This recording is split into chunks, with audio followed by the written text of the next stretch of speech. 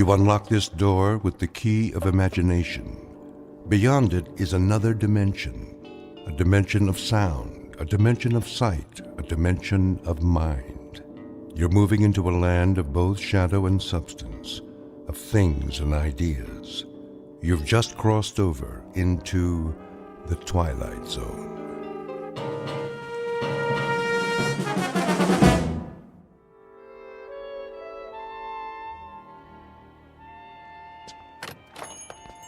Yes, and will that be all then? No.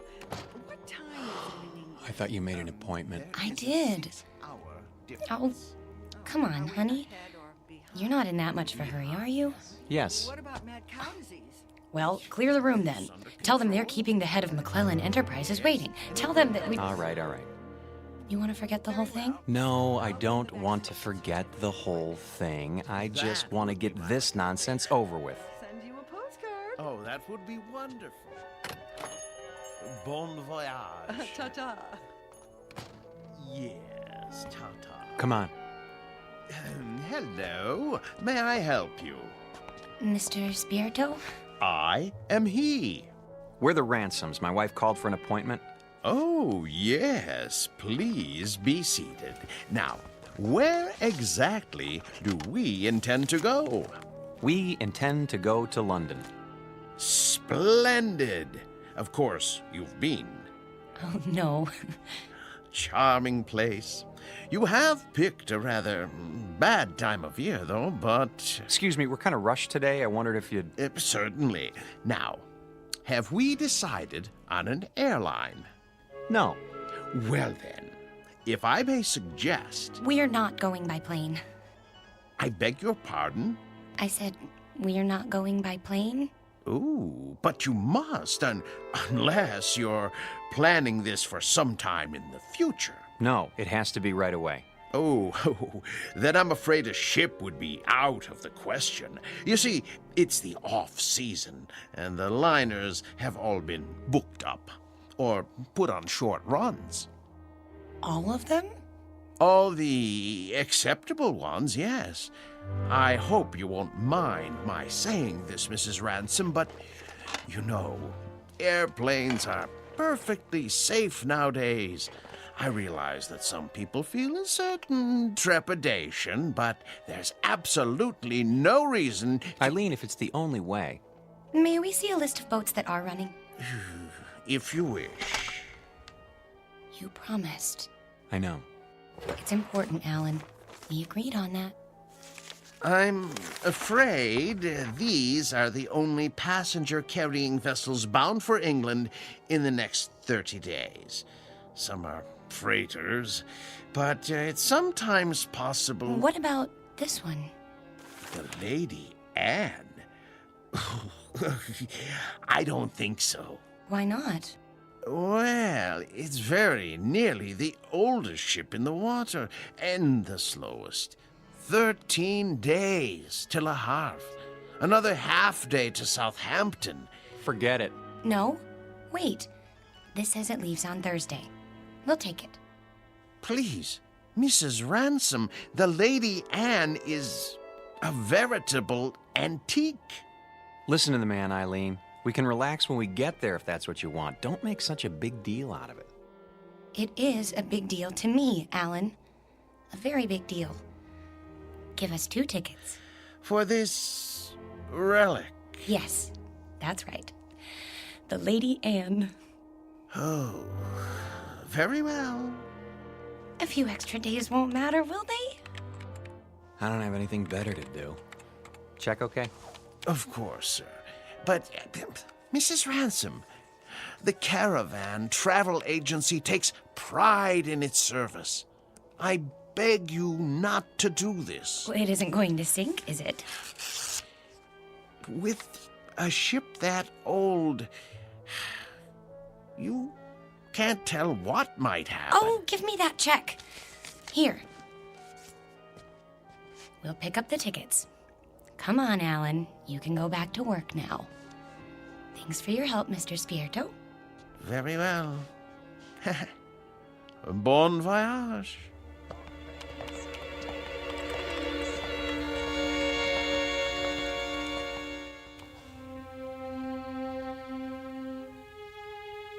Portrait of a honeymoon couple about to embark on a journey.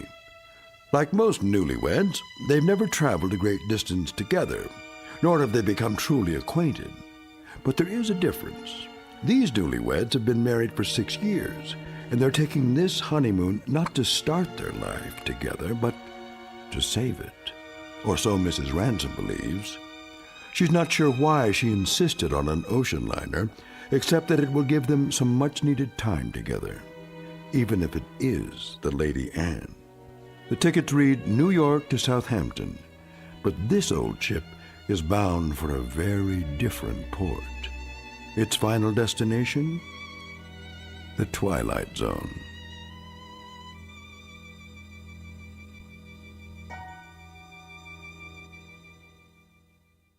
And now, The Twilight Zone and our story, Passage on the Lady Anne, starring Martin Jarvis and Rosalind Ayres with Stacy Keach as your narrator.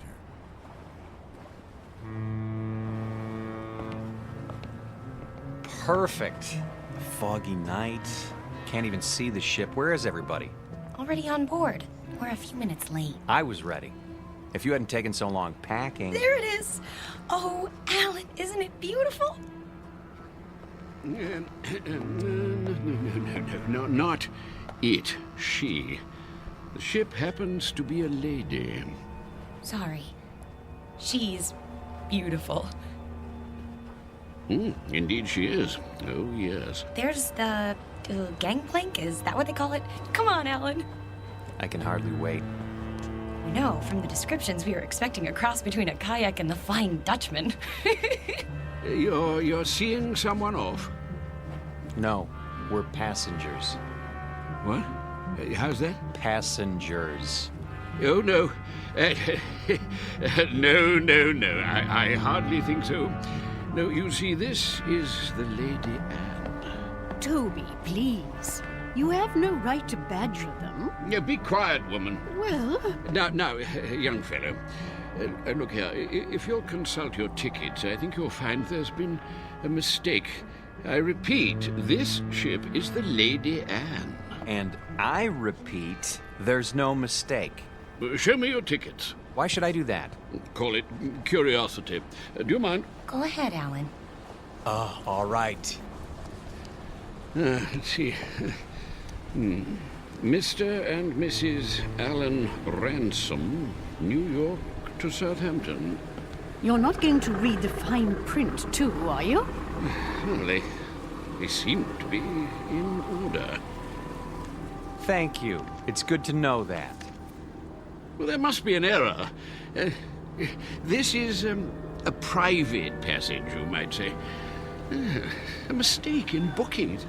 No, it's a terrible mistake. Come along, dear. But, Millie, I don't understand. I really don't. I said come along.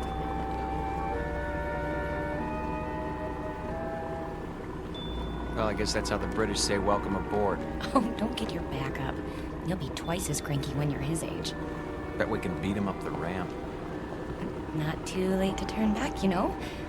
I mean, think of being cooped up with me for 14 days. I made a promise and I'm going to keep it. Isn't that good enough? Sure.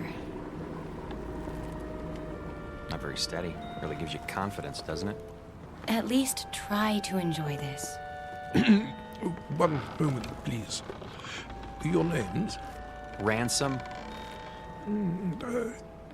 Yes, I see it on the list.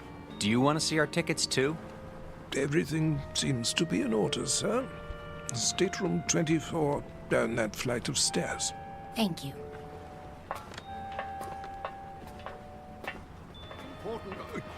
Oh, here we are. Yes, here we are.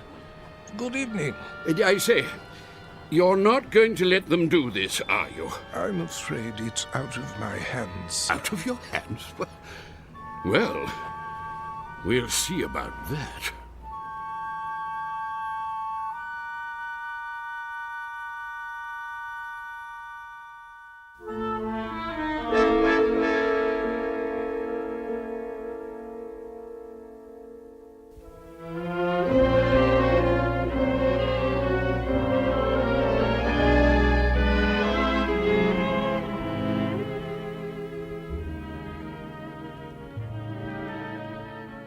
hope they got the luggage on board. It'll be waiting in our room. You'll see. It better be. We're due to take off in 10 minutes. Take off? Sail. Disimport. I think it's disembark. Right. Alan, you have to admit, it's a real showpiece. Did you notice this carpeting?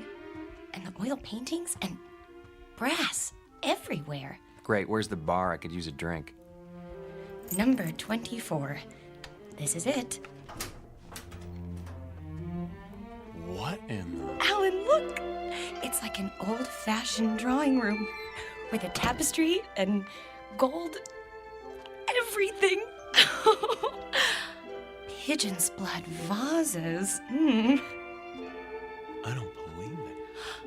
Are those plaster cupids on the ceiling? Oh, it's marvelous!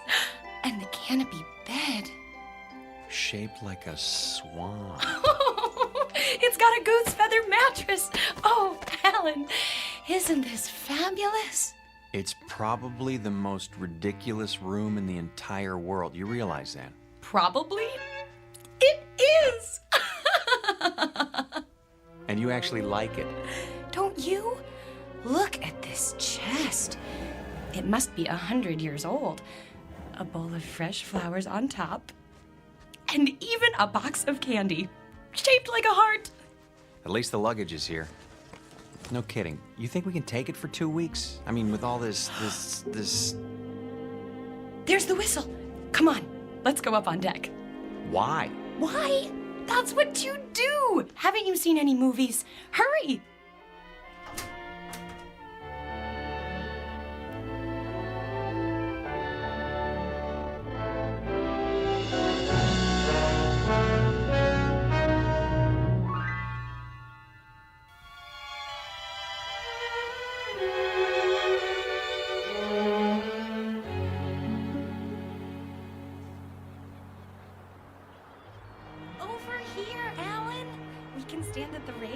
Those are the ones I mean, Burgess. Not the ones going with us. Yes, I tell you. Nonsense. Obviously a silly blunder. No. They have tickets. Calm yourself, Mackenzie. This needs to be settled at once. Very well. Here they come. Hello. Hello. How do you do? Oh, very well, thank you. Now then, no doubt you young people aren't aware that this is a rather, well, how shall I say, private sort of cruise, you see. Very tight. Dear me, yes, unquestionably a slip-up on the part of the, Look, mister, we're getting a little tired of this routine. Try to understand. There hasn't been any slip-up. This is our ship, and we are sailing to England on it. Her. What did I tell you? They're determined.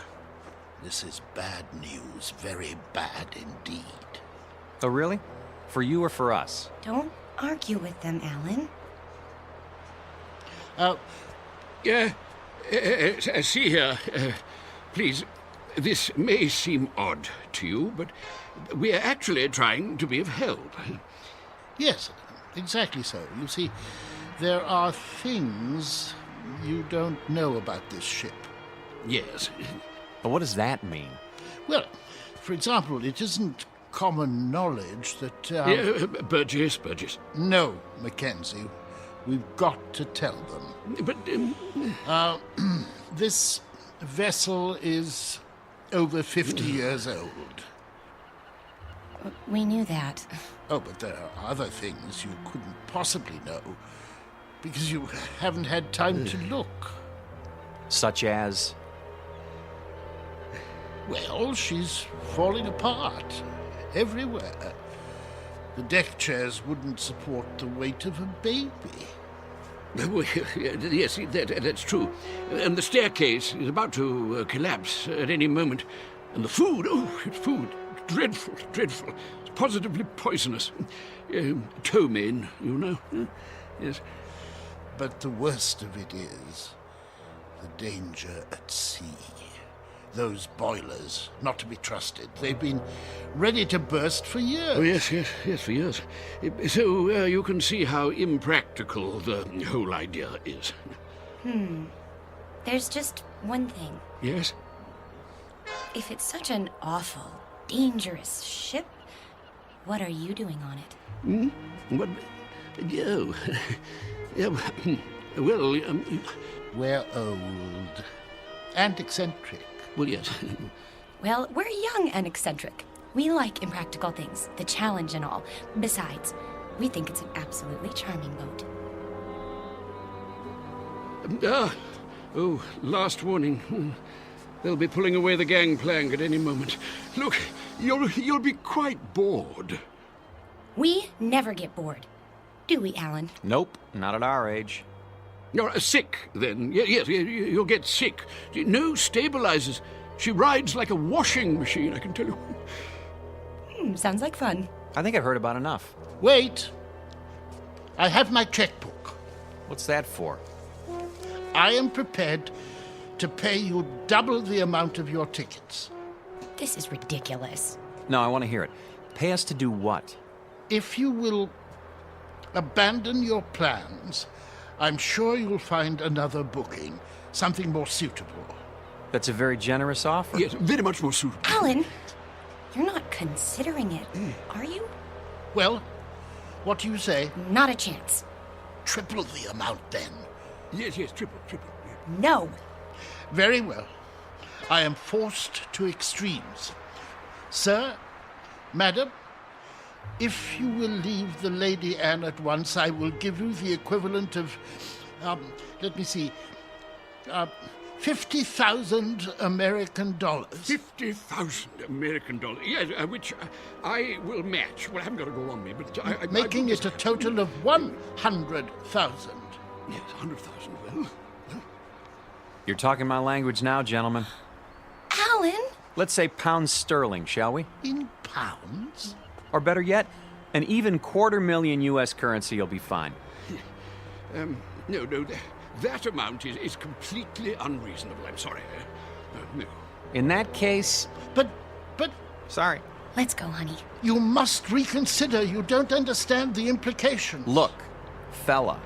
Ever since we picked this tub, people have been doing their best to discourage us. I don't know why, and I don't care. But if you're worried about brash Americans crashing your cozy little tea party... No.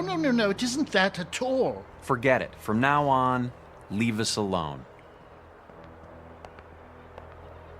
I'm proud of you. Thought I'd take the money, didn't you? Well, for a minute there, I didn't know. Oh, look! We're moving! Off to a great start. I could use that drink now. Me too.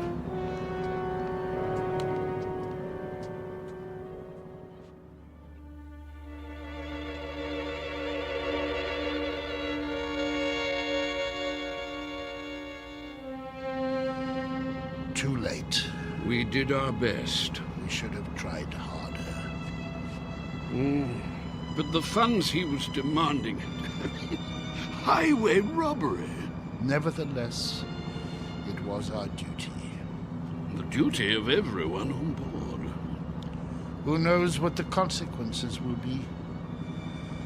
I fear we should have done whatever was necessary to keep them off this ship.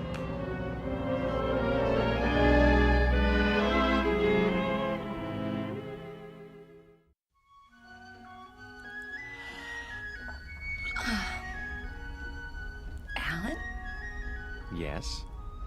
You're already dressed. Why are you up so early? It's almost 11.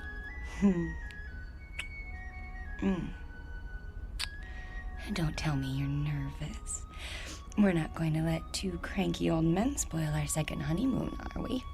A lot more than 2. Better get dressed. Fire drill's in 15 minutes. What?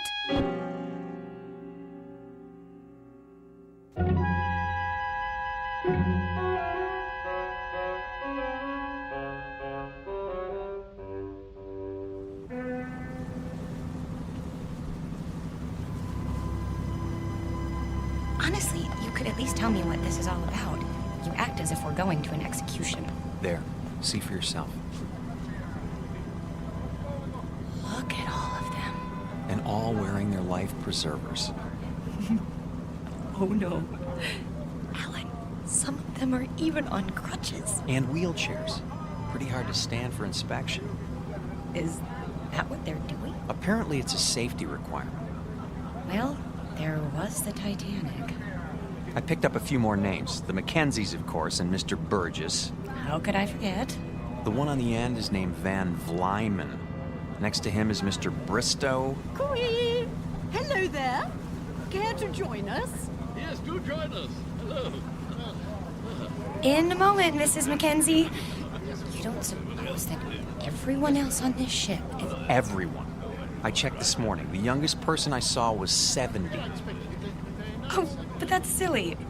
It must just be the first class section. There aren't any other sections. The entire ship is first class.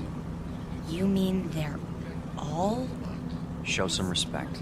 This group alone represents several thousand years. All for fire drill practice. Remember, Eileen, getting there is half the fun. Chin up. Your life jackets. Oh, thank you. Now then, as soon as you're all ready... I think the straps go over your shoulders. Like this? That doesn't look right. Psst. Do you need help, dear? Good morning, Mrs. Mackenzie. As a matter of fact... You should put your arms through the hole. No. Let them learn for themselves, dear. I was just trying to make it easier. See you later, then. Yes. Do the best you can. We look like a couple of clowns at a funeral. Now then, in the event the balloon should go up, the alarm will sound. Proceed to the Imperial deck in a calm, orderly fashion and await further instructions. The groups will be divided in the following manner. Group A, Mr. and Mrs. Huntley Small, Mr. and Mrs. Mackenzie, and Mrs. Scott Aylesbury.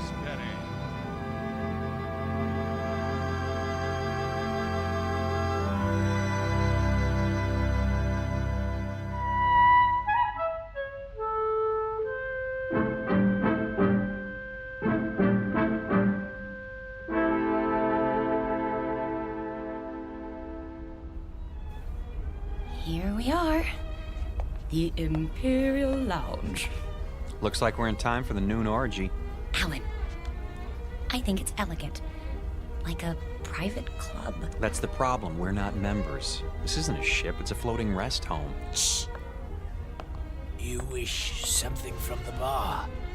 Do you suppose you could fix us up with 2 double martinis? Very dry? Yes, sir. Alan, I'm sorry. I didn't know it would be like this. But it doesn't matter that much, does it? We didn't want to mix with other people anyway. We wanted to... Stop saying we. If you'd listened to me, we'd be in London by now. And you'd be in a business meeting. Not necessarily. Yes. And it would be the same the next day and the next and... Oh, Alan, that's what this is all about. Don't you see? Your drinks. Thank you. Look, I know you've been unhappy, but do you think I enjoy working 28 hours a day? It comes down to the same thing, doesn't it? We never see each other. We never talk, or... I told you, after I close this deal, I'm going to start taking it easy. Which is what you said 2 years ago. You closed that deal, but it didn't make any difference. There were more deals. There'll always be more deals. Because that's all that matters to you now, isn't it? Bartender, another. Yes, ma'am.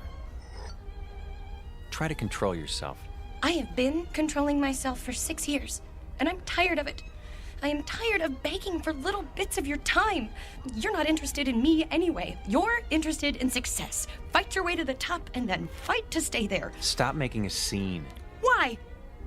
Does it take your mind off mergers and board meetings? No, it takes my mind off the fact that we're supposed to be on a trip together. Come off it, Alan. You're going to England on business. I happen to be along. That's all. Why?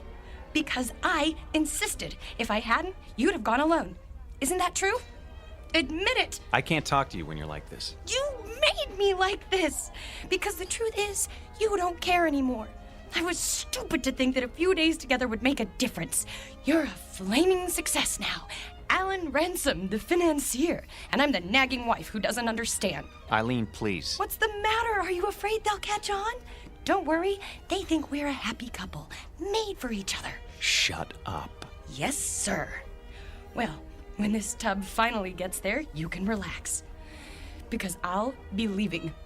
That might be a good idea. Oh, it is. You'll have all those nice deals to keep you warm with no silly woman around. It should be marvelous. It will be.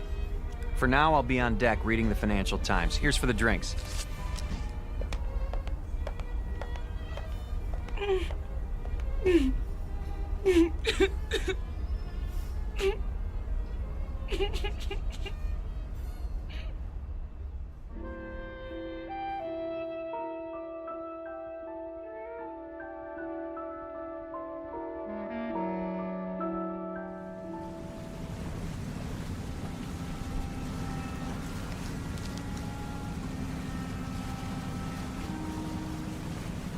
I say, you two, excuse us. Not you again. Well, yes. Not really. How do you do, dear? Nice to see you, Mrs. Mackenzie. If you don't mind, I'm trying to read the paper. My wife, Millie, yes. I say my wife, I mean we would very much like you to join us for tea, if you'd be so kind. Because I'm wearing my tweed jacket? Hmm? No. Tweed jacket, I see. That's a very, I think we're very British. No, we simply want to chat. Is it a date, then? I don't... We'd be delighted. In about an hour? Yes, in the Imperial Lounge. We'll see you there. And thank you. Not at all. An hour, then. Jolly good. Looking forward. Why did you do that? Because you and I don't have anything more to say to each other. You know it's true. We're finished. But you said it yourself. We're stuck here. So we might as well call a truce for now and make the best of it. Agreed.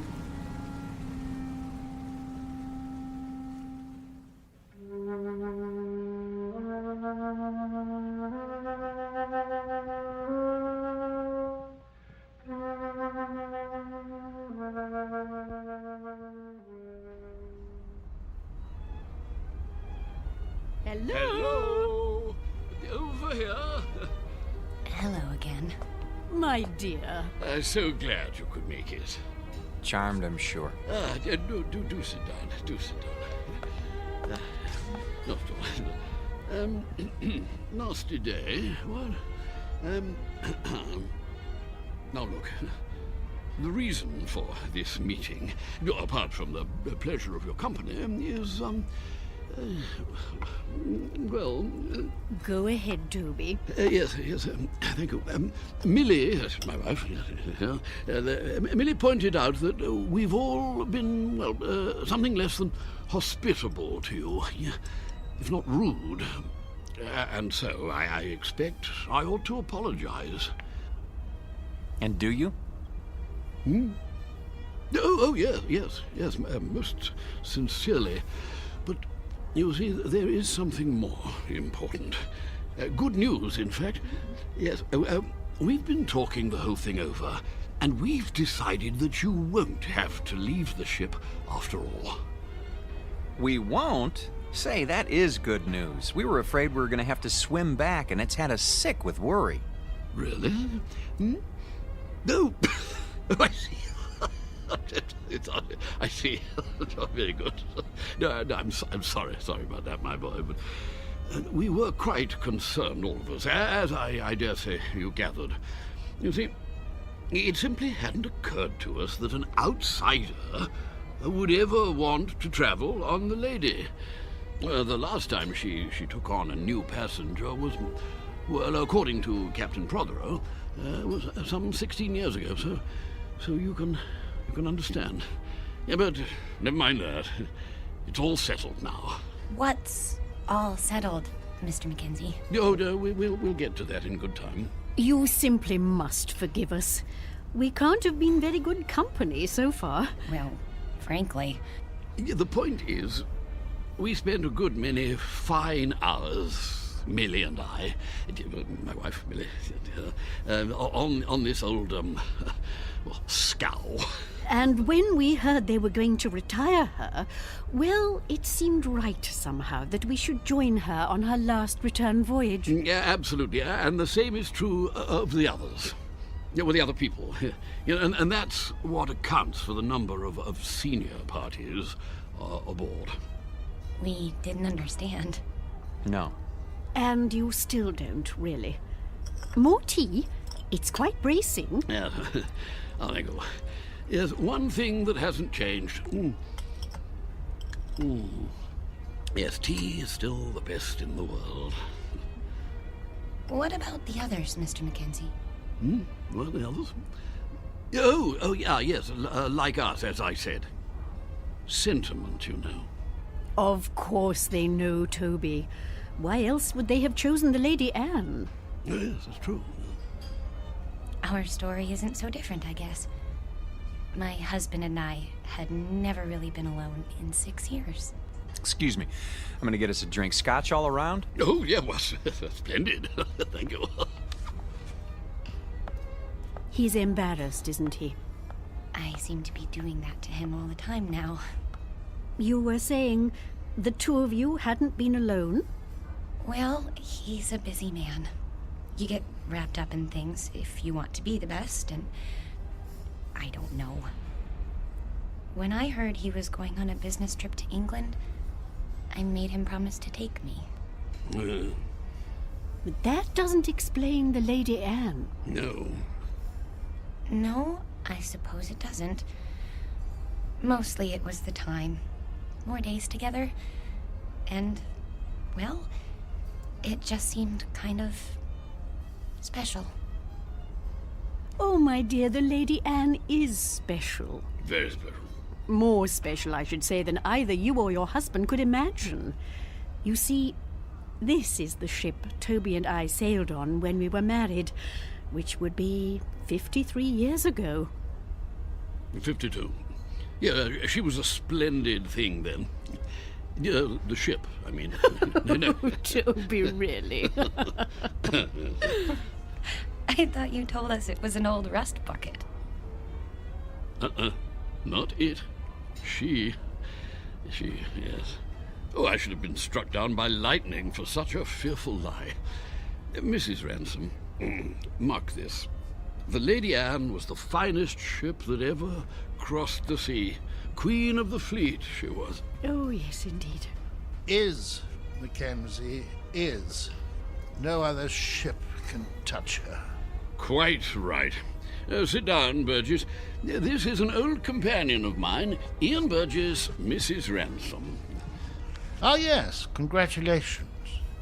I don't follow. I hear there's been a decision made in your favor. Not now. Nonsense. Quite a relief, I must say. What is? Why, what else? My good lady, you are in luck. How so? Well, haven't you told them? It's about you and your husband. It seems you won't have to die after all. Oh, I'm so sorry.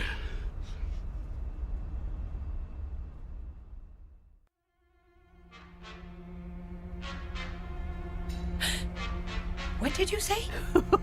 He said you won't have to die after all. Of boredom, he means. Well, don't stand there like a ninny, Ian, tea all over you. Yeah, but sit down, sit down. Yes, to be sure. Sorry. I seem to have spilled my tea. Yeah, well, you see, Mrs. R., she was the only one of her kind, specialized in honeymooners. That was her freight then, yes. Oh, yes. Young people in love. Ah, marvelous. The drinks. Ah, yes. You see, that's what makes your presence so... Sweet? No. Well, it was that. It certainly was that. Young married couples, you see, that's all you'd ever see. Full of juice and the moon in their eyes. All those children trying to act grown up and worldly and used to it. And everyone as nervous as a mouse. Yes. But that sort of thing, it lasted for only a few days. The Lady Anne gave them time to know each other. Oh, she was a wise ship. Cheers. Cheers. Cheers. Everything was arranged for young people. Love has its own point of view, you know. It sees things larger than life. Nothing is too ornate or too fancy or too dramatic. If it is a good love, it demands the theatrical and then transfigures it, turns the grotesque into the lovely, as a child does. With it, we can see what we wish to see in people. Without it, we cannot see at all.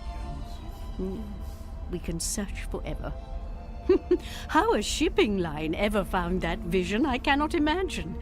But they made the Lady Anne into an enchanted gondola and took that moment of happiness and pure sweet pain all lovers have and made the moment live for 2 unspeakably pleasant weeks. Well, they get the drift, my dear. There's no need to go gooey. But I feel gooey. The same is true for all of us, actually. Bolshia Jones and his wife over there, the bald chap, engineer in his day, and a good one. The Whiteways. Next to them, Lord Bristow, with his cigar. Nice enough, but he's getting on. And there's old Champion. Innes Champion, the writer, adventure stories, that sort of thing. Quite a droll fellow, though you wouldn't guess it now. Widower, you know. Aye, and his wife. There was a wild thing. She passed on in... Oh, can't be sure of the date. What about you, Mr. Burgess? The same. We'd planned this trip together, but... Have you a picture? In my breast pocket, over my heart. She's very beautiful. Ah. Oh, my dear, please. This is purely temporary. I shall be with her soon. I'm so sorry. Oh, there, dear. It's all right. None of it really matters if you're in love. You are in love, aren't you, Mr. Ransom? Yes, of course. Well, that's the only thing that counts, you know. Everything else perishes. Now you've made her cry. Oh, perfectly all right. I cry all the time, don't I, Toby? All the time. Well, I don't. Why don't you two go out and get some fresh air? Do you good. Fog or no fog. That might be a good idea. Yes. We'll see you later. Of course you will.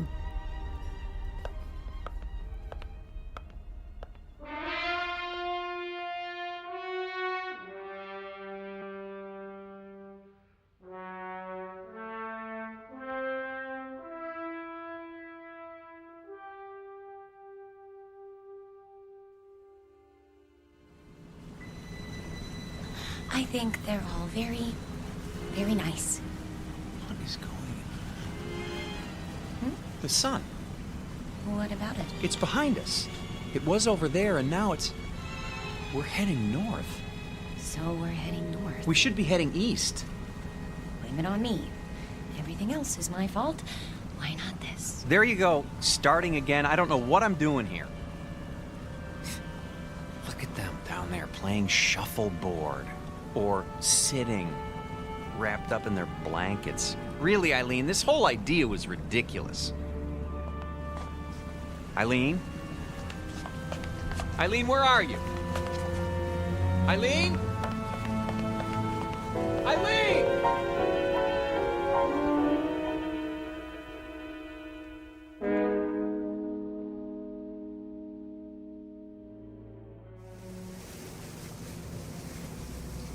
I thought you did get rather gooey there, my dear, but you know, I rather liked it. Dooley. No! Oh, Mr. Ransom. I say, is something the matter? I can't find my wife. We were standing over there at the rail. She was right behind me. You don't think anything could have happened to her, do you? Oh, I doubt that. It's rather difficult to fall overboard. Oh, yes, yes. Eileen! Eileen! Eileen! Eileen! Eileen? Stuart, have you seen my wife? No, sir, but I wouldn't worry. I want this ship searched. I'll take the liberty of alerting the crew. Have you tried the library?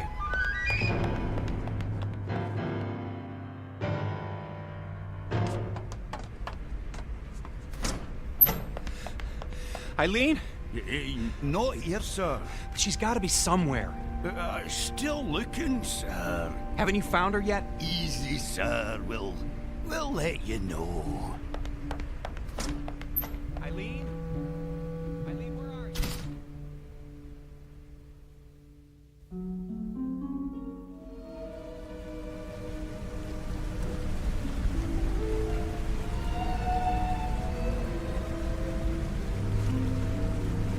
I say, not turned up yet? No, I searched everywhere. She'll turn up. Have a nip with me. Come on, boy. Let's go inside. Yeah, maybe she's inside. Come on. Let's go into the Imperial Lounge, what?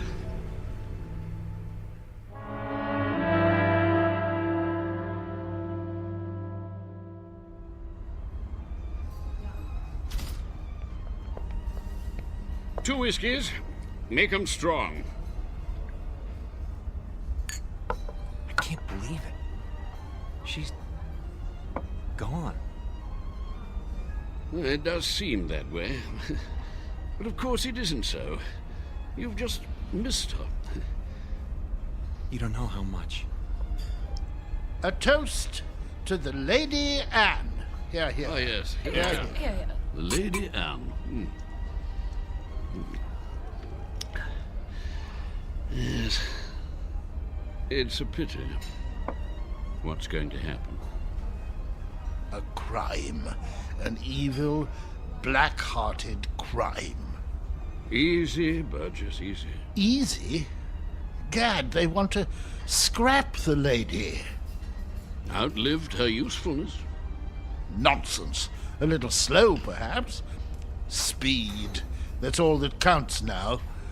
Why? What's the rush, eh, Ransom? I see your point. Freddie, another gin.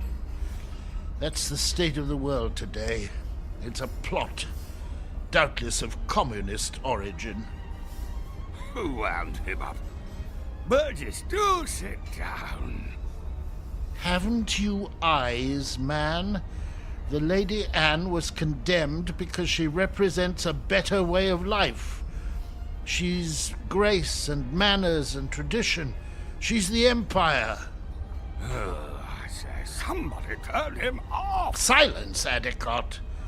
The beasts are at the gate, and we stand about like statues, with our medals gone to rust and our swords broken. Soon they'll reach up their hairy hands and pull the Queen down from her throne. Scrap the lady? They'll scrap the world. Poor chap. He'll feel better later at the party. Another drink, Mr. Ransom. Mr. Ransom?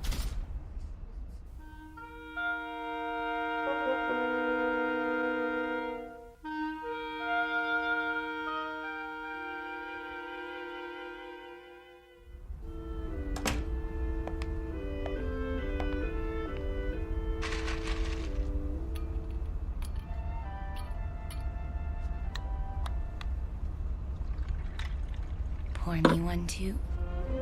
Honey, where have you been? I decided to take a nap on our swan bed. You mean you were here all the time? But I've been searching for you. I'm here. I've always been here. Oh, Eileen. Are you drunk? Maybe so, or maybe this is the first time in 6 years that I've been sober. What's that you're wearing? The nightgown? Oh, Mrs. Mackenzie gave it to me. She wore it on her honeymoon. It's beautiful. You're beautiful. This whole stupid world is beautiful. What happened to you? I don't know.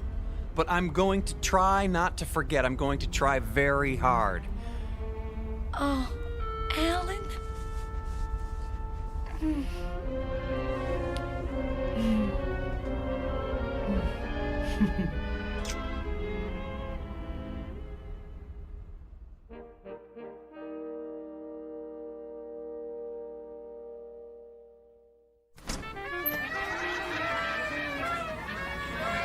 Will you look at all this? Balloons, ribbons. Over here! Join us, please. Mrs. Mackenzie!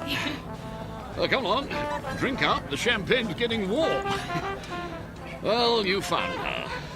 Oh, you're as bad as Alan. I think we'd like you to meet Captain Prothero, Mr. and Mrs. Ransom. Happy to meet you, sir. My pleasure. You've had a pleasant voyage, I trust. Oh, yes. We're grateful to be a part of it. Indeed. Your presence has been good for us as well. You packed your things? Shh. They don't know yet. Oh, well, I suppose it doesn't matter. Know what? Nothing important. If you'll excuse me, I have to make some preparations. Be back shortly. You look positively radiant, my dear. The Lady Anne has worked her magic on you. She... and you. All of you. I'd forgotten some things. How to relax. I was so busy, I lost sight of what's important. It won't happen again. I say, let's drink to that.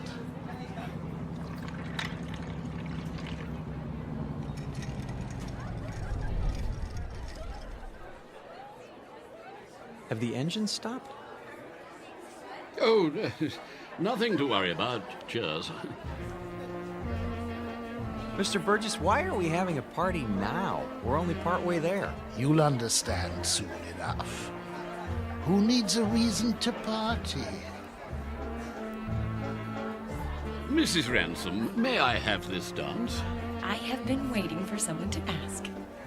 Mrs. Mackenzie? I'm not very good, but... Oh, delighted, Mr. Ransom. Oh, splendid.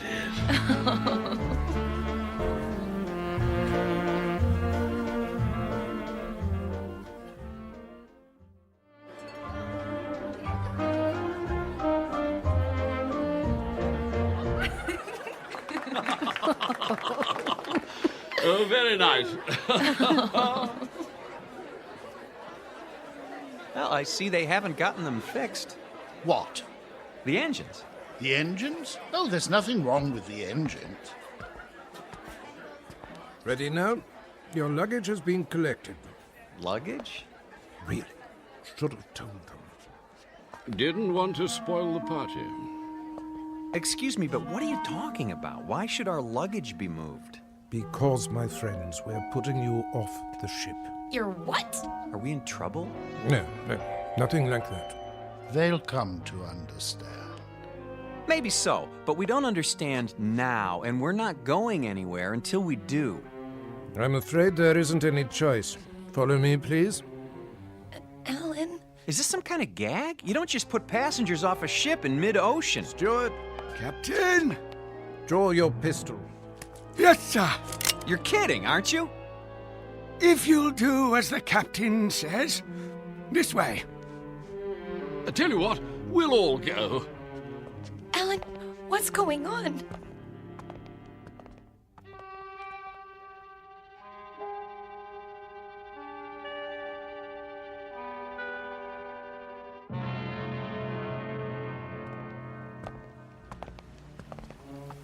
You can't be serious.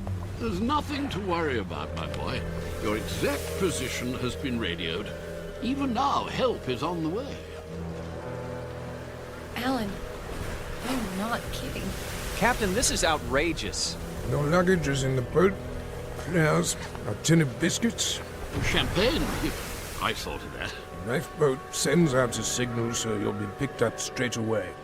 Everything you need, really. Except a reason. It's time we were off. Into the boat with you. No, please, But why? Is it something we've done? Not a bit of it. Then tell us. You can't do this without a reason. Cause, my boy, you can't go with us. Not yet. Yes, come along. Not where we're going. No. Step carefully, please.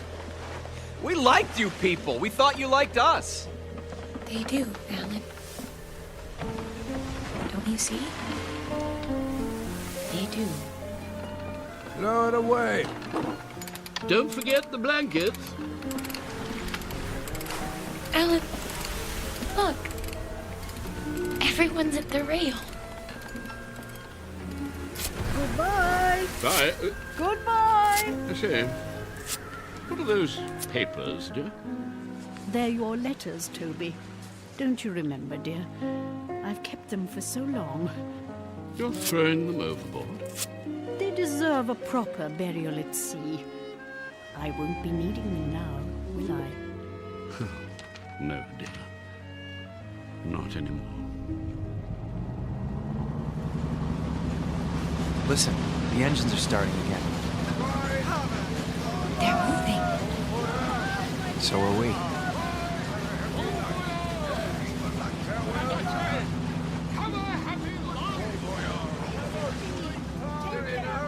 We will. I promise you.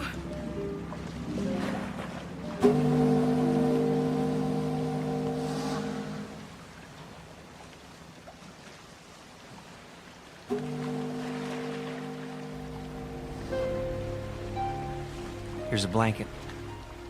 I don't need it. Aren't you cold, darling? Not with your arms around me. I don't think I've ever felt so warm in my life. Do you think we'll see them again? Yes. In fact, I'm sure of it.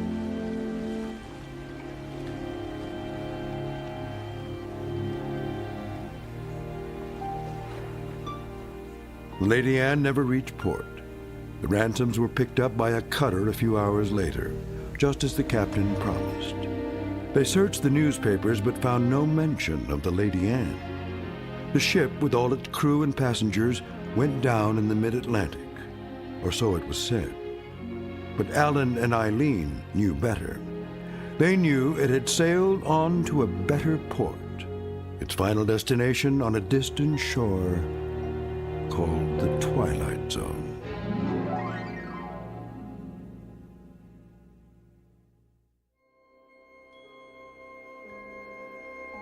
Hi, this is Carl Amari, producer of the Twilight Zone Radio Dramas. I'd like to take a moment to tell you about our official website at twilightzoneradio.com, where you'll get the latest news and information on these Twilight Zone radio dramas. Plus, at twilightzoneradio.com, you can digitally download 3 free episodes or any of our episodes for only $1.95 each. In this age of ever-changing technology, we've decided to make these episodes instantly available to you by making the Twilight Zone radio dramas a digital download-only series. This means that this series will no longer be offered on CD. The CD collections at our website are now being offered while supplies last at buy one, get one free. So be sure to get your favorites before they're sold out. Be sure to visit us often, and I'll see you in the zone.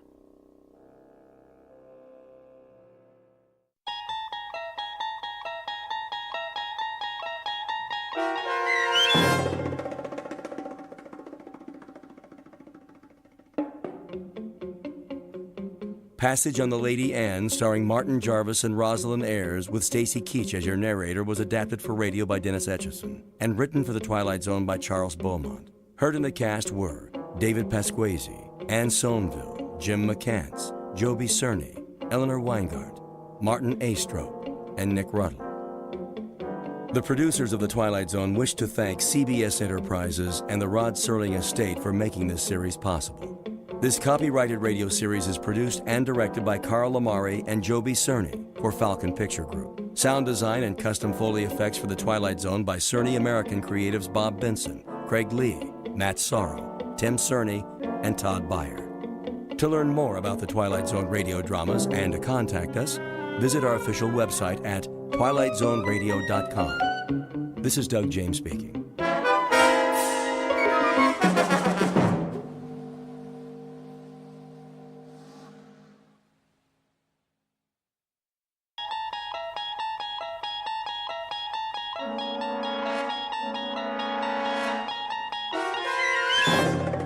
You unlock this door with the key of imagination.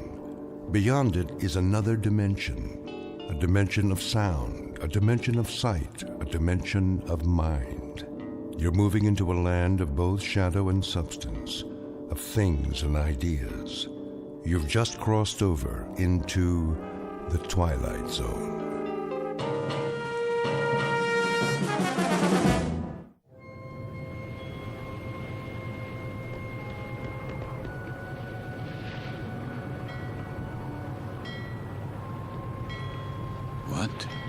What is this place?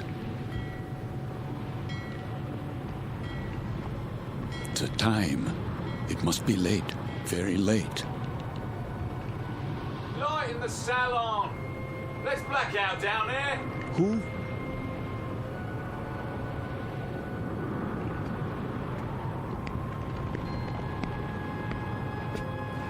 Forgive me, sir. Yes? Are you addressing me? Begging your pardon, but they'll be finished serving dinner soon. They? The galley crew, sir. Why do you tell me this? Well, I only meant... What? What did you mean? Well, all I mean to say is, you'd best go in now, sir, if you want your evening meal. My meal? The salon will be closing in a few more minutes. Oh, yes, of course. In the salon. Is that what you call it? Yes, sir. It's very dark out here. Would you like to follow me? Follow? The lights, you see. From now on, I'll have to switch them off when we open the door to the deck, and then on again. You understand, sir? Because of the blackout. The blackout? Yes. This way, sir. Are you all right? Why wouldn't I be? Is something wrong with my appearance? Why, no, sir. It's only that... Is this your first time? My what? Your first passage. It can take a bit of getting used to. Sea legs and all that. I'm quite used to being at sea. Thank you. I was just... Yes, sir? Listening. To the engines? Don't worry, sir. The diesels were checked thoroughly before we left port. And Captain Willoughby's top drawer. He'll get us there safe and sound, you can be sure of that. No, not the engines. What then? I was listening to the water. The cold ocean water out there. And the night.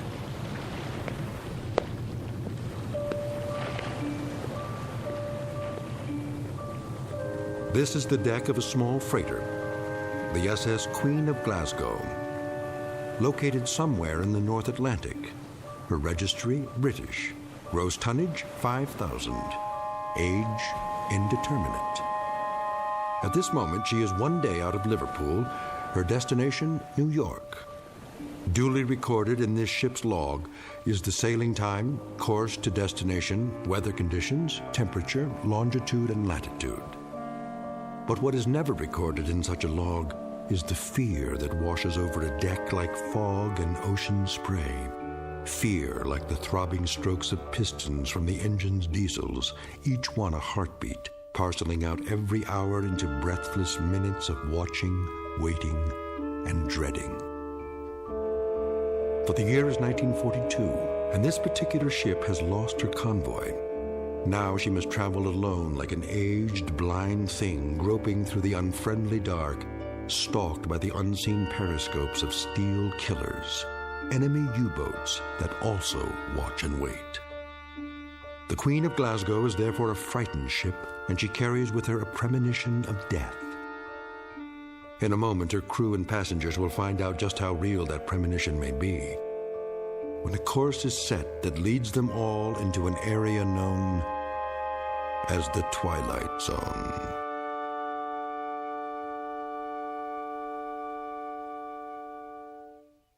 And now, The Twilight Zone and our story, Judgment Night, starring Chelsea Ross, with Stacy Keach as your narrator.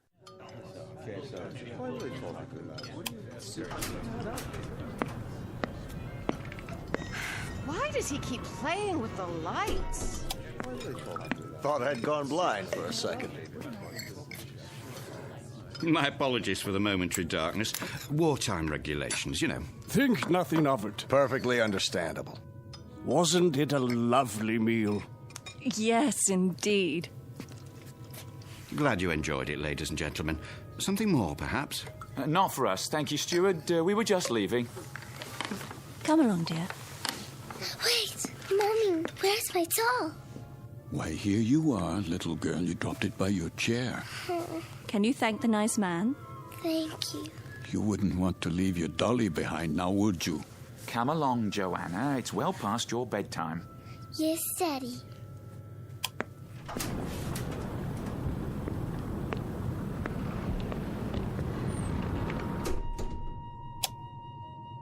Who's this? Mr. Oh, I'm afraid I didn't get the gentleman's name. You are... Forgive me, I'm... Lancer. What's that? Aren't you Lancer? Oh, yes. I'm Jerry Potter. We looked for you at dinner. I was detained. I... Saw your name on the purser's list. We were wondering where you were. You were? Will you join us? Oh, no, that's not necessary. There are 3 other tables. 3 empty tables? I'm really not very hungry. Well, the captain wasn't able to join us tonight, so there's plenty of room. Come on over, I insist. Very well. Coffee, sir? Yes. Thank you. I believe I would like some coffee. Here's your seat, Mr. Lancer. The more the merrier, I always say. The coiner of phrases. We could do with a bit of merriment. Let me help you, sir. I'll get the coffee. Wait. Do I know you from somewhere? I don't think so, sir. But your face, I'm sure. It might well be. I've travelled this line for a number of years. Perhaps it was on another ship before the war. Before the war? Seems like a long time ago, doesn't it, sir? Are you quite certain about the food? What? The cook can still prepare something. No, I don't have much of an appetite. Not even with all this salt air? Makes me hungry enough to eat a horse. Jerry! Would that be a seahorse, Mr. Potter? How about it, Lancer? Have some chow. Not tonight. Something happened tonight? Nothing unpleasant, I trust? Why, I don't know. I honestly don't know. Mr. Lancer, are you ill? As a matter of fact... You do look pale. A bit of the old mal de mer, perhaps. You might do well to take the meal in your cabin. My cabin? Your quarters, Mr. Lancer. This is all rather disorienting, isn't it? But a good night's sleep can do wonders. I could prepare a tray, sir. No. I'd recommend a cup of hot broth at the very least. I'm fine, I tell you. It was just a temporary dizziness. You're all very kind. I shouldn't intrude. Nonsense. Then let me do the honors. This is my wife. Madame. Hello. And across the table are our dinner companions, Major Devereaux. How do you do? And his secretary, Miss Stanley. Are you going home, Mr. Lancer? Home? Or away from home? Why, I'm heading away from home. We are as well, I'm afraid. The Major is heading up a military mission in Washington. Now, Barbara, loose lips. Oh, sorry. I was just telling them that I took this trip once before, when my wife was alive. Spring of 38. How different it was. The Queen Mary, most elegant. Where do you suppose they dredged up this one? She looks to be 300 years old. The Queen of Glasgow. Long live the Queen. Oh, hear, hear. What do you do, Lancer? Me? When I saw your name on the list, I tried to figure out what you'd look like. It's a game I play. Try to connect a face with a name. I thought you were probably an old language professor from Oxford or something. A regular barrel of laughs. Well, I'm...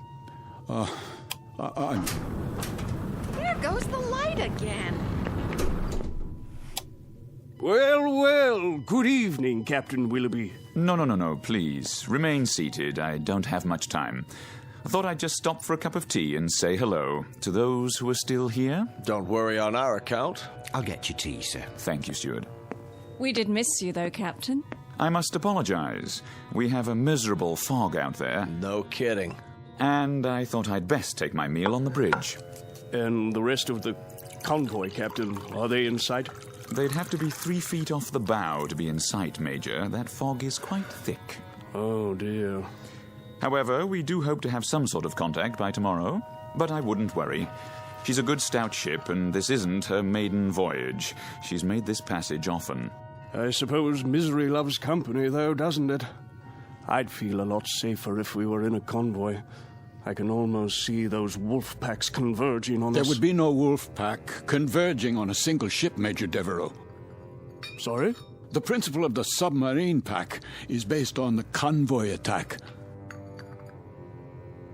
The gentleman is quite correct. Our primary danger would lie in a single submarine. Well, that's reassuring. I guess we stand a better chance against one than against 20, don't we? Just ask Admiral Potter here. He fought with Dewey at Manila. He knows everything.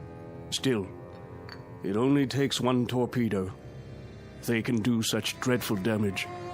And I must tell you, I've had a miserably uncomfortable feeling ever since we've left. What kind of feeling?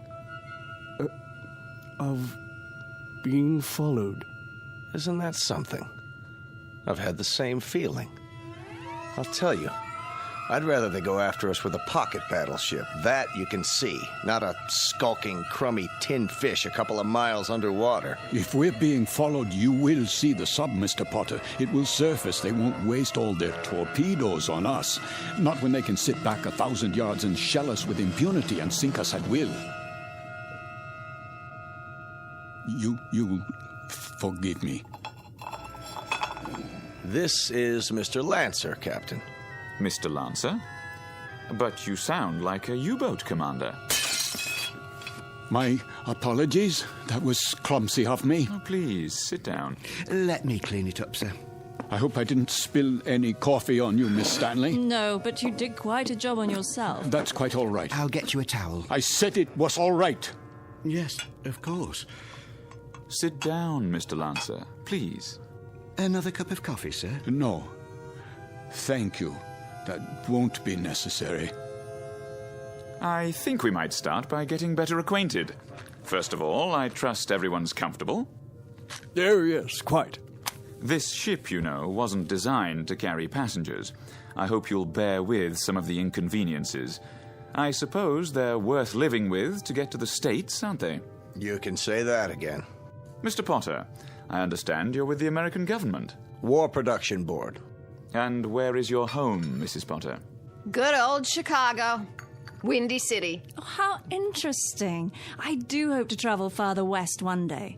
I tell you, I'll be mighty glad to see it again, wind or no wind. And you, Mr. Lancer? Yes? Where's home for you? Home? I was born in Frankfurt. Frankfurt? Like in Germany? Yes, Germany. Well, how long had you been in England, Mr. Lancer? How long? Not very long, not long at all. Please accept my apologies. I think I'll go to my quarters now. Too bad. I was hoping we'd get a poker game going. Whoop-de-doo. Perhaps another time. good night. There goes an odd one, huh? I had him pegged as a German the minute he came in. And what do you suppose he's traveling on this ship for? You don't think he's a spy, do you? I rather doubt it, Mr. Potter. All the passengers are well screened. I am a bit concerned about him, however. He doesn't look at all well. Actually, I'm feeling a bit tired myself. I think I'll be off to bed. Good night, everyone. Sleep well. Watch your step, Barbara. I will. It's very dark out there. Would you like a torch? Oh, don't worry about me. I can have the steward escort you. I wouldn't think of it. See you all at breakfast. I'll get the light switch. Thank you, Captain. Good night.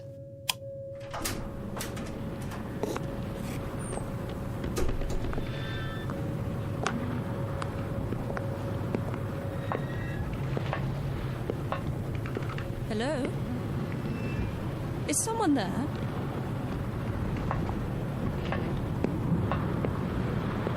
I say, is anyone...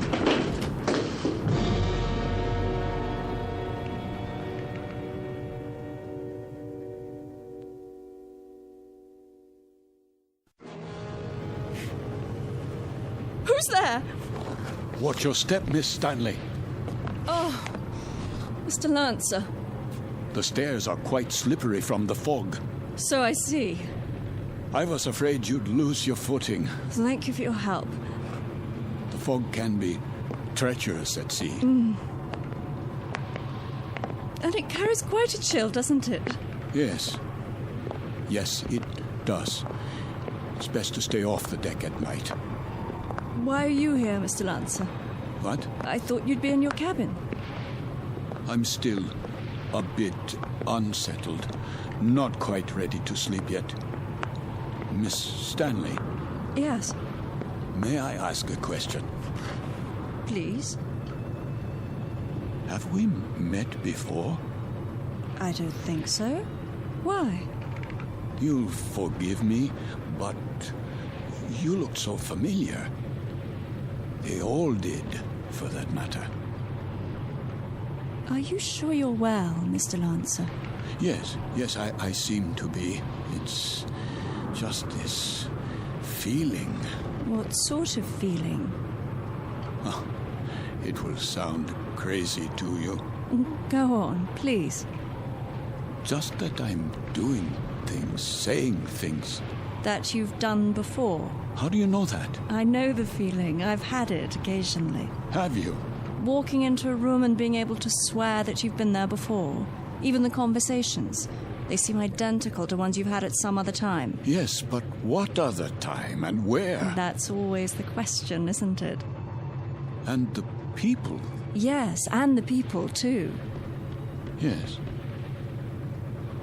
That's extraordinary. What is? I don't recall. I don't seem to recall boarding this ship. Don't you? Or anything else, for that matter. How I got here, or why I'm here. There was a film about that. Pardon? In the cinema, a few years ago. With Leslie Howard. Oh, was it that American? What's his name? Garfield, John Garfield. I believe the title was Outward Bound, something like that. I don't have time to see many films. I don't either.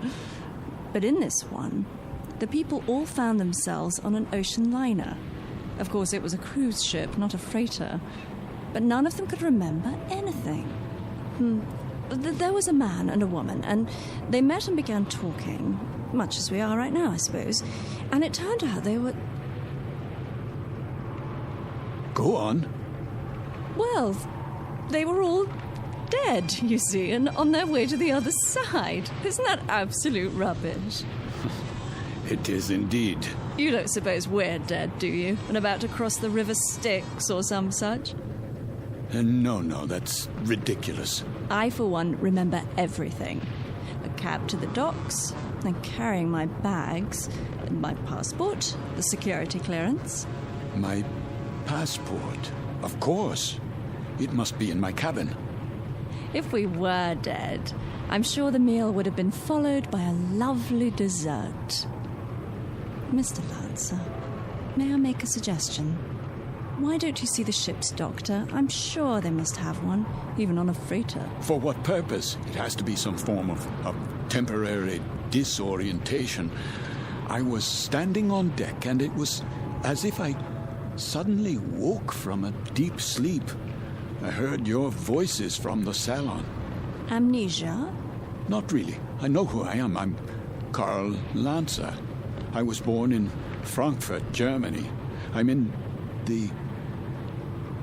In the what? In the... You were going to tell me. You were in the something or other. Was I? I don't remember now. Mr. Lancer, perhaps if you got some sleep, that might be all it takes. It wouldn't help. I don't think I could get to sleep. I feel as if this were a nightmare. I feel strange. I feel as if there were a disaster waiting out there, some doom that's about to happen. As if we were being stalked. I know we are. It's stalking us. Yes, there's a sub out there, a U-boat. I know it. I know it's out there. I know. Who's there? Mr. Lancer? Yes, I'm Lancer. Would you come with me, please? Where? The captain's compliments, sir. He wonders if you could join him in his quarters. For what purpose? He'd like a few words with you. Go on, Mr. Lancer. I'll see myself to my cabin. Sir, this way.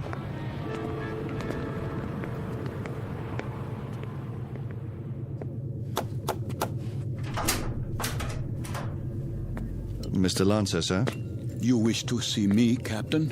Thank you for coming, Mr. Lancer. You've met my first officer, Mr. Danbury. Yes. What is this about? I wonder if you'd mind answering a few questions. No, not at all. First, would you mind showing us your passport? My passport? If you don't mind. Just routine, Mr. Lancer. On our passenger manifest, it seems that your passport number was somehow not included. Yes, of course. Oh, I'm afraid I don't have my wallet in my pocket. It must be down in my cabin. That's perfectly all right. Sometime during the next few days, if you think of it, say tomorrow. You can show it to me whenever it's convenient. Are you feeling better, Mr. Lancer? Yes, much better. Is there anything I can get you? No. Then, is there anything you'd care to talk about? How do you mean? Anything on your mind? Something you'd care to tell us, perhaps? There's very little I can tell you. And why is that? Because I don't remember very much. No? Actually, to tell the truth, I don't know how I got here. I don't recall anything about it. Is that right? I seem to remember only a few odd, disjointed things. I know, for example, that my name is Karl Lancer. I know I was born in Frankfurt. So you said. Please continue. Continue where? That's it. At this moment, that's all I know. Mr. Lancer. Yes? At the table, you exhibited a rather unusual working knowledge of German submarines. Could that, perhaps, stir your memory? I wish it could, but it doesn't. I see. In that case, why don't you go on to bed for now? Have a good night's rest. We'll talk tomorrow, you and I. Very well. That will be all for now, Mr. Lancer. Good night. Good night.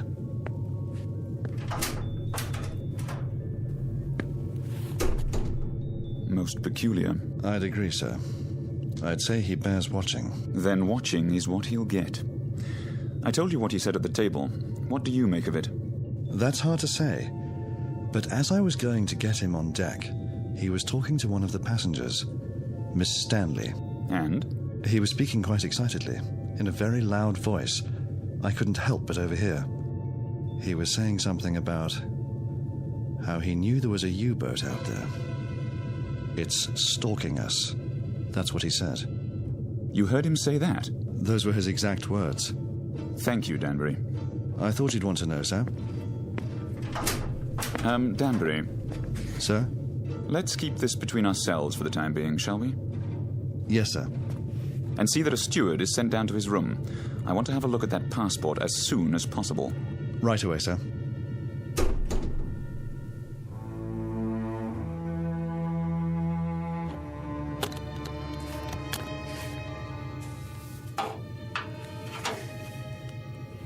There you are, sir.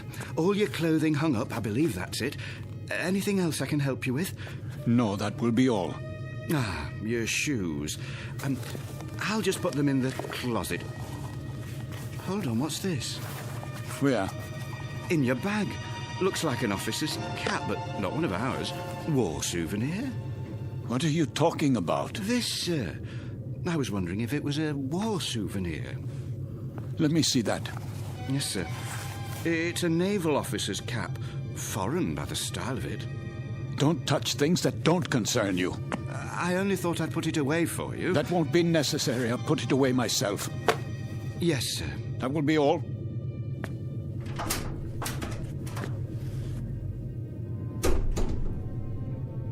It is a German officer's hat. A submarine commander's. What does it say inside? It must have an identifying label. Yes, here. But this can't be.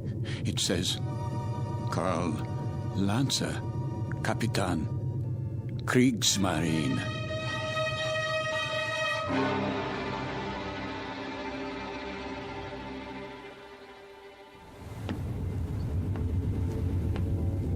Mr. Danbury? Yes, sir? We've slowed down again. See if you can impress upon that very temperamental engineer the rather dire necessity for speed. Engine room. Engine room. McLeod, can we get any more revs? We're losing speed badly.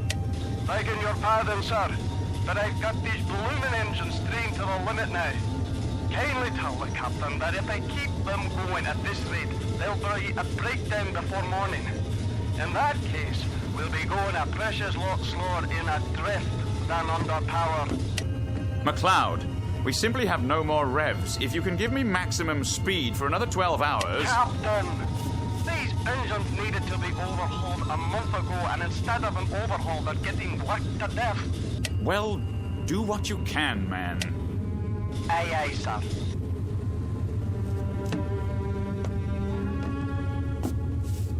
What do you think, number one? Sir? Cheery predicament we have here.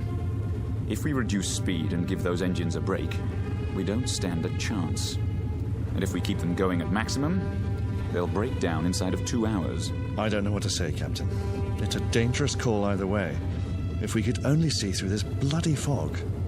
If they're out there, it won't make any difference. And they're out there, let me tell you. God knows they're out there, waiting like vultures.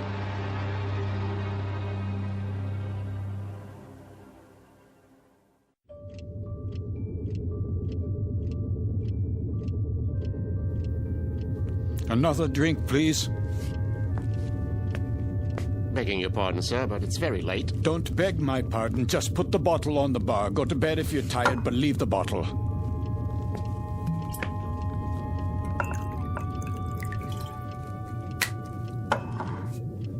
That doesn't sound right. Sir? The bearings. Bearings, sir? Yes, on the engines. They always sound like that, sir. You get used to it. You should hear McLeod on the subject. He's the engineer. Says the engines on this tab were originally designed for Lord Nelson. Is that clock accurate? Why, yes, sir. She's a real antique, that one. Captain Willoughby had her on the old Harcourt Bay. Keeps perfect time, she does. It says 5 minutes past 12 at 1:15. Not for a while yet. No, but at 1:15, something will happen at 1:15. Something, sir? What might that be? I don't know. I really don't know, except the hour and the minute, 1:15. It sticks in my mind. The tray for the bridge, please. Just being made up, sir. The cook will be done in a minute. Have a seat at the end of the bar. Been here long, has he? Sitting like that for 3 hours. One drink after another. Just sitting there drinking, wiping the sweat off his face and asking for more. And not getting drunk, mind you. That's 3/4 of a bottle gone. I'd swear it was lemonade. I've never seen the like.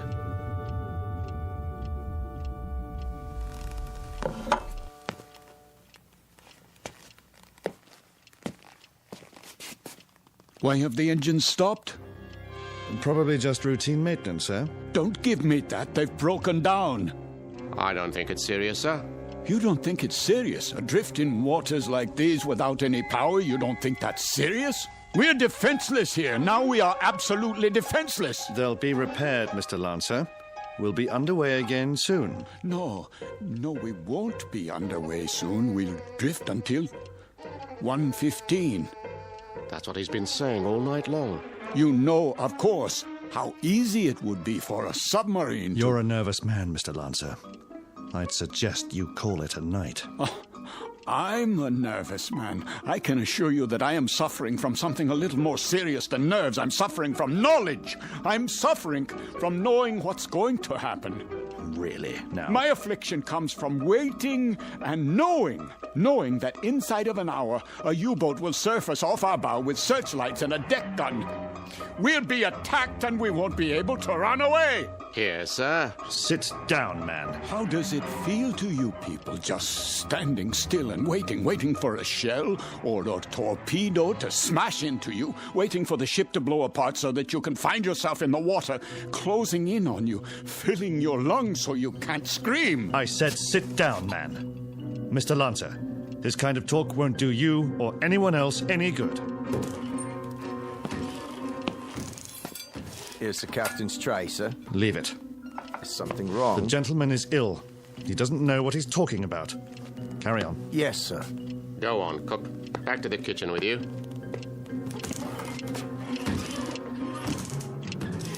The U-boat's coming. We must get the engines started or abandon ship. That's what we must do. Yes, we must abandon ship. Do you hear me? Why has the clock stopped? Where did you go? Where have you all gone? Why have you left me alone like this? Where is everyone?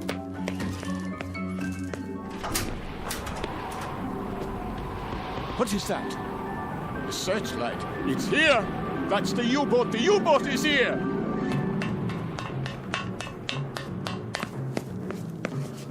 We've got to get out. Off the ship, everybody. There you are. All you passengers, out of your rooms. Listen to me. There's a U-boat. I just saw it. She's going to sink us. Can't you hear me? Why don't you move? Are you all out of your minds? What do I have to do? Do I have to grab you and carry you up on deck? Do I have to throw you bodily into the lifeboats? Do I have to knock you unconscious? They're gone. But where? Is the entire ship empty? Or have I gone mad? A life preserver, yes. SS Queen of Glasgow. Wait. I remember that name. Queen of Glasgow. Queen of Glasgow. Potter? Major Devereaux! Miss Stanley, where are you? Captain, steward, we must abandon ship.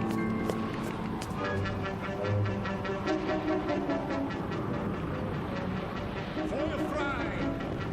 Ja, Captain. Fire!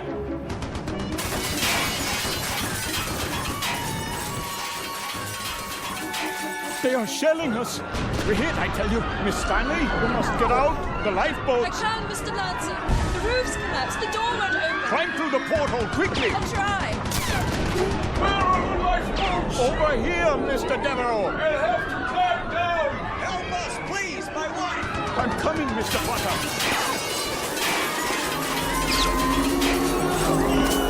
Watch out! The rail is collapsing!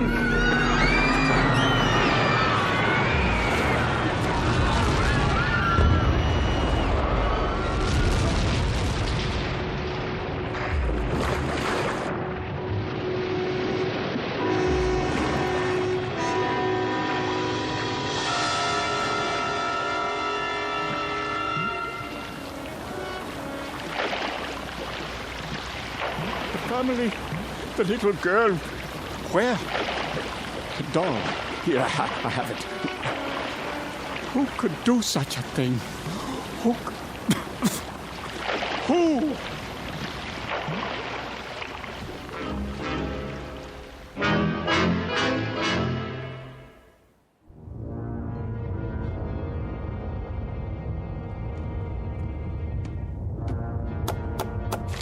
Ja? Not much to show, Capitan Nazi. That's all. Very little wreckage floated to the surface. Only this life preserver. There were no survivors. Then I'd say that's a good catch tonight, wouldn't you? Very good catch. It says SS Queen of Glasgow. Ah, a 5,000-tonner. Isn't that what the registry reads? Yes, sir. Cheer up, Lieutenant. Hand me the coffee. Well, pour it. If you wish, sir. You have nerves, Mueller. Not really, sir. A little shaky, perhaps. Oh, why? Nothing, sir. I asked you a question. Why?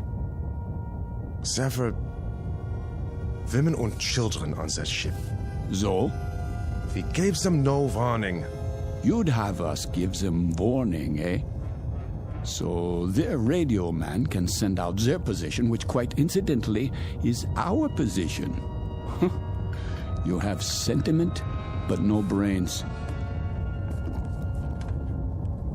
You're an old woman, Mueller. You know that? I just find it difficult. To do what? To reconcile killing those people. Without warning. It makes me wonder if we're not damned now. In the eyes of the British Admiralty, we most certainly are. I mean in the eyes of God. You're not just a fool, Lieutenant. You're also a religious fool.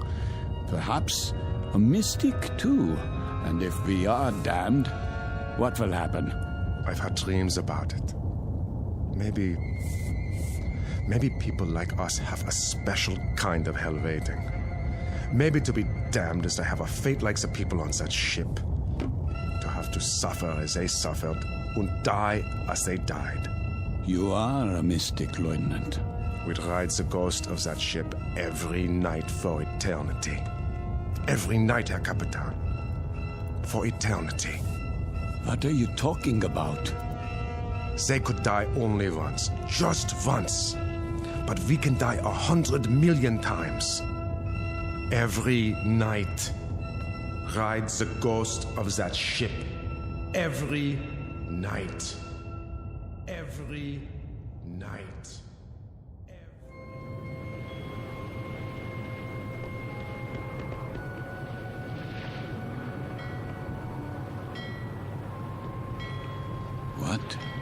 What is this place? The time. It must be late. Very late. Light in the salon. Let's black out down there. Who?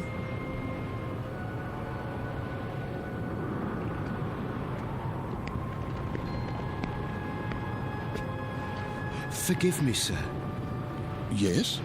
Are you addressing me? Begging your pardon, but they'll be finished serving dinner soon. They? The galley crew, sir. Why do you tell me this? I only meant... What? What did you mean? All I mean to say is, you'd best go in now, sir, if you want your evening meal. My meal? The salon will be closing in a few more minutes. Oh, yes, of course. In the salon. Is that what you call it? Yes, sir. It's very dark out here. Would you like to follow me? Follow? The lights, you see. From now on, I'll have to switch them off when we open the door to the deck and then on again. You understand, sir? Because of the blackout. The blackout? Yes. This way, sir.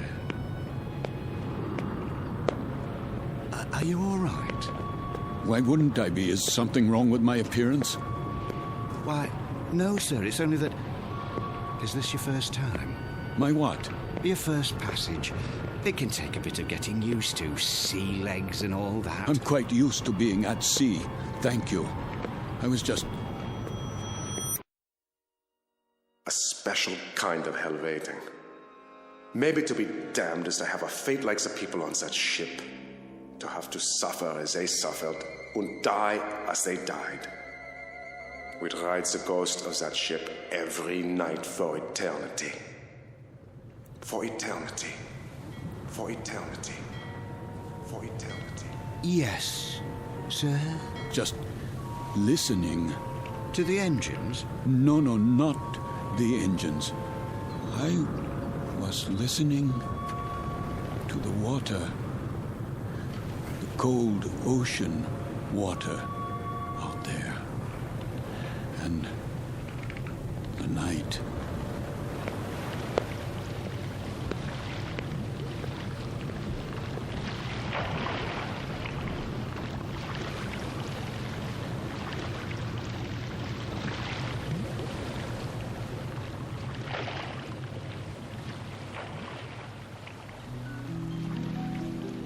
You've heard talk about paying the fiddler, the comeuppance awaiting every man when the ledger of his life is opened and examined.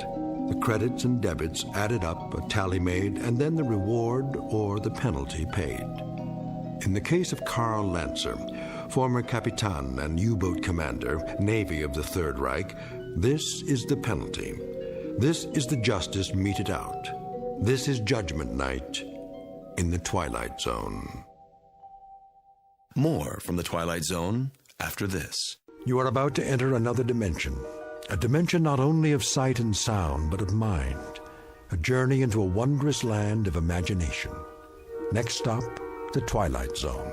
Hi, this is Stacy Keach. I'd like to take a moment to tell you about our Twilight Zone website at twilightzoneradio.com. At twilightzoneradio.com, you'll find the latest information on these Twilight Zone radio dramas, including behind-the-scenes photographs, plus the newest product releases, trivia contests, ways to contact us, other Twilight Zone-related info and merchandise, plus links to other fascinating websites. So make your next stop twilightzoneradio.com.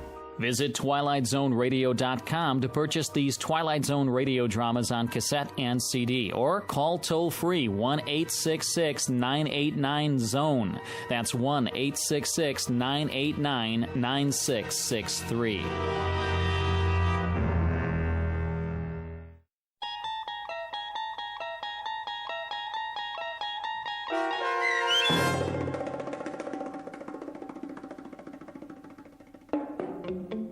Judgment Night, starring Chelsea Ross with Stacy Keach as your narrator, was adapted for radio by Dennis Etchison and written for the Twilight Zone by Rod Serling.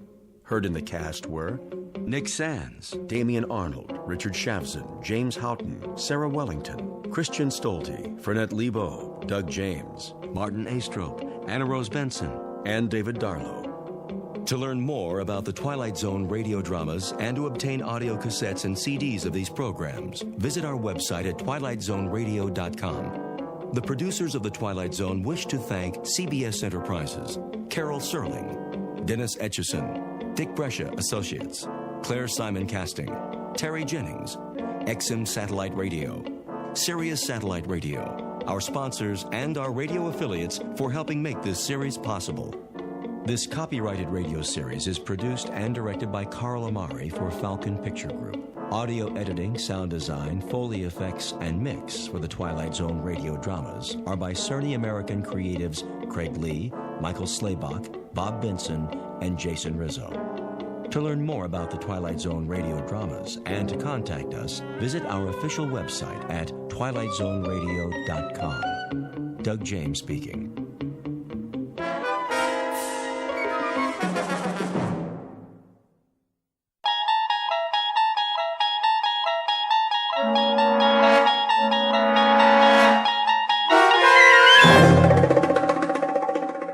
He's Alive, starring Peter Mark Richmond and Marshall Allman, with Stacy Keach as your narrator, was adapted for radio by Dennis Etchison and written for the Twilight Zone by Rod Serling.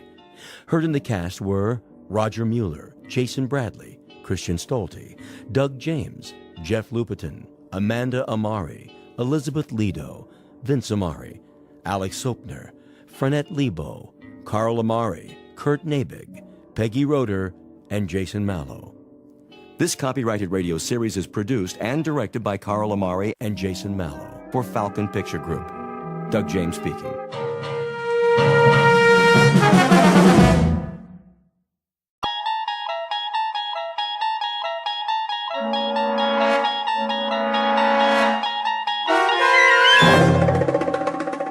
You unlock this door with the key of imagination. Beyond it is another dimension, a dimension of sound, a dimension of sight, a dimension of mind. You're moving into a land of both shadow and substance, of things and ideas. You've just crossed over into the Twilight Zone.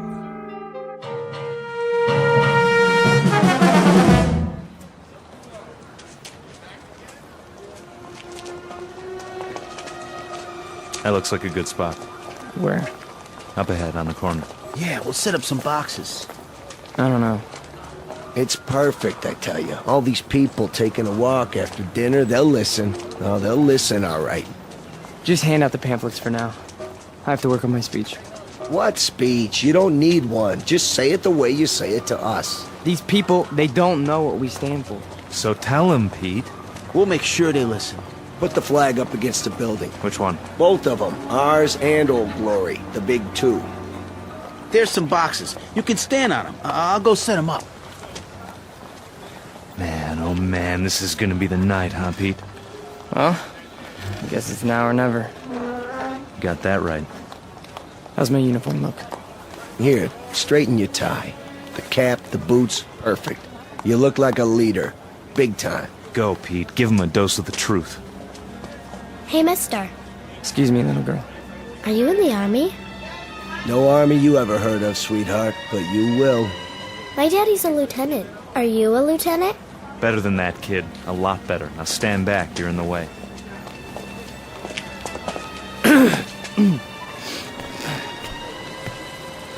Good evening.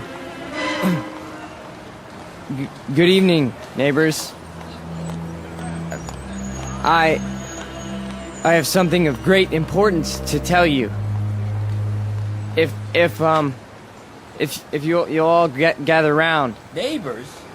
Who's neighbors? Yeah, we're not your neighbors. I never saw him around here. Yeah, me neither. Look at those crazy outfits they're wearing. Yeah, they look like real idiots. I bring you a message that you'll all want to hear. What are you selling? Vegetable choppers? Because I already bought one. Well, hear me out, folks. Hey, what's with the goopy flag? Yeah, it's got lightning bolts on it. Well, maybe they're looking for a few good men for Halloween. I want to talk to you about international communism and the secret masters of the World Bank. I'm not joking, neighbors. Do you know who's really behind it? Look at our economy. It's falling apart. It's because of the bankers. That's right. The economics of the world, now, then, and forever, have always been the breeding ground for a certain type. An insidious type. The worshippers of the golden calf, whose religion is gold, whose loyalty, first and foremost, is to money, and only money. And we know who loves money more than anyone else, don't we? We know what tribe. He's just getting warmed up. Yep, in a minute he'll have him in the palm of his hand. The tribe of traitors. And they're here, in our homeland. They're in Washington. Those swine have captured the reins of government. Yeah, they're rotten apples, and I got an apple for you. Hey, knock it off, people. Yeah, show some respect. I'm talking about traitors. Listen. Boring. Ice cream. Get your ice cream. I want one. Come on, Angie. We'll both get one. Then we'll go home. Yeah, there's nothing happening here. No. Listen to this. What about foreigners? Huh? Foreigners. Take a look at the way that they're controlling us. The lines lead directly to Palestine. And To the Vatican! Yeah, I've had about enough of this. Let's go. It's a conspiracy, I tell you. A conspiracy of men who aren't like us. Yellow men, brown men, black men. They come here and they infiltrate our economy. They're right here on our doorstep. If there's anybody sitting on your doorstep, buddy, it's the man in the white coat. Here, take a tomato with you. You think that's pretty funny, don't you? You think it's funny that your country can be sold out? That they can sell out your flag and your birthright? You think that's funny, huh? Well, the day will come. Oh, shut up. Let him talk. What's the matter? No more big talk? He's just a scrawny kid with a big mouth. Real big. As long as he got a couple of punks to protect you. We gotta do something. Where's Nick? Go on, get out of here. Back off. This here's a real American. Yeah, a real jerk. Why, you? Get out!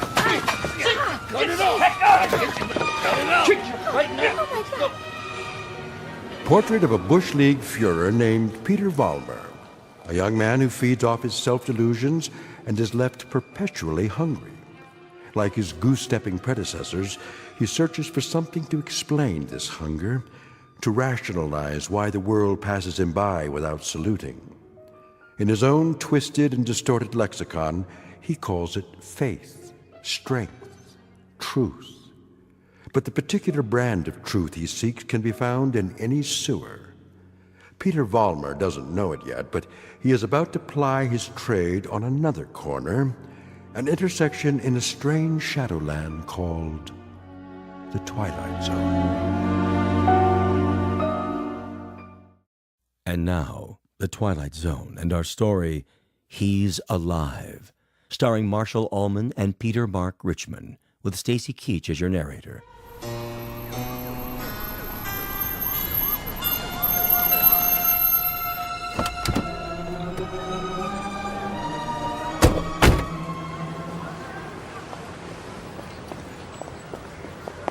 All right, folks, break it up. Party's over. Yeah, what's happening here?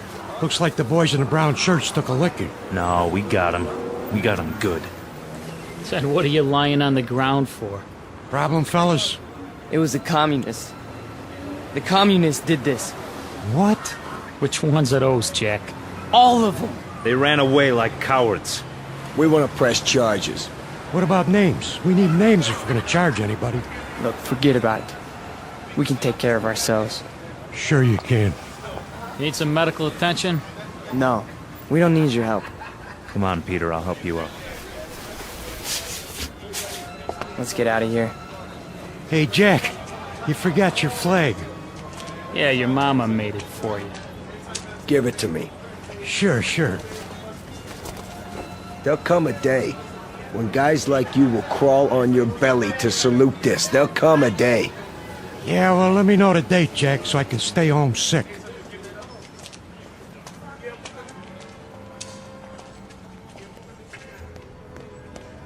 Hey, Pete!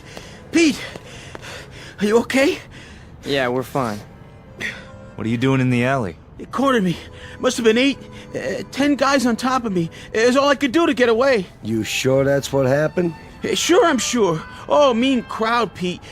You get a hot night, and you always get a mean crowd. Remember when I was telling you that? Remember when I was telling you that every time you get a hot night... All right. Okay, Pete. Okay. Why? I tried. I tried hard out there tonight, but I couldn't get through. I couldn't get them to listen. Words never come out right. You did good. Real good. Someday they'll listen. They'll have to. They'll listen and they'll cheer. Someday they will, Pete. You'll see. Someday.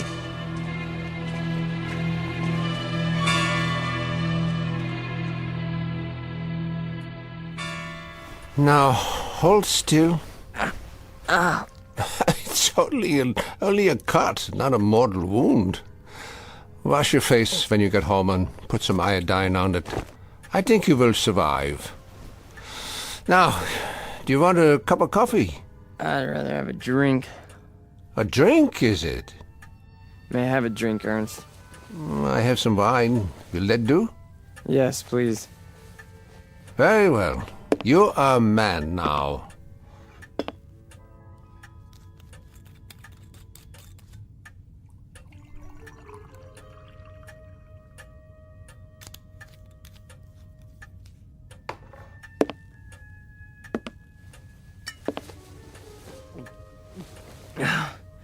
Thank you. Peter, one sips wine. That's not beer from a beer garden. Sorry. I'll remember that next time. The next time. Just how many next times do you suppose a human being has in the scheme of things? Oh, come on, don't lecture me, Ernst. I'm sick, I'm tired, and I took a beating out there. Did you? Yeah, can I stay the night? Yeah, the couch remains in the corner, as usual. You're a good friend, Ernst. You understand. Sad to say, I do. A man does what he believes in. A man usually does. I believe in certain things. Is that right? You know I do. I mean, we're friends. You've known me since I was a kid. When you were a little kid, Peter, and I used to find you crying at my door late at night, I could pity you then. And now? What do you think? Now you peddle hate on street corners as if it were popcorn. It's not hate. It's a point of view. A philosophy.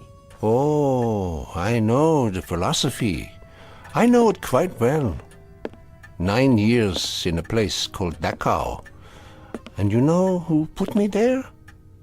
Peter Vollmer. What? A lot of Peter Vollmers. Frustrated men, sick men, hungry men. But the result, the effect, never mind the cause, was 12 million bodies in shallow graves.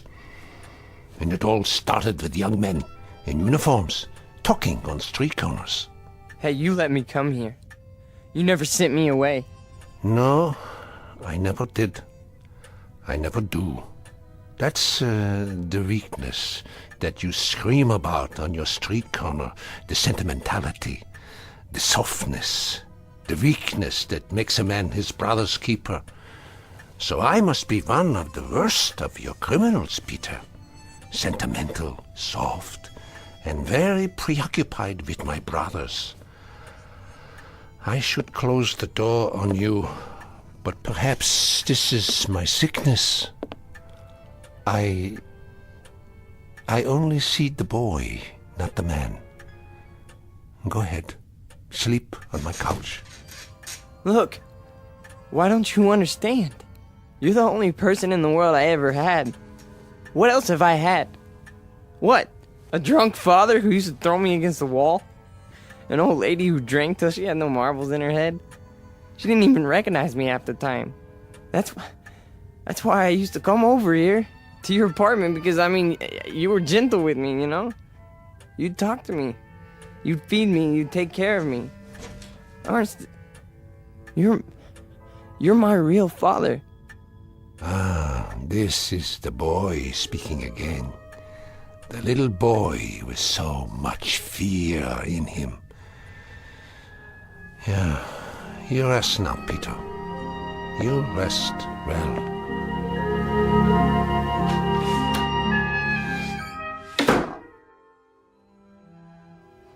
No. No. No. No. No. No. Wait. Eugene.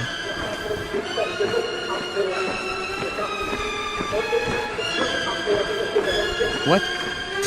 What? Peter! Who's that? Peter?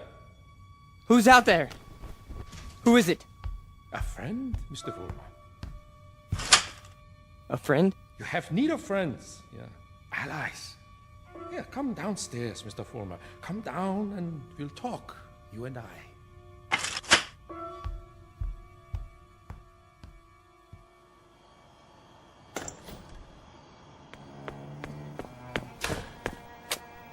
Hello, Mr. Vollmer. I heard people out here. Oh, Did you? And your voice. Well, a dream, perhaps, of better days to come. Who are you? Take a good look. Do you not recognize me? Surely you have seen my picture. Wait. That hair. With the mustache. No. It can't be. You died a long time ago. Did I? Or perhaps I only wanted people to think so. But you're a great man. I am aware of your opinion. How did you know where to find me? I simply followed your tears, Mr. Foreman. You said you have something to talk about? I do. I do indeed. I have you to talk about, and the things you believe in, which are the things I believe in as well. See, your success, Mr. Vollmer, will be my success. Are you interested? I am. I am. Please go on. Good. Then let us start by discussing a most important point. What are the dynamics of a crowd?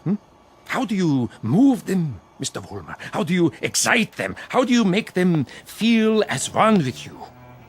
I don't know. I don't know, sir. How?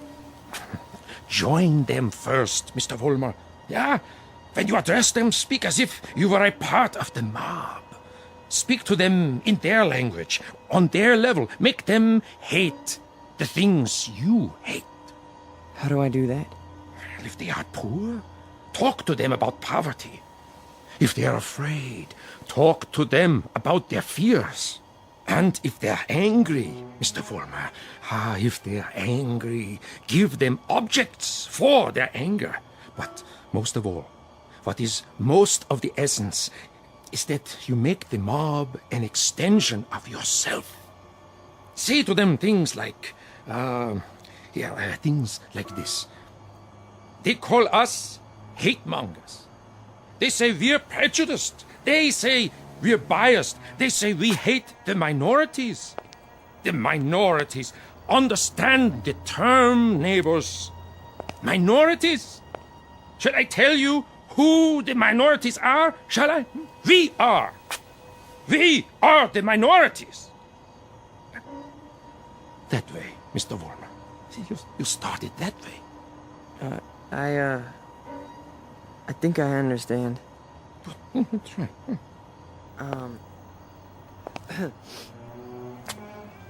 Neighbors.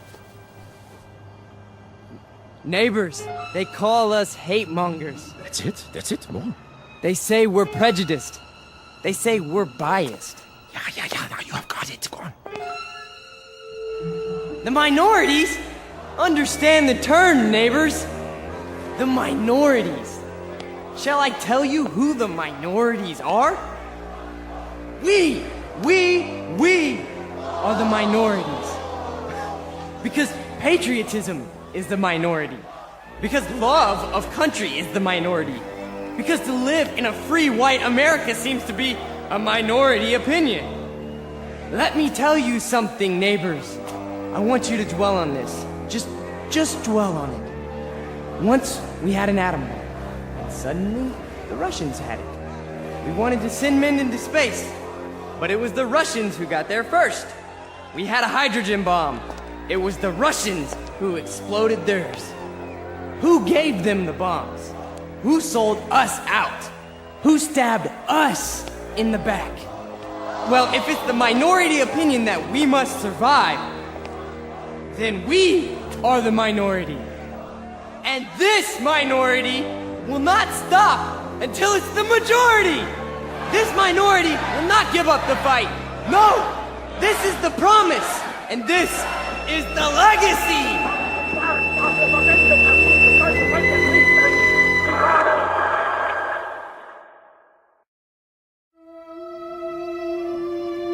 Look, I'm not gonna wait much longer, you understand? Gibbons, cool it. Pretty good crowd tonight, huh? Great crowd, and you were great, Pete. I mean it. Thanks, Stanley. They're finally responding. Responding? You had them right where you want them. Yeah. This here is my hall. You've been renting it all this time, but I ain't got the money yet. Hey, can't you see we're busy? Okay, boys. I'll put it to you this way. If I don't get paid right now, you don't have the hall tomorrow night. You got that? I'll go count the donations. What's the problem? Oh, this is a hungry man here, Pete. He's got to have his shekels. You know the type. I told you guys you're 3 weeks behind on the rent. You said you'd give it to me a week ago, and all I got was a cigarette butts on the floor. After tonight, that's it. Excuse me. Am I to understand that you're going to lock us out of this meeting hall because of a couple weeks' lousy rent? Oh, you understand right. $600 due. $600 that ain't been received. We happen to be a young movement. We're still struggling. We need time to grow. I don't rent time. I just rent the hall. It's the money. Or you put up a soapbox in the street. A soapbox in the street? What do we do, Pete? We gotta do something. I don't see why we have to tiptoe around this guy. Why don't I just educate him? Look, Frank, I don't know. Why don't you just hold on a second? I can do it, guaranteed. Well, I know you can, Frank. Somebody left this for you, Pete. Who? Nobody saw him. Just left this envelope at the back door. Your name's on it.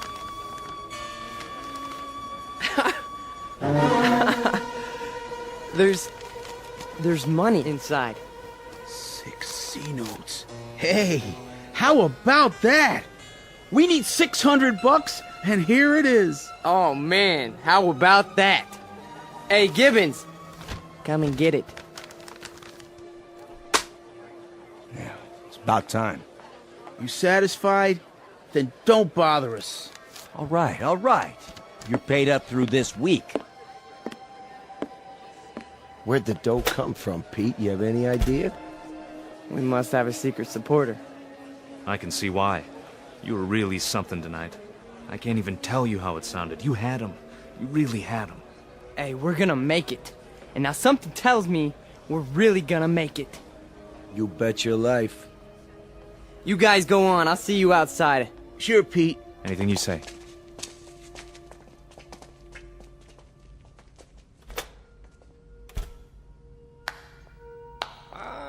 Excellent performance, Mr. Vollmer. Yes, very effective. Very effective. You learn quickly. Well, thank you. I didn't know you were here. I am always here. Pleased to be of help. You learned the style very well. You delivered it precisely as I told you. I'm very obliged. And the money? Oh, it was the least I could do. We couldn't have you thrown out into the streets, yeah? I happen to feel that your work is very important. You're with us? With you? Mr. Vollmer, you might say I am you. Now, I have some suggestions. I'll continue to give you speeches, but there's a matter of importance that must be taken care of. What is it? An expedient, Mr. Vollmer. Oh, you might call it a cause célèbre. Something to cement the organization together. I don't understand. The organization needs a martyr. A martyr? How do we find a martyr? You don't find one, Mr. Vollmer. You choose one. You pick out the one of least value, and you make him a symbol. You wrap him in a flag, and you make his death work for you. Find a man, Mr. Vollmer, who has no worth while he's alive, but who can serve you when he's dead. Like who? Oh, surely there is such a one. Pete, they're waiting. Be right there, Nick. Okay. Thought I heard voices. You talking to somebody? No. I'm just practicing my next speech. Look, hey, tell Frank to come in here, would you? Right away. Alone. Sure thing, Pete.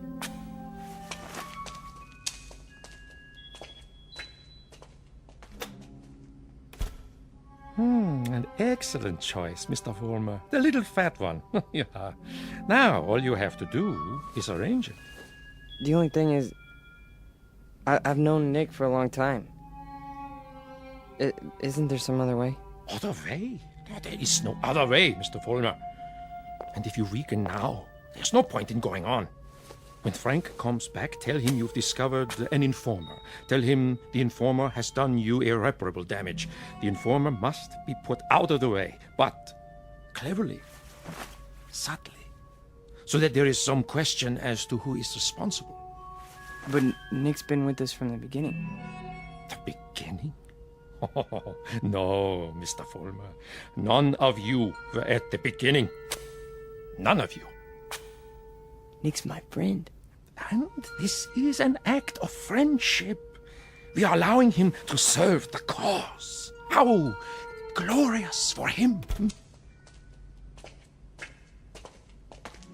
Nick says you wanted to see me. We got a stoolie in the group, Frank. A stoolie? Yeah. Nick. Nick's been talking. And I think he's working for the police. No. I know it to be a fact. Everything we've done, everything we've said, Nick snitched on us. Are you sure? Beyond a shadow of a doubt. Well, what do you want to do, Pete? Get rid of him. Get rid of him so that it looks like somebody else did it. Make it look like someone who hates us. I understand. I understand, Pete. You call it, you got it.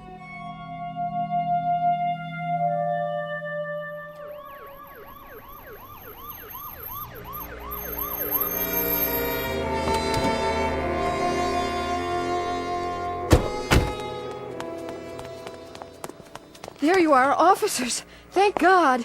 Stay calm, ma'am. Now just tell us, where's this body? Over here, in the alley. Shine your flashlight on it.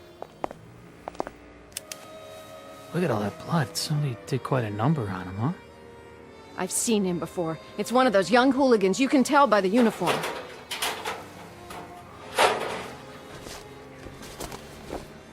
He's dead, all right. Call a meat wagon. What was this one's name? Wait a minute. There's a note pinned to his chest.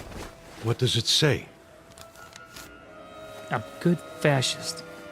What do you suppose that means? One of their enemies must have put it there after he beat him to death. Yeah, but which enemy? There's a lot of them around here. Fewer and fewer every day.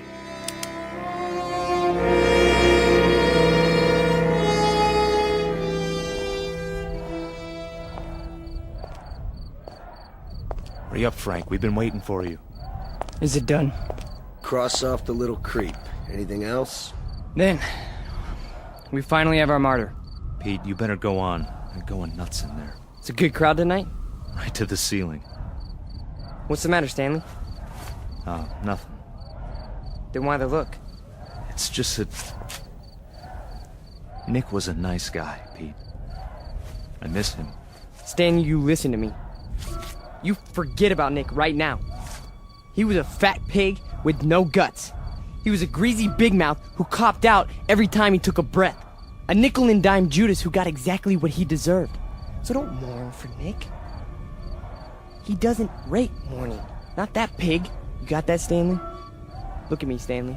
You got that? Yeah. You have his poster ready? Blown up bigger than life. Just like you said. Good. When I give the signal, unveil it behind the podium.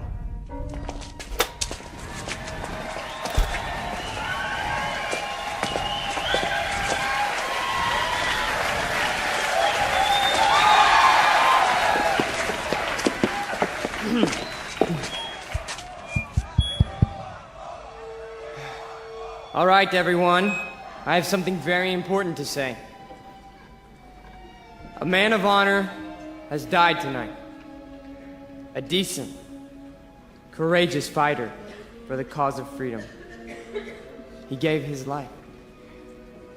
He gave his life for us. Some skulking assassin murdered him. But friends and neighbors and co-fighters, Nick Bloss did not die in vain. They stilled his great heart, but they could not stifle his memory. They could not obliterate his courage. They cannot wipe away his honor. He lives, my friends. He lives in you, and he lives in me. He lives deep in the gut of any human being who believes that the United States of America should be free, should be untainted, should be free from the mongrels who try to enslave it. Now, Stanley, look at this portrait of Nick Bloss in his uniform. He wore it proudly. He died for it. And you and I, neighbors, we will live for it!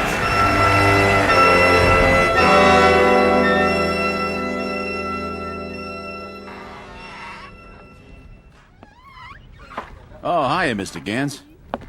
How do you do? How are you tonight?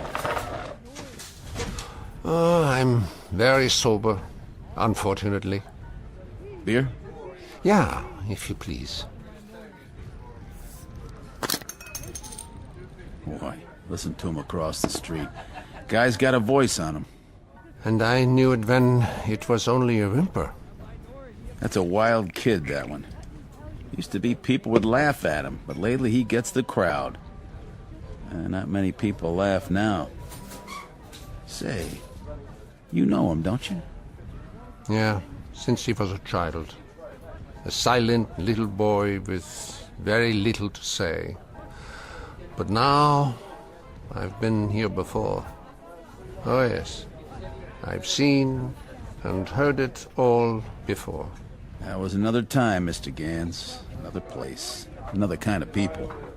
That stuff doesn't go here. That's what we said, too. They were brown shirt scum.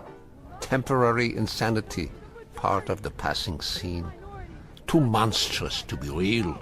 So we ignored them. Or laughed at them. Because we couldn't believe that there were enough insane people to march for their cause. And then, one morning, the country woke up from an uneasy sleep, and there was no more laughter. The Peter Volmers had taken over. The wild animals had changed places with the zookeepers. Another one, Mr. Gans? No, thank you. I have had my fill. You take it easy now. You're not going to do anything foolish, are you? Me? Not this time. It mustn't happen again. We can't let it. We simply can't let it happen again. All the anguish, all the horror, all the nightmare. No. Not this time. Mr. Gans? Mr. Gans!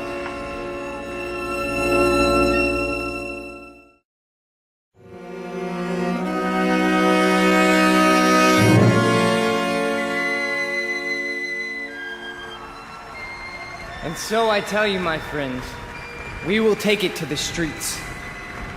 There's going to be a big meeting tomorrow night with searchlights and banners and drums and armbands. For every one of you who wants to join us, we have armbands. And soon, very soon, we will have uniforms for all of you. When we march! Who's that? Search me. Go on, Mr. Volmar. You were saying? Ernst, what are you doing here? I can tell them what you were saying. I have heard it all before. I have heard it 1,000 times before. In Munich, in Berlin, on 100 different street corners. It was drivel then, and it is drivel now. Ernst, you've got to stop. And what is this one here? The latest model? A new Führer right off the assembly line? Well, this one isn't so new. He is just a cheap copy. Oh, let me tell you about this one. About the breed, the species. They are all alike. Problem children with delusions. Sick, sad neurotics who need applause like a needle. That's enough, Ernst. Please.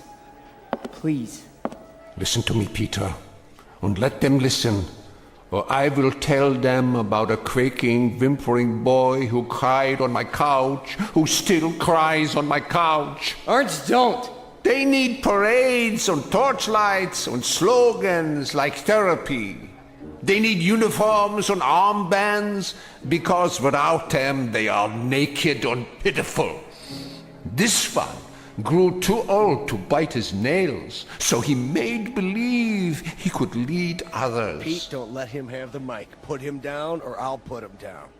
Yeah, put me down, Peter. Shut me up. Stifle me, huh? Why don't you? Why can't you? Because this is your courage right here. The symbol on your sleeve.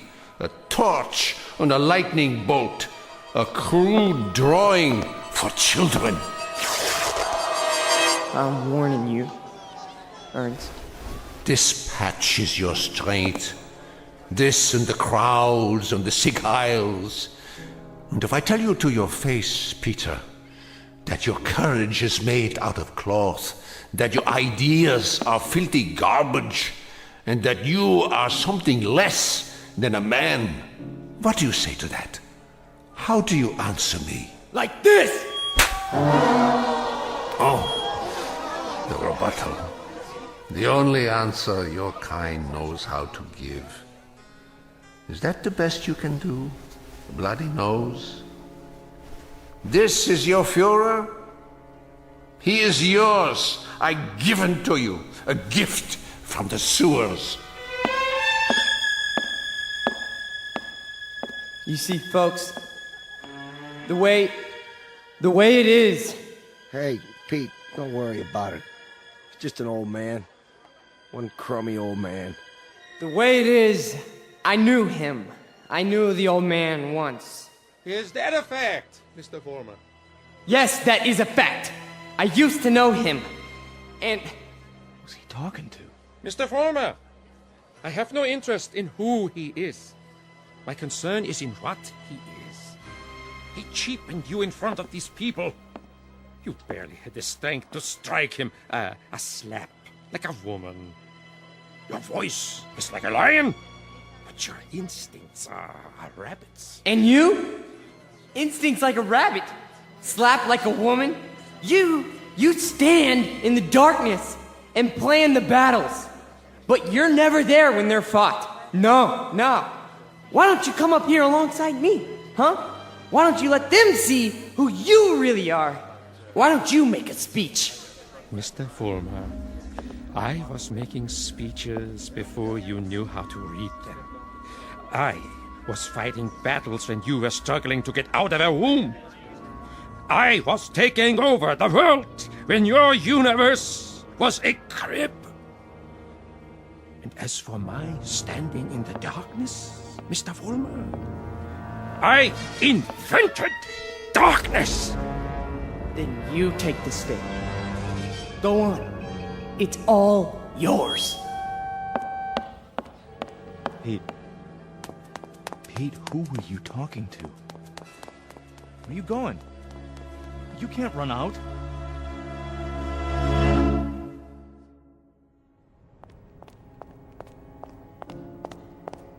Ernst! Where are you? Let me explain. You! Why? Why did you pick me? I didn't pick you, Mr. Foreman. You picked me. You chose my ideas. You invoked my name. So now, you must take whatever comes with it. What? In the past, I've given you suggestions. Now, I give orders. Orders? What do you want me to do? From now on, you must be built of steel. No soft gaps of sentiment. Steel, Mr. Foreman. The way we handled Nick, and the mobs, and the speeches. And gradually, bit by bit, we shall forge something strong, something powerful. Just as I did before, with my own hands. With my own hands! The old man, the Jew, he'll be back again tomorrow night. The next night, I know him. I know the type. We sent them into the ovens. But always, there was a handful left to point a finger. His kind, Mr. Vollmer, his kind are dangerous. See, they talk, they think, they plant seeds, they hold us back. Here, take this. What is it? What do you think? A Luger 9mm pistol. My personal sidearm. Kill him. Kill the old man. Kill Ernst? Tonight, he will be in his room. If you are man enough. If you are steel. All right. I'll do it. I'll do it now. Then, Mr. Vollmer, when you come back, there's much we have to talk about. Plans, campaigns, ideas, the next steps. This is only the beginning, the dawn. It will be a long, long day.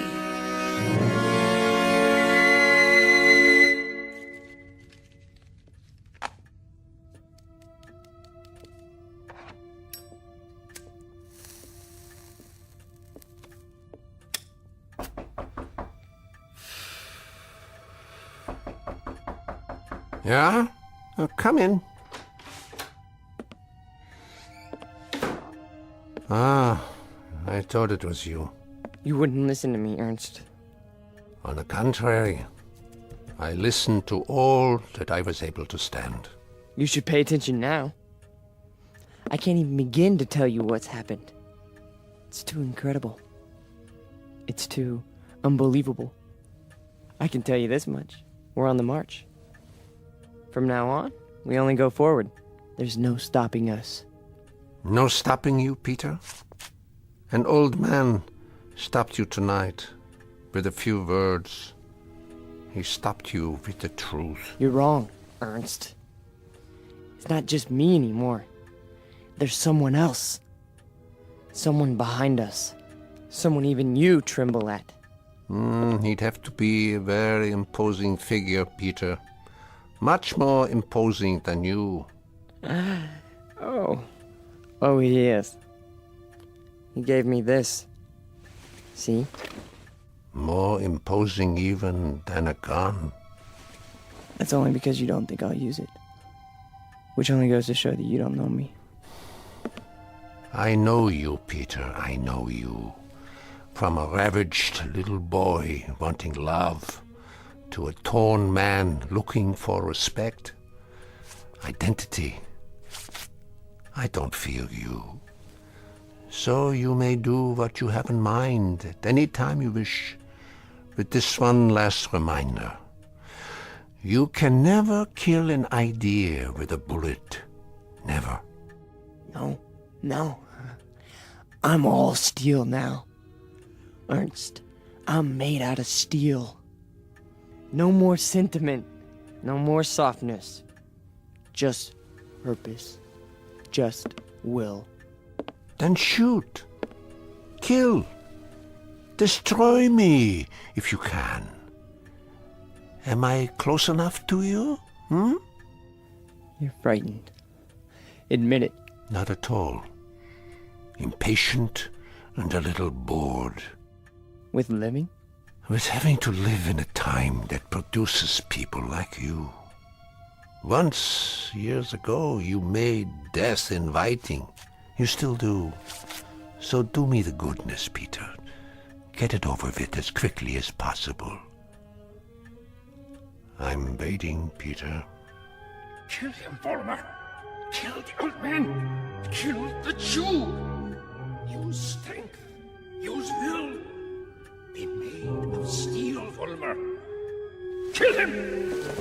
Kill him now! You see, Ernst? I told you! I'm made of steel. All steel. All strength. But at the expense of things that most other men have. Some fragments of decency, that tell them right from wrong, that make them love. Yes, Peter, you have steel, but now you have no heart.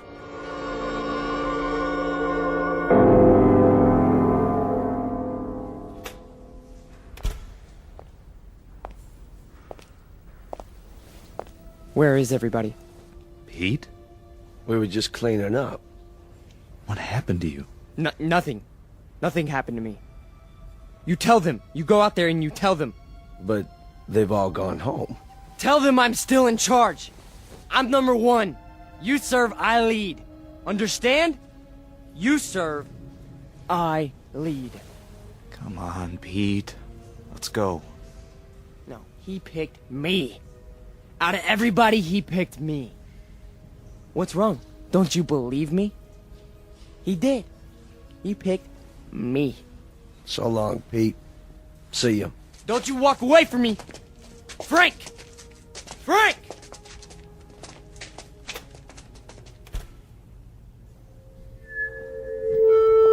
Who's there? Who is that? Pullman? You. I did what you said. Sentimentality, Mr. Fulmer? None! Steel? Steel. And no regrets? None! What did you destroy tonight? Only a disease. A growth on our flesh that had to be removed. Not a man, then? No. Hardly a man. How did it feel? It felt like I was immortal. Mr. Fulmer, we are immortal. Yes. Yes.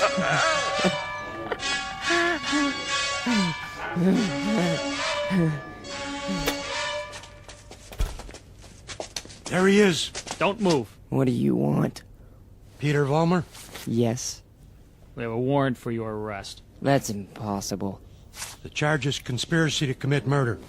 Your two friends are outside in cuffs. The victim's name was Nicholas Bloss. Get away from me. He's got a gun. Drop the gun! Now! Walk toward us with your hands up! Hey, look, he's going to the other door. Tell them to cover the alley. Halt! Halt, or I'll shoot!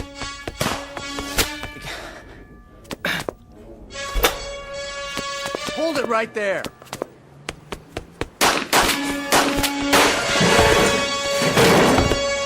We got him. He's hit. Call for an ambulance. You have the right to remain silent. Anything you say can and will be used against you. There's something very wrong. There's something very wrong. Easy, kid. Don't try to talk. But you made a terrible mistake. I'm made of steel. It's true. Don't you understand? I'm made of steel. I'm made of steel. I'm made of steel. I'm made of steel.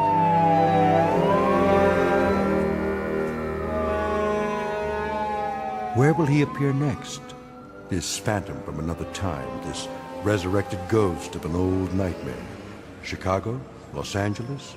Miami, Florida, perhaps. Vincennes, Indiana. Syracuse, New York. Any place, every place where there's hate, where there's prejudice, where there's bigotry. Because he's alive. He's alive so long as these evils exist. Remember that when he comes to your town. Remember it when you hear his voice speaking through the mouths of others, no matter who they may be. Remember it when you hear a name called a minority slandered. Any blind, unreasoning attack on a people or any human being. He's alive. Because through these things, we keep him alive.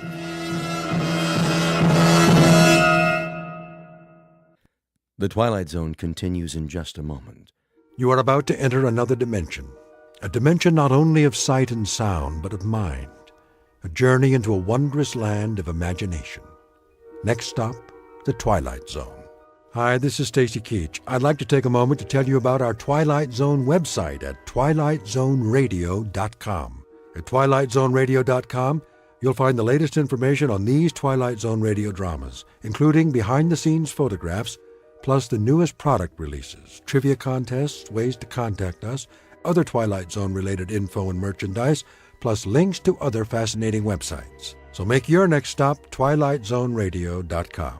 Visit twilightzoneradio.com to purchase these Twilight Zone radio dramas on cassette and CD, or call toll-free 1-866-989-ZONE. That's 1-866-989-9663.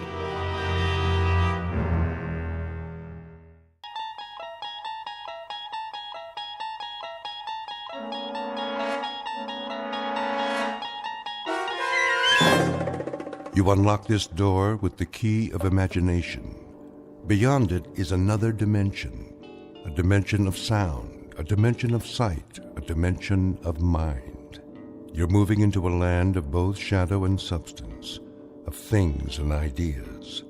You've just crossed over into the Twilight Zone.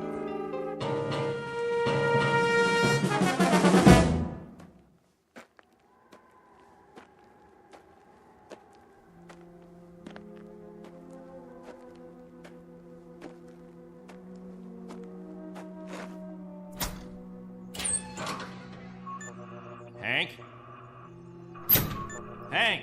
Oh, morning, Captain. Anything on the radar? Not yet. No signal at all. Try 4.0, true. It'll probably come from that direction. I had her on that all morning, sir. Still nothing. You're past your time, aren't you? Who's your relief? Al Baines, Captain. Baines? I'll see what happened to him. Yes, sir.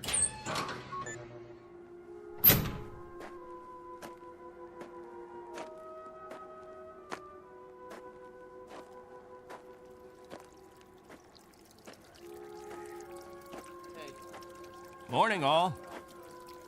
Anything yet? Afraid not. They lost, you figure? There's no telling. Okay if we fill our containers now? Go ahead, as long as the water supply holds out. Be a while till the next batch is ready. Julie, where's your husband? He was sleeping, Captain. Get him, Julie. Is something wrong? There's something wrong. Yes, sir. How does it taste today, Henry? Same as always, hot, flat, and unforgettable. But wet. Suffer it a little bit more. 6 months from now, you'll be drinking chocolate ice cream sodas.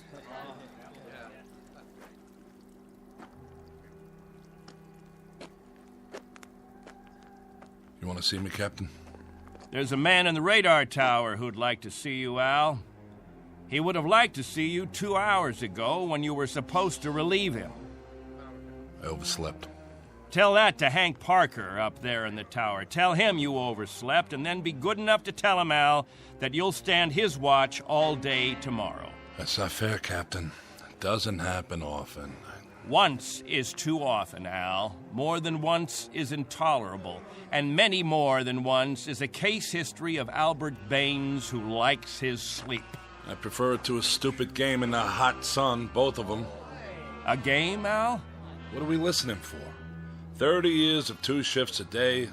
What have we ever heard? Wind noise. And what have we ever picked up on the radar screen? Dust particles? But anything to make you happy, Captain. You listen to me.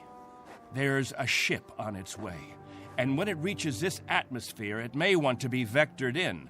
They may want landing instructions, wind direction, ground temperature. And if Al Baines is in the sack, we may spend the rest of our lives here. Is that what makes you happy, Al? How do we know there's a ship out there, Captain? A lot of garbled static 2 months ago that you told us was a message, and then nothing. 2 whole months, and you decide there's a ship coming here to take us back. You make the rules and set the watches and plan the days, and now you tell us the Messiah is coming. And you tell us to pray? The difference between you and me, Captain Benteen, is that I do my dreaming when I'm asleep. You do yours on your feet. There's a ship coming, Al. All of us believe it. Because he tells you to. And we believe him. Whatever Captain Benteen says, that's what will happen. Sure you believe him. He tells you this is the best of all possible worlds, and by God, you break into song. You're sweating your lives away on this rock, but the captain says it's paradise, and we have to clap our hands. Rule by hypnosis. Al, there's a ship coming. This happens to be a fact. There's a ship coming. Believe it. I tell you, it'll happen. And you know it's real, just as you know this is real. You haven't forgotten our ship, have you? The Pilgrim One? The first spaceship sent up to colonize the outer regions? And this plaque, placed here by the 130 men, women, and children who established the first off-Earth colony. We owe them our belief, because they had faith. Don't ever forget that. Now, if you'll excuse me, I better go check on the generator.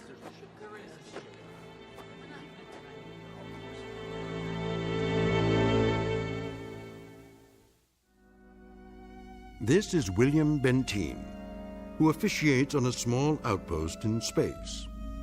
An outpost slowly disintegrating under the heat of two suns, with the holes, the cracks, the fissures that are the residue of despair.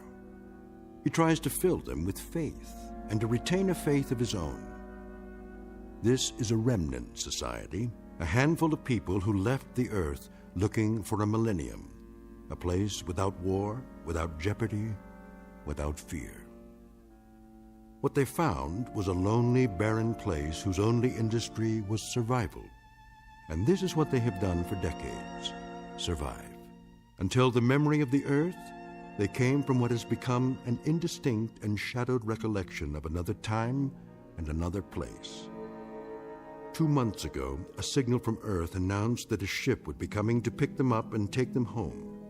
In just a moment, we'll hear more of that ship, more of that home, and what it takes out of mind and body to reach it. Because this outpost is located in the far reaches of the Twilight Zone.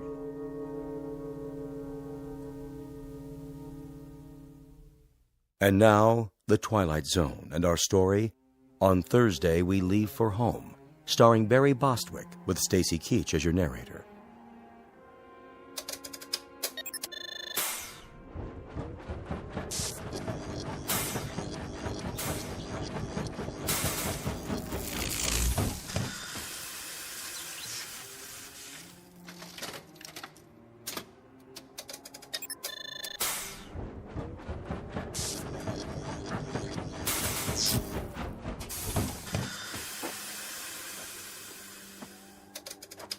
Can't keep the generator running, sir. No wonder. Look at these wires. They're rotten. That's all we got, Captain. No backup? This is it. Any insulation? That's all gone, too. We used it on the converter belts. Well, we have to get the current running somehow. If that refrigeration unit stays off, the temperature in the underground rooms will go up 50 degrees. Well, we could stop the saltwater converter for a day or so, switch the parts. Then we'll have to do that. Tell the people to fill up all the jugs they have. We'll be shutting off the water in 6 hours. Yes, sir. Captain, what about the ship? It's on the way. We know that much. Then everything will be different. When we get back, the things that are old and worn out, we'll throw them away. Just throw them away. Captain Benteen. What? The main square. Come quick.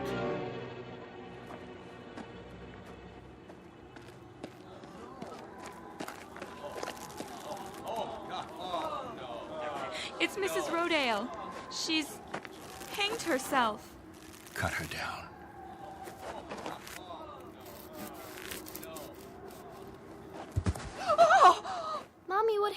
happened? Is that lady all right? Get them out of here. Come, children. God have mercy on her. You men there prepare her. We'll bury her in an hour. Yes, sir.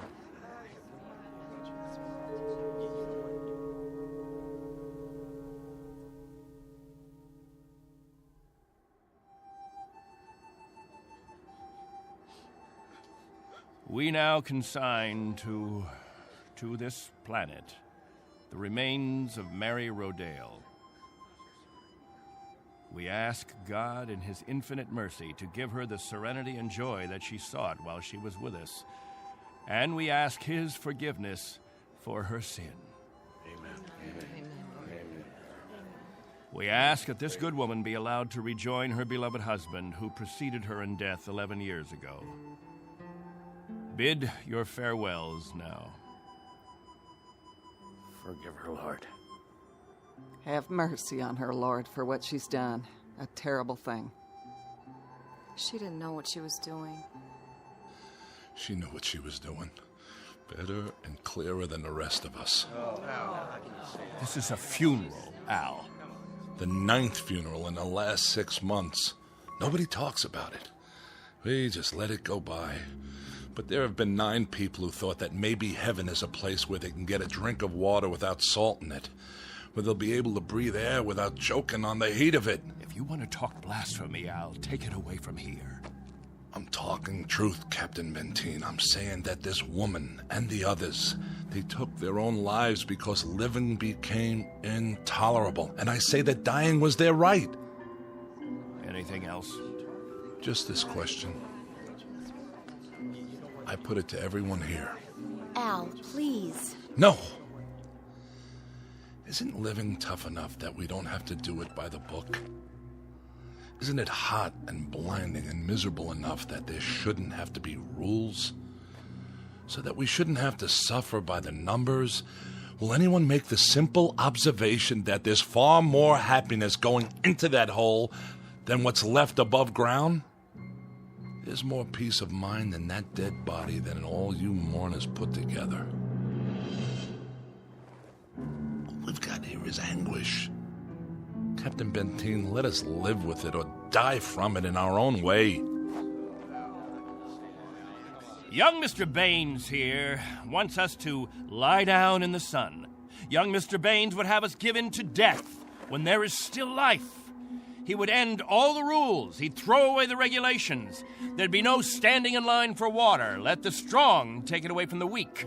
No rationing of food. Let the young steal it from the old. And when that ship comes down to take us back to Earth, it won't find a society. It will find only a pack. There'll be no human beings left. Only animals. There's a ship coming. It's winging its way in now. It's on its way. Say it. Say it out loud. Let me hear you say it. There's a ship coming. There's a ship coming. There's a ship coming. There's a ship coming. There's a ship coming. There's a ship coming. There's a ship coming. That's right. There's a ship. A ship. Yes. A ship that's coming to take us. What's that? Hear that? Can you hear that, everyone? Do you hear? It's the... Meteor storm! It's a meteor storm! Find shelter. Get inside. Up to the cave. Get up to the cave.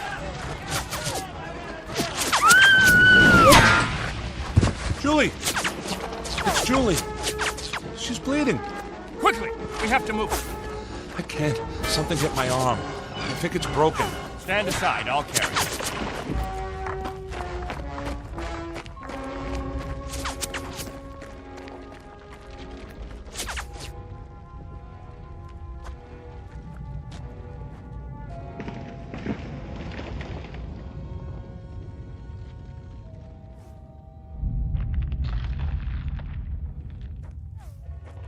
How is she? It's just a cut to the forehead, not very deep. But keep this bandage on it. Julie? Julie, honey? Can you hear me? Al? Don't let her move just yet. She may have a concussion. How's your arm? It's not broken. Must have been a rock that hit it. Captain, thank you. For a little first aid. No thanks necessary. I deliver babies, too.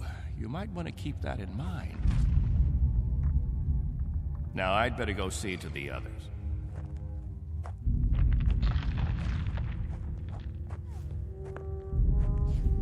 Will it go on much longer, Captain? I wish I knew. It sounds like it's spending itself. I've seen meteor storms before, Captain, but nothing this size. What about the damage, Henry? 2 underground cells destroyed. At least, that's what it looked like from out front. Everybody accounted for? I think we're all here, Captain. I've checked. Nobody's missing. Thank God. Everyone try to stay calm. The worst of it is over.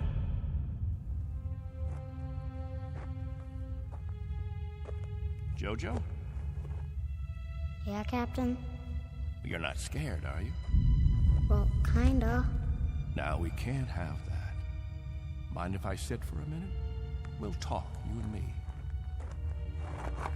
Captain, tell me about the Earth. Would you, Captain? Tell us what you remember. Yes, do. Well, all right, I guess I can do that. We'd like to hear.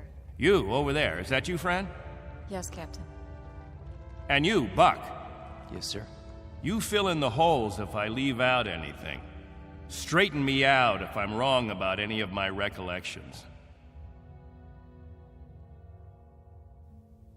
Jojo, I was a boy of 15 when we arrived here. But I remember Earth. I remember it as a place of color. I remember that in the autumn, the leaves changed. They turned different colors, red, gold, orange. And I remember streams of water that flowed down hillsides, and the water was sparkling and clear. And I remember clouds in the sky, white, billowy things that floated like great, majestic ships. They looked like sails. What are sails? Don't you know what sails were? In ancient times, that's how ships moved across the water. There was so much water.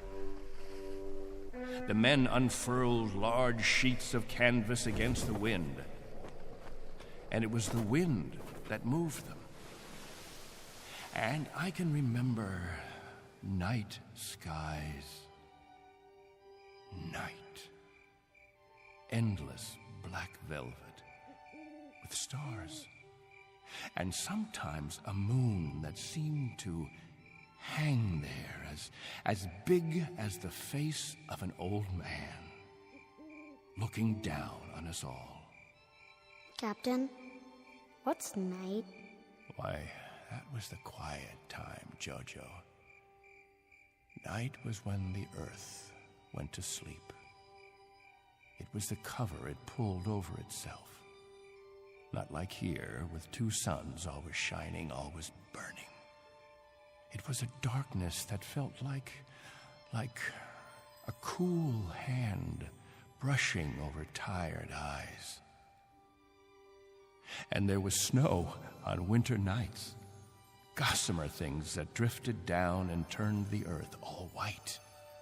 And we could build snowmen the next morning and see our breath in the air. And it was good then. It was right. So, why did you leave there? Oh, we thought we could find another Earth, Jojo. Then we found this.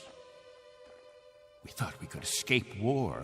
We thought we could build an even better place. And it took us 20 years to find out that we had left our home 1 billion miles away, only to be stranded, like visitors, transients, that no roots could take hold in this ground. But it was too late. So we spend the next 30 years watching a clock and a calendar and waiting.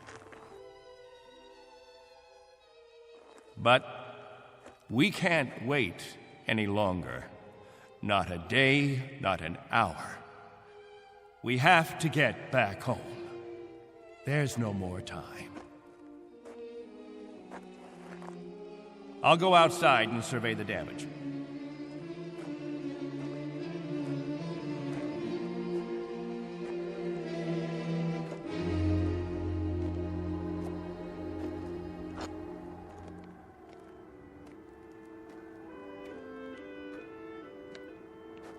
Not much harm.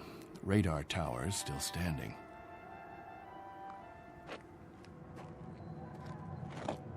What? Why, it's... Al!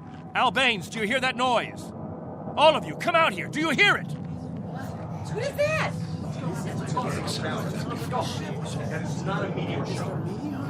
That's not a meteor, and it's not wishful thinking. Not this time. Those are rocket engines. I remember the sound of it. That's the ship. The ship has come at last.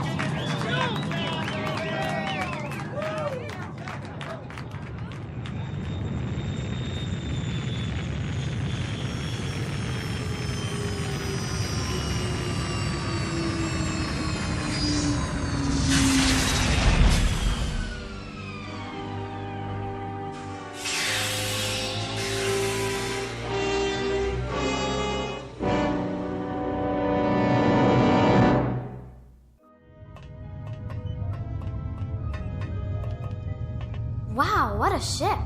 How fast can it go? Oh, pretty fast. Watch your step. Looks like you got plenty of room for everybody. Do you have any water? Clean water? We have enough. Oh, doesn't that sound wonderful? Delicious. Careful. I better talk to your leader. You have one, don't you? Sure do. Captain Benteen. I don't see... Standing over there. Hey, Captain, come see the ship. Mr. Benteen? I'm Benteen. Colonel Sloan. I command the Galaxy 6. Our orders are to transport you all back to Earth. Colonel, what took you so long? 6.5 months, Mr. Benteen. 100 times that. We've been waiting for 30 years. Does it all look like this? Salt flats and scrubby mountains. 2 suns, hot and perpetual. 30 years of it. 30 years. The children have never seen Earth, and some of the older ones don't even remember it. They'll see it now. Our orders are to get you aboard as soon as possible. We figured that we should be able to lift off on Thursday. Are you still using Earth time? Of course. Good. That'll give you 3 days to prepare. Unfortunately, your people will only be able to take what they can carry. Over 200, aren't there? 187 men, women, and children. It may be a little crowded, but we'll fit you all in. You've been used to a lot of space, Mr. Benteen, haven't you? Space? Room to move around. That's all there is here. That and the heat.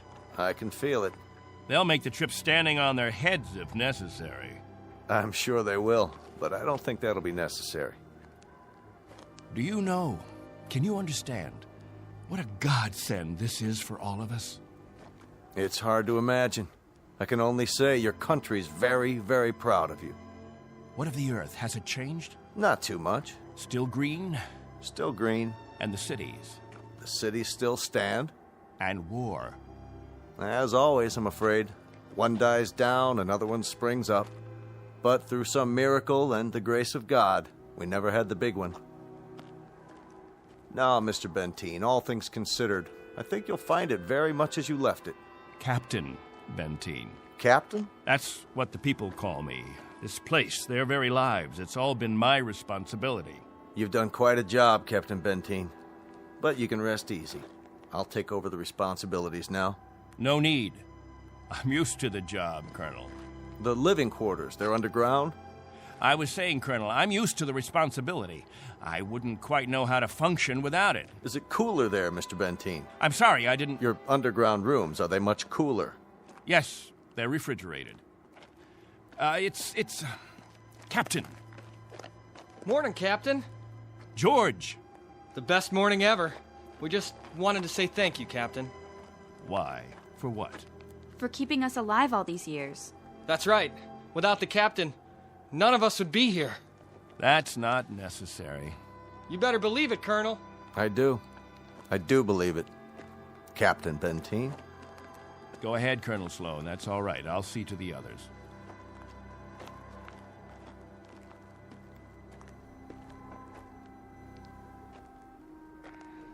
You know, I don't need this. I'm not going to take this. Hi, Captain. Julie, where's your bandage?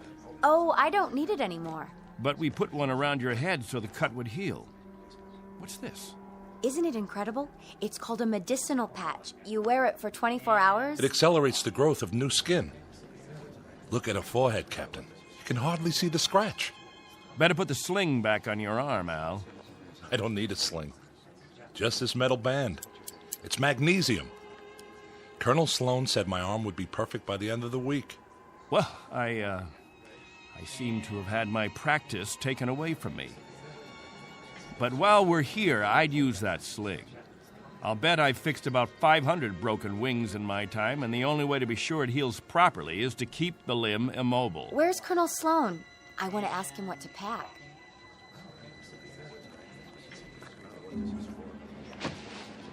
Eleanor, let me help you with that bundle of clothing. Thank you kindly, Captain. I'll carry it for you. No, thank you, crewman. I've got it. Here you go, ma'am. I don't know how to thank you. Are all the crew as strong as you?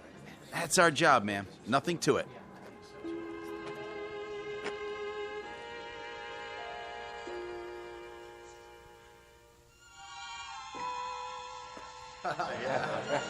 Hello there, Captain.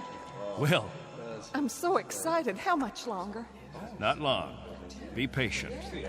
May I have your attention, everyone? Good question. Quiet, please. What is it, Captain? As all of you know, we have less than 36 hours before we depart. And as I told you earlier, there is a maximum allowance of 14 pounds per person. Soon we'll begin weighing your belongings, and if we're over the limit, I'll make up a list of necessary items. I hope I'm not intruding, Captain. I was just telling them about the weight requirements. We'll handle all that tomorrow. I heard you'd called a meeting here in the cave, so I brought Lieutenants Engel and Rafferty with me. Everyone has so many questions about Earth, I thought perhaps this would be a good time. Actually, Colonel, the purpose of this meeting is simply to make some last-minute arrangements. Colonel, I used to live in San Diego. Is California still the same? Sunny and warm most of the time, but not this warm. Los Angeles has become the biggest city in the world. These kinds of questions, we could just as well handle them when... Colonel Sloan? Are there still major leagues? My dad used to tell me about baseball and the World Series. The leagues are just as before, American and national. What about the Dodgers?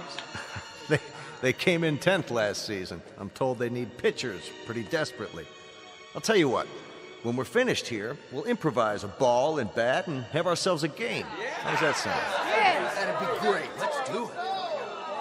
I think it's a little hot for that kind of activity. What we could do is have some group singing. We haven't done that for a while. I got an old sack. That'll be the ball. Who's got a stick? What are we waiting for? Let's go. Please, wait. We haven't finished yet.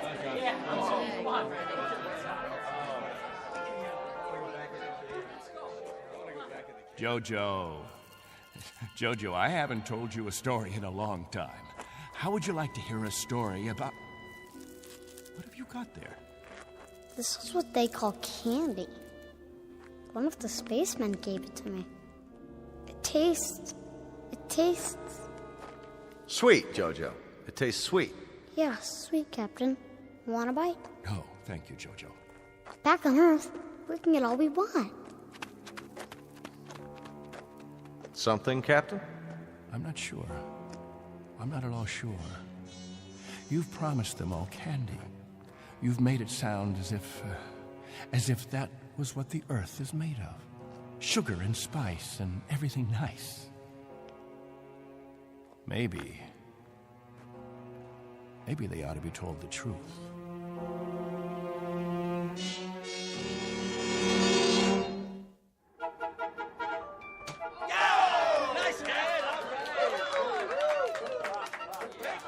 The universal language.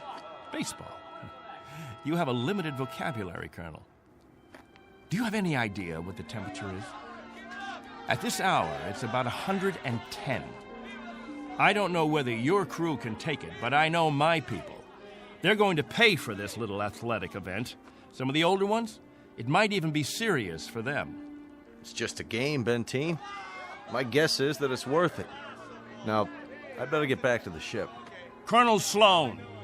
Something else, Mr. Benteen? Colonel, when we get on the ship, you can tell us what to do and we'll all fall into line. But here, in this place, I'm in command. I'm not trying to usurp authority, Mr. Benteen, but I really don't see what harm a little game... It's still Captain Benteen. For now. Galaxy crewmen, back to the ship. That's an order. It's time for rest now. All of you go back to your homes. I'll announce when the new day will start. I don't know. I guess it's suddenly illegal to have fun. You happy now, Captain? I was never unhappy, Colonel. I just happen to know what's right and what's wrong. I ask you to keep your crew in the ship during the rest time. I don't want my people distracted. You rule with a heavy fist. If it were 1 ounce lighter, no one would have survived. I've held these people together by will. They'd have died, Colonel, without someone they could hold on to. They'd have withered away. Not anymore, Captain. Relax. That's a luxury I've never been able to afford, Colonel. I've never been able to marry, to think only of myself, because of them. I've been a father figure, a governor, a confessor. I've been all those things. And if I hadn't been, there'd be no life here. These are my people. Understand? My people.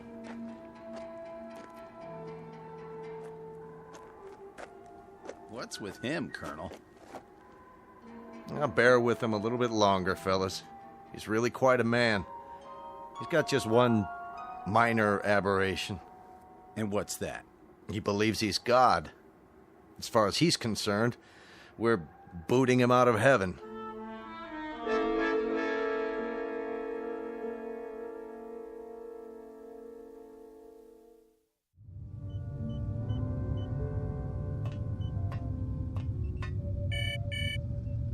Yes?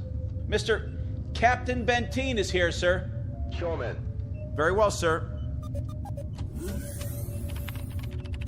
Come in, Captain. Sorry my quarters are a bit cramped. Please, sit down. Colonel Sloan, this is a list of all passengers with their approximate weight and the weight of their belongings after each name. The scale we have is pretty beat up. My guess is that it underweighs by about 4 or 5 pounds. Fine. All I wanted was an approximation. We'll weigh them in on our own equipment before blast off. This is Wednesday, 12 midnight? I keep getting confused with the constant light. When do the people get up? About 2 Earth time. The hours from 7 until 1:45 are the hottest. That's when we try to stay indoors. Then we have our meetings at the cave about 2 hours afterwards. We've had to improvise our own schedule. You've improvised very well, Captain. I looked at the saltwater converter, your electro plant, the sun shields you put up over the crops. Very inventive. Necessity hasn't been the mother of invention here. It's been the father and the whole family. Well, you'll be able to give way to progress now. Though I wonder if all of it'll be to your liking. The way you'll be lionized when you get back to Earth. You're referred to in the press as the Lost Pioneers. They're gonna make quite a thing of you when we land. Oh? Wherever any of your people settle, there'll be keys to the cities, brass bands. I expect they'll scatter all over the U.S. The government's had inquiries by, well, it must be thousands of relatives. My guess is that they'll just about have time to look into a television camera and then get whisked off. Well, they won't be scattered, Colonel. They'll go as a group. We'll find a place where we can settle, and that's where we'll stay. I'm talking about when we get back to Earth, Captain. That's what I'm talking about. They won't be splitting up. Not my people. Captain, as a point of interest, did you ever ask them? Ask them what? Whether they'd want to stay together. That would be a ridiculous question, like asking a child if he wants some more ice cream. They're children, you see, Colonel. Oh, chronologically, they range from 6 months to 60-odd years, but socially, psychologically, they're children. I've kept them alive and functioning all this time.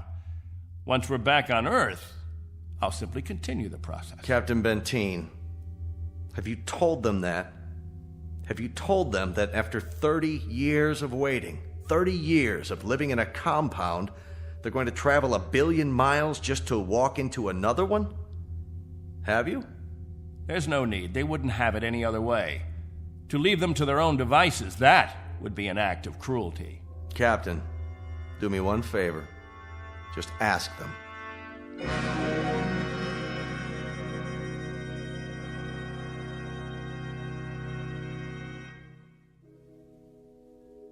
Naturally, we won't have to concern ourselves with the colder climates. The northeastern states, the upper regions of the Great Plains. We'll find an area much farther to the south, perhaps Florida or Texas. Southern California has a temperate climate. Captain, you better tell us about frostbite treatment, because I'm moving to Wisconsin. That's where my family settled originally. What about Oregon, Captain? That's where Joan and I plan to settle. I've heard about the forest there. New York. Please, wait a minute. You don't understand. Let me make this clear. All of you will have a chance to meet your relatives. I see no reason why visits can't be arranged, perhaps even for a week or more. But naturally, we'll remain together as a community in whatever land grant we obtain from the government, or whatever given area we can arrange. I can assure you of one thing, and I hope put all your fears to rest. I'll remain as your guide, your consultant. And I guarantee that no one will lack for my help or my advice. Captain, Julie and I were thinking of farming. Why, that's a fine idea, Al. We'll farm just as we have farmed, but much more easily. The rainfall back on Earth is so plentiful. And as I told you, there's only one sun, so you won't have to shield the crops. Of course we'll farm. Certainly, we'll farm. Julie's got relatives in the state of Washington. You couldn't take the cold. None of you could. But I guarantee that wherever we settle, the farming will be good. I'll see to that. What's the matter? Don't you understand? We don't plan to stay together. You don't understand, Al. You've never understood much of anything. If we split up, I seriously doubt that we'd survive. Al, explain it to him. Go on. We'll survive, Captain. If anyone wants to stay together, that'll be their right. But if they want to go their own way, that'll be their right too. Am I wrong, Colonel? You're not wrong. We're to take you back as a group. Once on Earth, you can do as you please. Colonel, let us settle our differences in our own way. There are no differences, Captain. There are differences. There are. Changes that have taken place on Earth. Things we aren't prepared for. Oh, the Colonel has made it sound like a big holiday. The good life just plucked off a tree. Well, friends, I don't want any of you disillusioned. Wherever men live, they grub, they scrabble. They have to dig to stay alive. It's a fact. But together, that's the word, together. We've got to stay together. Think of that word now. Let's say it out loud. Everybody, now. Together. Together. Together. Together. Together. Looks like the congregation isn't with you anymore, Captain. What's the matter with all of you people? Wait.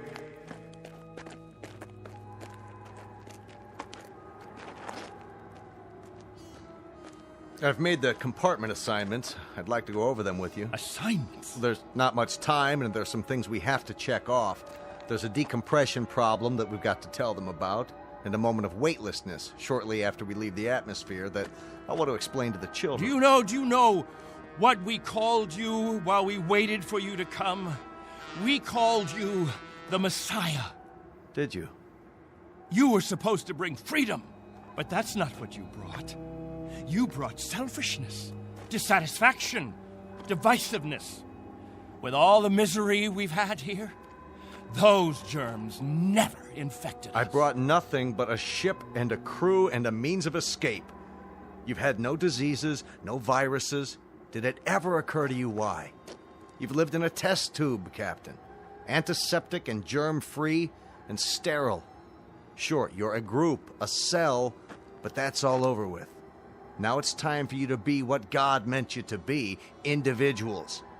Time to break the test tube. Time to rejoin the human race.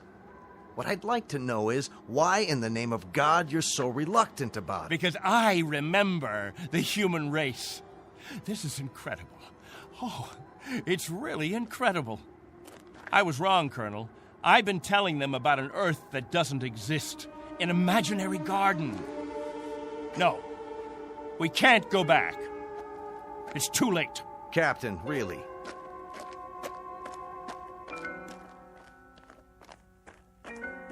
Everybody, gather around. I've got something to tell you. Listen to me, all of you. I want to tell you all. Listen to me, all of you. I want to tell you about the real Earth. Captain, are you all right? Let's talk about the diseases. What? The viruses, the cancers, the floods and the freezing, the wetness and the cold. And there are other miseries, worse than anything we've experienced. Hatred, jealousy, violence. Listen to me. It's an Earth we don't know. We can't leave here.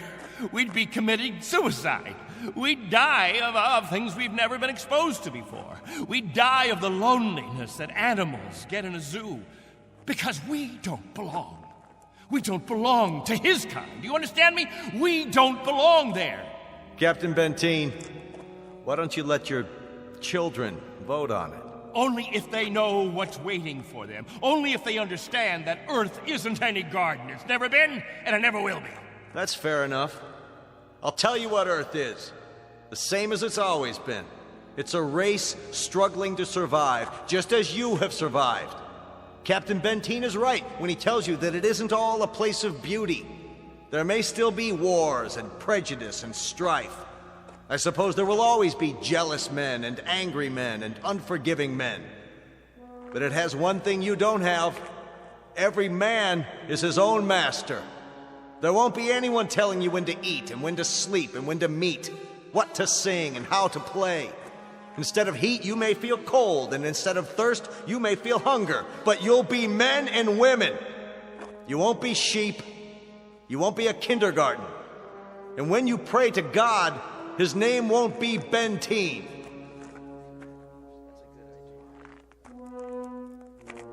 A vote now, Captain, and the majority wins. Those of you who want to be on the ship 10 hours from now, heading back to Earth, step forward. All right, I'm going. Let's go. Let's go. Go. That's it. Let's go. I suppose that makes it unanimous, Benteen. Even you, Jojo? Well, I want to go with the Colonel. Give me something, anything. Give that sledgehammer. Here. No, let it go. Angle! Rafferty! There, sir. Stop him! He's running from the ship! No. Captain, no, please!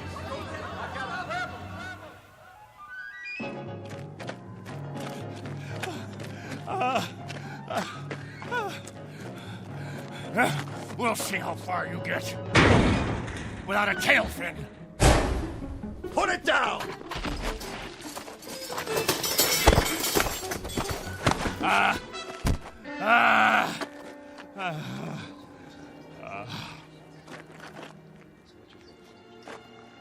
You all right, Colonel? I'm fine. What about the ship? Just a couple of dents, nothing serious. Lucky you stopped them when you did. Captain Benteen, let go. For everyone's sake, loosen your grip and let go. God help you. God help you all. Tomorrow you think you're getting on a ship headed for paradise. What you don't realize is you're heading for hell. What about you? I'll stay here. That's right. This is my home. This is where I belong. This is where you belong. You just don't have the brains or the guts or the sense to know it. This ship leaves at 0800 tomorrow. If you're not on board... I want no special privileges, Colonel Slow. No special treatment. If you're to blast off at 8, you blast off at 8. As for the rest of you, you can go on the ship or you can remain here with me. I'll be at the cave. Any who want to remain can meet me there.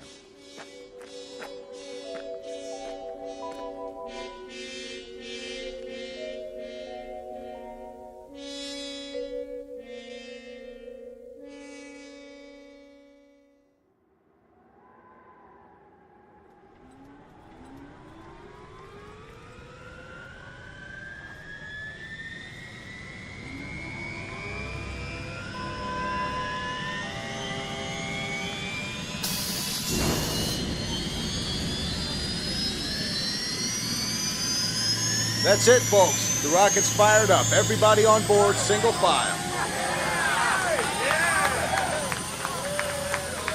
What about the captain? I'll give it one last try. Lieutenant Engel, see to the passengers. I'll be right back. Yes, sir. Where are you going, sir? To the cave.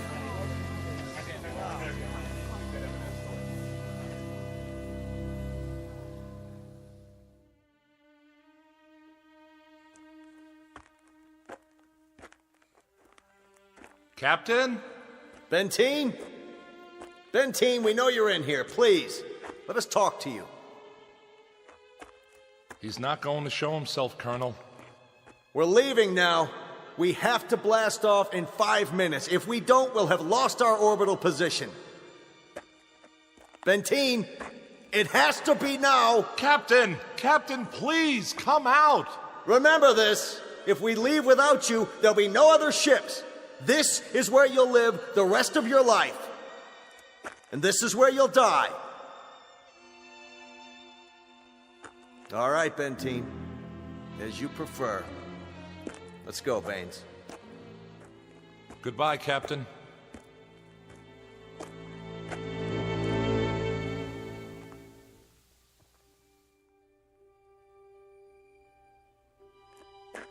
Hello, friends, all together at the meeting place. Any new business today? No? Jojo, I'll bet you want to hear about Earth.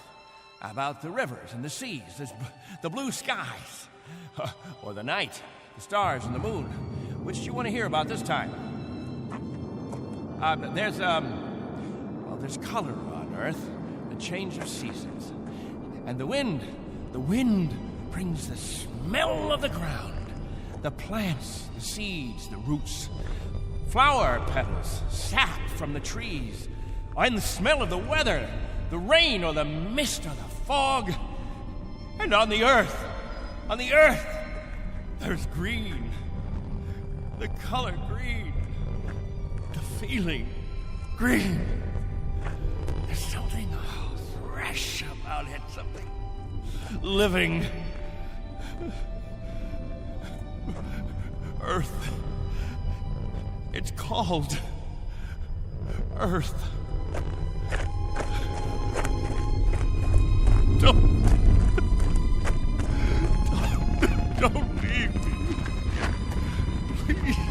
Oh, don't leave me.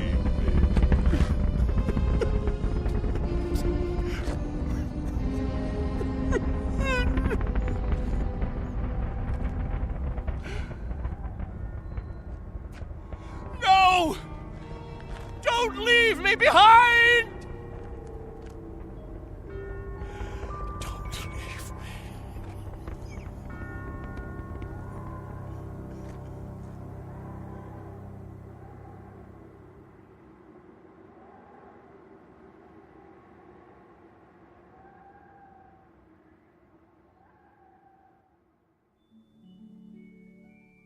A man named Benteen, sometimes known as Captain, who had certain prerogatives. He could lead, judge, legislate, even dictate. It became a habit, and finally, a necessity. William Benteen, once a god, now a population of one, on a distant outpost in the Twilight Zone.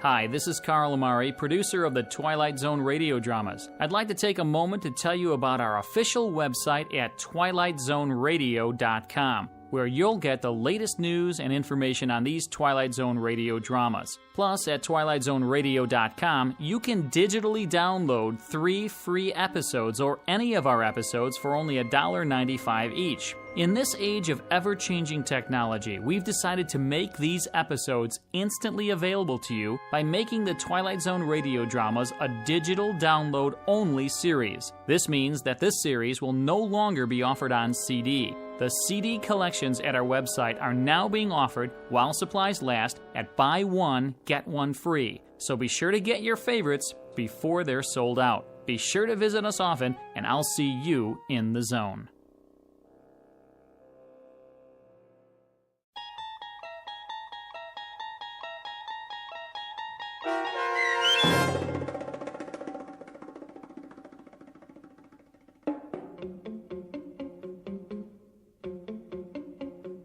On Thursday, We Leave for Home, starring Barry Bostwick with Stacy Keach as your narrator, was adapted for radio by Dennis Etchison and written for The Twilight Zone by Rod Serling.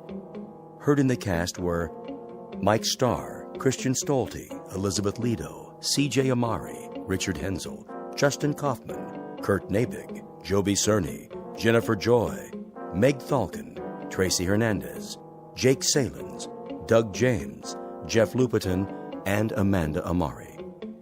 The producers of The Twilight Zone wish to thank CBS Enterprises and the Rod Serling Estate for making this series possible. This copyrighted radio series is produced and directed by Carl Amari for Falcon Picture Group. Sound design and custom Foley effects for The Twilight Zone by Cerny American Creatives Bob Benson, Craig Lee, Michael Slaybach, and Matt Sorrow. To learn more about the Twilight Zone radio dramas and to contact us, visit our official website at twilightzoneradio.com. Doug James speaking.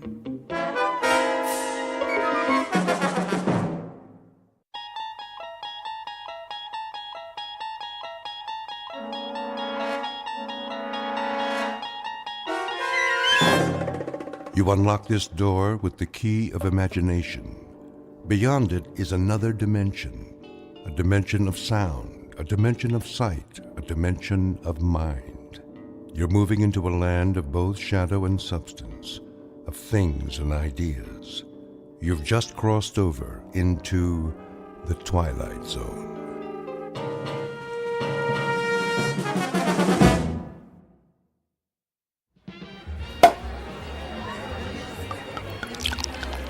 Here's to Michael Franklin, in honor of the most stunning, ruthless stewardship of a corporate takeover I've ever seen. Thank you. Thank you, Alan. Thank you, everyone. And may I just say, I absolutely deserve it. I know you've had your eye on that corner office for some time. Well, it's yours. Actually, Alan, I have my eye on the corporate suite. What? That's my office. Exactly. Careful, Michael. Your ambition is showing. Well, my ambition is what made this deal happen. My ambition is what allows our billable hours to skyrocket every quarter. And my ambition is what will eventually lead me to not only your office, Alan, but to your company-paid condo, your company-paid Mercedes, and your company-paid weekly $200 haircuts and manicures. Just kidding. I have to admit you had me going there, Michael. I have no doubt that someday you will occupy my seat in the company. We'll have to wait and see what the future holds. Tut, tut, no harm in celebrating. Speaking of the future, check out that wild-looking old woman sitting behind the table. Wearing that colorful headscarf with all the jewelry? She looks like a contestant for Best Halloween Costume. No, I think she's telling fortunes. See how she's looking at that guy's hand? Let's go see what she has to say. Alan, you don't believe in this stuff, do you? Of course not. It's just for fun. On the other hand, maybe she can give us a hot tip for our next takeover target.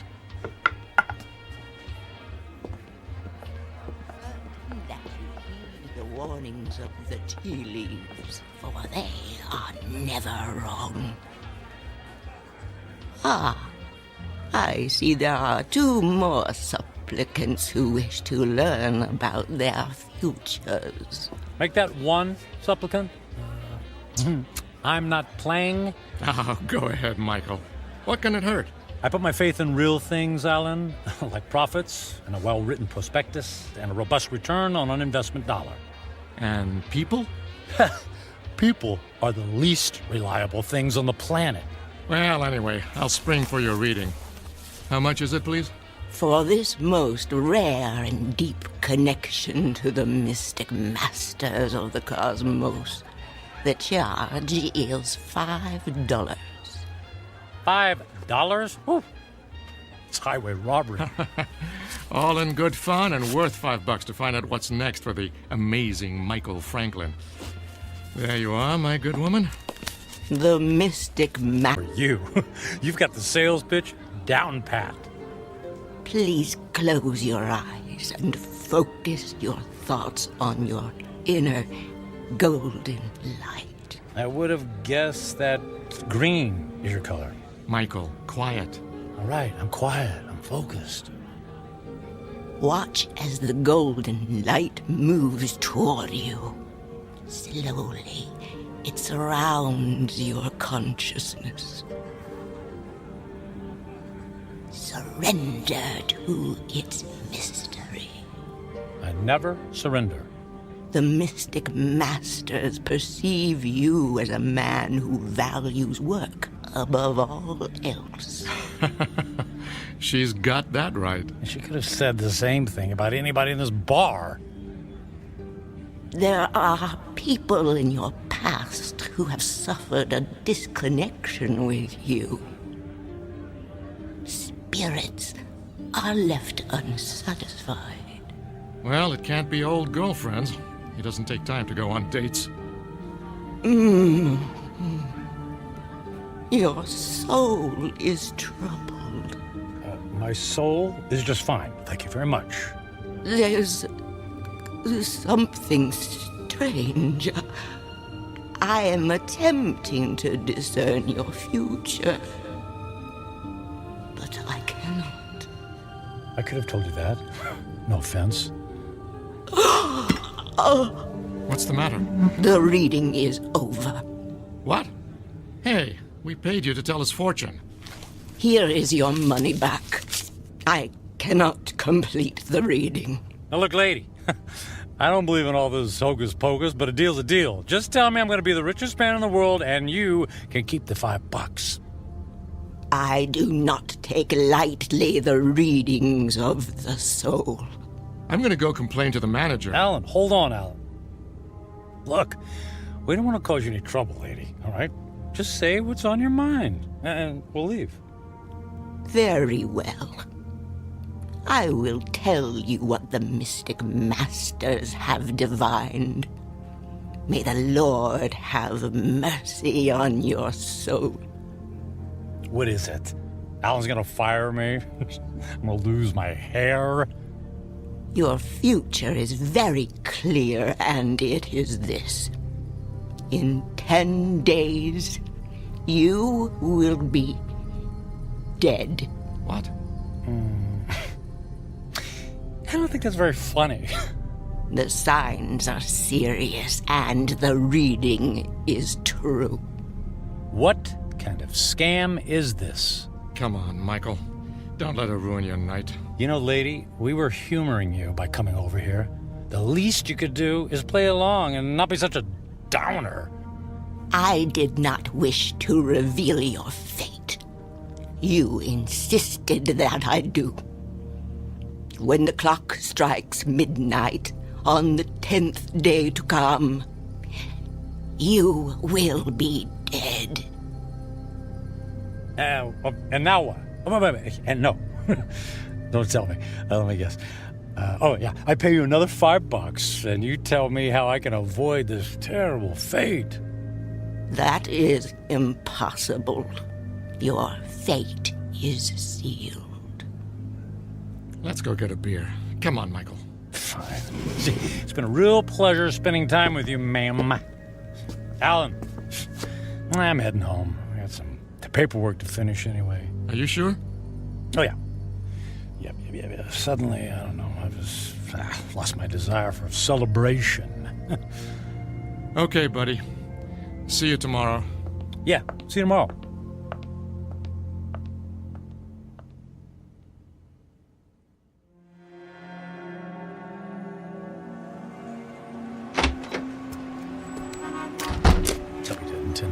I'll be dead in 10 days. Jeez. God. Con artist. Hey. Come on. Where's a taxi when you need one? Oh. Hey, taxi! Taxi over here!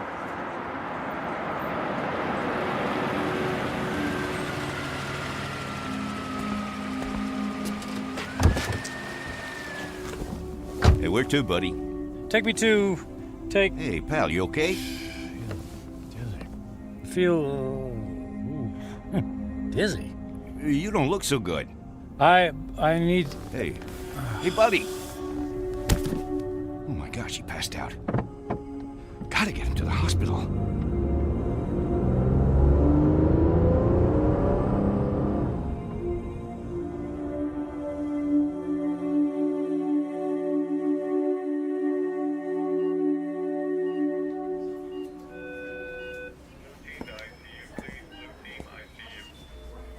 Mr. Franklin, can you hear me? Where am I? You're in the emergency room at Samaritan Hospital. What? What happened? What's going on? Easy, please. Don't try to sit up right away. You're still recovering from the anesthesia. Anesthesia? Yes. For what? You were brought here because you passed out in a taxicab. Do you remember that? Vaguely. We performed some tests on you. Blood pressure, heart. Everything was normal. Well, then, I don't get it. Then why am I... In an abundance of caution, we gave you an MRI. I'm afraid we found something unusual. Oh. Well, what does that mean? There's a dark spot on the X-ray of your brain. We don't know what it is until we perform more tests, of course, but I must impress on you. This is a very serious situation. Well, what happens next? Well, I'd like to check you into the hospital for further procedures. We can consider options for chemotherapy and radiation right away. But I feel fine. I'm in great shape. Cancer has no respect for those issues, I'm afraid. How long do I have? A few years? Given the size of your anomaly, I suspect that your prognosis is dire. How long? 6 months? It could be a matter of days. I'm very sorry, Mr. Franklin. I will send the nurse in to take your information, all right? Days, wait. The old woman in the bar, she was right. I'll be dead in 10 days.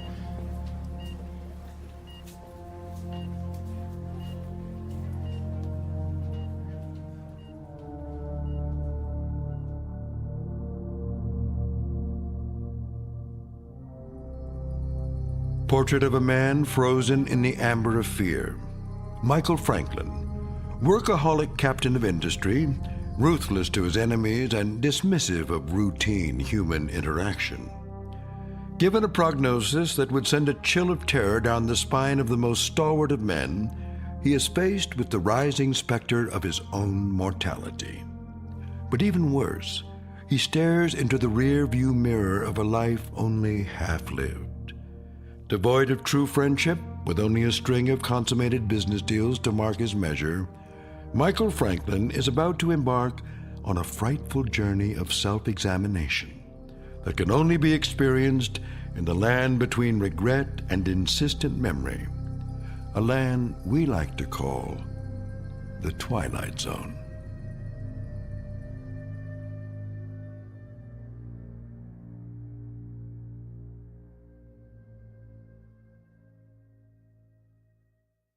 And now, The Twilight Zone and our story, 10 Days, starring Ned Bellamy with Stacy Keach as your narrator.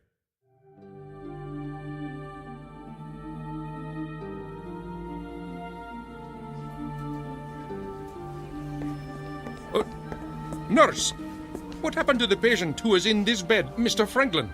I just saw him a moment ago, Doctor. I have no information about his condition. Oh, I certainly hope he isn't about to do something foolish.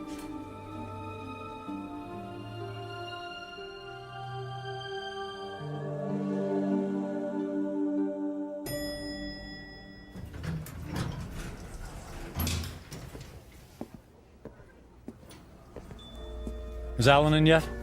Oh, yes, Mr. Franklin. Are you all right, Mr. Franklin? I'm fine. I don't believe I've ever seen you in the office without shaving or changing your clothes from yesterday. I was in a hurry this morning. Is he in a meeting? He just finished a call. Fine. I'll only need a minute. Oh, but he's got another appointment at... I'll only be a minute.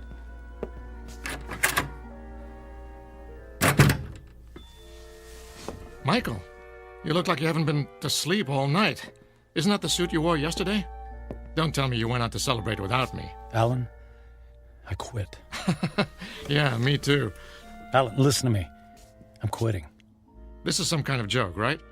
I would appreciate it if you would expedite the disposition of my account. I want to close out my portfolio. I'm cashing in my stocks. I need my retirement funds and my annual bonus, every bit of it. Michael, you're talking crazy. What are you doing? What's this all about? What part didn't you understand? I mean, you can't just quit. But I just did. What on earth for? Personal reasons. Personal reasons? After all these years of working together, you offer me that? Correct. Michael, if this has something to do with that crazy old woman who told your fortune last night... It's not that. I just decided to take my career in a different direction. I've just been thinking about making this move for a long time. I don't believe you. Alan, no offense, but I don't care if you believe me or not. I've made my decision, and I'd like you to honor it. You realize that if you disassemble your corporate portfolio early, there will be substantial penalties. Not to mention the perks you'll be losing. The company car, the country club membership, the center court basketball tickets. Can you have the accounting department wrap everything up right away? Oh, and I'd appreciate all of the various income streams to be folded into one check. That check will be worth several $1 million. Yes. Well, I can't say I approve of what you're doing, and I can only hope you have a good reason, even if you won't tell me. Could you make the call, please? I'm in a bit of a hurry.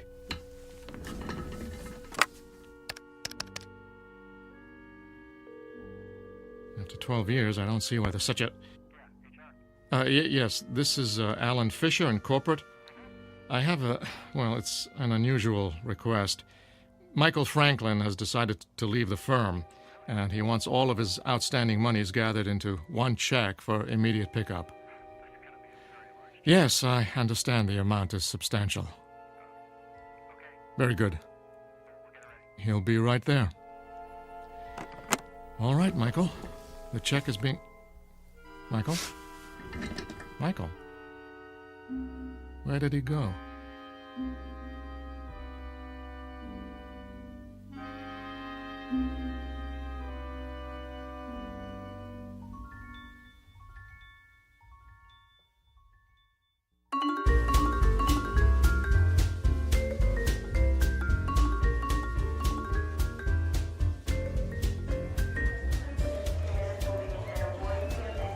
May I help you, sir? I'd like to buy a ticket to Rome, please. Leaving today? Very good, sir. And on what date would you like to return? Just a one-way ticket, please. I just love Rome. The sights, the food, the museums. It's a banquet of... Yeah, I'm in a hurry. Please. If you'll just sign here.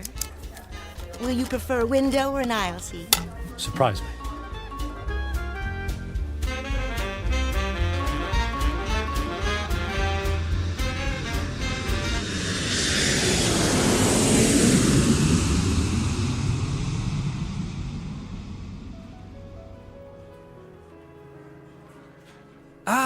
Mr. Franklin, welcome to the Grand Hotel, Rome's premier destination. Our presidential suite has been prepared. All 3 fireplaces are ablaze, the champagne is on ice, and your veranda opens onto the courtyard where Rome's finest string quartet is waiting to play for you. And of course, an entire staff of valets are at your disposal. And the concert tickets for this evening? The limousine will gather you at 6 o'clock. You will be driven directly to the private entrance where a personal elevator will whisk you to the ambassador's box. Only the finest for you, Mr. Franklin. Bravo! Wonderful!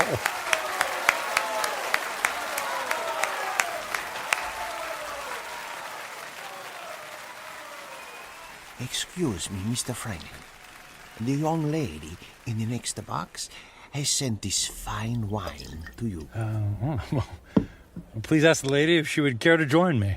Right away, Mr. Franklin.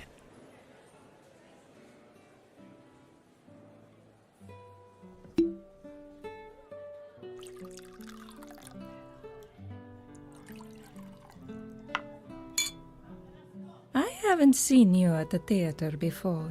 Do you come to Roma very often? You might say this is a once-in-a-lifetime vacation. I want to see and do everything. All the finest foods, all the finest wines. I want to hear the best music and experience all the riches the world has to offer. All at once? Why settle for the ordinary when we can fill our lives with the amazing? Oh, you are a man of action. Speaking of action, would you care to dance? I would love to dance, but not here.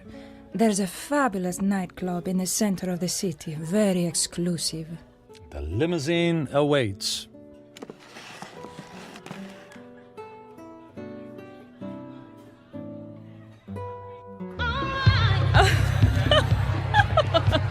What a wild dancer! It's not me. It's a champagne. You're so funny. I believe I'm slightly tipsy too. Oh, tipsy. What does it mean? It means I've had too much to drink, which means I'll probably have a ferocious hangover tomorrow. Oh, that is too bad. But no worries. The way to prevent a hangover is to keep drinking. More champagne! More champagne! More champagne! And more dancing! And more dancing!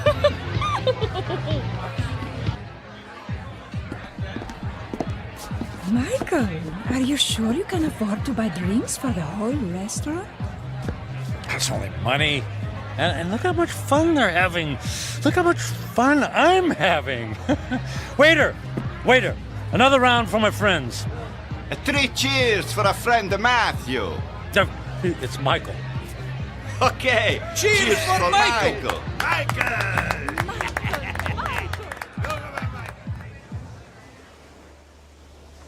Michael, are you able to walk? It's not me. It's the streets that keep moving. You danced the night away. And we'll do it again tonight. The sun rises over the ocean. If I see 1,000,000 mornings, I never grow tired to seeing that sight. Imagine if you only had a few more to see. I'm sorry, what did you say? I said, would you care for some breakfast? I'm starving. Then let's go to the best restaurant in the city and order everything on the menu. I've never met a man like you, Michael. If you want something, you just take it. Of course. What's that old saying? Eat, drink, and be merry, for tomorrow we die. Michael, what's wrong? You look sad. Did I say something wrong? Maria, I wanted to ask you something. What is it, Michael? Would you care to join me on a small trip? Where to? Oh, I know a charming village near here. We could have a picnic. Actually, what I had in mind was Paris. Paris, France. And then London. And then Monte Carlo, or Moscow, or Hong Kong. I mean, we can go anywhere in the world. But what will we do when we get there? Whatever we want. I'll buy you diamonds or a new car. Would you like a new car? Michael, you're making my head swim. I don't need a new car or diamonds. What then? A yacht? My life is here in Roma. I can't just pick up and leave to go hopping from one country to the next. Why not? You just said you admired me for that very thing. I admire your freedom, but I have responsibilities. My parents are here, my friends. Well, they'll be one phone call away. I can't just leave. You can do anything you want to, just like me. Don't you have anyone you feel responsible to? We were discussing breakfast. Breakfast, that's what we need. Michael, I asked you a question. Come, we'll order the most expensive breakfast in town in the most expensive restaurant. We'll have them serve us eggs on plates made of gold. I'm not really hungry. Where are you going? Where are you going? I have things to do. But what about Paris, London? You're willing to give all that up? If I left with you, then I would be giving up something. Like what? My life here. It's who I am. The people I love, the friends I have. So window dressing. None of that is important. And what do you think is important? I am. And what I want. I see. Goodbye, Michael. Fine. I'll go to Paris by myself. There's lots of beautiful women there, too.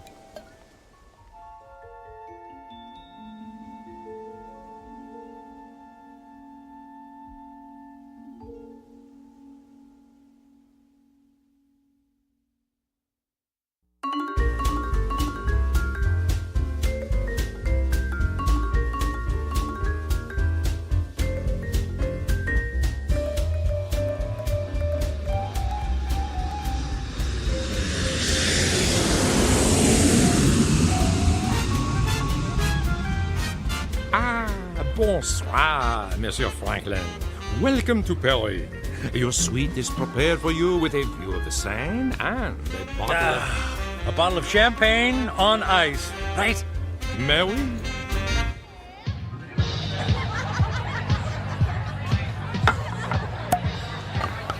What did you say your name was? My name is Angelique. I'll call you Angel, my beautiful French angel. What about you, my dear? I am called Giselle. Ah, Giselle. Giselle, I knew her well. Oh, you are so silly. I'm Michael. But why don't you call me Mike? Nobody ever calls me Mike anymore. Not since I was a little boy. Were you as naughty then as you are now? I was a good boy. Very smart. In fact, I was smarter than everybody. Did you know that? I was better than all of them. Oh, you are a good person, Mike. Nobody ever bought me a pearl necklace on the same day I met them. I'll buy you another one tomorrow. Hey, we need more caviar here, garçon. More caviar, s'il vous plaît. But Mike, we have 2 bowls full on the table already. They're 10 minutes old. We need fresh caviar. The frickin' caviar. Let's dance. Mike.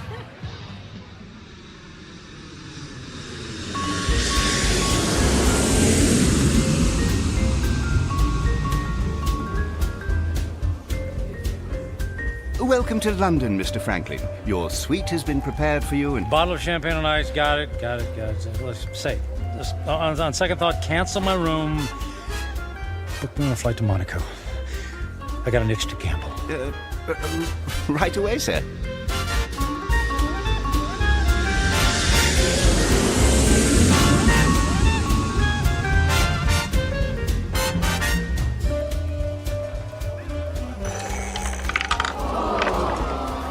And the number is 29, red. Don't worry about it. It's only money, and there's plenty where that came from. Another 10,000 in chips, please. Is the gentleman sure he has already lost several $100,000? If the gentleman wanted to hire a babysitter, the gentleman would have done so. You understand? As the gentleman wishes.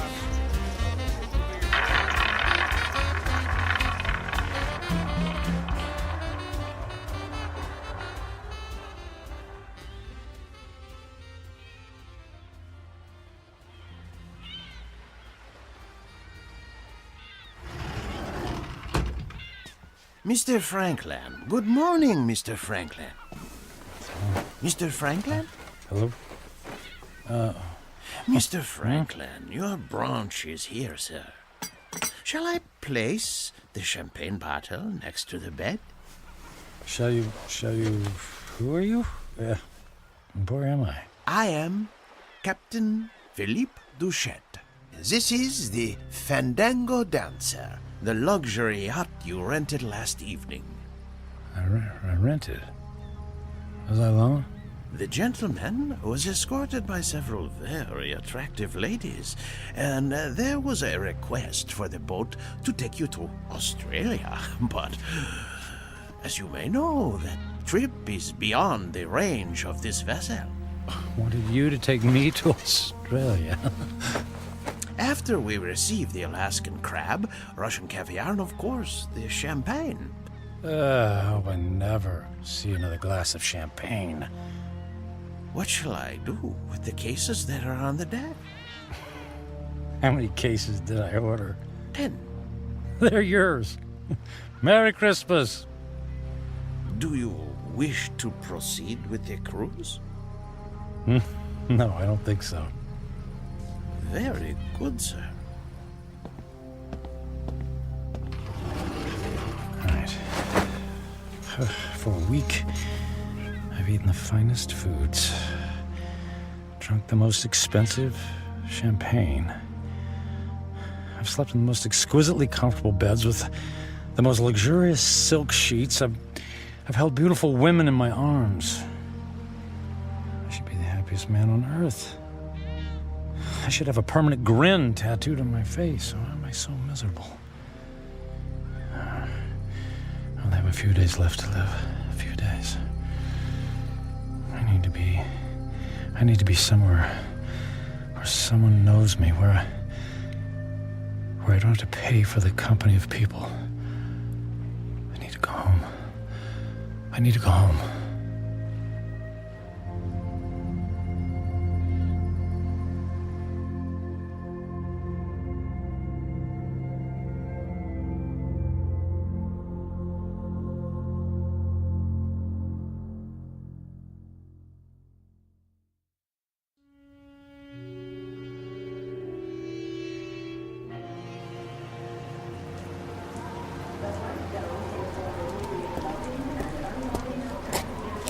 Taxi! Taxi, over here!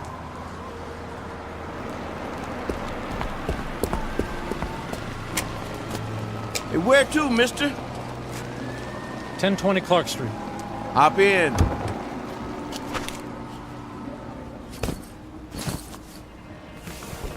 Looked like that wind was gonna take you away, mister. We flew in through the storm. It was quite a bumpy landing. Well, it'll probably blow over soon. Say, I don't think I've seen you around here before. Well, I haven't lived here for quite some time. That must be it then. Oak Grove being such a small town and all, I know just about everybody around. Yeah, well, as I said, it's been a few years. Just visiting? That's right. Family? Not really. What'd you say your name was? I didn't, but it's Michael Franklin. Your dad was the high school teacher. That's right. Oh, I don't think I remember seeing you at the funeral. What was it, 4 years ago? I wasn't here for the funeral. You didn't come to your own father's funeral? Not that it's any business of yours, but I had meetings in Japan and couldn't fly all the way back here. Is that all right with you? Is it okay with you? Look, if you don't mind... You'd prefer if I stopped flapping my gums, right? Well, I wasn't going to put it like that. Not to worry. The wife says I'm 99% hot air. It's just that I've been flying for the better part of 24 hours. Jet lag and all that, you know. Well, say no more. My lips are sealed. Anyway, here we are. 1020 Clark. Let me help you with your bag. It's all right. I can manage. Here you go. Keep the change. Mister, do you know you just paid me with a $50 bill? Huh? Oh, yeah. Yeah, that's fine. Well, you have yourself a really fine day, because I sure will. And you be careful in that wind, you hear? Well, something tells me it's not the wind I'll have to worry about.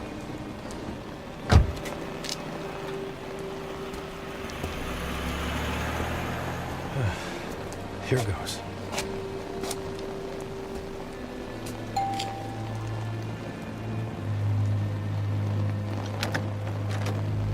Hi, Carrie. Surprise. Michael? What are you doing here? It's a long story. May I come in? Well, It's pretty windy out here. I suppose so. Thank you.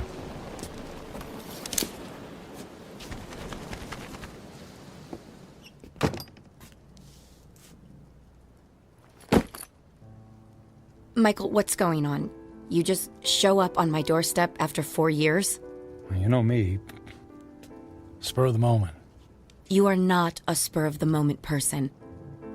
You plan everything in your life. I wouldn't be surprised to find that you plan how many times you blink every day. Well, the truth is, I don't have any place else to go. That sounds dramatic. It's true. What about the penthouse? It's gone. The beach house? Gone. They're all gone. I sold everything. I thought you went through your midlife crisis when you left me. Apparently, it's still going on. Please, Carrie, I don't want to fight. Then what do you want? I just wanted to see you again. You just wanted to see me. Okay, you see me.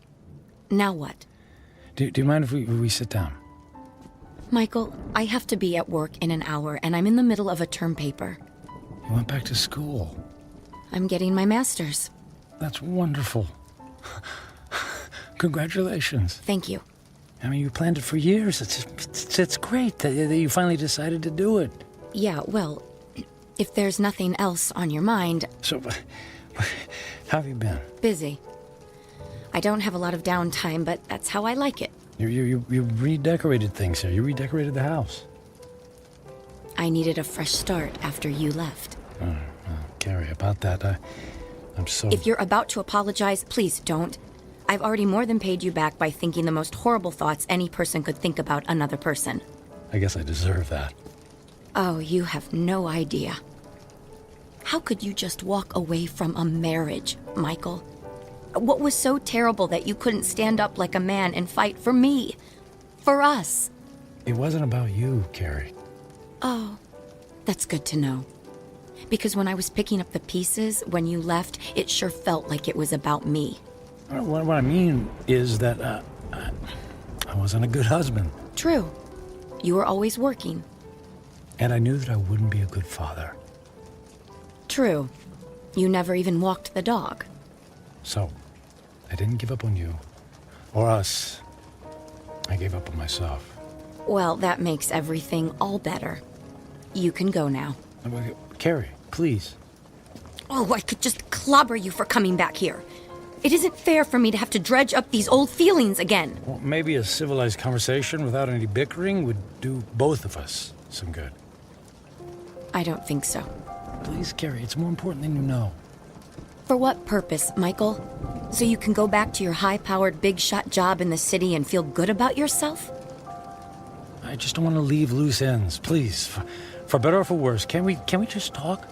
I'm not looking for forgiveness, just closure. Well... One cup of coffee? I'll even make it. All right. 1 cup, and I'll make the coffee. Yours always tasted like motor oil. Thank you. Thank you so much. Thank you.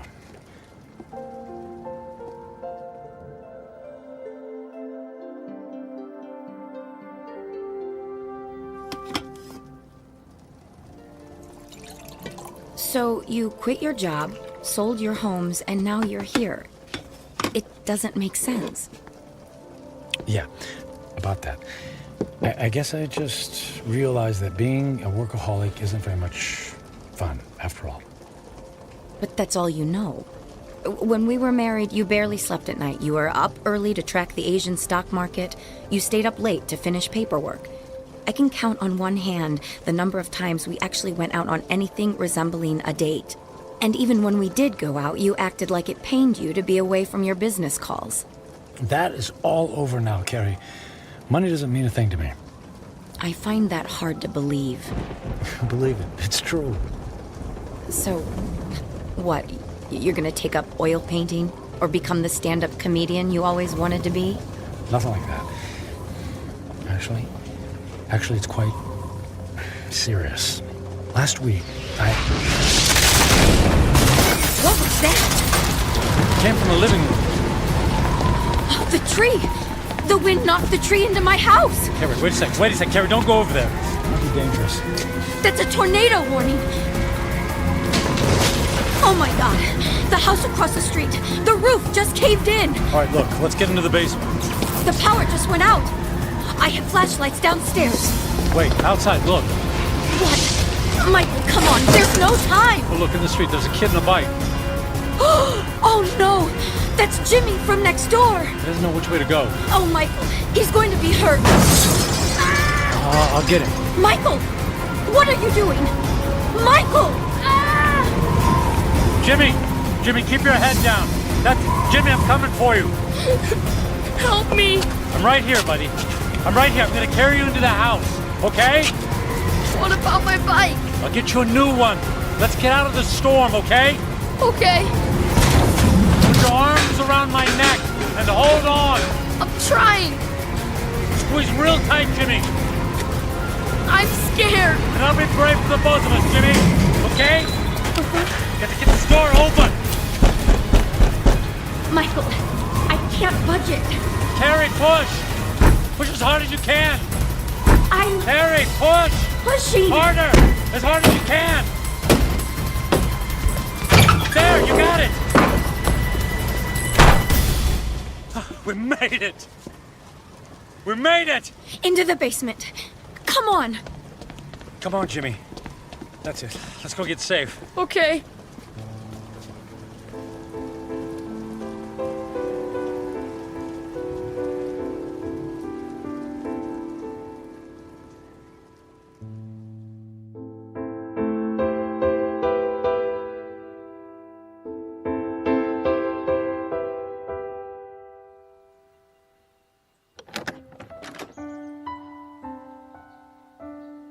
Storm's cleared. It's over. Is the wind gonna get me? No, honey. You're safe. Look. That car. It's been overturned. At least there's no more damage to the house. Mom! Jimmy! Jimmy! Oh, Jimmy, we didn't know where you were. We had him in the basement with us. I was so scared. And then the wind came, and then this man came and saved me. You saved my Jimmy? Well, not really. Yes, you did, Michael. You ran right into the path of the tornado and brought him inside. Oh, come here and let me give you a hug. You don't have to. Okay. How can I ever thank you? You don't have to. It was my pleasure. Is our house okay, Mom? Yes, sweetie. We were very lucky. Jimmy, you're a very lucky little boy. Yes, and thank you again for my son's life. Yeah, thanks. You're welcome. Michael, you saved Jimmy's life. You're a hero. I didn't even have time to think. I just saw him and ran. It was still amazing. When the chips were down, you really came through. I'm proud of you.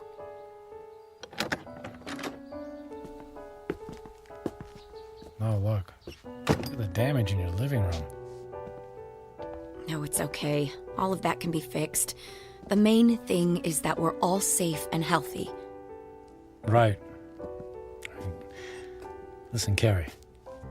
Those repairs, they're gonna be expensive. I have insurance.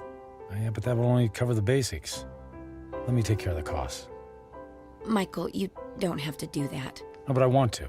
And I can afford it. But you can't just drop that kind of money on a problem that isn't yours. And listen, all I know is that when I helped Jimmy just now, it felt good. It felt better than anything I've done for a long time. And the idea of helping you out with bills feels good, too. So please, just let me do this. Well, I'm not in a position to turn down a gift like that. But what about you? Before the storm hit, you were about to tell me something. You said it was serious. It doesn't matter now. Are you sure? Yes, I'm sure. Here, let me write you a check before I leave. Are you going so soon? You just got here. Yes, I think I got what I was looking for. Here you go. Now listen, don't you look at it until I leave, okay? I promise. Where are you going? I have some business to finish. Goodbye, Carrie. Goodbye, Michael.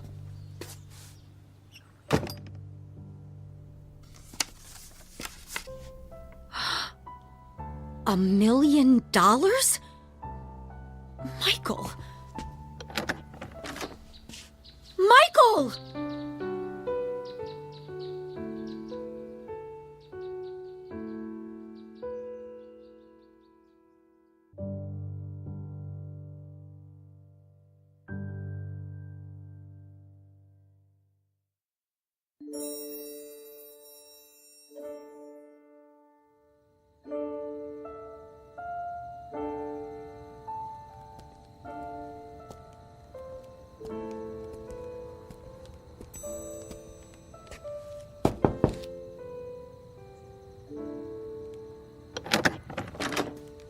Yes? What is it? Forget the late hour, Reverend. I realize it's nearly midnight, but I wanted to visit the chapel and the door's locked. Unfortunately, in these times, we must protect ourselves against theft. The doors remain locked overnight. Is there any way I could just go inside for a few moments? No, I'm sorry. If you can come back in the morning, yeah. But you see, tomorrow morning will be too late. I only have tonight. Mm-hmm. It always seems that way, my son. But have a little faith. Please. Go home. Get some sleep. I don't have a home anymore. I've just come in from the airport. I came straight here. Please, it's more important than you know. All right. You seem to be in great need. Thank you. Thank you, Father.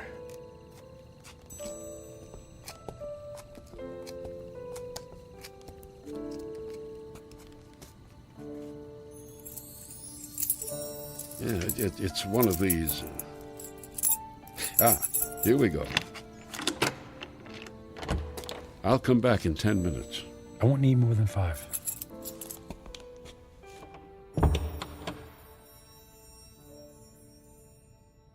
And now that I'm here, I don't know what to say. It's been a long time since I've set foot in a place like this. In fact, I can't remember the last time. I suppose it's true. People come back when they're in trouble, but I'm not exactly in trouble. In fact, all my troubles will be over in just a few minutes. Then why am I here? Maybe I just wanted to see if I could find a moment of peace before everything ends.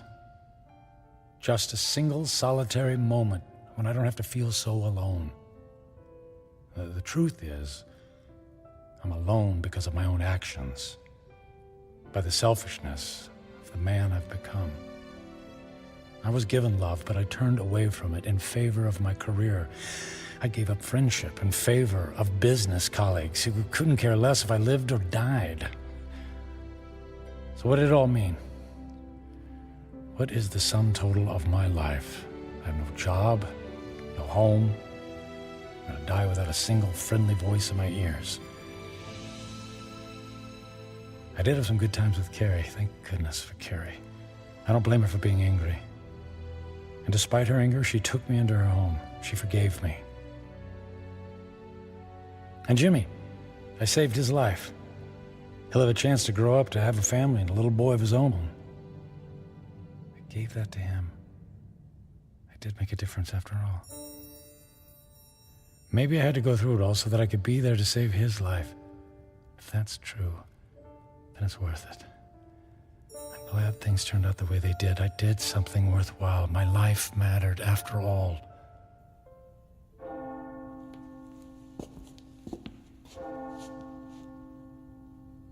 Nearly midnight on the 10th day, just like the old lady said. When the clock strikes midnight on the 10th day to come, you will be dead. I'm not afraid. I thought this moment would be terrifying, but I actually feel ready. No regrets. I'm prepared to say goodbye to everything.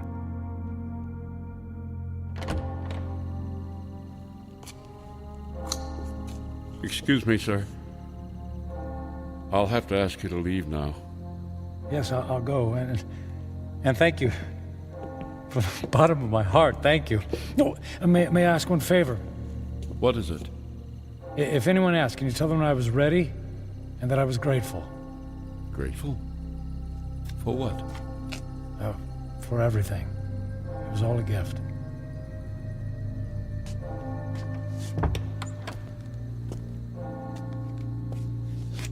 Okay, it's time. I don't know what to do. I mean, if I should... How do I... Church bells. They stopped. Okay. It's midnight on the 10th day. I'm still alive. Nothing happened. Okay. Nothing's happening.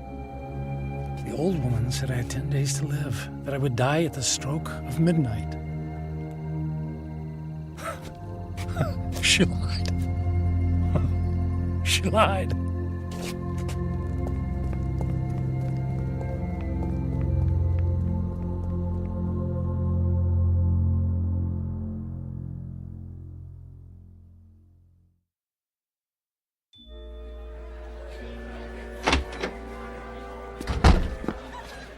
Hey, excuse me. The old lady, the one who reads fortunes, is she here? She just left a few minutes ago. She walks to the bus stop down in the corner. Oh, which corner? Which way? Up that way, go left.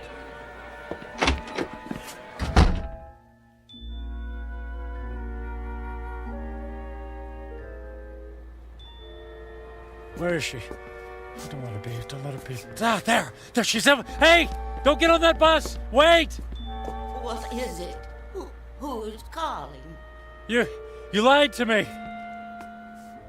Who is it? Who are you?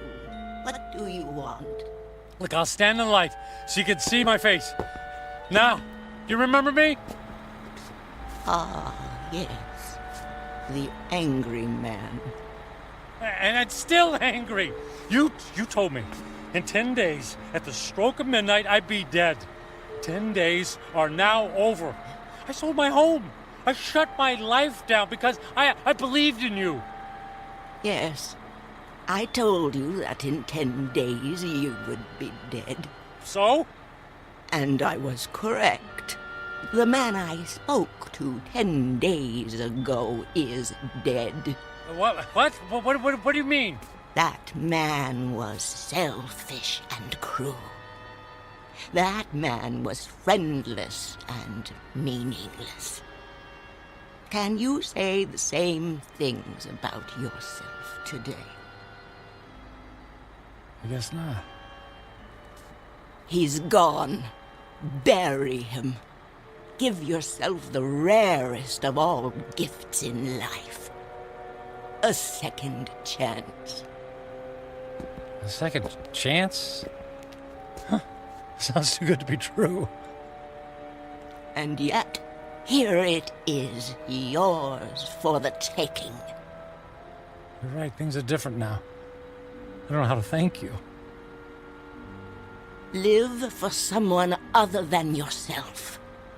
That's the best thing any of us can do. Actually, there might be someone willing to let me try. And her name is Carrie. Thank you. Thanks for the second chance. Thank you.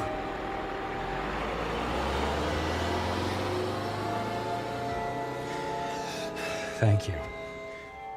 Thank you so much.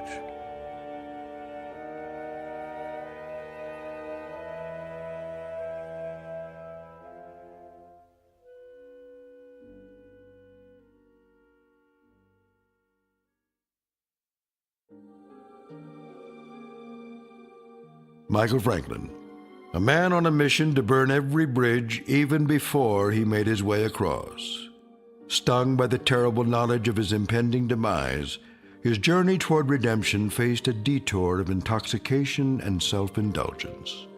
As he now knows, such things are not the stuff of satisfaction, only empty calories and heartache. Ironic, then, that a man who placed such a premium on personal wealth could only feel full upon losing everything. A stark, lonely truth, but an eternal one. Upon such truths are built second chances, here in the Twilight Zone.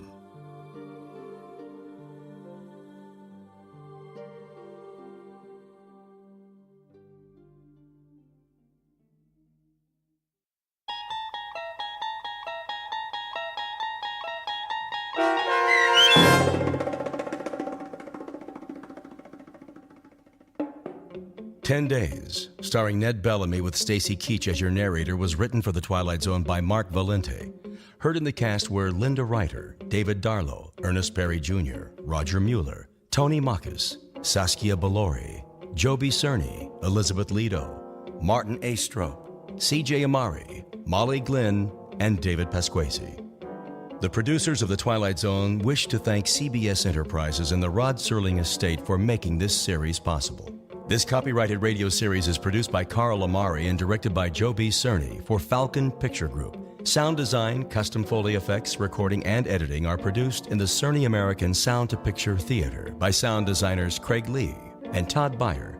Music for The Twilight Zone is provided by CBS and American Music Incorporated, New York.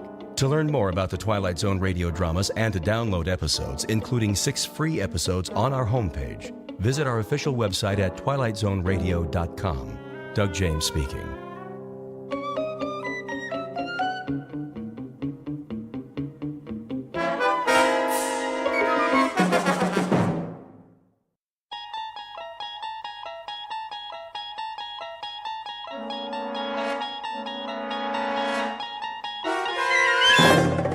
You're traveling through another dimension. A dimension not only of sight and sound, but of mind. A journey into a wondrous land whose boundaries are that of imagination. Your next stop? The Twilight Zone.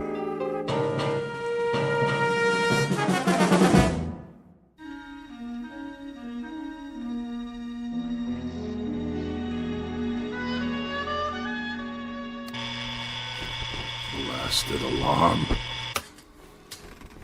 Let me sleep.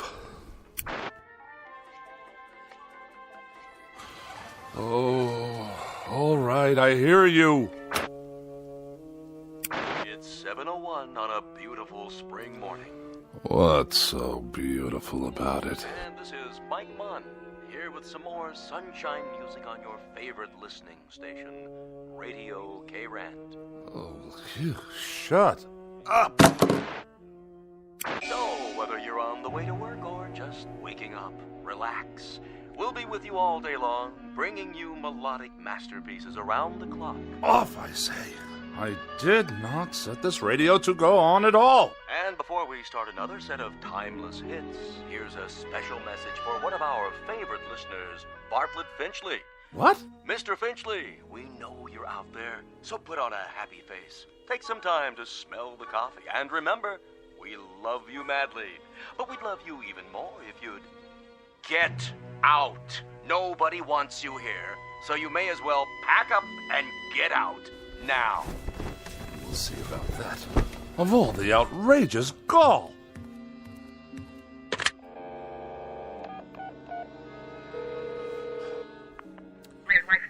Operator, get me K-Rant. Yes, the radio station. No, I don't know the number.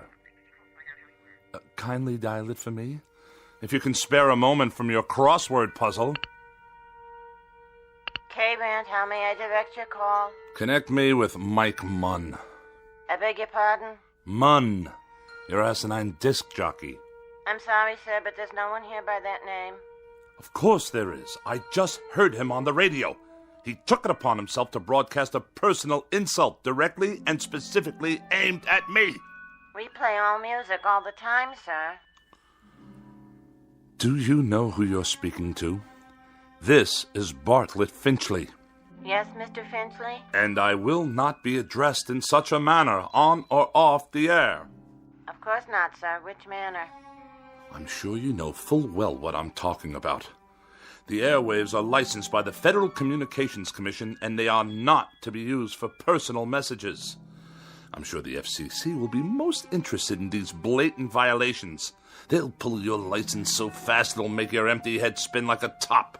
But we don't have disc jockeys. We don't broadcast any messages at all. Only beautiful music 24 hours a day. Plus commercials, of course. Let me speak to your station manager. Yes, sir. Please hold. And don't you dare place me on hold, you high school dropout. Oh, for the love of... I don't have time for this nonsense. I will not have it. I'll write a blistering letter to the FCC that will knock this rinky-dink station off the air. Hello? I want to file a complaint.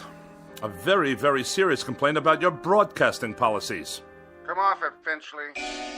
What did you say? Get off your high horse and give it a rest. Or you're out of here. You low-life nincompoop. How dare you address me in that fashion? I'll have you fired on the spot. What is your name, you cretinous subhuman? Don't you hang up on me! Hello? Hello? Hello?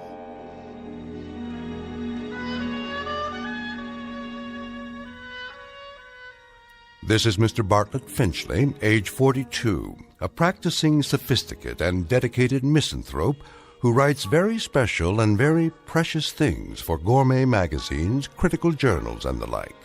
He's a bachelor and a recluse with few friends, only devotees and adherents to the cause of tart sophistry. He has no interest save whatever current annoyances he can find to occupy his mind. He has no purpose to his life, except the formulation of day-to-day opportunities to vent his wrath on the mechanical contrivances of an age he abhors. In short, Mr. Bartlett Finchley is a malcontent, born either too late or too early in history, and who in just a moment will enter a realm where muscles and the will to fight back are not limited to human beings. Next stop for Mr. Bartlett Finchley, the Twilight Zone.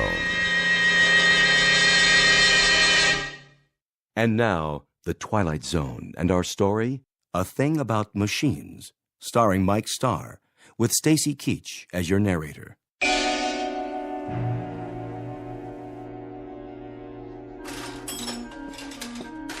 How are you today, Mr. Finchley? I'll answer that burning question after you tell me what's wrong with this electronic abomination in my living room. You mean your TV set? And also acquaint me with how much your current larceny is going to cost me. Well, let's see here. 2 hours labor, new circuit board, new oscillator, new comb filter. How very technical and how very nice. Speak English, man. Well, you asked me what was wrong. Never mind the subterfuge. I presume I'm to be dunned once again for 3 times the worth of the bloody thing. Well, I didn't charge you for my travel time. The total. What is the total? Here you go, Finchley. Oh, surely you jest. All right. I'll give you a break on the sales tax, seeing as how you're a regular. But this is the price of a meal in a 4-star restaurant, with wine. Labor don't come cheap nowadays. And neither, apparently, does my peace of mind. I requested that the device be restored to working order, the alternative being more disruptions to my writing schedule. Well, you could just get a new one every time. Might be easier all around. Last time I was here, Mr. Finchley, you'd kicked your foot through the picture tube, remember? I have a vivid recollection. It was not working properly, like every other electronic contraption in this house. I tried to rehabilitate it. By wrecking it? After a certain point, that is the only option left. I disposed of a clock radio in a similar manner this morning. Unfortunately, I must view a cooking program this evening in order to write my review of their fare, which I'm sure will be abysmal as usual, if the television should choose to operate at all. Why don't you just horsewhip it, Mr. Finchley? That'd show it who's boss. What do you say we cease the small talk? Let's get down to the petty larceny and be done with it. I'll put it on your tab. Send me a check before I come out the next time. I sometimes wonder exactly what it is the purpose of the Better Business Bureau in such transactions. You got a complaint about my work? When they allow you itinerant extortionists to come back week after week, move wires around, busily probe with ham-like hands, and accomplish nothing but the financial ruin of every customer on your route. We're not a jip outfit, Mr. Finchley. We're legitimate repairmen. But I'll tell you something about yourself. Spare me, please. I'm sure there must be some malnutrition analyst with an aging mother to care for whom I can contact for that purpose. Why don't you hear me out, Mr. Finchley? That set doesn't work because you obviously got back there and yanked out wires and heaven knows what else. You had me over here last month to fix your tape recorder because you'd thrown it down the steps. It did not work properly. Well, that's the point, Mr. Finchley. Why don't they work properly? Offhand, I'd say it's because you don't treat them properly. I assume there's no charge for that bit of analysis. What does go wrong with these things, Mr. Finchley? Have any idea? Have I any idea? Now that's worth a scholarly 10 lines in your repairman's journal. Bilk the customer, but let him do the diagnosis. Well, the reason I ask that is because whatever it is that really bothers you about that television set and the radio and all the rest, it's something you're not telling me. Aside from being a rather incompetent clod, you're a most unreceptive listener. I've explained to you already. The television set simply did not work properly. And as for that original Marconi operating under the guise of a radio, it gave me nothing but static. You sure that was all that was wrong with them? I choose my words very precisely, thank you.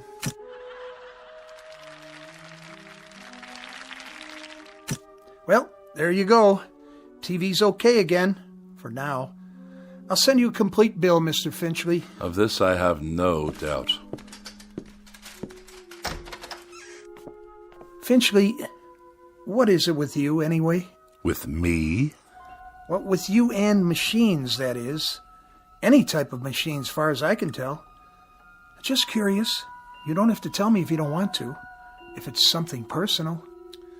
I will file that idiotic question in my memorabilia, to be referred to at some future date when I write my memoirs. You will fill one entire chapter. The most forgettable person I have ever met.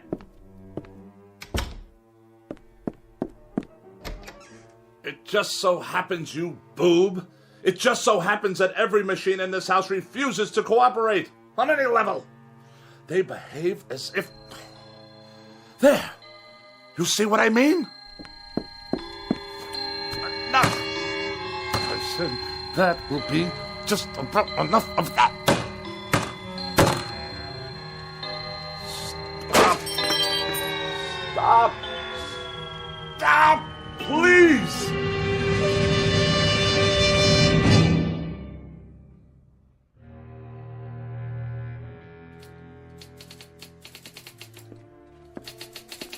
Miss Rogers?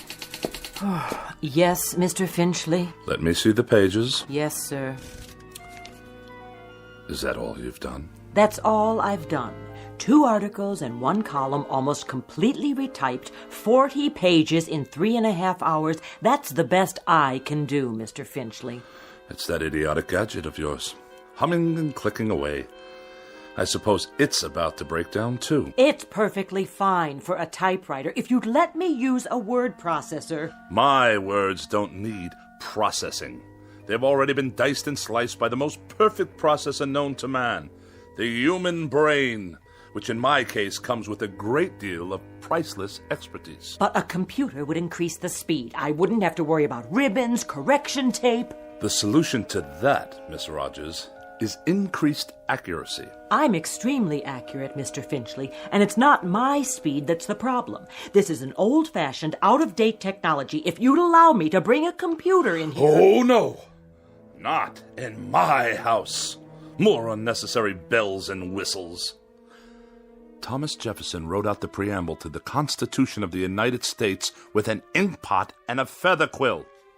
It took him only half a day. Then why don't you hire Mr. Jefferson? Did I ever tell you with what degree of distaste I view insubordination? Oh, yes, many times, often and endlessly. What are you doing? What does it look like? I'll tell you what, Mr. Finchley. From now on, you can get yourself another girl. Somebody with 3 arms and roughly the same sensitivity as an alligator. Then the two of you can work together till death do you part. As for me, I've had it.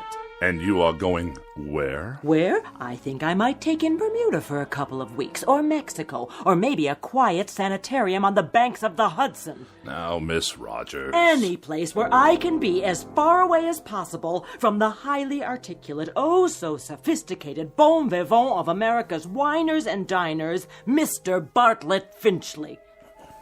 Miss Rogers, you don't mean that. And surely you're not serious. You've even got me talking like you. But I'll tell you what you won't get me to do. You won't turn me into a female Finchley with a pinched, scornful little heart and a mean, petty, yellow-jaundiced view of everybody else in the world. Miss Rogers, please. Please don't leave. I beg your pardon? I wish you'd reconsider. Speak up. I can't hear you. I wish you'd stay for a little bit longer. You what? I don't mean to work. All that can wait. Then why? I was just thinking...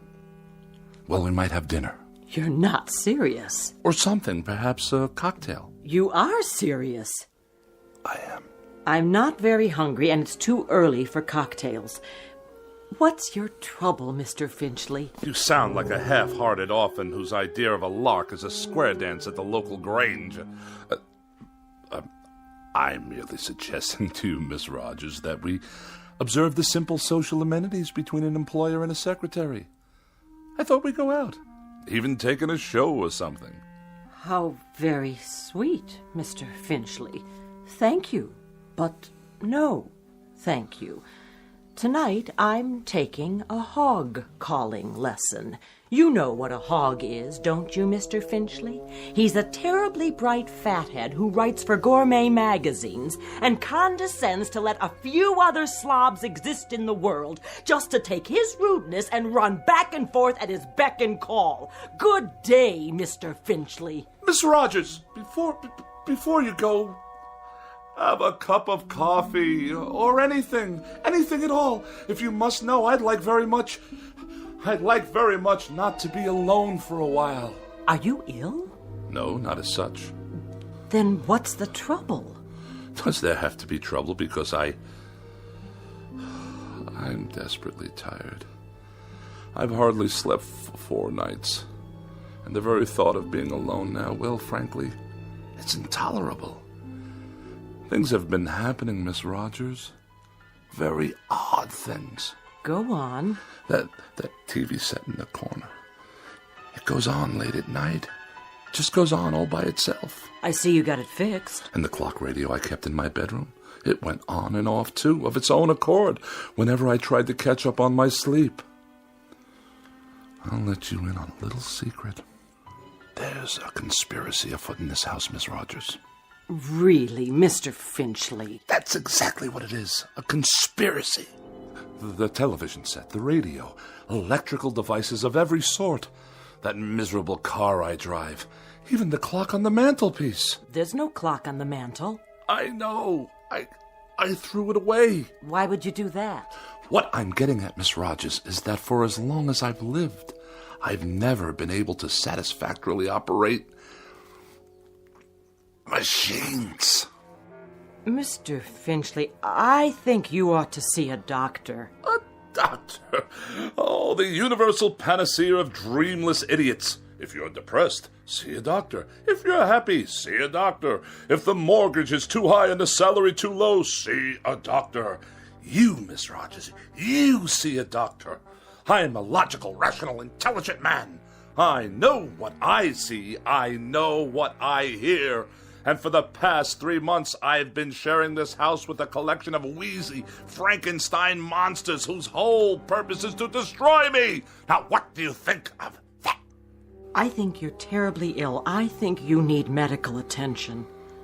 You obviously haven't heard a word I've said. I think you've got a very bad case of nerves from lack of sleep.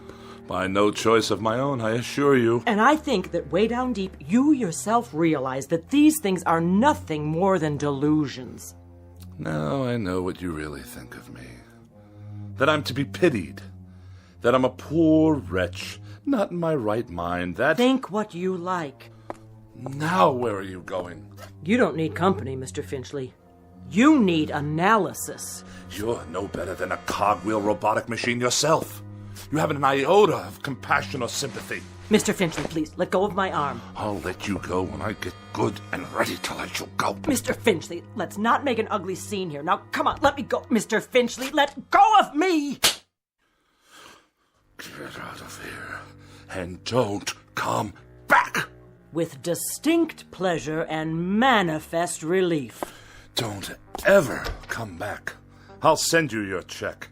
I will not be intimidated by machines, so it follows that no empty-headed little secretary with a mechanical expression is going to get away with anything either. Mr. Finchley, in this conspiracy you're suffering, this mortal combat between you and the appliances, I hope you get licked. Good riddance! What? More typewriting? Oh, you think you'll turn yourself on any time you feel like it, do you? Let's see what you've written. Get out of here, Finchley. Get out of here, Finchley? Who are you to tell me to get out of my own house? You're a machine, a silly machine, an inanimate object. All right, that's it. This is war. You're not going to intimidate me. Did you hear what I said? You're not going to get away with it, you machines!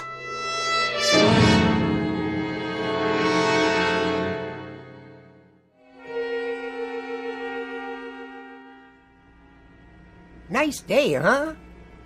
Define your terms. I was only making conversation, Mr. Finchley. Just see to it that this elevator takes me all the way to my destination without a mishap. 19th floor. I'm surprised I got here in one piece. Pardon, sir? No matter. You wouldn't understand. You couldn't, since you choose to collaborate with these infernal contraptions all day long. Yes, sir. Good afternoon, Mr. Finchley. Is it? I just meant... I know what you meant. The warm, languid weather outside, fluffy white clouds scudding across a pale blue sky. The sort of day when a young woman's thoughts turn to romantic mush. Disgusting. Mr. Finchley, I assure you Well, I'll have none of it. Do you hear? Excuse me. Editorial department... Ah, another telephone. Mr. Alexander Graham Bell's most loathsome invention. It undoubtedly knows my whereabouts at all times. Please hold. Mr. Finchley, did you want to see the editor? No need. I simply wish to drop off my manuscripts for the next issue, the reviews and the personal opinion column. Oh, and kindly note, the final pages are handwritten this time. Oh, did your computer crash? By no means. My typewriting apparatus is in the shop. Actually, I prefer this method. It allows me to make last-minute revisions directly from my hand to your eye, as it were. I'll tell them it's here. Then I shall take my leave. Out into the blinding white heat of the cruelest month. Reflux Publications? Iron Gourmet Magazine? Just a moment, please.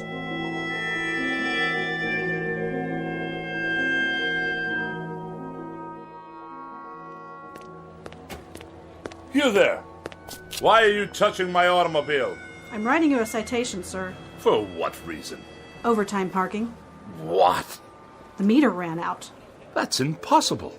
You can mail in the fine or pay in person. There's something wrong with the meter. Surely you can see that. I see a red flag. That's a violation. But I deposited the correct coins. Maybe you did. Just not enough, that's all. On the contrary, I've been gone for 13 minutes. I inserted coinage worth exactly 30 minutes. Well, it doesn't look like it. Then the meter's not working properly. Take it easy. You don't want to break city property now, do you? It's already broken. Definitely and absolutely. It runs too fast. Any fool can see that it did not register a full 30 minutes after swallowing my money. If you want to contest it, court hours are 8 to 5, plus night court on Tuesdays and Thursdays. This is a gross miscarriage of justice. I'm just doing my job, mister. Here's your citation. Have a nice day. One more mechanical abomination designed to make my life a living hell.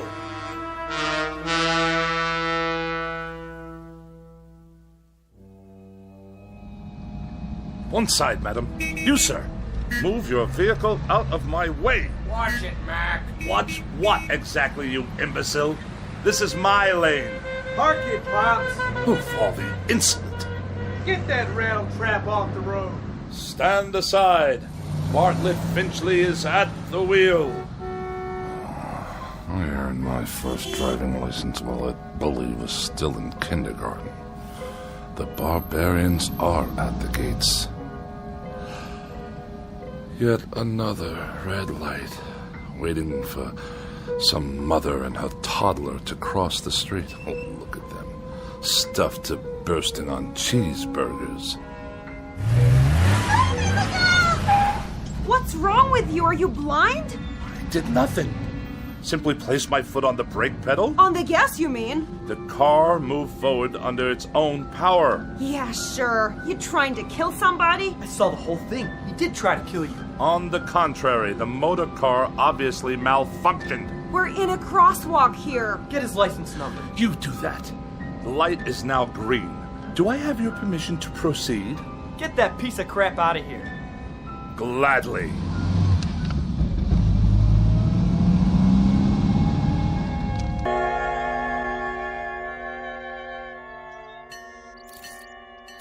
Pardon me, attendant. If I may be so bold. Yeah. When will you be finished with the repairs? On the old four-door? Soon, I trust. You've had more than enough time. Right. It's parked over there. Ah, my congratulations. And now for the bad news. What is this going to cost me? Nothing. For a brake overhaul? You mean no charge for the labor? I'll consider that a professional courtesy. I mean no charge, period. So you haven't completed the work.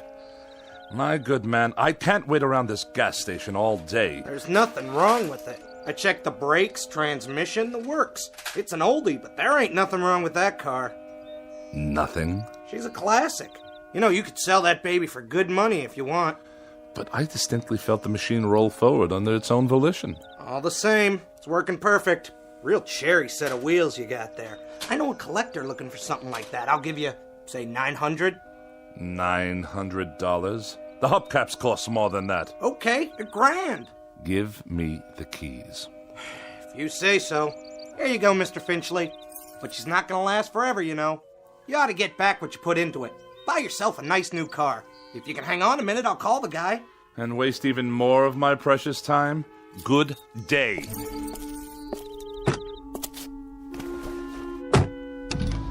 Wait up!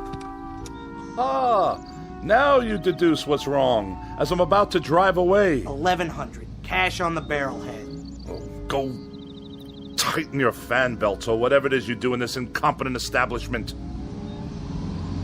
Knuckle-dragging dolt. At least I can hear some decent music. Get out of here, Finchley. More abuse. Just go, Finchley. We don't want you here.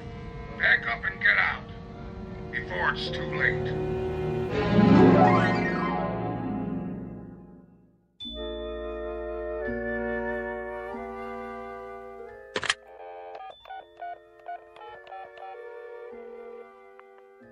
Miss Moore, please?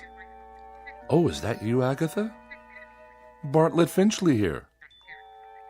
Yes, my dear, it has been a long time. Too long. which indeed prompts this call. How about, dinner this evening? Yes, with yours truly. Why, at the restaurant of your choosing, of course. Oh, no, you're quite mistaken. There are establishments that meet my standards. In this city, well, I'm sure there are. Well, it is short notice. But yes, I see. Some other time, then? I'll call you again. You have my pledge on it. Not at all. And good evening to you.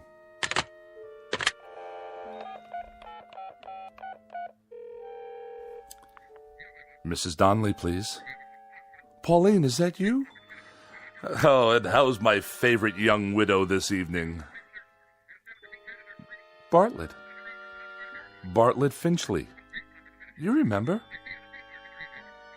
Yes. I'm tip-top. And you? Splendid. Say, listen, Pauline, I was wondering, sort of spur of the moment and all that, but oh... I see. Yes, perfectly. That's quite all right. No, I hadn't heard the good news. Well, I'm delighted for you. Truly delighted. In June. I'll send you a wedding gift. Of course. Good night. It's the telephone. I'm sure of it. Distorting my voice, twisting my words. What other explanation is there? An army of forces dedicated to embarrassing me, inconveniencing me, and generally making my life as miserable as possible.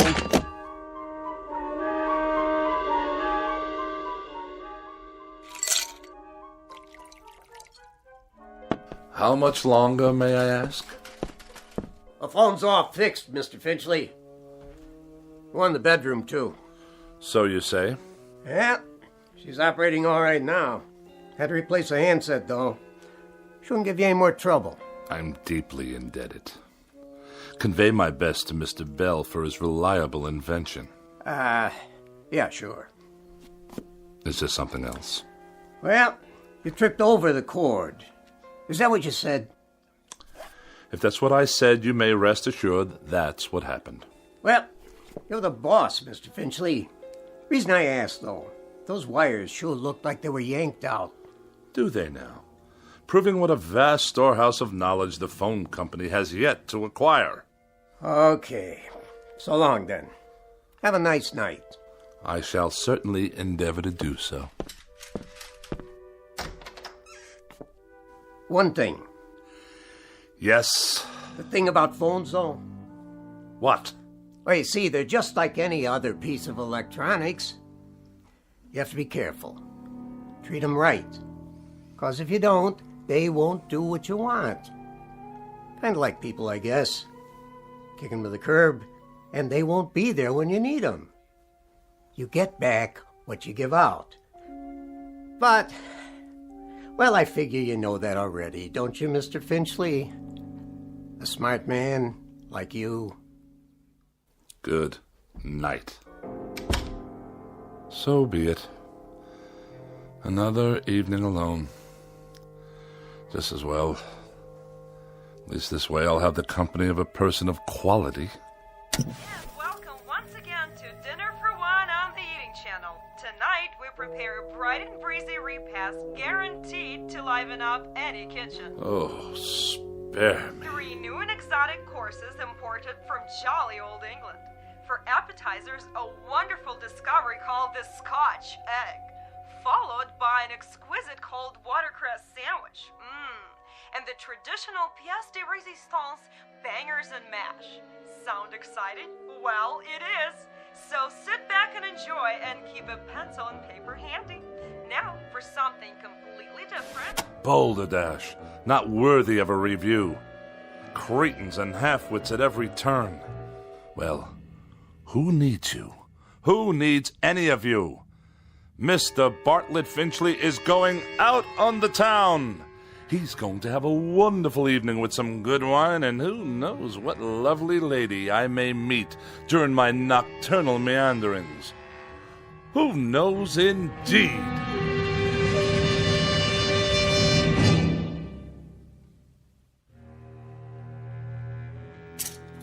Dinner jacket, white shirt, and the red cravat. No, the blue. Or perhaps the polka dots. Yes. This will do. Now, for a quick shave before dressing. Who do I see in the mirror there? Who can that attractive man be? Don't tell me. It's Bartlett Finchley. Good features. Strong chin. Bred from quality stock. All I need to do is whisk off the stubble. Ow! Bit me. The shaver actually bit me. I'm bleeding. Get away, you filthy bugger. Finchley. Who's there? Finchley. Look in the mirror. What do you really see? Huh? Who's speaking? Take a good look. You're ugly, Finchley. That's not my face. It can't be. An ugly, dried-up old man. Do yourself a favor. Do us all a favor. Use a straight razor. Stop speaking at once. You have no right.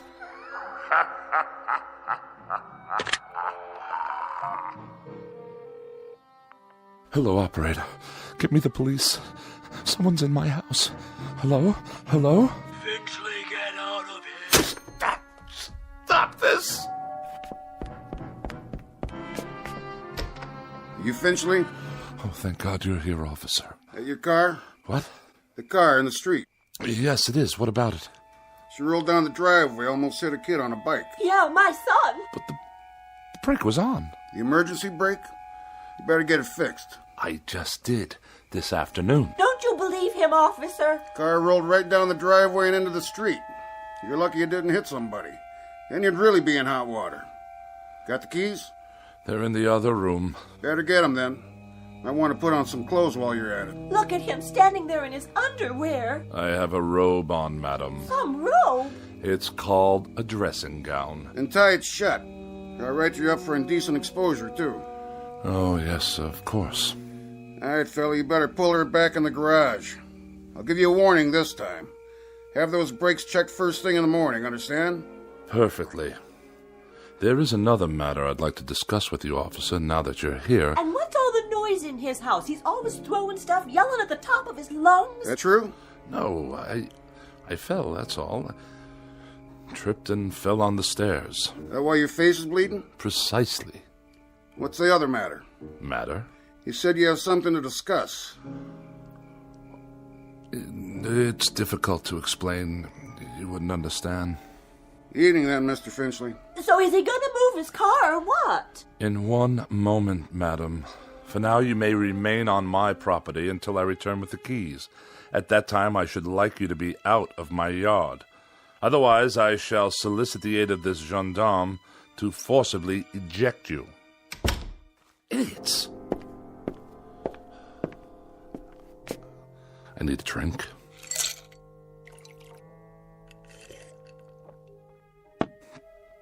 Perhaps one more.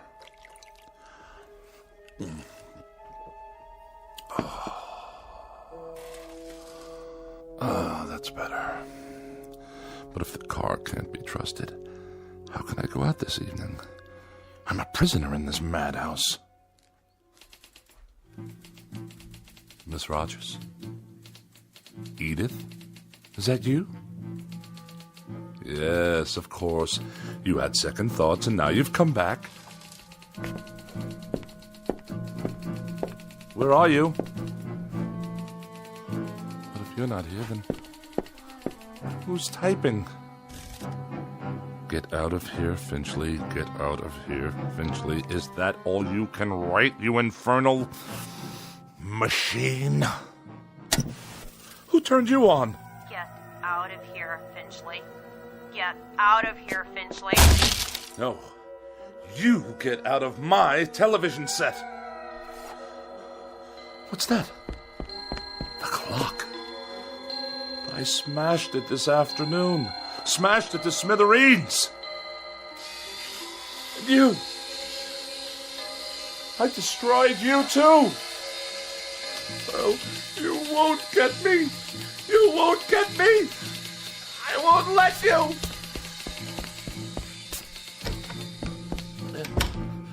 Help me, please. Someone. It's Bartlett Finchley, your neighbor. Let me in. It's that crazy man again. Don't let him in, Mom. He tried to kill me. I didn't. The car did. Don't you understand? Open your door. You get away from here.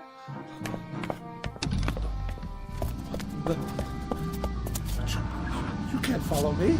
You're only a car. My car. Stop. There's no one at the wheel. You must stop. I demand it. Back to my house. Then it can't follow me to the house. Locked. Wait. I have the keys after all.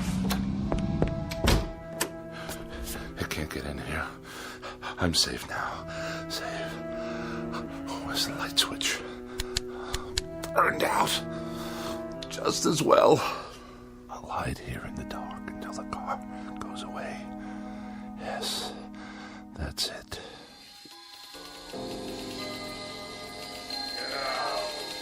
Get out of here. Get out of here, Finchley. Now! Away! I'll sneak away. Go somewhere, anywhere out of this town, far, far away. What? Those lights. Blinding. I can't see a thing.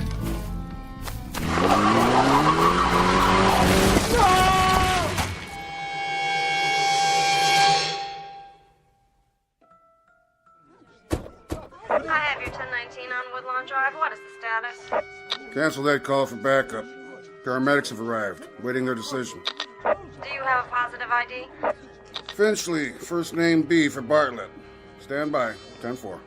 That man. He was running in his bathroom. Never saw anything like it.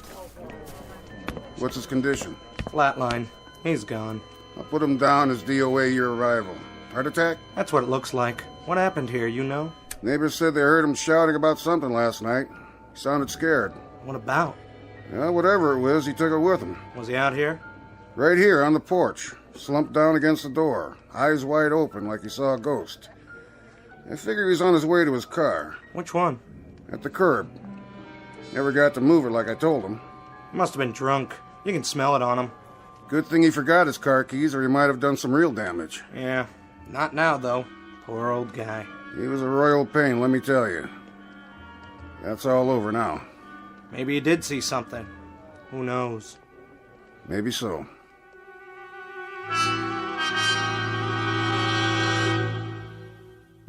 Yes, maybe so. It could just be that Mr. Bartlett Finchley succumbed to a simple heart attack and a set of delusions that were self-generated. It could just be that he was tormented beyond the breaking point by an imagination as sharp as his wit and as pointed as his dislikes. But as reported by those in attendance, this is one explanation that has definitely left the premises with the deceased. For now, look for it filed under M for machines in the Twilight Zone. More from the Twilight Zone after these words. Hi, this is Carl Amari, producer of the Twilight Zone Radio Dramas. I'd like to take a moment to tell you about our official website at twilightzoneradio.com. where you'll get the latest news and information on these Twilight Zone radio dramas. Plus, at twilightzoneradio.com, you can digitally download 3 free episodes or any of our episodes for only $1.95 each. In this age of ever-changing technology, we've decided to make these episodes instantly available to you by making the Twilight Zone radio dramas a digital download-only series. This means that this series will no longer be offered on CD. The CD collections at our website are now being offered while supplies last at buy one, get one free. So be sure to get your favorites before they're sold out. Be sure to visit us often, and I'll see you in the zone.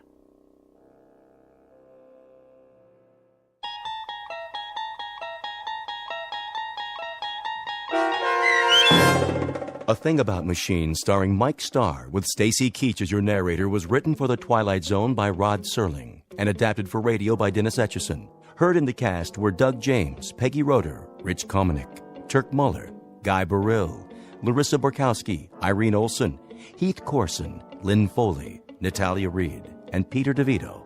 To learn more about the Twilight Zone radio dramas and to obtain audio cassettes and CDs of these programs, visit our website at twilightzoneradio.com. The producers of The Twilight Zone wish to thank CBS Enterprises, Carol Serling, Dennis Etchison, Dick Brescia Associates, Claire Simon Casting, Don Longo, Terry Jennings, the American Forces Radio and Television Service, our sponsors, and our radio affiliates for helping make this series possible. This copyrighted radio series is produced and directed by Carl Amari and Roger Wolski for Falcon Picture Group. Doug James speaking.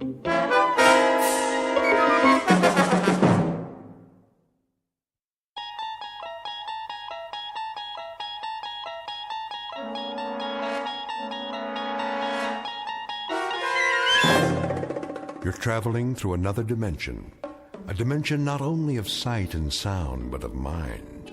A journey into a wondrous land whose boundaries are that of imagination. Your next stop, the Twilight Zone.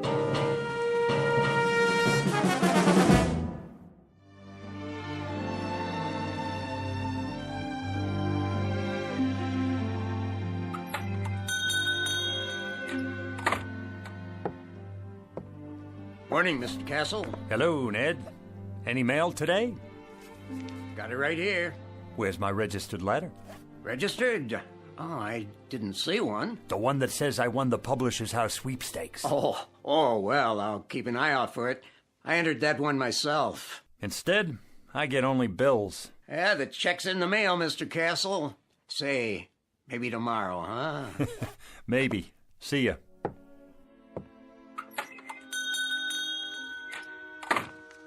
Another bill, and another, and another. Edna, what about the gas and electric? What? The gas and electric bill. How many months is that? 2 months. That's one you'd better pay. That's the one I can't pay. Mr. Castle? How are you, Mrs. Gumley? Just fine, Mr. Castle. Good. Glad to hear it.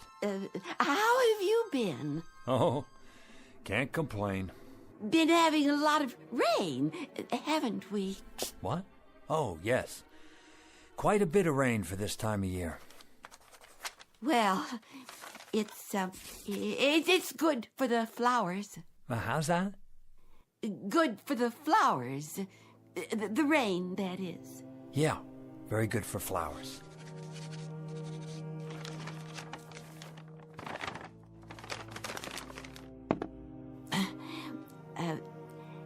An heirloom today, Mr. Castle.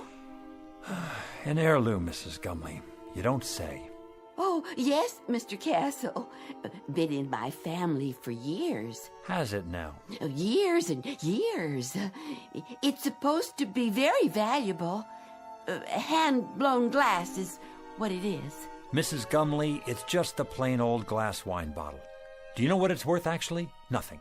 Not even a deposit. If you could find the store where it came from, that's what they'd give you. Nothing. I could let it go for $1. Mrs. Gumley, if I could spare $1, I'd give it to you. Believe me, I would. But things have been rough here. The pawn shop business isn't what it used to be. I'm so in debt myself that... I see. Wait a moment. Yes.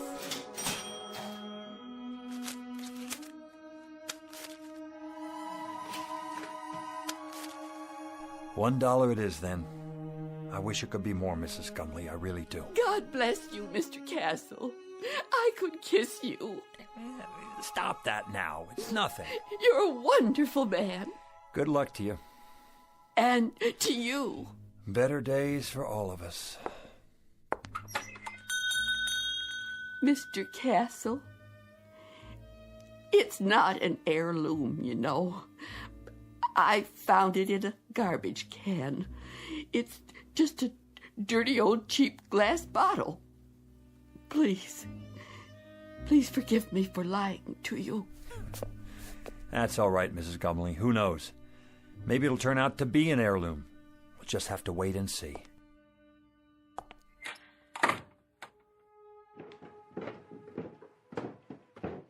Who was that? No one. It sounded like Mrs. Gumley. Then I heard the cash register. What did you buy this time? Edna. Oh, a bottle. Gorgeous. She said it was an heirloom. Is that right? She has to eat, doesn't she? And you don't? That's not the point. Arthur, we're a couple of weeks away from bankruptcy. Don't you think I know that? Then you'd better start rubbing that bottle and pray, Arthur. Pray that a genie appears, because that's about the only hope we have left. Oh, Edna. Edna, please.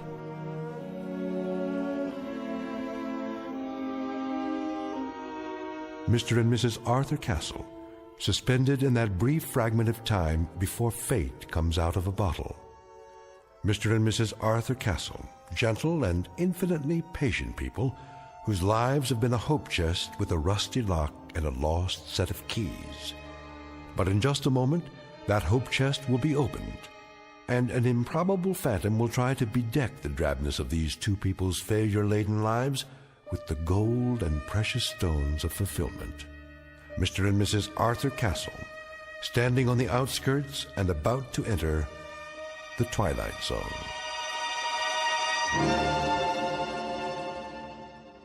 And now, back to our story from the Twilight Zone, The Man in the Bottle, starring Ed Begley Jr., with Stacy Keach as your narrator. Here, give me the bottle straight into the trash with it. If you won't do it, I will. Wait, it's worth a couple of cents. A couple of cents, Arthur. A couple of cents. We've got more creditors than we've got cheap watches. You promised me no more handouts. Look, Edna, maybe all that's left for me is to try and find someone who I can feel sorry for. Can you understand that? I need to feel that I'm doing something of value. Maybe a man can be a failure for only so long, and then it catches up with him. Arthur, you're not a failure. Of course I am. Look around you, Edna.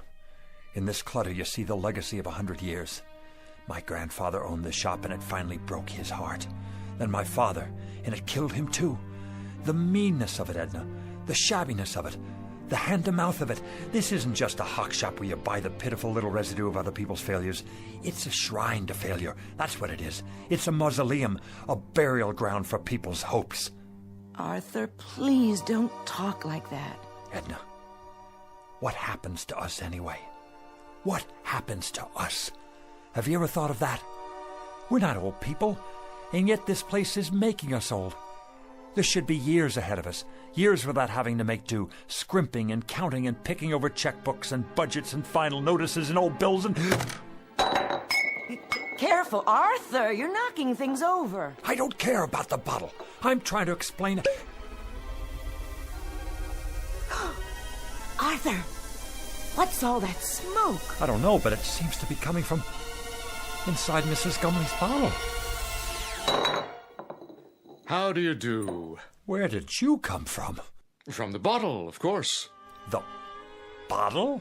It fell to the floor, the cork popped out, and here I am, at your service. I'm supposed to buy that. What do you take me for? Rather than go into any lengthy generic explanation of my existence, suffice it to say that I am here, and I am, in fact, a genie. In a business suit, with a derby hat and a walking stick. And you expect me to believe that you're a genie? That's quite correct. There's no such thing, except in fairy tales. On the contrary, I am living proof, in a manner of speaking. Arthur, who is this man? You'll have to do better than that, mister. I don't know what you're trying to pull here. Very well, I'll get right to the point. I can offer you 4 wishes with a guaranteed performance. 4 wishes? Aha! You got that wrong. It's supposed to be 3. In every book I ever read, it was 3 wishes. Better get your story straight. That's a myth, I'm afraid. Oh, they may have offered only 3 in the beginning. But for some time now, 4 has been the operant number. Some considerable time. It's proven to be the most effective option. Think about it. Too few, and a person may waste the opportunity of a lifetime, so to speak. Too many, and, well, the possibilities can get out of hand. Frivolous, in other words. The opportunities tend to cancel each other out, if you see my point. You've got your answers down, I'll give you that. I think I better sit. Well, Mr. Castle, Mrs. Castle, what do you have in mind? Arthur, I don't understand. What's happening here? Don't worry, Edna. The bottom line is he's a con man. He has to be. But I see him. Don't you? I don't know what I see. Could be some kind of hypnotist or something. Remember that guy on television? He made an elephant disappear. Child's play. Smoke and mirrors. You're telling me you're not a magician? Nothing of the sort. I grant 4 wishes to the owner and then go back inside the bottle for a century and a day. 100 years. Inside a bottle. Plus 1 day. A nice touch, don't you agree? Until a summons comes from the next owner. What if there isn't another owner? But, my dear fellow, there must be. Consider the span of a man's life. 70. Isn't that the tradition? So let's say nobody calls you, or it's the wrong day. Ah, you've hit the nail on the head. I've learned to cultivate patience beyond anything you can possibly imagine. All of which means you're extraordinarily lucky today, as am I, in a manner of speaking. Maybe he's from the lottery. We didn't play the lottery this week, Edna. Just as well. The odds are quite unrealistic. What I'm offering you transcends any lottery the world has ever known. They're strictly nickel and dime operations in comparison. I have to think this over. Take your time. Interesting shop you have here. Chinese vases, Tiffany lamps, bric-a-brac of every sort. Mostly imitation, of course. No offense. Nonetheless, I have the distinct feeling I've seen some of these items before. How could you if you haven't been out of the bottle in 100 years? I meant the originals. The originals? How old are you? If I told you, you wouldn't believe me. Nice silver cigarette case. Faux Victorian, isn't it? My uncle's. He passed it down from his great-uncle, who bought it in Liverpool in 1914. Is that what he said? How much? Take it. Get back to the subject. What else about the wishes? Oh, yes. Now, I think the business at hand is for you and Mrs. Castle to decide the nature of your 4 wishes, keeping in mind, of course, that each wish is irrevocable. Once made, it is fulfilled, and once fulfilled, it is a matter of record. It can only be altered by yet another wish. Clear, Mr. Castle? Clear enough. I think we better call the police. Why not wish for them? I can bring you Scotland Yard, the Federal Bureau of Investigation, or every bobby in the City of London. That won't be necessary. Is it the police you want? No. That's not what we'd wish for. Arthur, are you out of your mind? Go ahead, Mr. Castle. You were saying? Well, if I had a wish... You believe him? Just for the sake of argument, let's say that I wanted that broken glass in the case over there. Let's say I wanted it to be fixed. The glass display case? Unless that's too hard for you. I broke it cleaning up the other day. One whole side is cracked. Is that all? It's too expensive to replace and impossible to glue together. Impossible. Would you like to make it official, Mr. Castle? Arthur, be careful with this man. You don't know what he's after. Well, Mr. Castle, is that your wish? Yes, that is my wish. I want the glass in the case to be repaired. Very well, then.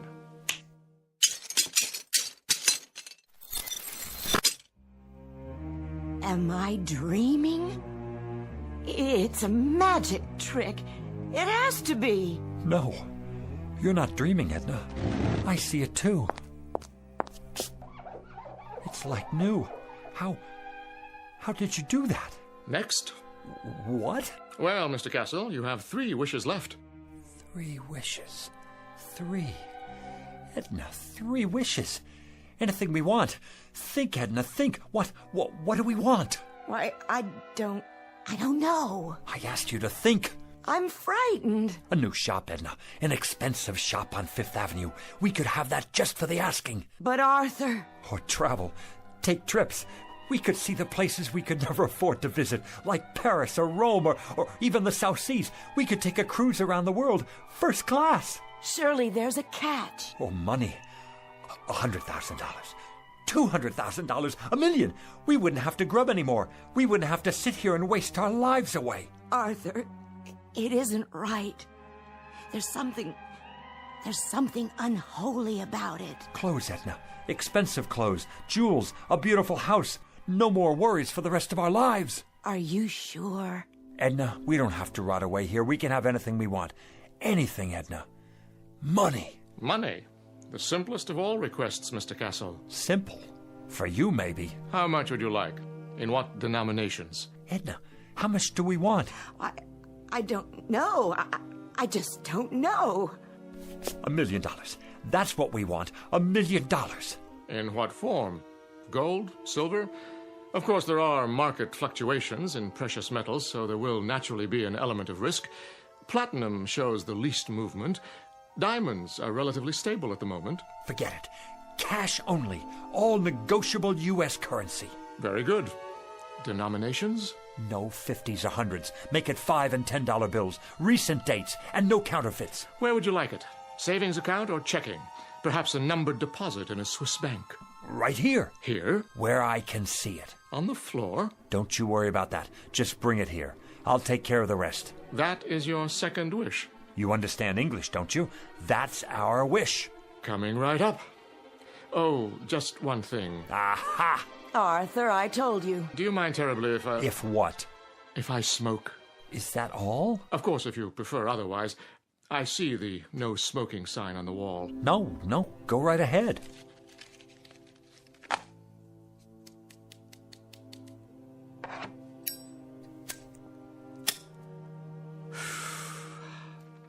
Very well. Now then, Mr. Castle, where were we?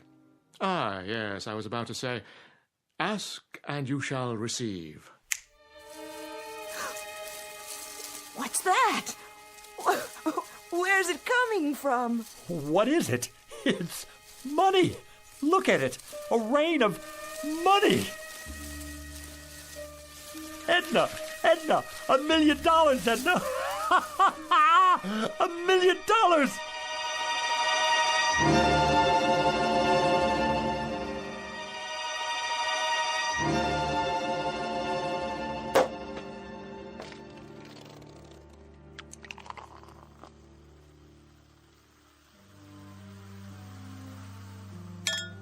There you are, Edna. Champagne.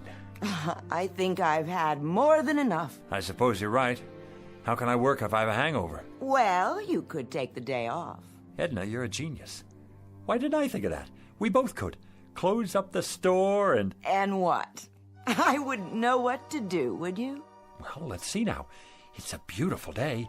We could take a walk together in the park. Oh, Arthur, I'd have to get dressed up, and I don't have any comfortable shoes. Or we could go to a restaurant.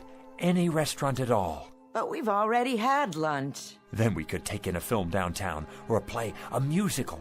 Do you know how many years it's been since we did that? And leave all this money out like this? I don't think that would be a good idea. So, we're prisoners here. We can't go anywhere, do anything, for fear that someone might steal it from under our noses. What good is it? Oh, Arthur, we can put it in the bank. That's tomorrow. The bank's closed now. Unless... What are you thinking? Call your brother on the telephone. Tell him to come over here. He needs money for his operation, remember? Oh, I like that idea. And while you're at it, call Avritton, the butcher, and Mrs. Tiola, and the checker at the market. And that nice girl at the bank. And the dry cleaner. And here, look in the book. All our old customers, the ones who can't afford to get their valuables out of hock. Call them all, every one. What will I say? Tell them we need their help.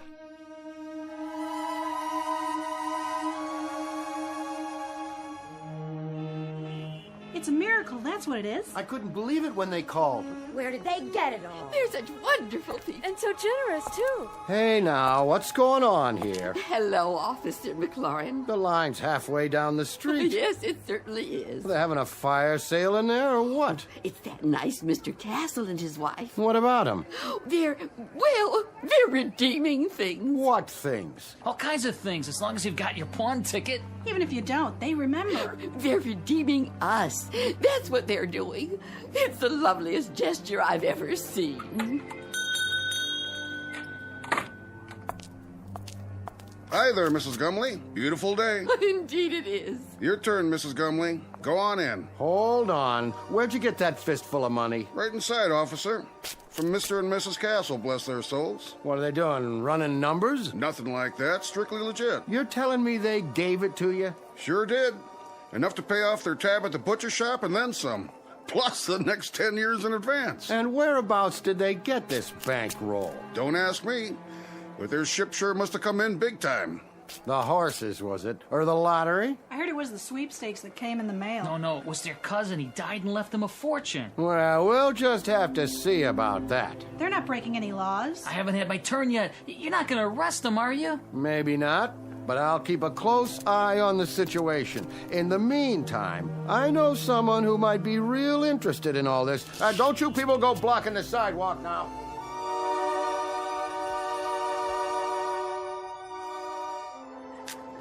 Here you go, young man. Pay off that mortgage now. I will. And then go have yourself a ball, you and your lovely wife. I don't get it. Why are you doing this? Do I need a reason?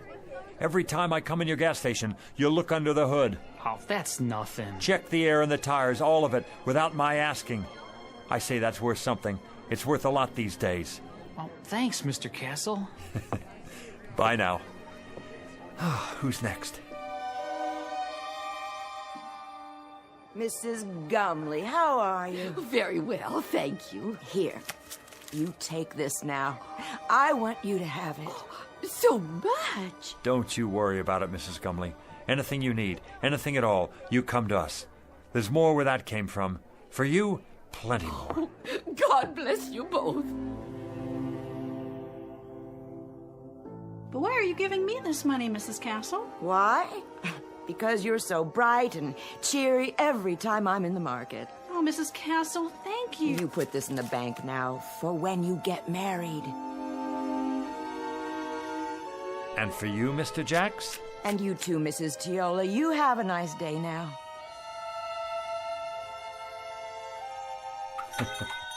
Don't mention it. Buy a round for everybody. On me. Is that all of them? Oh, for now. Put the close sign in the window, would you please? Of course, dear. Whew. Now that's what I call a day's work. You did wonderfully well, Arthur. I'm so proud of you. You know, Edna, I don't care how we spend the rest. I feel so good right now, seeing all those happy faces. I know. It would be nice to get away for a while, though. I agree. Some time in the sun, nothing fancy. How much do we have left? Look in the box. It's still practically full. We didn't put a dent in it. Your father would be proud. Rest his soul. And your grandfather. Tell me your opinion about something, Edna. If you like, dear. I'm wondering, do you suppose I still need to carry on the family business? Well... We don't have a son or daughter. I'd say you've more than done enough, Arthur. All these years. Even if we did have kids, I'd rather leave them money to start their own business. Something with a future. What about your cousin's children? Oh, that would be a wonderful present. And what about you? You've been so patient all these years. What would you like? Well, first, of course, you're going to retire. No ifs, ands, or buts. And then, wherever you'd like to live, Arthur, as long as we're together. Of course we'll be together. You think I'm going to take up with a young floozy? Oh, no, I don't think that. You wouldn't. It's not in your nature.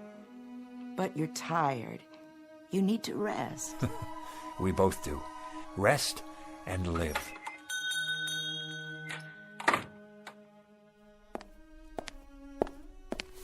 Yes. Good afternoon, Mr. Castle. Do I know you? Let me see.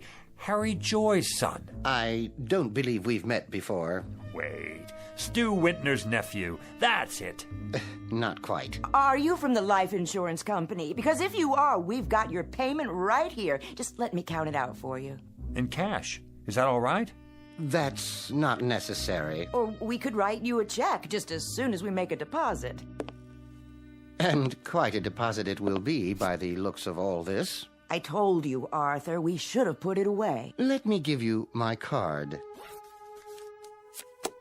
Internal Revenue Service. That's correct. There's a matter of an income tax, Mr. Castle. You just send us the bill and we'll pay it. But send the bill in a hurry, would you please? My wife and I will be taking off for Europe very shortly. Oh, could we? Consider it done. Where would you like to go first? The Eiffel Tower, an African safari, waltzing in Vienna, perhaps? Dancing. We haven't been dancing since I don't remember. Dependents? Just a few details for the record. Ask away, we have nothing to hide. How many dependents can you claim? The whole neighborhood. They don't count.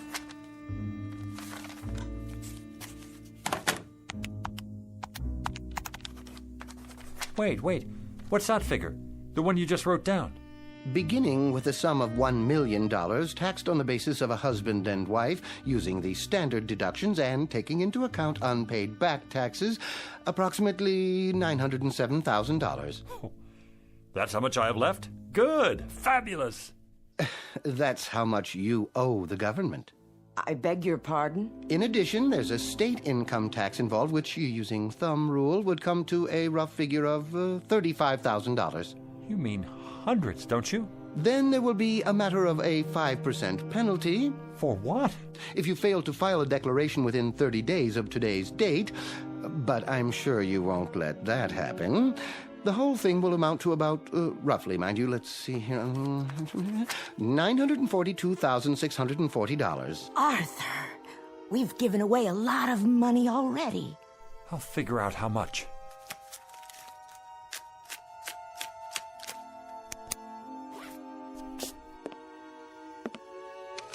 Fill out this form and send it to us with your check. It should be self-explanatory.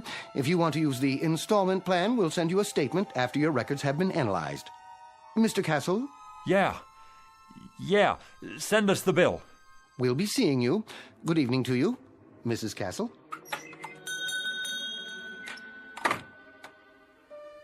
I wonder if we can appeal it. Help me, Edna. You take this pile. 76, 77, 78... Oh, Arthur, where's the genie when we need him? Well, how much is there? $910,535, $910,540. We gave away almost $60,000, and this goes to taxes, leaving us with this. One $5 bill. That's our entire profit, Edna. $5 whole. That was quite a wish, Arthur. Quite a wish. And we haven't even paid the bills yet. If you'll recall, it was my suggestion that you reflect very carefully, Mr. Castle. Very, very carefully. Now he shows up. Had you made a wish that took into account the taxes involved... Look, you. Plenty of sweet talk and promises and the whole thing. And all the time, you're nothing but a con artist, after all. This time I want the $1 million, but I want it after... Arthur, no more money. You've got to wish for something else. Oh, something else, then. A new store. A chain of stores. They could burn down 1 hour after we get them. Success? Be careful, Mr. Castle. Success is a pretty broad term. He's right. You can't wish for success. I've got it. How about 10 more wishes? Or 20, or... Very clever, Mrs. Castle, wishing for more wishes. But I'm afraid that isn't permitted. Frankly, I'd be afraid to have you try it for fear of the consequences. What consequences? Why do you have to keep losing your temper? Why can't you think about this thing carefully and then come up with Well, you're no help to me, that's for sure. Here we stand in the middle of this crummy little pawn shop with the whole world out in front of us and anything to wish for that we want. Anything. And you just stay on my back and... Stop it! This doesn't sound like you. Not like the man I married. Not at all. Edna, what's happening to us?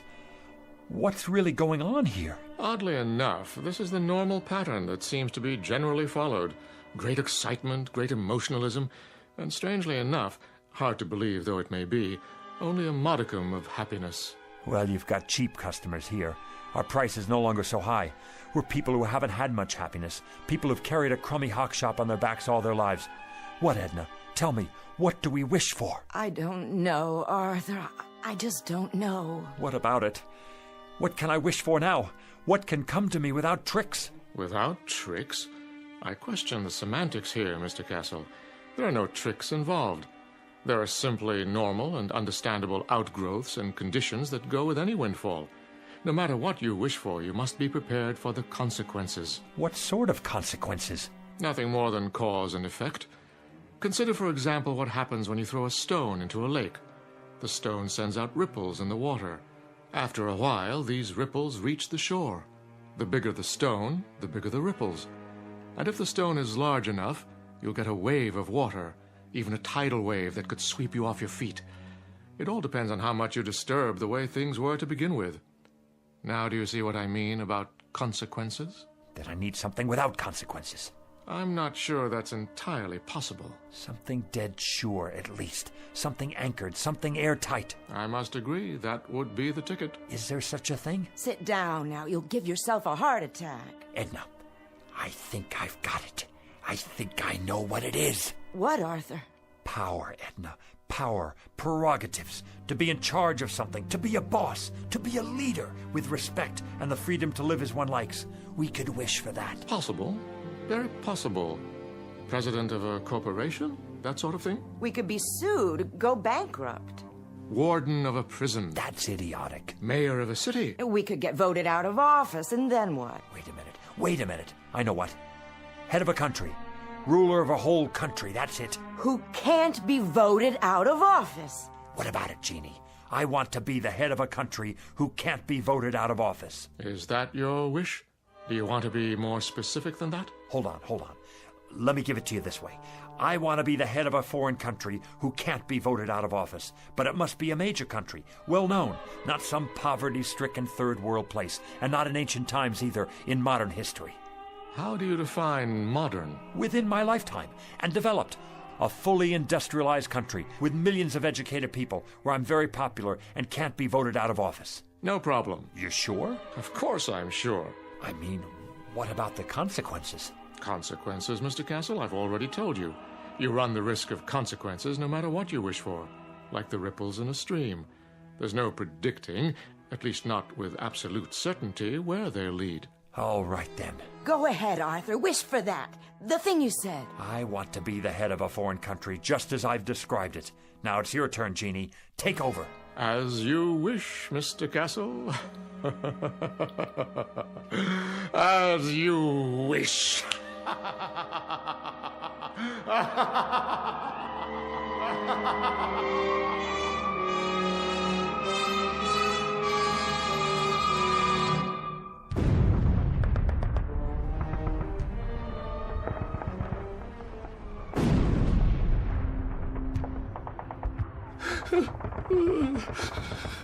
You'll forgive me, sir. Yes? I have not slept in 3 nights now, but the situation is as I described. The first Ukrainian army has cut us off from the south. There's no sign of Wenk's reserve army. There is no reserve army. We are simply doomed. There is no hope for us. From now on, it is just a mass suicide.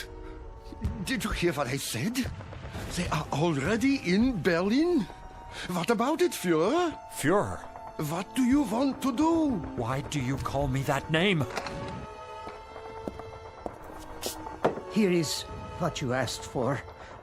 Very quick and very painless, mein Führer. And we have the gasoline for you and Miss Braun. When you're finished. Head of a country. Can't be voted out of office. It's the end of the war and I'm in a bunker and I'm... Heil Hitler! It's almost the end. I've given them the poison. We'll take their bodies out into the courtyard and burn them when it's finished. Have the gasoline ready. I won't take the poison. I wish I were back where it all started. I wish I were Arthur Castle again. Oh, Arthur, you've broken it. What? Broken what? The bottle Mrs. Gumley brought in. Why, I have, haven't I? Not poison, an old wine bottle. Let me sweep it up for you. I can do it. It had no value anyway. No value at all. I'm here. My final wish. I'm really here now. Where is he? Where is who? You know who I mean. The... And why would he be here? You've had your 4 wishes, remember? No, yeah. Well, I guess I'm a 4-time loser. What do you expect? I just wish he doesn't come back. I wish... There you go, wishing again. Right. Why should I? Why did I? Look at what we have here, Edna. We have a business that's been in my family for 3 generations. And each other. We have each other. I'm going to stop wishing for a while. You know, Edna, I can't afford a brand new life. Neither can I. I think I'll just give the old one a new paint job. You know something, Arthur? I think that's a very good idea. What is it? Look, your first wish, the glass case, it's not broken. It's still repaired. So we came out ahead after all. Nothing's ever a complete loss, is it? Careful, Arthur, with the broom handle. Well, we were ahead. Now you have more glass to clean up. You know something? I don't mind cleaning up any of it. Not at all. In fact, not at all.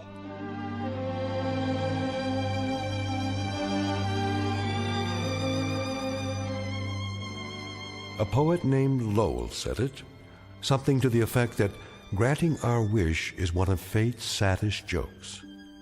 Lesson to be learned out of a few fragments of broken glass in a trash can. And a word to the wise, to the garbage collectors of the world, to the curio seekers, to the antique buffs, to everyone who would try to coax a miracle from unlikely places. Check the bottle you're taking back for that deposit, because the genie you save might be your own. Case in point, Mr. and Mrs. Arthur Castle, fresh from the briefest of trips into the Twilight Zone.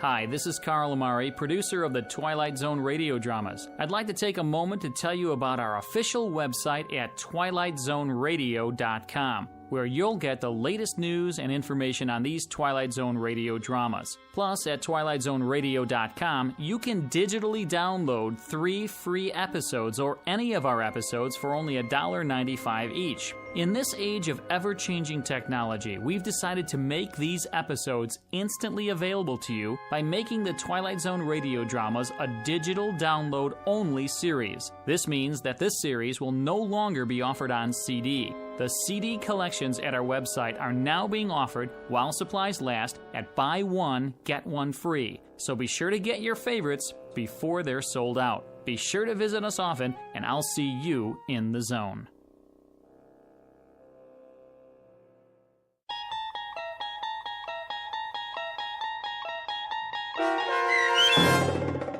The Man in the Bottle, starring Ed Begley Jr., with Stacy Keach as your narrator, was adapted for radio by Dennis Etchison and based on a script by Rod Serling. Heard in the cast were Linda Ryder, David Darlow, Guy Burrill, Rosalind Alexander, Richard Hensel, Rich Komanek, Carl Amari, Diane Trice, Irene Olson, and Richard Shavson. To learn more about the Twilight Zone radio dramas and to obtain audio cassettes and CDs of these programs, visit our website at twilightzoneradio.com. This copyrighted radio series is produced and directed by Carl Amari and Roger Wolski for Falcon Picture Group. Doug James speaking.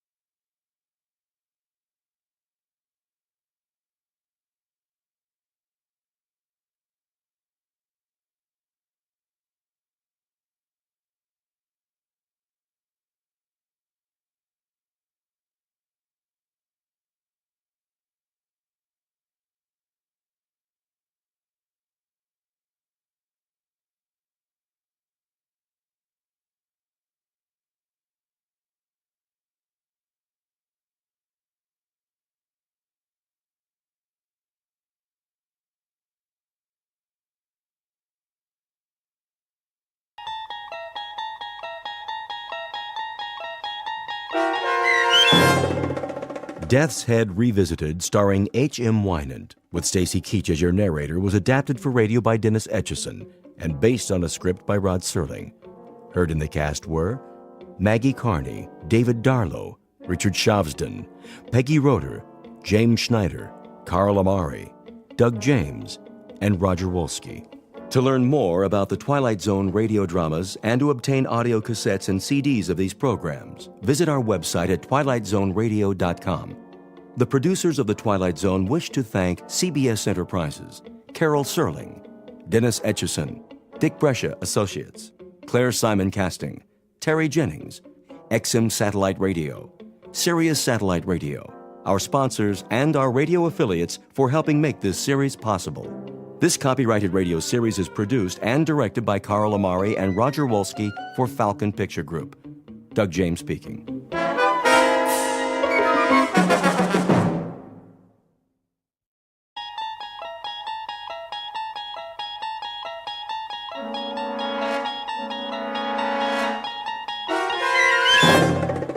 You're traveling through another dimension. A dimension not only of sight and sound, but of mind. A journey into a wondrous land whose boundaries are those of imagination. Your next stop, the Twilight Zone.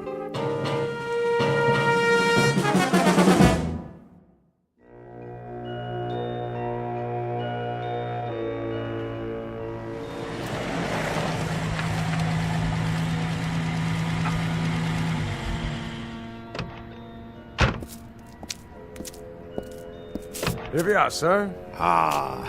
Oh, the old inn on the square. Yes, sir. How perfectly charming. You have been here before? No. It's just as the guidebook said. Let me get your bags. In a moment. First, let me see if they have accommodations. Very good. I'll wait, sir. Hello? May I help you? Good day.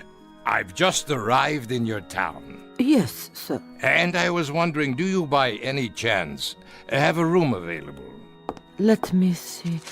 That would be a single? Yes, I'm traveling alone. I can give you a lovely front room overlooking the square. That would be perfect. Would you care to see it? No need. I'm sure it will be quite satisfactory. In that case, welcome. If you would be so kind as to sign the guest book. Of course. Thank you, sir. There was something else. No, sir. Well, then? Yes? The key. Oh, yes, the key. Mr. Schmidt, is it? That's what I've written. Of course. Of course what? I mean, sir, I just wondered... Well, it was just that... You wondered what? It's just that you remind me of someone, Mr. Schmidt. Oh? During the war. The war, so long ago. There are times when it does not seem so. I suppose. There were SS stationed here. You don't say. They used to come to the inn very often. Did they? When they were off duty. Well, that must have been a very busy time. Busy, sir? Eventful. Yes. Well then. Will you be taking your meals with us? Perhaps. I should like to explore the town first, see the sights this afternoon while there is still light. As you wish. Ah, yes. Very, very quaint outside, isn't it? Quaint? Picturesque. Some have said so. You'll be here long? A day or two, perhaps. I'm not sure. You see, I'm on holiday. And you've never been here before? No, never. I'm told the scenery is lovely. I understand there's a wonderful old medieval castle one can visit. Castle? Oh, yes, sir. Very old. And other things? What do you mean? Other sights. What would you recommend for a tourist? Very little else, sir. Very little else of any particular interest. I'm told, though, that the town was quite active during the war. Active? Sir, it was like... Well, it was like most places in Germany. Ah, but I'm told that it was not like most places. I'm told that it had some special attractions. What was it? A work camp or something that you had here? Something of the sort, sir. Well, was it a camp or not? A camp, sir. How's that?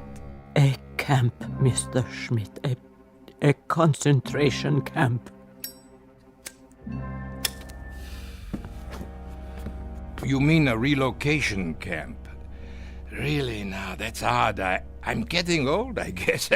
For the life of me, I can't seem to recall the name. Sir? The name. Surely I must have read about it.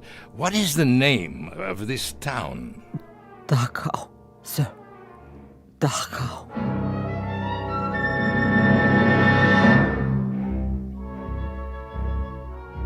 Mr. Schmidt recently arrived in a small Bavarian village which lies 8 miles northwest of Munich. A picturesque, delightful little spot once known for its scenery, but more recently related to other events having to do with some of the less positive pursuits of man. Human slaughter, torture, misery, and anguish. Mr. Schmidt, as we will soon see, has a vested interest in the ruins of a concentration camp. For once, some years ago, his name was Gunther Lutz. He held the rank of captain in the SS. He was a black-uniformed, strutting animal whose function in life was to give pain. And like his colleagues of the time, he shared the one affliction most common among that breed known as Nazis. He walked the earth without a heart. And now former SS Captain Lutz will revisit his old haunts, satisfied perhaps that all that waits for him in the ruins is an element of nostalgia. What he does not know, of course, is that a place like Dachau cannot exist only in Bavaria. By its nature, by its very nature, it must be one of the most populated areas in the Twilight Zone. And now, The Twilight Zone and our story, Death's Head Revisited, starring H.M. Wynant, with Stacy Keach as your narrator.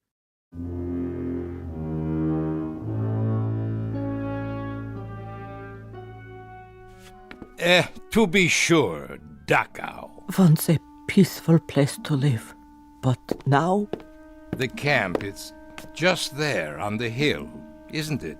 Yes. And that group of buildings, that would be the barracks. For the workers. Workers, sir? And the officers, of course. I wonder if their quarters are still standing. Most of us would like it all burned to the ground. Oh? Such a disgrace.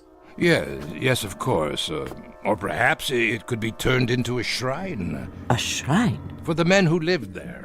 Officers and workers alike. 1 million people were put to death there. Men and women and children, but not the officers.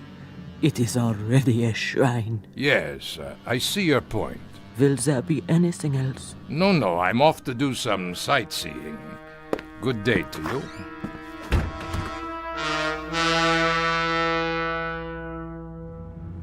You are on holiday, Herr Schmidt. What did you say, driver? The trip, sir. You have come here for pleasure? Pleasure? Oh, yes. A rest, to relax, to forget. It's the best kind of trip. To rest and enjoy life. That is all that matters to me now. For all of us, I should say. It's true. We work, we slave, we do the bidding of others instead of tasting the fruits of our labors. And then one day a man asks himself, what is my reward for so much sacrifice? Most certainly. Selflessly, year after year. Not what we would have chosen, perhaps. Not what we would have chosen at all. No. Never mind. I'm an old man. You would not understand. But I do, sir. How could you? You are so young. Perhaps. But it seems to me, sir, that each of us makes his own reward. And eventually it will come. What we deserve most. The true product of our labors. Of seeds sown long ago. Not only for others, but in the end, for ourselves. Would you agree? You are quite a philosopher. Only a taxi driver. And you enjoy this occupation of service? Oh, yes, very much. I am a fortunate man. How so? My needs are simple. I bring comfort to others in some small way. It is the best work anyone can do. Is it? My parents. They suffered greatly in the war.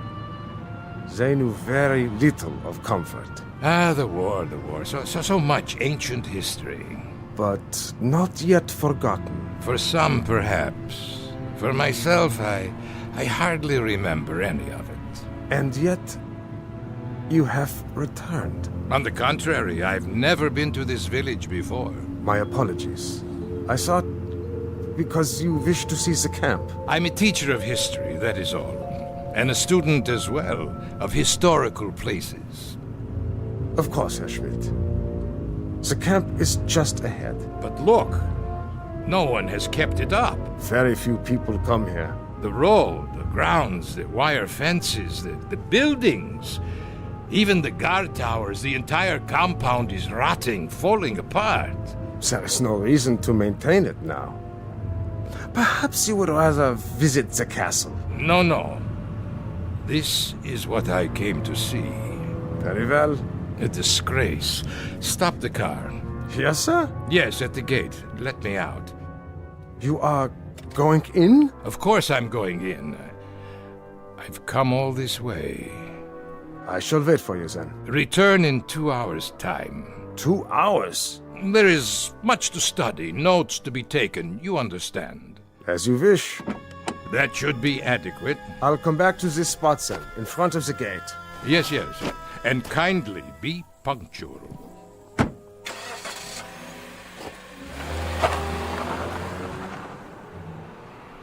Oh, so cold here. No, wait! I've changed my mind! Well, I can always walk back to the hotel if I must. But first, look around.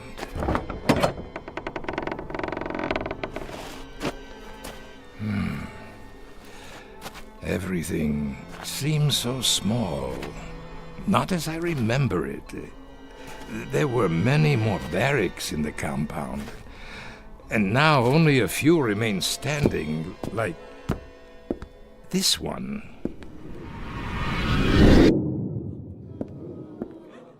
All right, pigs. Up! Time to greet the morning. On your feet.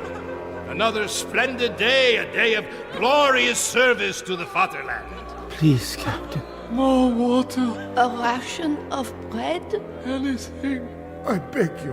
I'm pleased to bring you news. News? What has happened? The war. It is over. Even better. It snowed during the night, but the temperature's only slightly below zero. So, you will assemble in the yard at once. Do not trouble yourself with clothing for the occasion. First, we do some simple exercises to increase our physical strength. Not now. I have no shoes. We will freeze. My hands, my toes. Frostbite. Sir, I cannot stand. Outside, I said. Yes, outside. Nothing in there but an empty room. The yard. And the towers. I remember. Next to the punishment posts. 1, 2, 3. At least they still stand. What's that? A sign. Still hanging. On that building. It says detention. Ah, yes, I remember you. Oh, we had good times in that building. Oh, such good times. Water. Please. Water. Water, pig? You'd like water? Unfortunately, we have no more water. Not for you. Why should you care? It's been only 5 days since you've been fed. Only 5 days, pig. 5 short, inconsequential days. That is nothing. On your feet, filth. Locked? It doesn't matter. Such a long time ago. But it doesn't seem so, and now there is no one to share those memories. Good afternoon. Where? Over here, at the window. But I thought there was no one inside. Who are you? Did I startle you? Well, I did not expect to see anyone here. Why not, Captain? Wait. Why do you call me that? But you are a captain, aren't you? No, I am Professor Schmidt. So, that is your name now. You have me confused with someone else. Is that right? Or is it you who are confused? I tell you... I never forget a face. I am Professor Schmidt. Are you? Your clothes. But about them, you don't approve? Why are you dressed that way, like... Like what? A prisoner. Very good, you do remember. But there are no more prisoners. No? Not now, surely. Welcome back, Captain. Why do you say that? Because I've been waiting. Waiting? For what? I can't forget a face. Especially yours. I tell you, I don't know you. Are you sure? I must go. Where are you going, Captain? That is none of your concern. Back to the town? To the life you have now? Yes, my life. I shouldn't have come. I am leaving now. I'm afraid that is no longer possible. Don't follow me. Get away! How can it be locked? There was no one near it. No one. Wasn't there? What have you done? I haven't touched the latch. Then who? I saw your own hand on it only a moment ago. Nonsense. As you wish, Captain. Why do you persist in calling me that? As I told you, I've been waiting. For what? For you, Captain. We've been waiting a long time. Such a long time. We? There's no one else in these ruins. Isn't there? Wait. You're... Yes, of course, I remember you. And well you should. How well you should, Captain Lutz. Captain Gunther Lutz of the SS.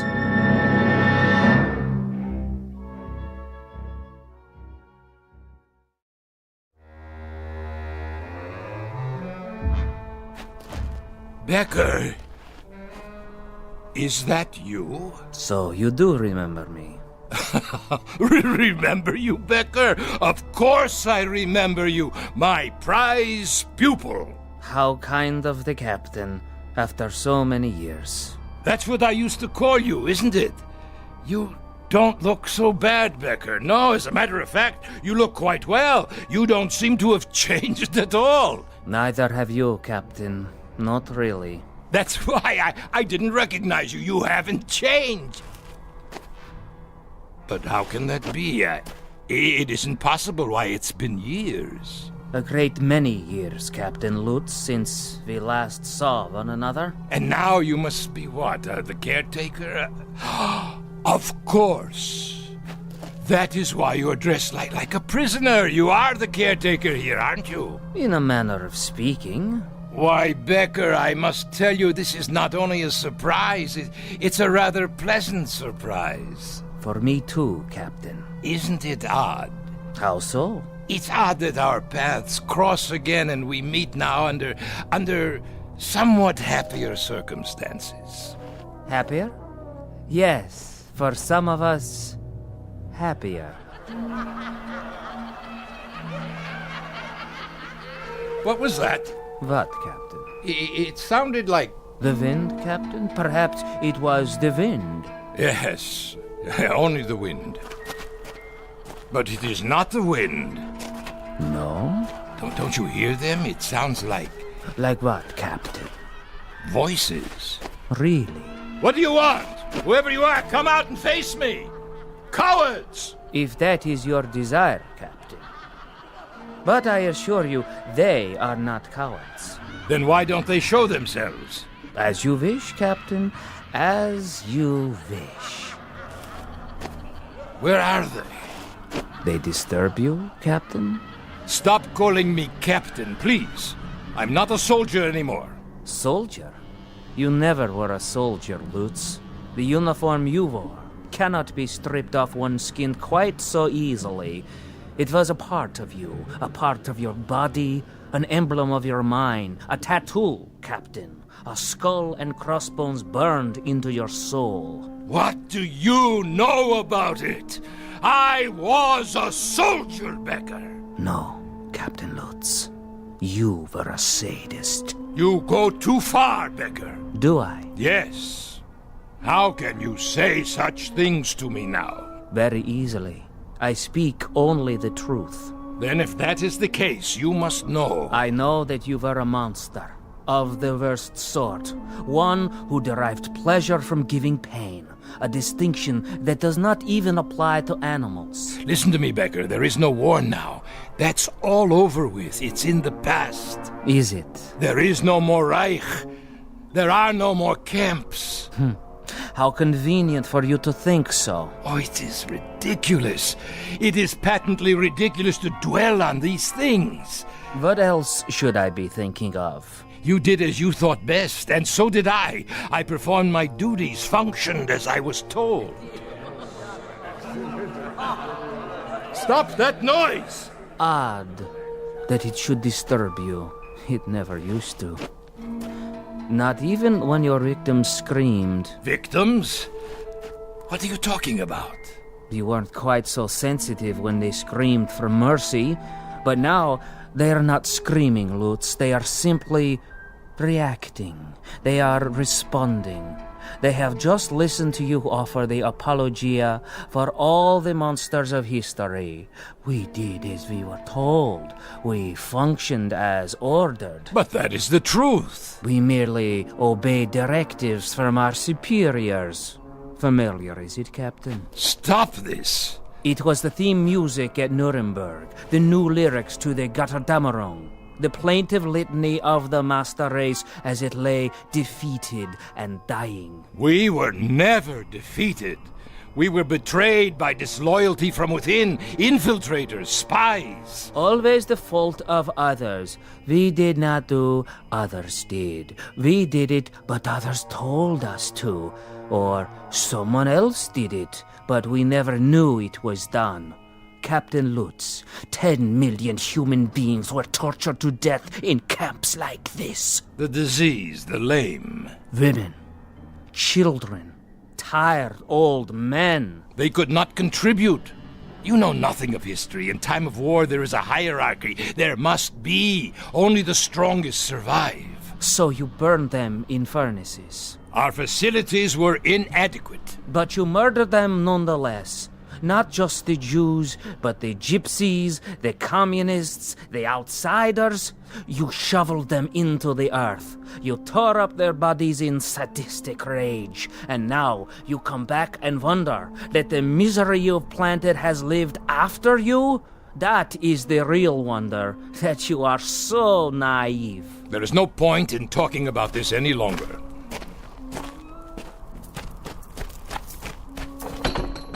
I told you I have to leave, Becker. Why did you come back, Captain Lutz?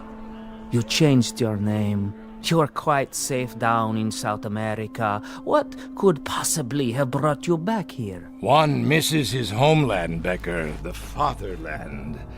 One grows nostalgic for the good old days, when one was young and strong. I had hoped that with the passage of time, sanity would return. People would be willing to forget the little mistakes of the past. They would not succumb to these primitive cries for vengeance. Little mistakes. Little mistakes. You ask too much, Captain Lutz. You ask far too much. Why not ask for the world to stop revolving on its axis, or for gravity to cease? Don't ask the impossible. Don't ask forgiveness from those who you've destroyed to a point past forgiveness. Enough! My driver will be returning soon. Yes, time is short, Captain. We have something of great importance to accomplish here today. And what's that? It's time for the trial. Trial? The court is convening in Compound 6. The court, is it? Well, what is this nonsense? Is this a joke? No joke. Your trial, Captain. Trial? For what? You are to be tried for crimes against humanity. By whom? Who will try me? You're insane, Becker. You were insane when I used to string you up and... That's right.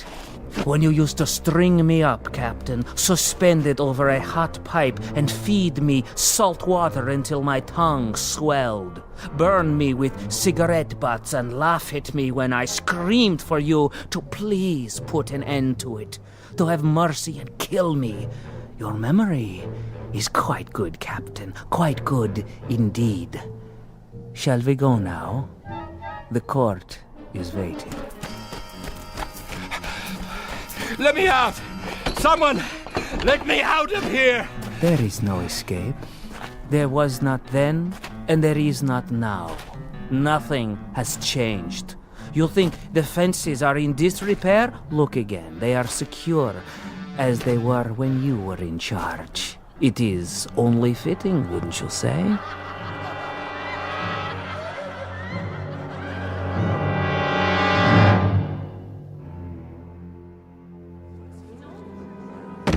No, please!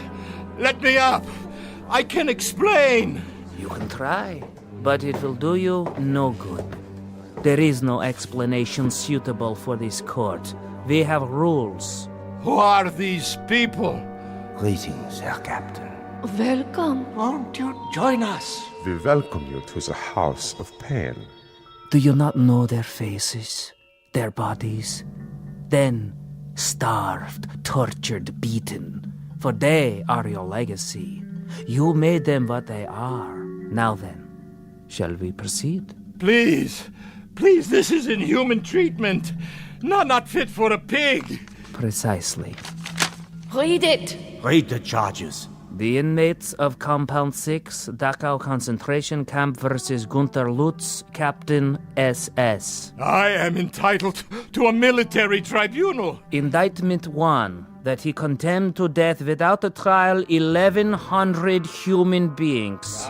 1,100? Where did you get such a number? Indictment 2, that he did maim and torture without provocation. Rubbish. Indictment 3, that he did personally order the withholding of food and water rations, causing disease, dehydration, and death. Where is your proof, your witnesses? Here, Captain.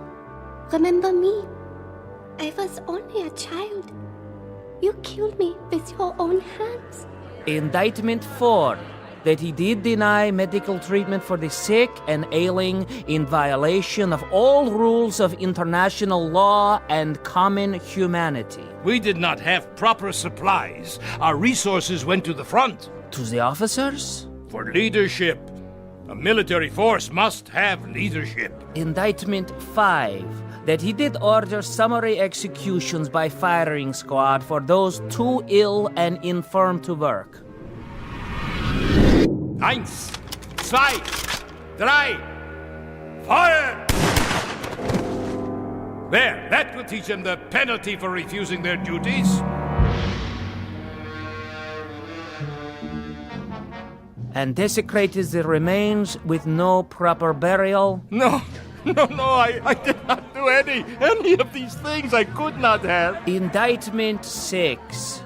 Listen to me, for the love of God, listen.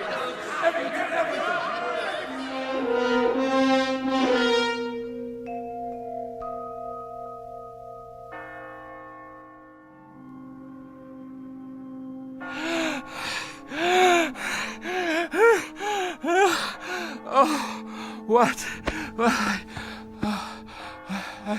I fell asleep, Yes, that's it. I've been dreaming. The courtyard outside. The hanging post, none of it used for years. Of course not. I'm a foolish old man. Foolish and tired. Yes, you are. Very foolish. Becker, is that you? I must have dozed off. You've been unconscious for a while. I had such a dream. You had no dream, Captain. Of course I did. I dreamt there was a kind of trial, a kangaroo court. There were people in this room. Can you believe it? Yes. Ghostly figures. Not ghosts. Then what? They were here. They're still here. They have never left. It's true? They walk these buildings and the courtyard outside. But how? You did not bury them deep enough. You did not cover them with enough earth, or the bullets were too small a caliber, or the flames were not sufficiently hot. Perhaps there was not enough gas. Becker? Becker, you must tell me. Who are you? Really? The caretaker. Did you forget? But the trial... The trial is over. You have been found guilty. It's time to pronounce sentence. No! No! Would you care for a last cigarette, Herr Lutz?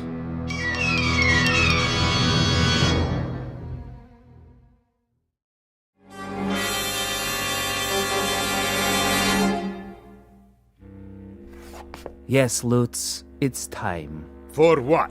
For the sentence. You are going to pronounce sentence?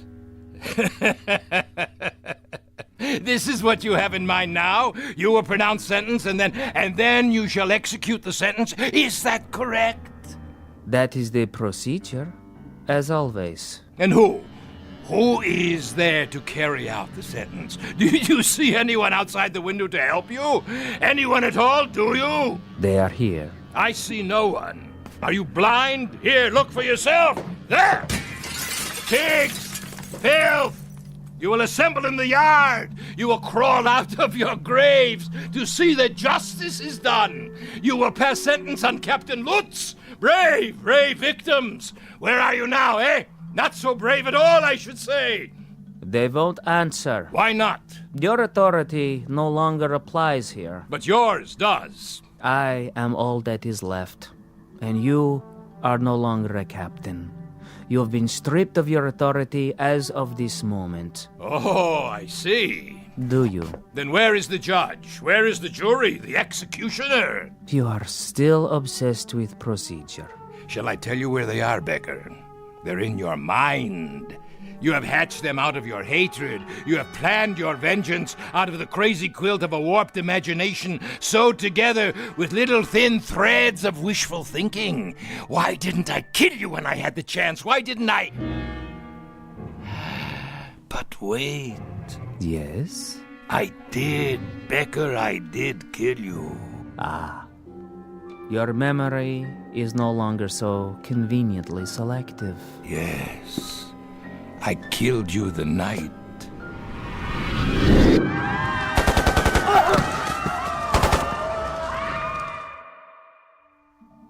You killed me the night the Americans came close to the camp.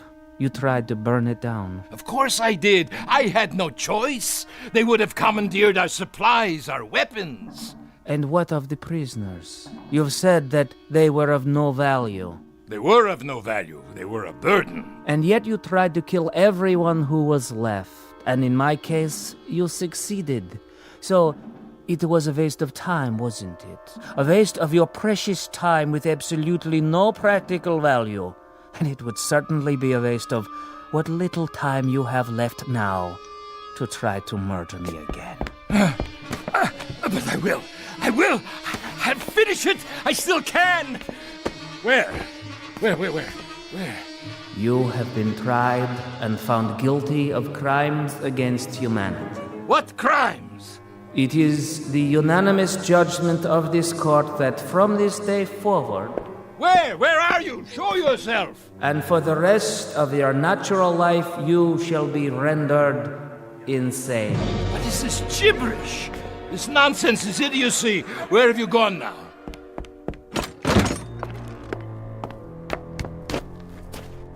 Where?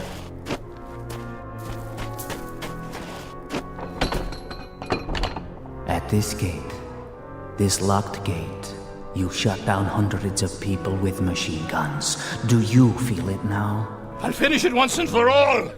Where are you hiding? Do you feel the bullets smashing into your body? Do you feel the agony of tearing lead? I'll finish it with you, Becker. Here and now. And on these posts, you hanged human beings to die slowly and painfully. They were criminals. What was their crime? Stealing water? A crust of bread? They would have died anyway. Do you feel their hunger? Do you feel their agony? Silence! And in this place, the detention room as you call it, the things you did to human beings here are unmentionable. How does their torment feel? I refuse to give you satisfaction. If you can still reason, Lutz, if there is any portion of your mind that can still function, take this thought with you. This is not hatred. This is retribution. This is not revenge. This is justice. No, liar, liar. And this is only the beginning. Your final judgment will come from God. There. If you won't open the gate, I'll crawl under. You can't hold me here. No, it's a violation of my international rights. There. Becker? Becker? Where are you?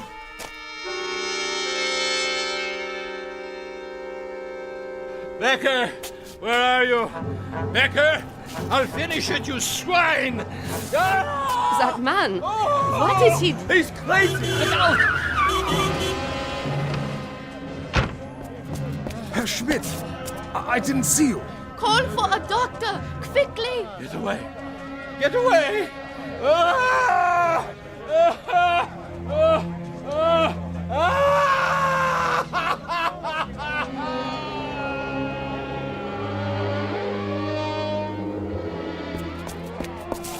Stand back, please. What happened here? I heard him screaming, Doctor. Such sounds. Like a wounded animal. He didn't seem to know where he was or who he was. Will he be all right? Not for a while. What do you mean? I have shot him so full of sedatives that he doesn't know whether he is still on the earth. Shall I help him up to his quarters, Doctor? His quarters? He registered for our best room, overlooking the square. Herr Schmidt did, if that is his name. It is the name on his passport. Where shall we take him, Doctor? His room is ready. Release it to someone else. He won't be coming back anytime soon. I want him in the hospital, strapped to a bed. Yes, sir. Pity, I could look after him.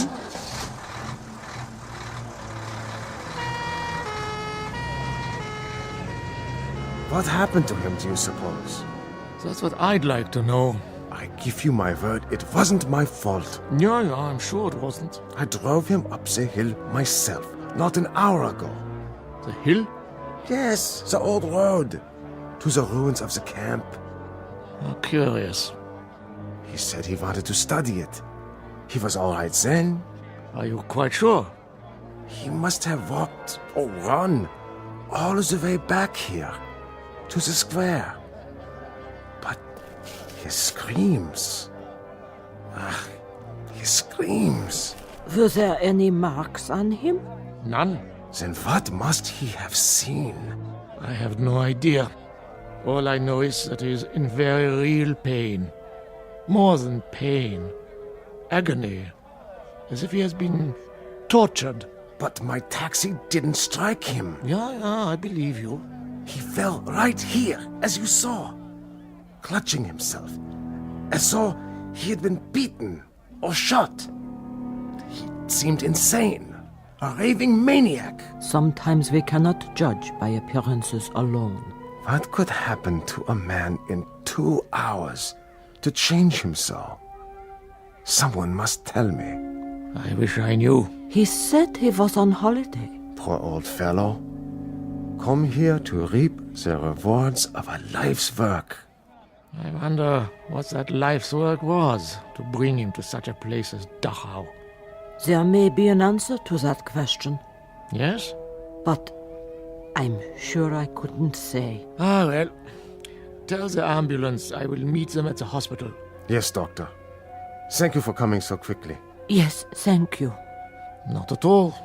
That is my job, to heal. Only I don't know if I can help this man.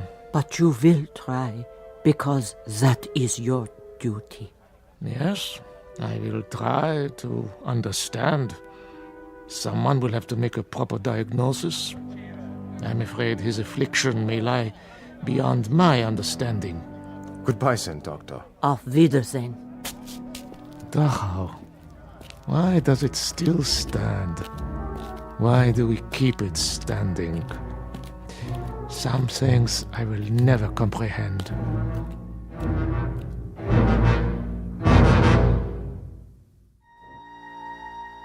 There is an answer to the doctor's question.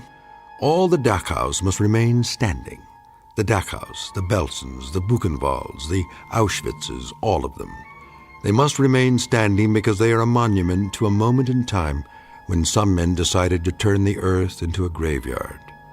Into it they shoveled all of their reason, their logic, their knowledge, but worst of all, their conscience.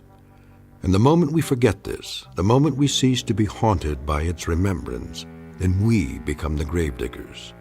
Something to dwell on and to remember, not only in the Twilight Zone, but wherever men walk the earth. More from the Twilight Zone after this.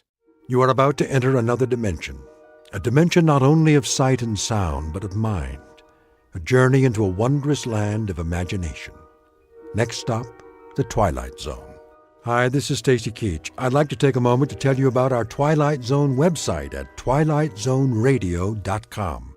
At twilightzoneradio.com, you'll find the latest information on these Twilight Zone radio dramas, including behind-the-scenes photographs, plus the newest product releases, trivia contests, ways to contact us, other Twilight Zone-related info and merchandise, plus links to other fascinating websites. So make your next stop twilightzoneradio.com.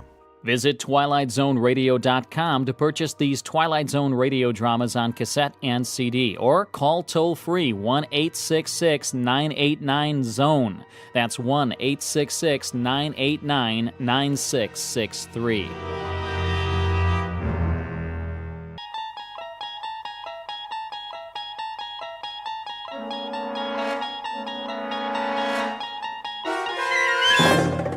You unlock this door with the key of imagination. Beyond it is another dimension, a dimension of sound, a dimension of sight, a dimension of mind. You're moving into a land of both shadow and substance, of things and ideas. You've just crossed over into the Twilight Zone.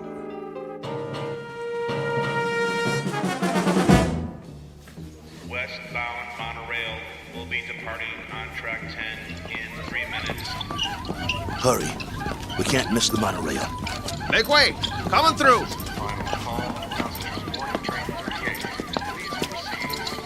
Keep pushing. I'm doing my best. Ah, wait a minute. One of the wheels fell off again. Get it while I hold him up. Okay, I got it. Here. Let me slip it back on. Hurry. Will be departing on track 10 in 2 minutes. All aboard for all points west. Excuse me, conductor. Yeah? Is this the monorail to Kansas? Sure is. Better get on board, though. But you know, you should have checked your cargo. This ain't cargo. It's a B-2. A what? A B-2. Whoa! What is that? Is that a man? Is he alive? That, sir, is a B-2 boxing robot. Wow. He sure looks real. Yeah, he looks even better in the ring when we activate him.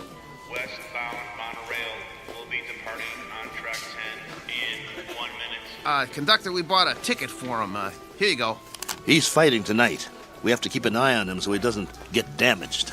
Well, he's got a ticket, so get him on board. We're pulling out. Sure thing. Okay, I got this end. Okay, ready? 1, 2, 3, lift. Come on. Oh, good. How much does this guy weigh?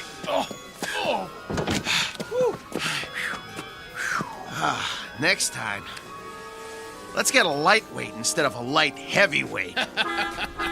All aboard!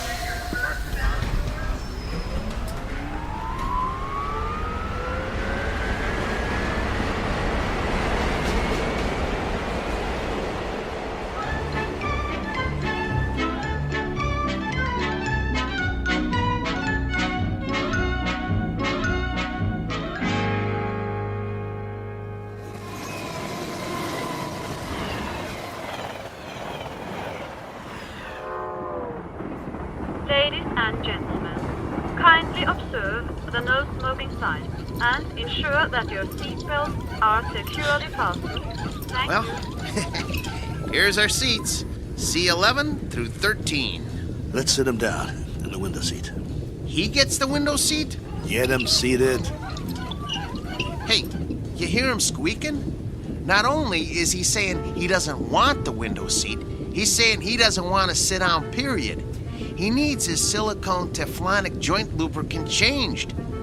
We'll pick up some as soon as we get paid.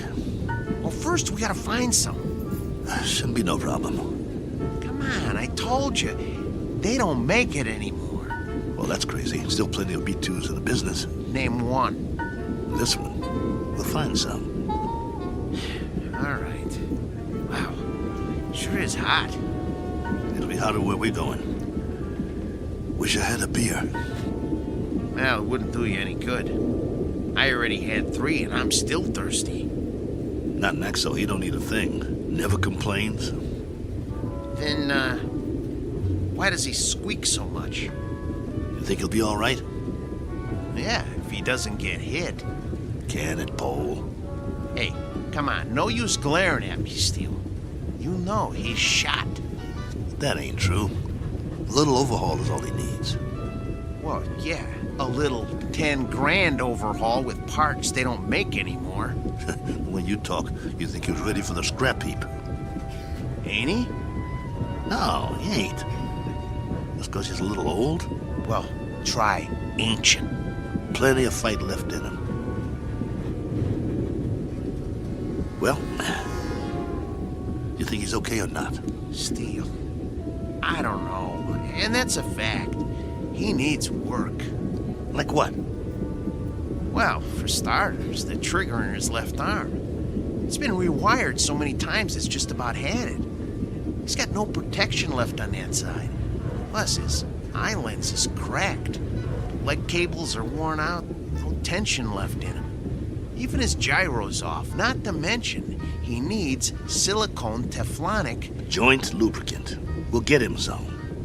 Where? I'll find it. Yeah, after the fight. What about during? He'll be creaking around that ring like an antique steam shovel. This ain't 1940. It's 2040. Be a miracle if he goes 2 rounds. It ain't that bad, Pole. Actually, it's worse. Wait till the promoter gets a load of battling Maxo from Philadelphia. We'll be lucky to get monorail fare back home. The contract is signed. You can't back out. Well, the contract is for battling Maxo in fighting shape, not this bucket of antique hardware. Just you wait. Maxo's gonna do all right. Against the B7? It's just an experimental B7. It ain't got the bugs worked out yet. That's why they took a bout with us. Well, after tonight, battling Maxo's new nickname will be One Round Maxo. That's enough. He's been doing okay for 5 years, and he'll keep doing okay. So what if he needs a little work? So what? If he wins some money, we can get him all the silicone Teflonic lubricant he needs, and a new trigger for his left arm, and new leg cables, and everything. He's gonna do all right. You'll see. Maxwell's gonna do just fine.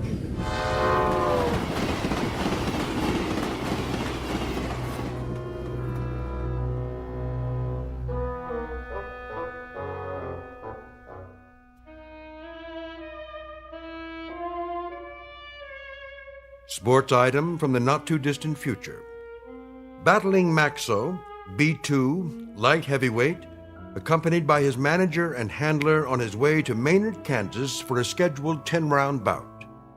Battling Maxo is a robot, or to be exact, an android, resembling a human being.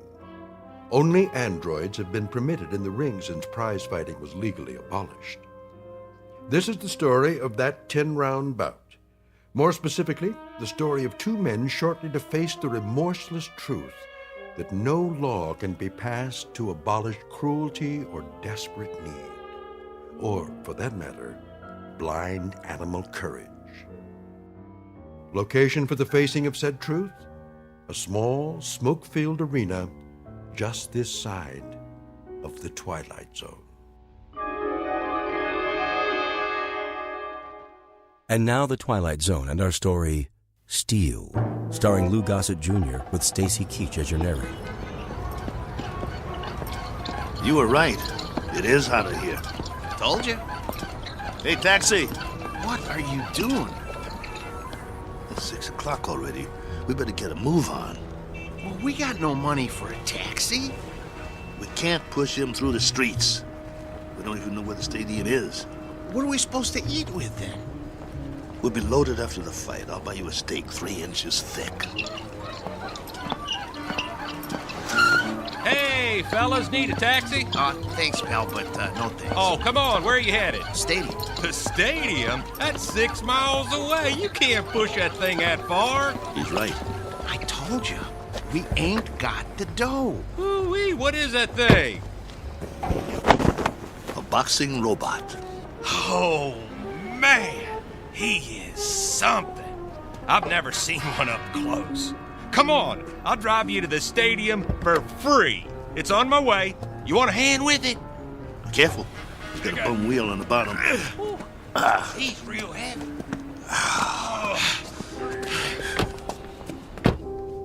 Oh boy, this is a real honor taking a fighter to the stadium. Well, thanks. Hey, which robot is that? This is Battling Maxo from Philly. Maybe you heard of him? No, but, you know, I'm no expert. He was almost light heavyweight champ once. No kid. Yes, sir. You ever heard of Dimsy the Rock? Don't think so. Why don't you give it a rest? Dimsy was number 3 in the light heavy ranks, on his way to the top. Well, my boy took him out in the 4th round. Left cross, bang! Almost put Dimsy to the ropes. It was beautiful.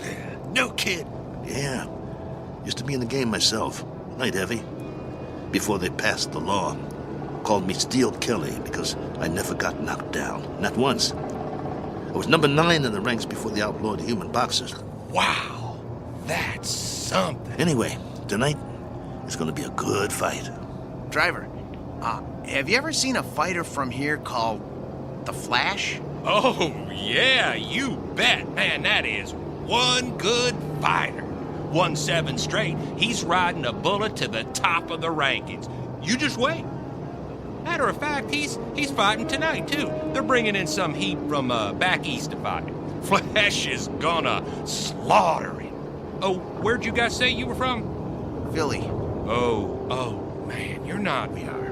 Oh, look, I didn't mean nothing. I didn't know. Skip it. Forget it, pal. Doesn't matter. You're right. Why don't you shut your trap for once? Look, fellas, I'm sorry. Well, you guys need anything else? Anything? Do you know where we can get some silicone Teflonic joint lubricant? Oh, do they still make that stuff? No, they don't. Just trying to be funny. They haven't made it in years. Hey, look! They got the fight card posted for tonight. You guys are the 3rd fight out of 7. Woo! Your fighter must be pretty good. Oh, the Maynard Flash, B7 versus Battling Maxo, B2. You got a B2? Yeah. Well, at least you're not at the bottom of the card. We do have that going for us. Drop it, Paul. You'll see. You'll all see. It's nothing personal, Kelly. It's just the way it is. Well, it'd be a miracle if he wins. Hey, if he does, can I have his autograph? Sure thing. Thanks for the lift. Good luck, fellas. You're gonna need it. Steele, you know, Maxo's not programmed to sign autographs, right? I know. Let's roll him inside.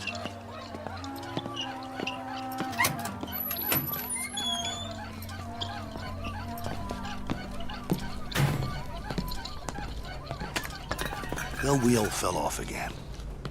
I got it. I got it. Keep pushing. Put it back on. Well, what's the point? Put it back on. The office is just down the hall. I want Maxo to make a good first impression. Well, let's just hope his head don't fall off next. Keep quiet and let me do all the talking. What's wrong with you anyway? After 7 months, we finally get about, and all you can do is complain? Some bout. We're in Maynard, Kansas. What's this, the prize-fighting center of the nation? It's a start, ain't it? It's our first step on the comeback trail. The purse will give us enough to get Maxo back in shape. And if we win, it would mean we get fights all over the place. Oh, spare me. We don't have a chance. I don't get you. He's our fighter, and we stick behind him no matter what. Why are you writing him off before he even gets in the ring? Don't you want him to win? I'm a Class A mechanic, Steele. I'm not some daydreaming kid. I know machinery. We got a piece of dead iron here. Technology always moves forward. We got a B2, not a B7. No way he's gonna win this fight. Shh, keep your voice down. It's simple engineering, that's all. Maxo will be lucky to get out of the ring with his head on. Bull! It's an experimental B7. It's probably full of bugs, full of them. They always are. That's why they take a first fight in the middle of nowhere.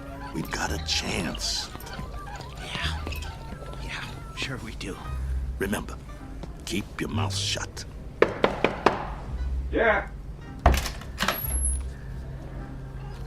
Mr. Nolan? Nah, I'm Oscar. Mr. Nolan will be back in a couple of minutes. I'm Steele Kelly, battling Maxo's owner. Oh, yeah, I heard of you. You were one of the last human fighters. This is Paul, Maxo's mechanic. Hi. It was getting late. We were wondering if you'd make it. Never missed a fight. Yeah, pull up a chair. I got some paperwork to do. Thanks. What was that? It was this folding chair. Okay. Sign on all the X's. You heard of my fighter, Mr. Oscar? What's his name? Battling Maxo. You must have heard about him. Can't say as I have. He knocked out Dimsey the Rock, a ranked fighter in his prime. Uh-huh. Sign here, too.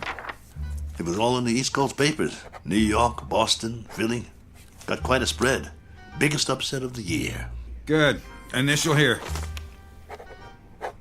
And here. And a couple more here. Right here. And over there. He's the B2, you know. That's the second model Malling put out. The B2 is one of the best fighters they ever built. The best in my opinion. Maxo is still going strong. I don't go for these new ones, you know. The ones made out of steel, aluminum with all the doodads. Too flimsy. Nothing solid. Nah, Malling don't make them like Maxo anymore.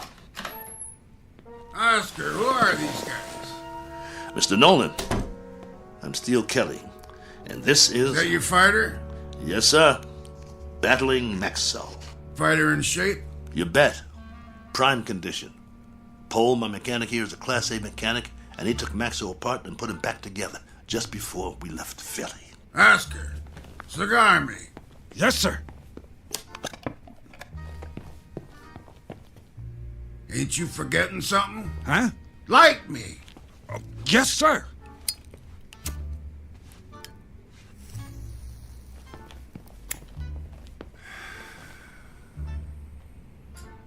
You know, Steele, you were lucky to get this bout. We ain't staged a bout with nothing less than a B4 in must be 2 years now. The fighter we had scheduled got run over by a truck in a loading dock at a stadium in Detroit. I needed somebody on short notice. So that's the only reason you're here. You got nothing to worry about, Mr. Nolan. My fighter's in shape. He's the one that knocked out Dimsey the Rock in Madison Square Garden a few years ago. Maybe you... I just want a good fight. And you'll get it. Maxo's in top shape. No first-round knockout. No, nothing like that. People pay to see action. Do you have a prep room we could use? We want to check him over and make sure he's perfect. Down the hall, third door on the right, next to the janitor's closet. Thanks. Your bout is at 9. Got it. You won't be sorry, Mr. Nolan. I don't like guys that are late. Understood. Poe, let's get Max up to his prep room. Mr. Nolan, I was wondering... I know what you're wondering. You get your money after you deliver a good fight, not before. No problem. We'll get him ready. And Steele. Yeah? Don't slam the door. I hate loud noises. Come on. I'm coming. Oh, my stomach hurts. Don't be scared. It'll be okay.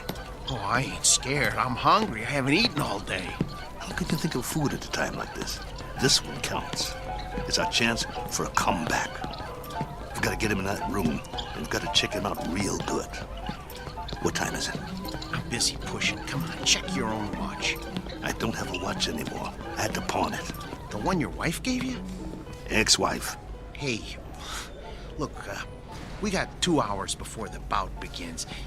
Have we got time for a sandwich? I want you to check him out real good. His arm, his gyro, everything. What for? Did you hear me? Yeah, but I work better on a full stomach. You get to work. I'll get you a sandwich. Maxwell's gonna take that B7, but good.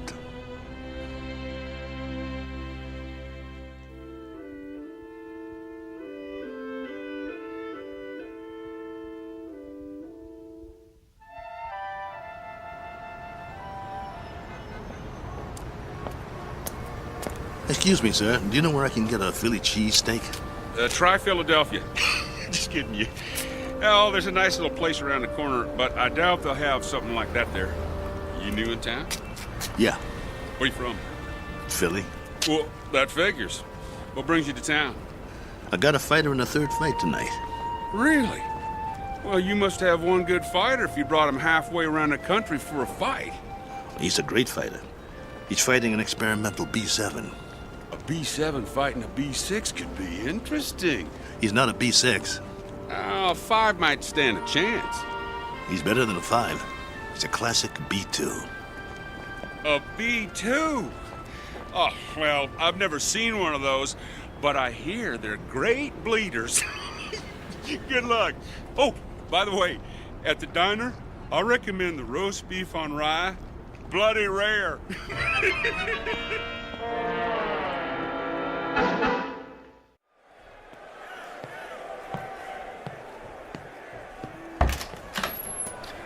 We got a big crowd out there tonight. What took you so long, Steele? I'm starving. Here's your sandwich. How's Maxo? What kind of sandwich did you get me? Roast beef on rye.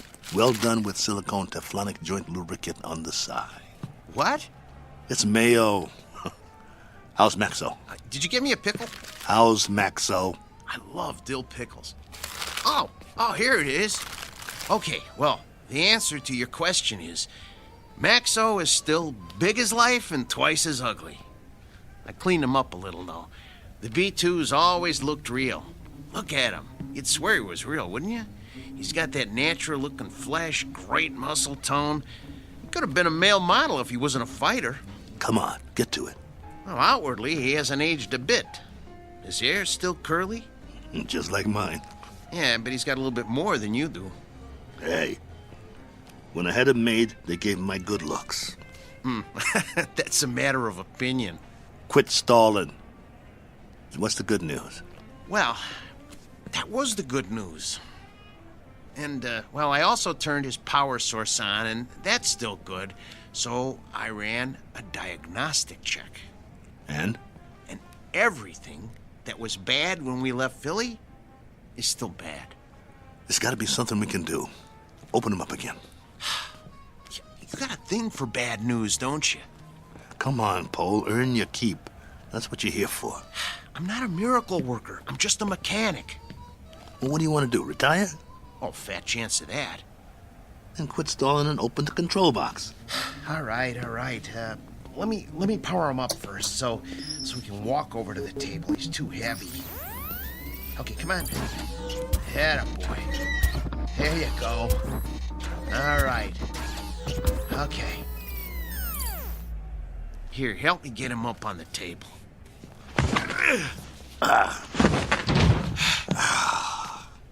That's my boy.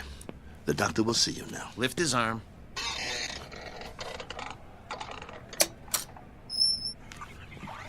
What's all that corrosion around the access panel? Dried sweat. All the B2s sweat like bulls. It's nothing to worry about, though. You hear that, Maxo? Nothing to worry about. We'll get you cleaned up. Hand me that probe.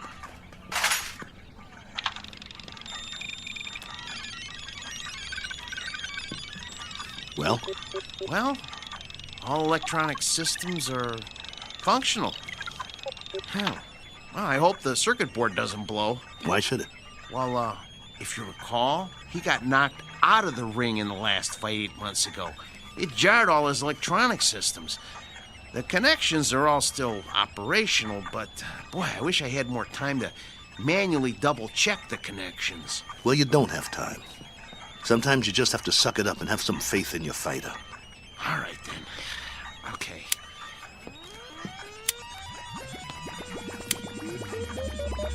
Well, I activated all his systems. Keep your fingers crossed and just hope nothing blows.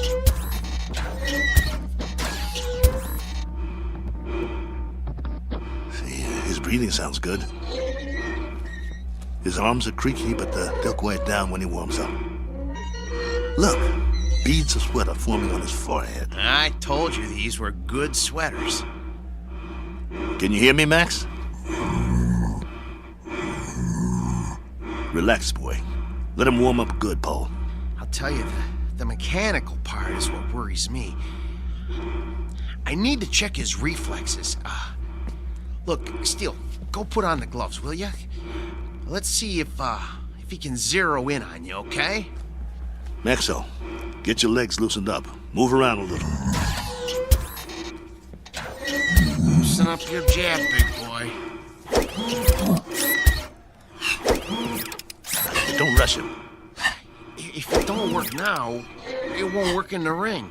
All right, but just enough to check the jab. Set his controls so he doesn't counter punch. Good idea. Okay, hold still, Maxo. This won't hurt a bit.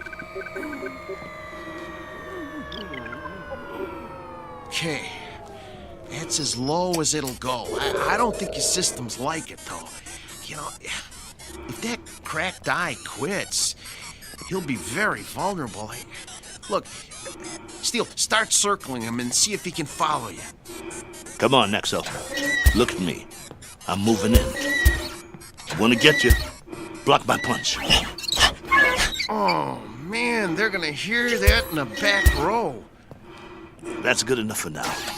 We know it works. Oh, Steele, he's gonna get more than one punch thrown at his head.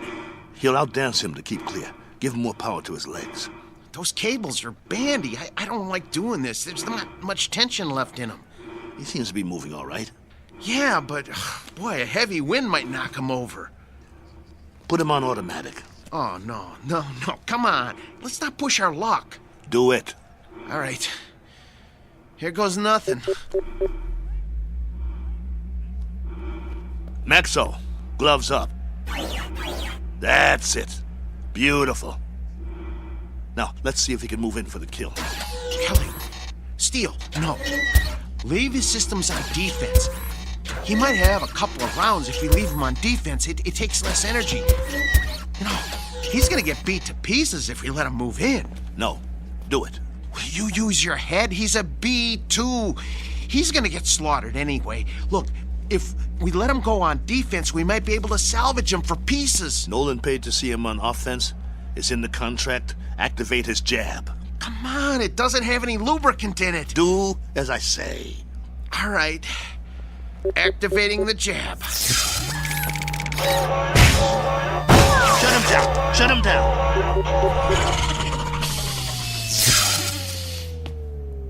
What did you do? What did I do? I told you to take it easy. It was on the lowest setting. I told you to check the arm. What's the matter with you? So help me if you broke that arm. If I broke it? Yeah, you. Look, Steele, I kept this heap running on borrowed time for 3 years now. Before we left Philly, I told you we needed to fix things and replace parts. We couldn't let this chance go. Please, open them up and see what you can do. Steele, try finding another mechanic that could have kept this antique working as long as I have. I dare you to. Please, see what you can do. Hold the arm up. Oh, man. Oh, no. Ugh. Come here. Take a look. You see that? The trigger spring came right off. Can you reattach it? I can try, but, it's just gonna pop off again. That's what happens when a joint doesn't get enough lubricant. Well, I'll try to stretch it.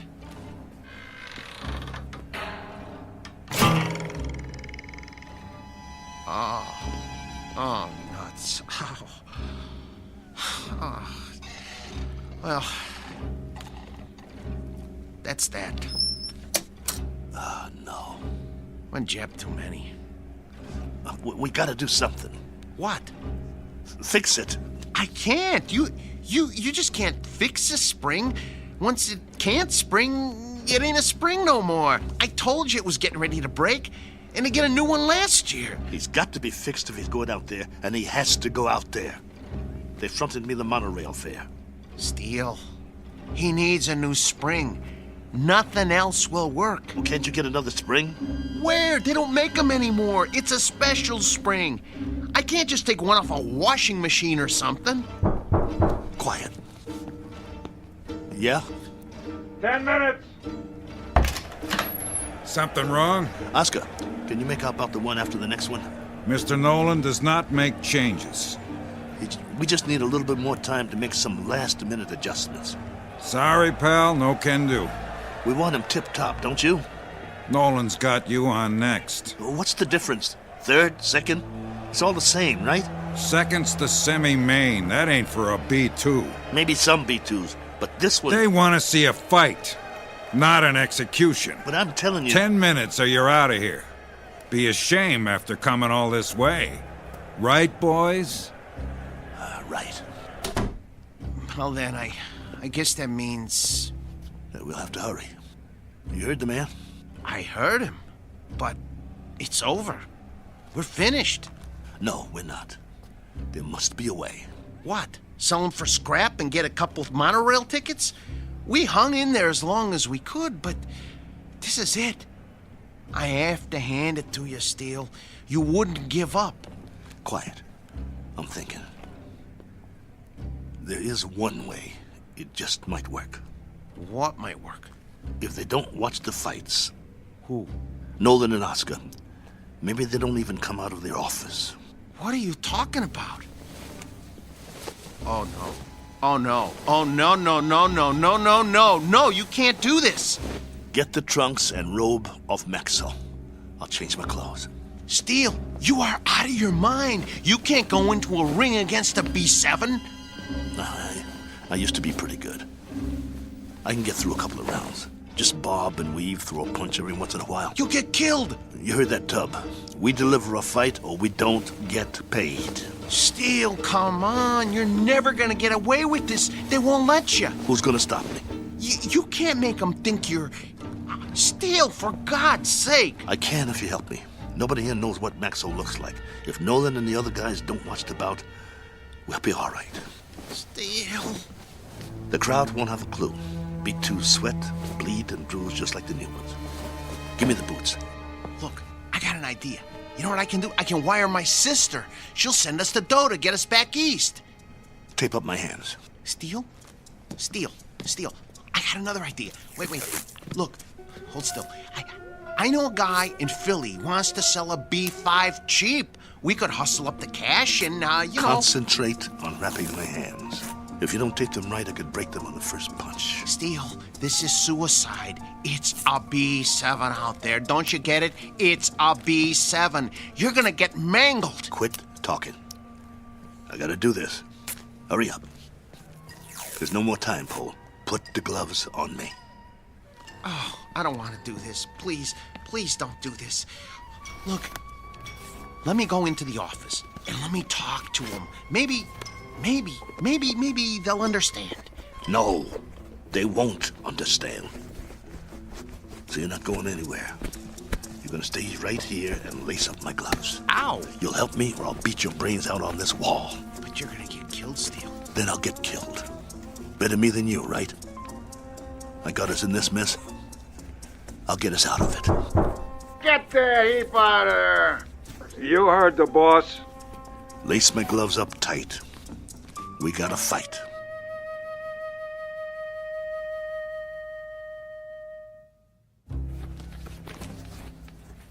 That's it, Paul. Tie him off tight. Oh, you really want to go through with this? Yes. Let's go. How do I look? Like a broken down old fighter. So I'll pass for a B2? That's what I said. You look like a broken down old fighter. Here, let me put a towel around your neck. Pull up the hood on my robe, too. I'll keep my head down so they can't see my face. You better do that in the ring, too. Let's go.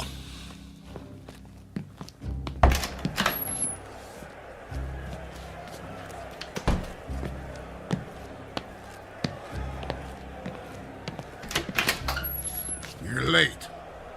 Just gamesmanship, Mr. Nolan. Making a late entrance, trying to get Max over the edge. Just like the old days, huh? Maybe I underestimated you guys. Nice robe.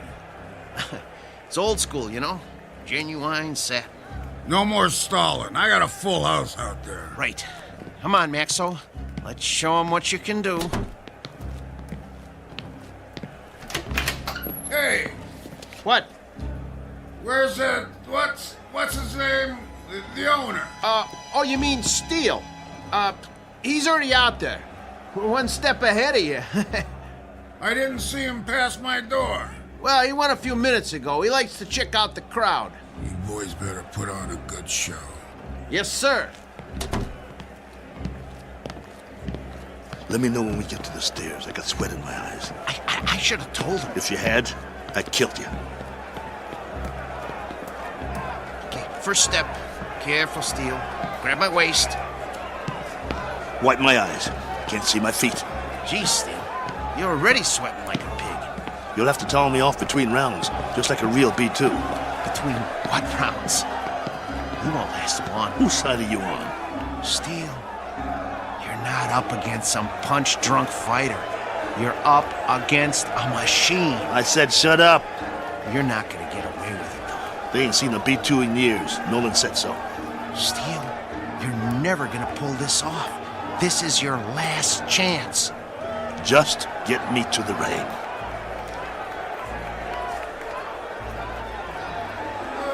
Hey, if it ain't battling Maxo! Go back to Philly, you bum! Rattling Maxo's more like it.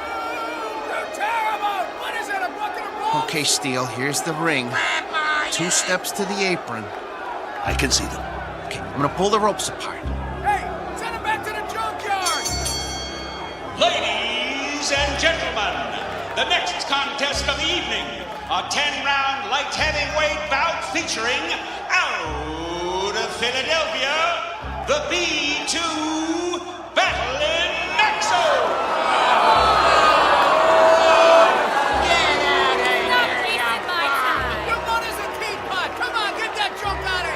I'm gonna take your rope off now. Keep looking at your shoes. Try not to blink. Stay in my corner. Of course I will. Breathe through your mouth. Come on. Little breaths. Come on. Breathe. Not too fast. I need a drink. Sorry. The water bottle is filled with B7 hydraulic fluid.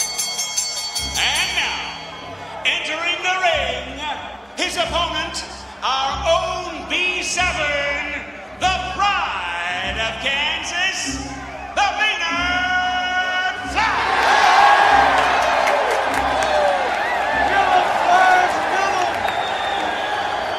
What's he doing? He's jumping up and down on his toes. I never saw a robot do that before. Must be a new gimmick. Big deal. Well, this ain't kickboxing, so he's not scaring me. You should be scared, Steele. Come on. Get out of the ring now while you still can. You get out, pal. See you at the end of the round. Steele, stay away from him. And there's the bell. The fighters come out of their corners quickly. They size each other up.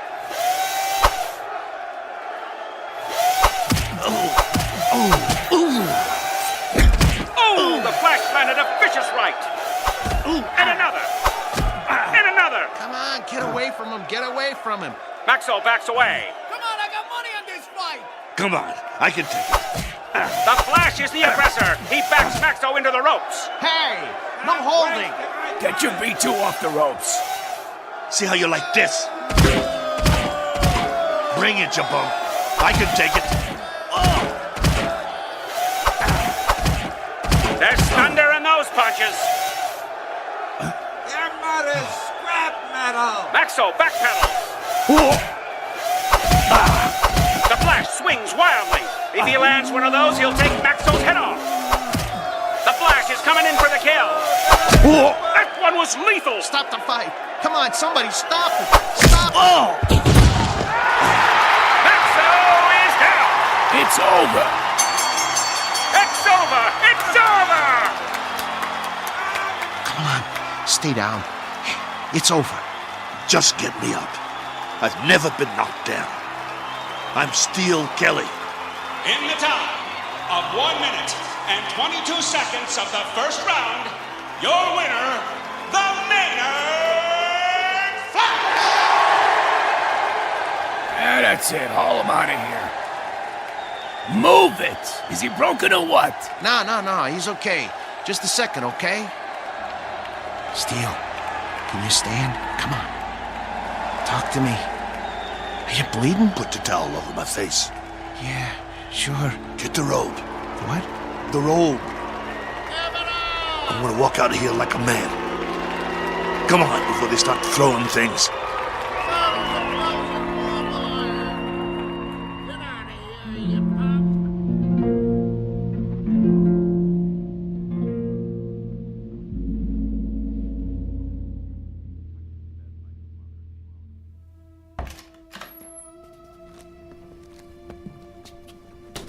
Come on.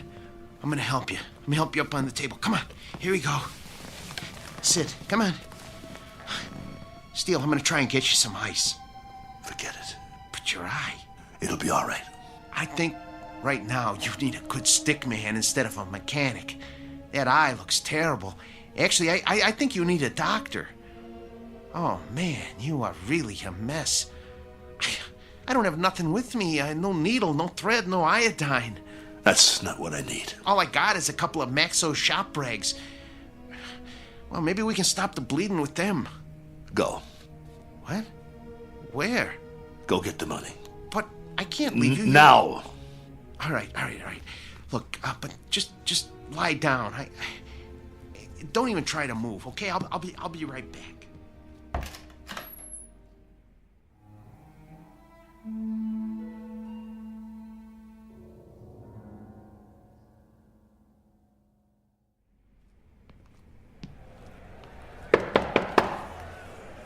Yeah?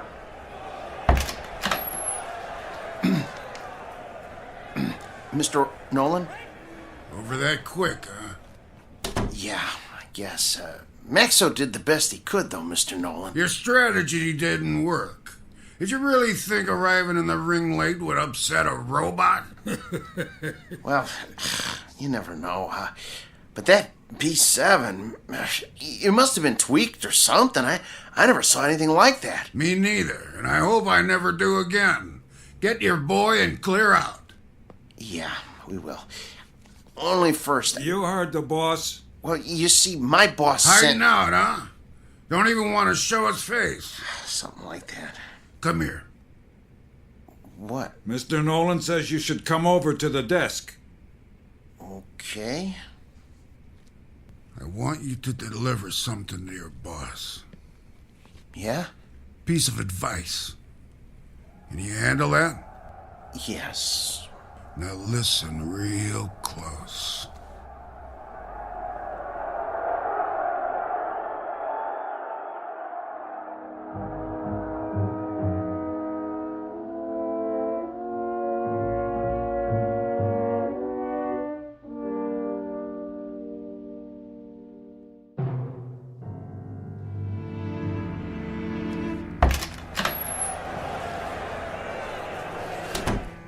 You get it? Steele. Well? Here. This all he gave you? Where's the rest? Well, that's what he gave me. This is just enough for monorail fare back to Philly. Well, he said he wouldn't pay for a one-rounder. What do you mean? Come on, take it easy. No. Here, let me see your hand. Oh, man. Did you break your wrist? He can't do that. Steele, that's it. He's got a bunch of thugs in that room now. I'll go in there. You can't. If he sees you, he'll know what you done. But the contract says... I'm supposed to deliver a message to you, too. He said to tell you. You're lucky he doesn't run us out of town on a monorail. And if you ever show your face in town again, he said you won't be so lucky the next time. Help me up. Just stay seated. I'll get you a drink of water. I don't need water. That's all there is. Look, we gotta get that wrist set. I can make you sling. For now, just try not to move it. We'll go back by bus. By bus? Come on, you're not listening to me. Look, just hold still.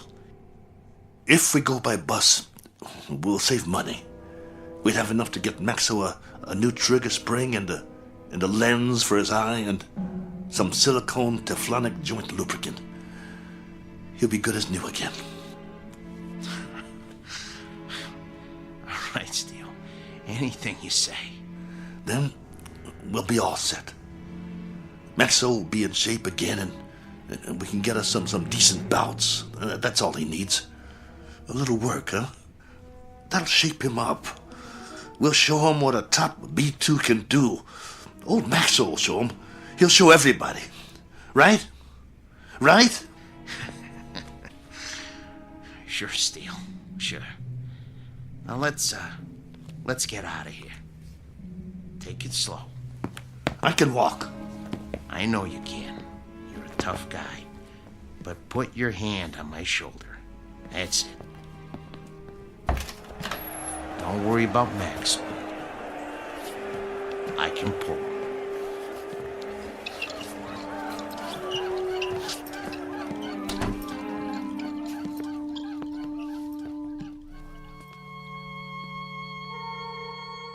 Portrait of the Losing Side. Proof positive that you can't outpunch machinery. Proof also of something else. That no matter what the future brings, man's capacity to rise to the occasion will remain unaltered. His potential for tenacity and optimism continues, as always, to outfight, outpoint, and outlive any and all changes made by his society. For which 3 cheers and a unanimous decision rendered in the Twilight Zone.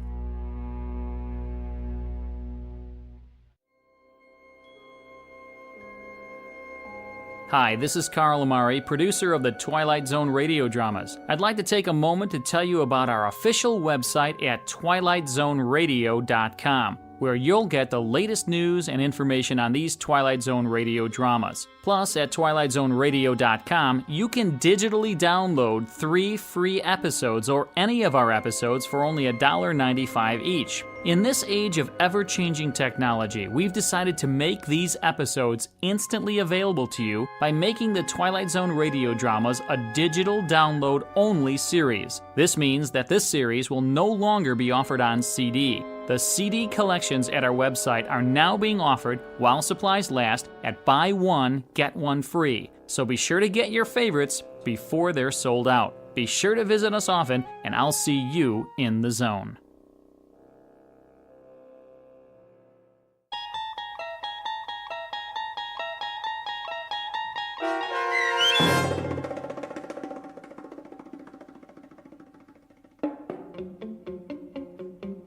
Steel, starring Lou Gossett Jr. with Stacy Keach as your narrator, was adapted for radio by Dennis Etchison and Joby Cerny, and written for The Twilight Zone by Richard Matheson.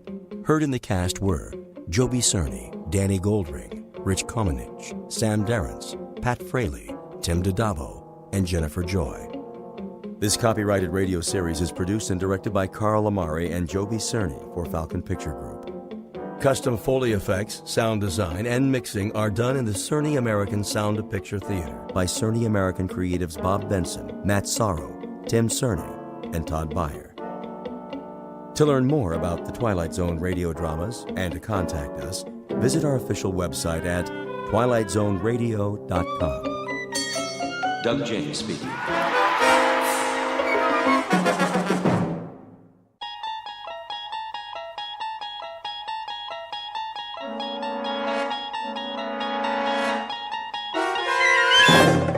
You're traveling through another dimension. A dimension not only of sight and sound, but of mind. A journey into a wondrous land whose boundaries are that of imagination. Your next stop, the Twilight Zone.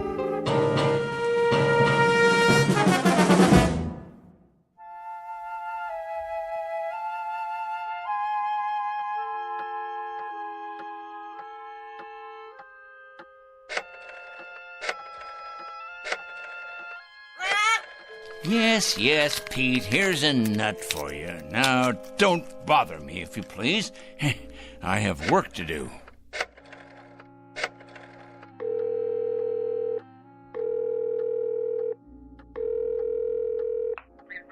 I'd like to speak to Mr. O'Connor, please. That's right. I'd rather not say. It's rather personal. That's it, Pete. Stay on your perch like a good bird. It's a boy. Is this Mr. O'Connor? Mr. O'Connor, I'll get right to the point. You have a young gentleman working for you in personnel. His name is Brewster. Alfred Brewster. Been with your firm about 1.5 years. Well, I'll tell you what about it. The man is a communist. That's correct, a communist, with certain terrorist affiliations as well. Never mind who this is. Let's just say a concerned citizen, all right? What is of the essence is the character of one of your employees. I happen to know that this man, Brewster, is a subversive and a menace to our society. What am I suggesting? Why, I think it's obvious. I'm suggesting he should be discharged immediately, given his walking papers and shown the door. Never mind how I know. I know, that's all. That's all. Now I'm going to check back in a few days, and if he hasn't been discharged, I'll be forced to take this matter to a higher authority. That's right, to the corporate office. Correct? Goodbye, Mr. O'Connor. Rather a full day, Pete, wouldn't you say? 11 so far. 11 names on this list. I better sharpen my pencil. And scratch off one more. Of course, it's questionable what concrete results we can expect, but at least the seeds have been planted. Oh, yes. The opening guns fired. The first salvo, so to speak.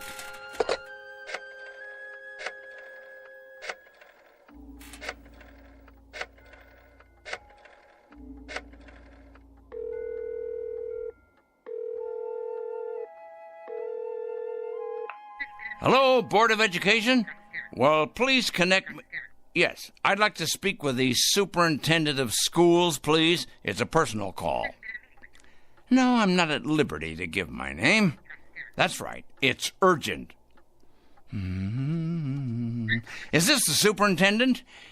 This is a concerned citizen. I'm calling about a teacher and your employee. That's correct. His name is Farwell. William J. Farwell. He teaches at your North End High School. That is correct. The man is morally objectionable. He's a drinker, a carouser, and I have it on good authority that his relationships with students are questionable at best. The man should be investigated immediately. Oh, yes. Never mind who this is. I happen to be giving you facts, and that is what is at issue here. Well, you best check on him. You most certainly should, and without delay. Quite right. Here you are, Pete. There you go. That's a good bird. You know, I'm rather tired. It's been quite a full day. You don't realize just how tired you can get during a campaign. But a dedicated man isn't concerned with physical discomfort or fatigue or anything else for that matter. No, a truly dedicated person is interested only in victory, in the conquest of morality over the forces of immorality.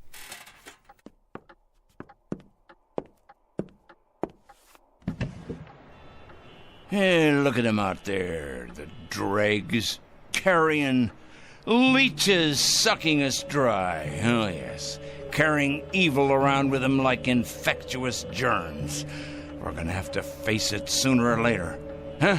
Phone calls are one thing. Threats and exposure is simply expedience. No, Peter, my friend, we're gonna have to embark on a much more ambitious course. Some major surgery, I think. The long scalpel, honed sharp and cutting deep. If the sickness is extensive, so must be the cure. And it must be today, Peter. It must be today, this afternoon. 4 o'clock. Oh, yes, that's when it will occur. Yes, we'll make it occur at 4 o'clock. At that moment, we will destroy evil. That is both my charge and my obligation, Peter, to destroy evil. And we shall do it at precisely 4 o'clock. I'm not sure of the method yet, but it'll come to me. Oh, yes, it'll come to me. Most assuredly, it will come to me. And it'll be a revelation, an epiphany. It will be the expiration of immorality everywhere, the exordium of the end. 4 o'clock, Peter. That's when we'll have it happen. Whatever it is. 4 o'clock, this very day.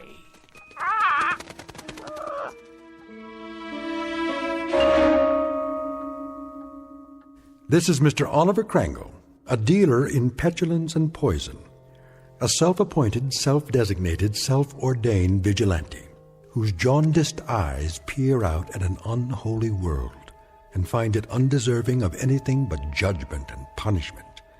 And Mr. Oliver Krangle is both the judge and the executioner. He has rather arbitrarily chosen 4 p.m. as his personal Gotterdammerung. We are about to watch the metamorphosis of a twisted little fanatic poisoned by the gangrene of prejudice to the status of an avenging angel, upright and omniscient, dedicated and fearsome. Whatever your clocks say, it's almost 4 o'clock. And wherever you may think you are, at this moment you happen to be in the Twilight Zone. And now, The Twilight Zone and our story, 4 o'clock, starring Stan Freberg with Stacy Keach as your narrator.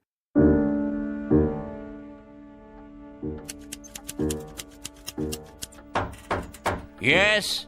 Mr. Krangle? What is it? Well, there's a special delivery for you.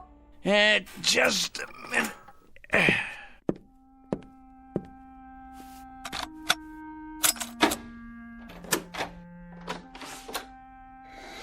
Here you go. A whole lot of stuff, 8 or 10 envelopes at least. Thank you, Mrs. Williams. Something else, was there? Something... Oh, no, nothing else. Then in that case, why do you stand there trying to read the contents of these envelopes as if you were an X-ray machine, Me? Read your mail? Oh, I can assure you, Mr. Kringle, I have many more things to do than trying to read my tenant's mail. Your mail in particular. I feel reassured. You sure get enough of it. Somebody'd think you were running some sort of mail order business or something. Just look at that desk of yours. So much mail and papers and I don't know what all. What is your business, Mr. Kringle? What I do is none of your concern. I pay my rent on time, and I keep to myself. A respect for privacy you should learn, Mrs. Williams. Well, I never... You never? That's good to know. Now, have you any more comments to air? Because if not, I would greatly appreciate your leaving me alone. I have a great deal of work to do. I believe that. The question is, what kind of work? You should believe it. You may thank me one day, Mrs. Williams. Oh, yeah, you and everyone else. Assuming you're still around, and assuming you retain the capacity to feel appreciation. What's that supposed to mean? Assuming I'll be around. Are you threatening me or something, Mr. Kringle? Threatening you, Mrs. Williams? I don't threaten people, my dear lady. I compile files on them. I compile them, and I analyze them, and I investigate them, and then I categorize them, and I judge them. Oh, yes. If they're impure, they must be punished. If, on the other hand, they are simply misled or naive or unsophisticated, I point them to the right way. I lead them by the hand, Mrs. Williams. I show them the proper course, the path to redemption. Is that... what I mean is that what you do for a living? Indeed. In short, I check evil, Mrs. Williams, and I eradicate it, inoculate it, wipe it clean, and sponge it away. And you know where these evil people are? I most certainly do, Mrs. Williams. Can you give me an example?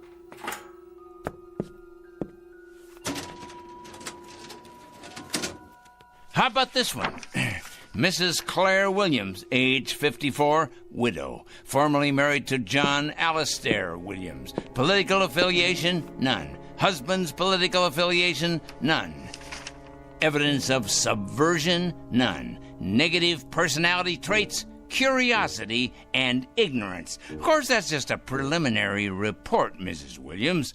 The in-depth research is in the master file cabinet right over there. Well, aren't you the strange one? You ain't nothing if you're not a strange one. I'll be going now, Mr. Kringle. Had your nap, Pete? All rested up, are we? Well, that's a good young parrot. It's going to be an exciting afternoon, Pete. Big things are going to happen at 4 o'clock. Yes, they are indeed. 4 o'clock? What's going to happen at 4 o'clock? Interesting question, Mrs. Williams. A very interesting question. Very much to the point. What's going to happen indeed? At 4 o'clock, we're going to expose evil, strip it bare, push it out into the light, dissect it, pinpoint it, and eliminate it. You are? Exorcise it, denude it, confute it, destroy it. Oh, now careful, Mr. Kringle. You're gone and broken your lamp. What? Oh, the lamp. I see. Sorry. Well, no matter. Would you like me to clean that up for you? No, I'm quite capable of cleaning up after myself, madam. That's one thing I'm very good at, cleaning. Something else, was there, Mrs. Williams? No, I don't believe so. If it's all the same to you, I'll be on my way.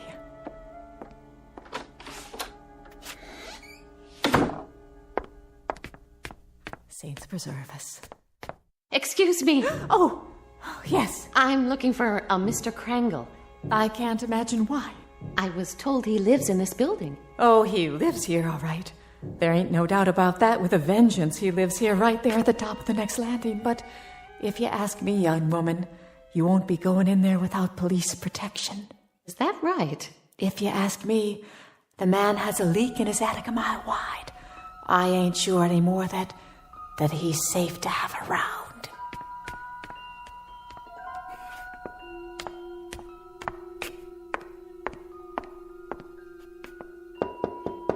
Mr. Krangle? Mr. Krangle? Well? My name's... Who else is with you? Why, no one. Are you sure? Yes, quite sure. My name is Lucas. I wonder if I could speak with you for a moment. Lucas.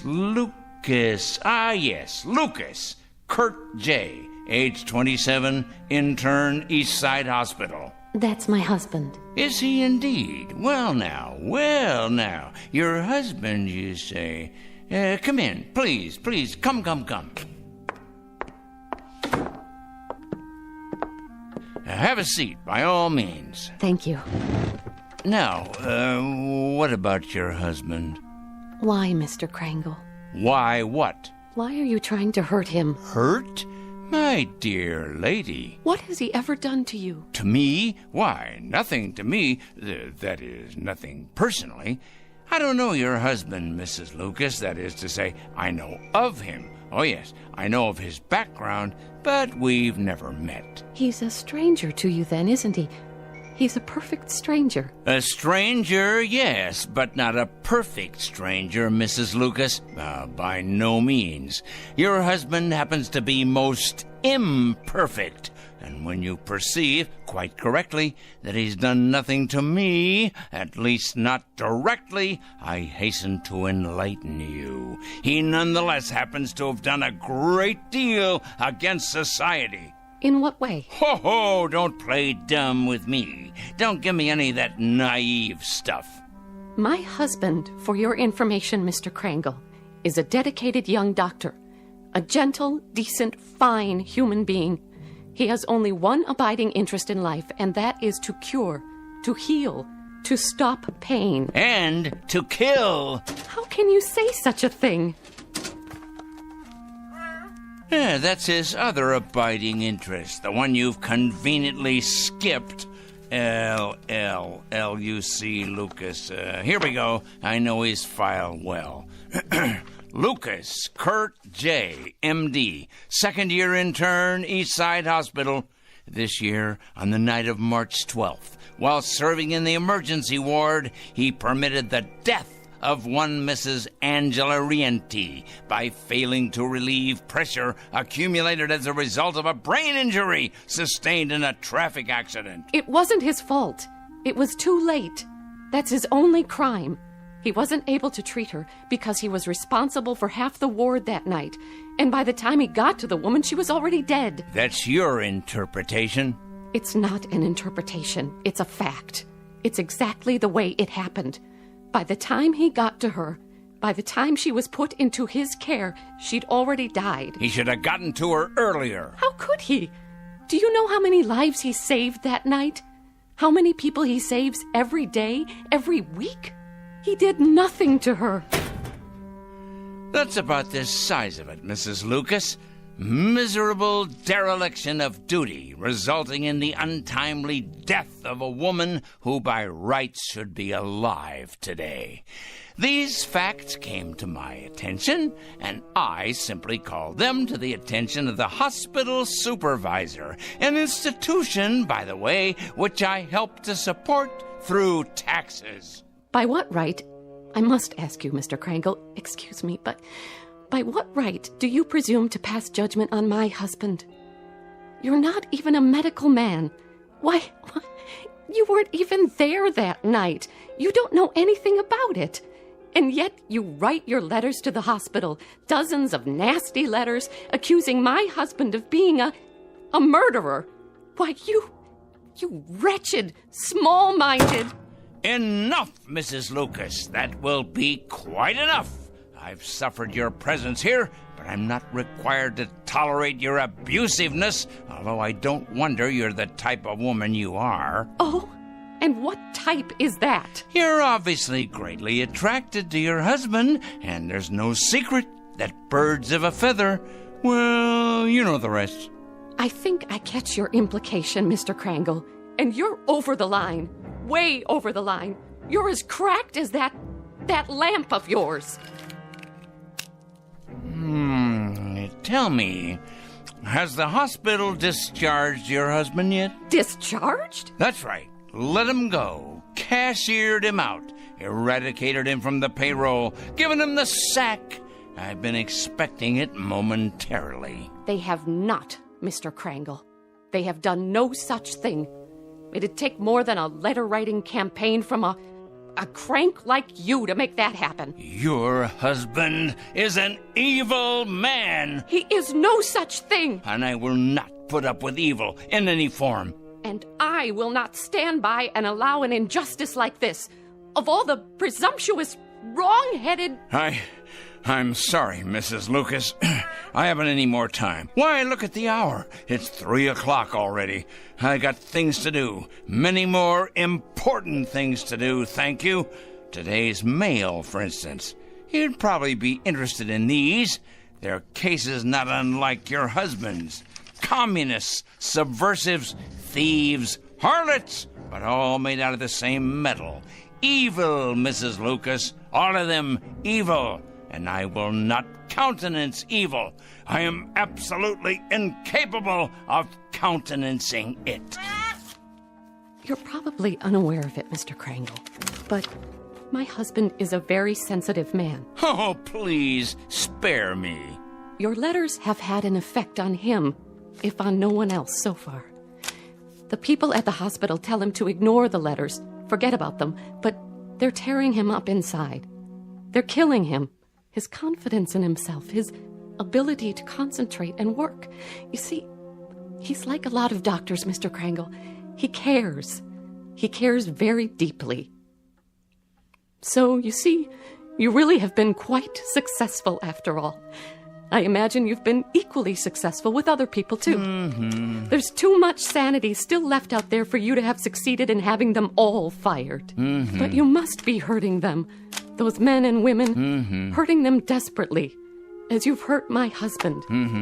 So you've really accomplished a great deal. Yep.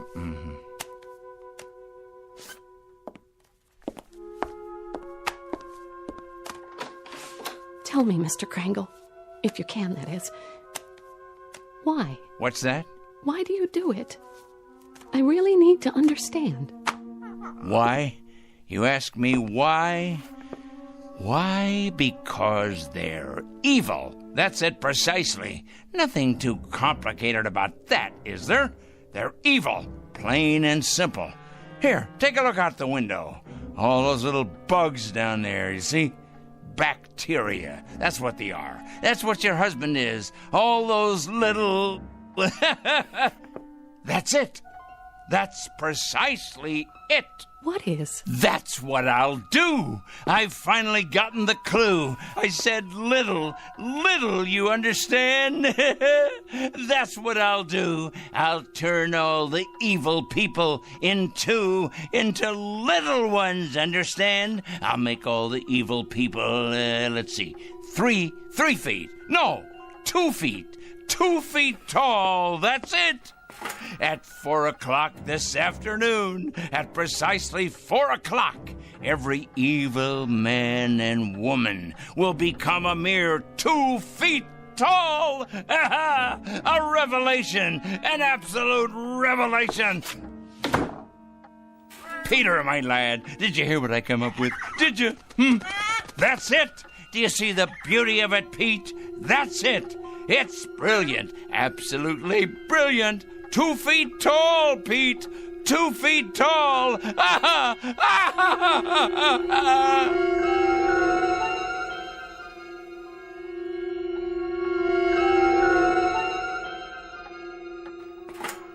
At 4 o'clock this afternoon, I'm going to turn all the evil people, the wicked, morally stunted troublemakers everywhere, into tiny little freaks for all the world to see. I'll make them all 2 feet tall. 2 feet tall, I say. Yes, it'll be better than if they wore badges on their clothing. Impossible for them to hide the purest form of poetic justice. Evil will be made an object of universal scorn, laughter, humiliation. Yes, you're not. You're hungry, aren't you, Pete? Here you go, boy. I won myself. We must be strong, the two of us. Strong for what's about to happen.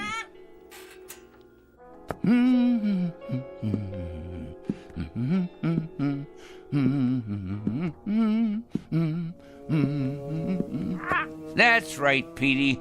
10 minutes past 3. It won't be long now. Yes, a peanut. Here you are. That's a good, strong boy. I'll bet you could crack open just about anything with that great big beak of yours, couldn't you? Yes, you could. I'm sure you could.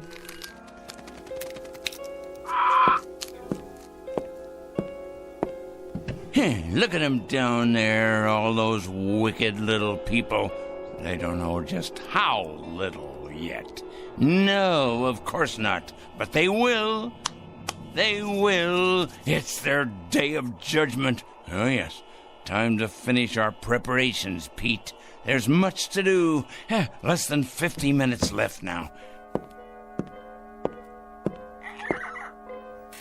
Must be sure all our pencils are sharp. We have a great many names to cross off the list. Cross off the list. Soon now. Very soon. Yes. Oliver Kringle? Come in. Yes, I'm Oliver Kringle. I'm the one who called. Yes, sir. Agent Luther Hall, Mr. Kringle, Federal Bureau of Investigation. Our office received a call. Indeed, yes. I placed the call and asked you to come. I felt it was my civic duty. Can I get you a cup of coffee or something? No, thank you. Now, Mr. Kringle, you told the office that you had some sort of list, proof of criminal activity, and that today would be a day of reckoning.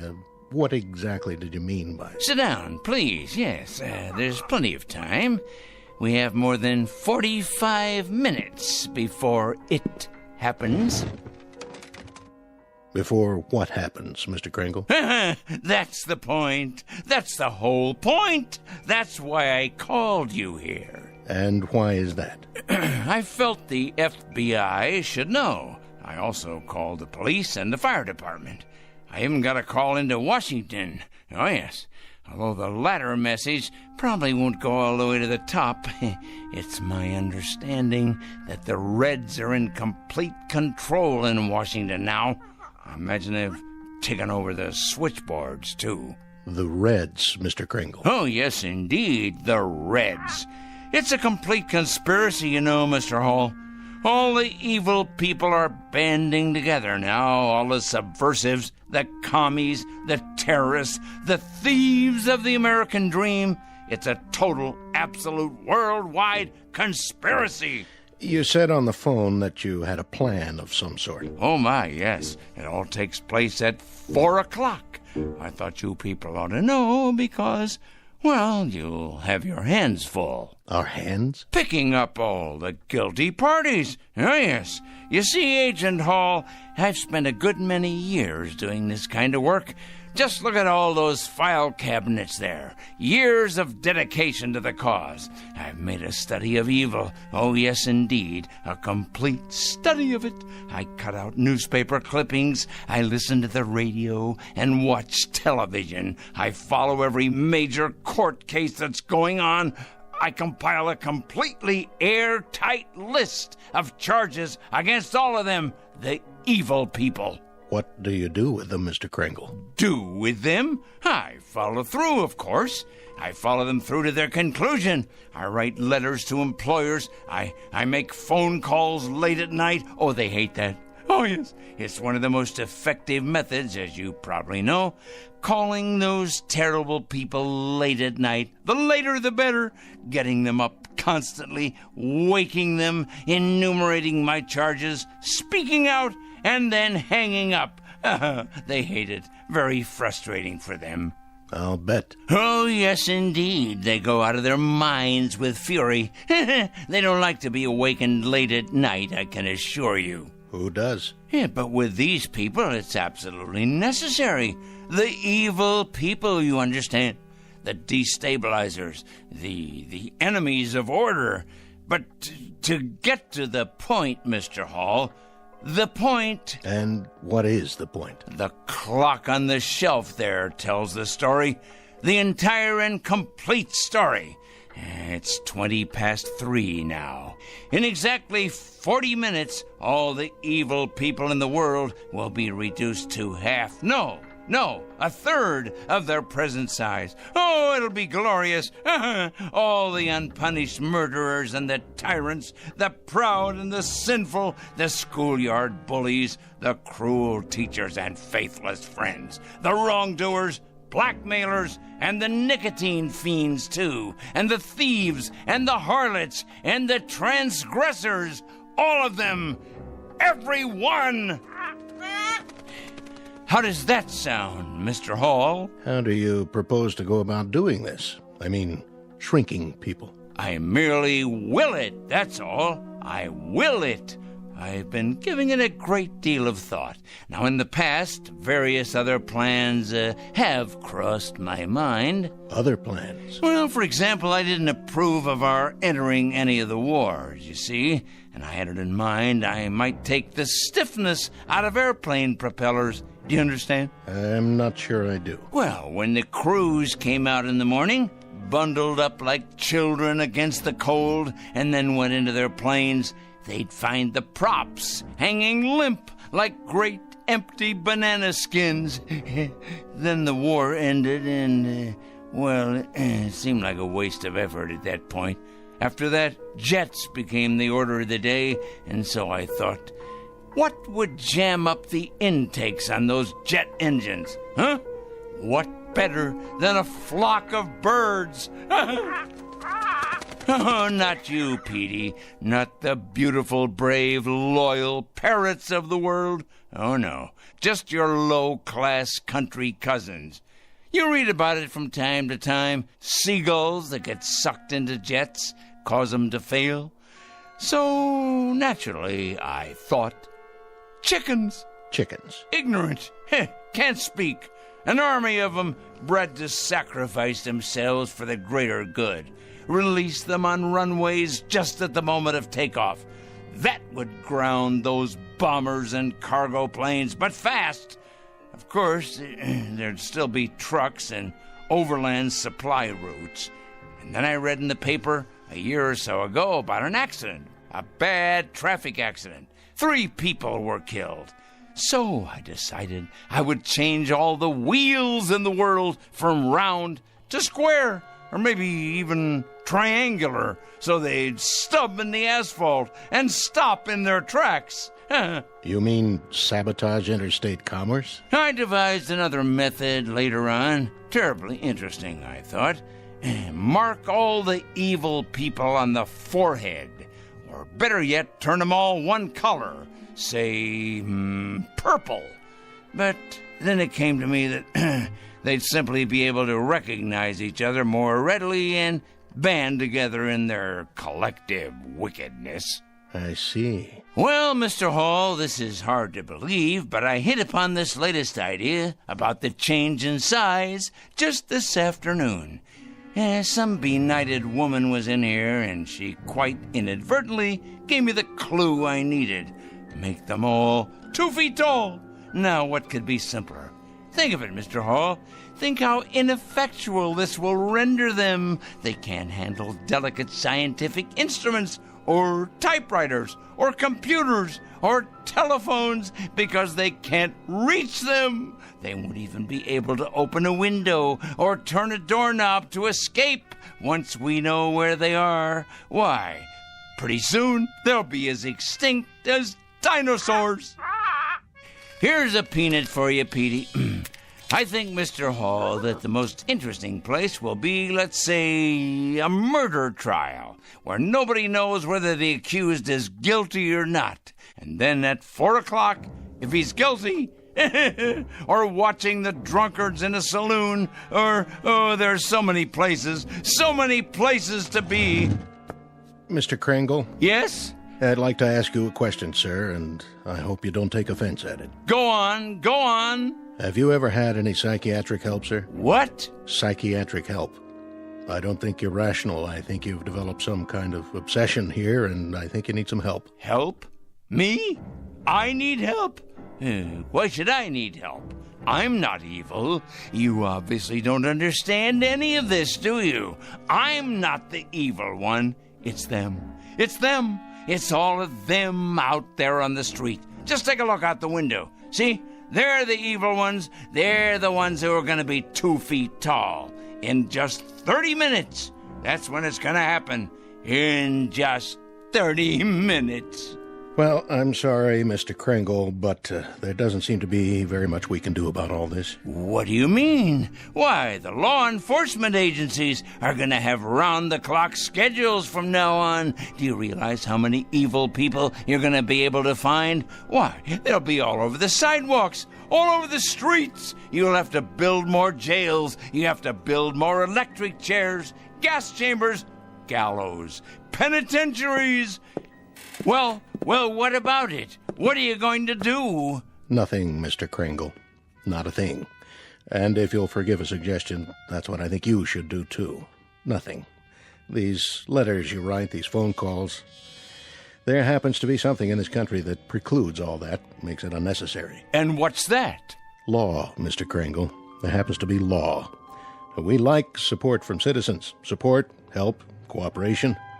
But interference is quite another thing. Oh, I get it now. I understand. At last I understand. You're part of the conspiracy. That's it. You're one of them. Why, of course. I'm an idiot not to have realized it. Of course you people have gotten into the FBI. It stands to reason you would. You've infiltrated every other place. Well, I'm going to tell you something, Mr. Hall. Good day, sir. You'd better enjoy yourself for the next 20 or 30 minutes. You hear me?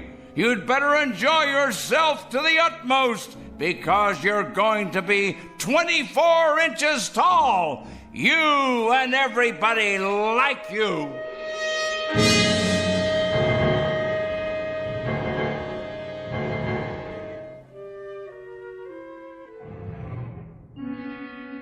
All the evil people, everyone, you'll see. Good riddance to bad rubbish, eh, Pete? To all their kind, the righteous will rise up, and the weak will fall before their terrible wrath. It's as right as rain. In a minute, Pete. It won't be long now.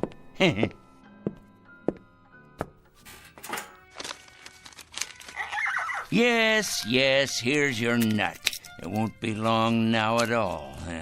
We must have everything in order, all our pencils sharpened, weapons that are truly mightier than the sword. In our desk, we must have lots and lots of clean paper to make another list of the newly exposed.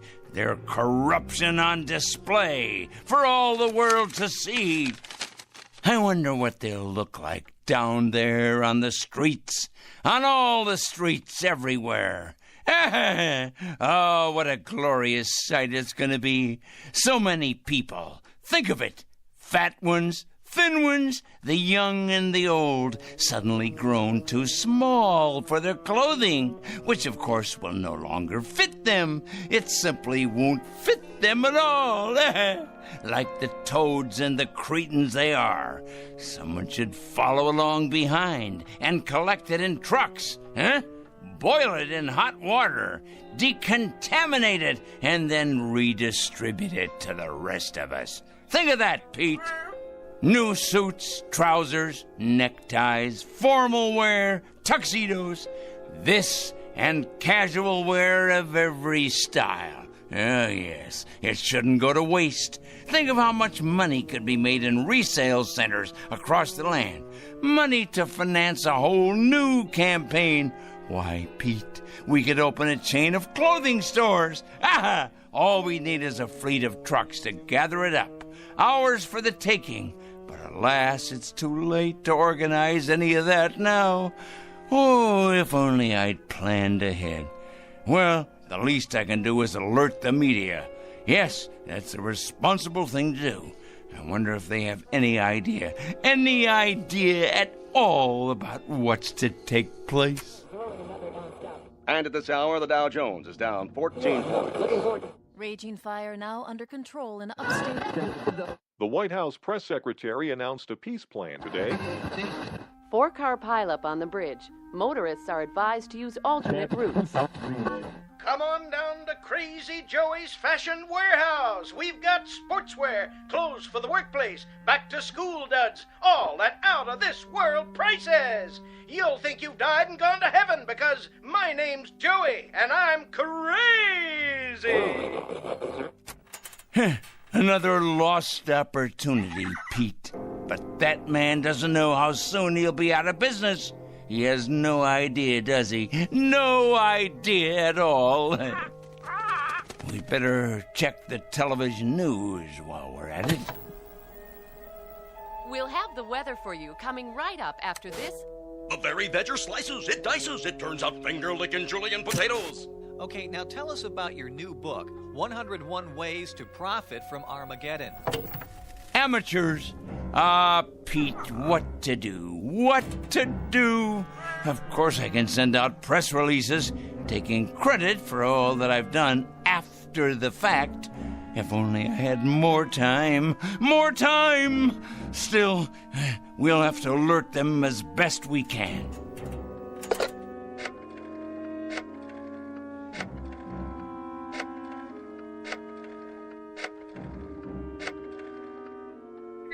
Yes, put me through to the news department, please.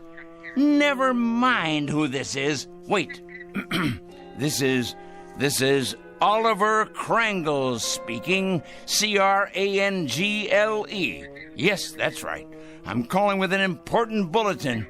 Yes, for the afternoon broadcast. That's right. You ought to break in right now with a news flash, you know. Oh, it's something big, all right. Something huge. Believe me, it is important. When? No, you don't understand. It hasn't happened yet, but your viewers will still want to know when it does happen. Otherwise, there'll be chaos in the city. In fact, this should go on the national broadcast, coast to coast. What is it? Let's just say a new perspective on the world. Hello? Hello? Hello?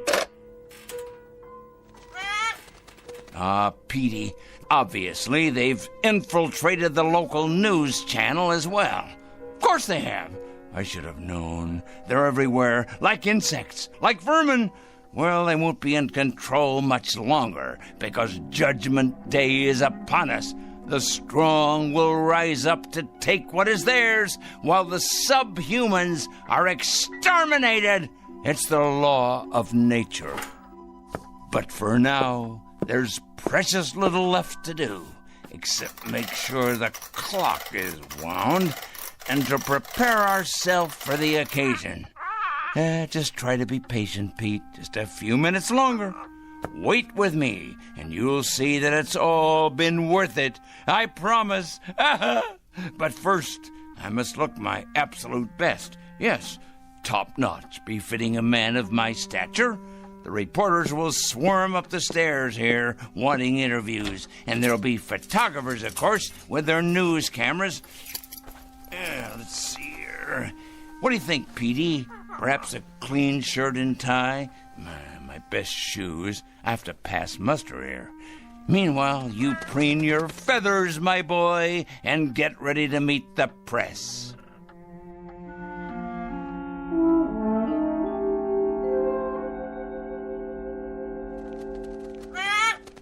There!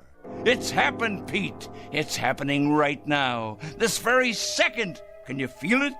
Something in the air. The next phase of evolution for the human race. Oh, nothing will be the same after this. Nothing! The new order has come at last. Yes, but first, I can't wait to see them all down there, turning into tiny little gnomes. Just 1 second, Pete. As soon as I take a look out the window. Certainly, Peter. You may have a nut, as many as you like. You must be hungry. I'll have something, too. We'll make it a celebration. This is our day. Of course, but you must be patient. I can't wait to look outside. I can't wait. But for some reason, I can't see over the windowsill. How can that be?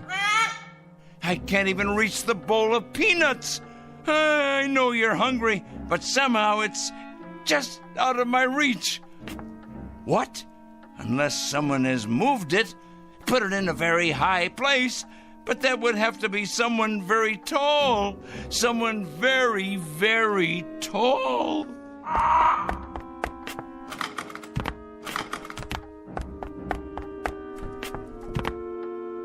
Pete! What's happened? You've grown so large, and I'm so close to the floor. These shoes don't fit me anymore. And these clothes, whose are they? Must get out of this ridiculous costume. Pete, why are you looking at me like that? Your eyes and your beak. Close it. Please close it. You're not still hungry. You can't be. Pete, you're frightening me. You know me, Petey boy. You must. That's a good bird. Yes. Calm down now. No, Pete, no. Get away. Let me get out of here. I can't reach the door now. The locks. Let me out. No!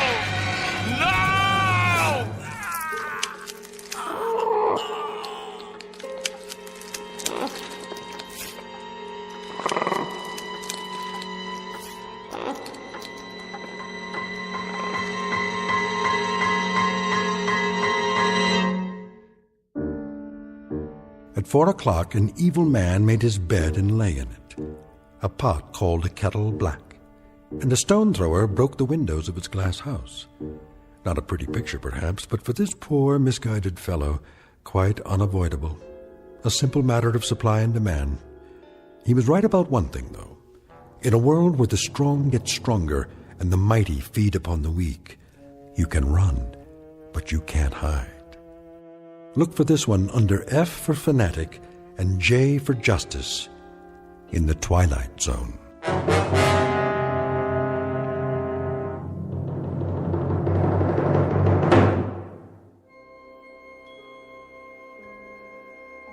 Hi, this is Carl Amari, producer of the Twilight Zone Radio Dramas. I'd like to take a moment to tell you about our official website at twilightzoneradio.com, where you'll get the latest news and information on these Twilight Zone Radio dramas. Plus, at twilightzoneradio.com, you can digitally download 3 free episodes or any of our episodes for only $1.95 each. In this age of ever-changing technology, we've decided to make these episodes instantly available to you by making the Twilight Zone Radio Dramas a digital download-only series. This means that this series will no longer be offered on CD. The CD collections at our website are now being offered, while supplies last, at buy one, get one free. So be sure to get your favorites before they're sold out. Be sure to visit us often, and I'll see you in the zone.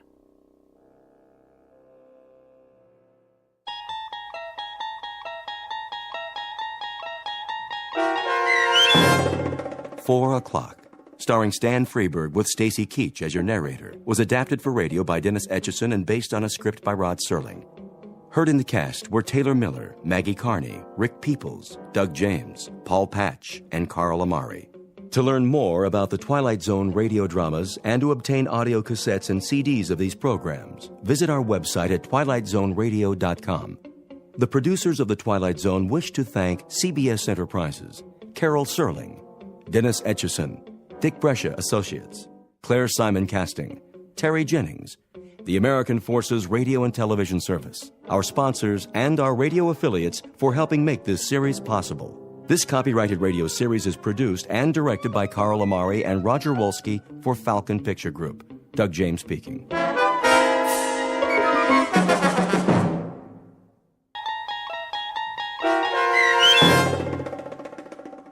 Elegy, starring Blair Underwood with Stacy Keach as your narrator, was adapted for radio by Dennis Etchison and written for The Twilight Zone by Charles Beaumont. Heard in the cast were Jeff Lupetin, Christian Stolte, and Joby Cerny.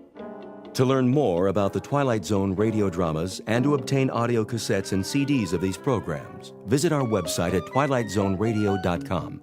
The producers of The Twilight Zone wish to thank CBS Enterprises, Carol Serling, Dennis Etchison, Dick Brescia Associates, Claire Simon Casting, Terry Jennings, XM Satellite Radio, Sirius Satellite Radio, our sponsors, and our radio affiliates for helping make this series possible.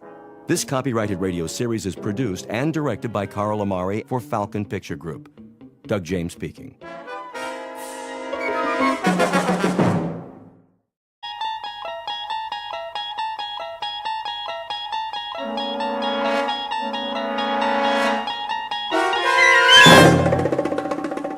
There is a fifth dimension beyond that which is known to man. It is a dimension as vast as space and as timeless as infinity. It is the middle ground between light and shadow, and it lies between the pit of man's fears and the summit of his knowledge. This is the dimension of imagination. It is an area which we call the Twilight Zone.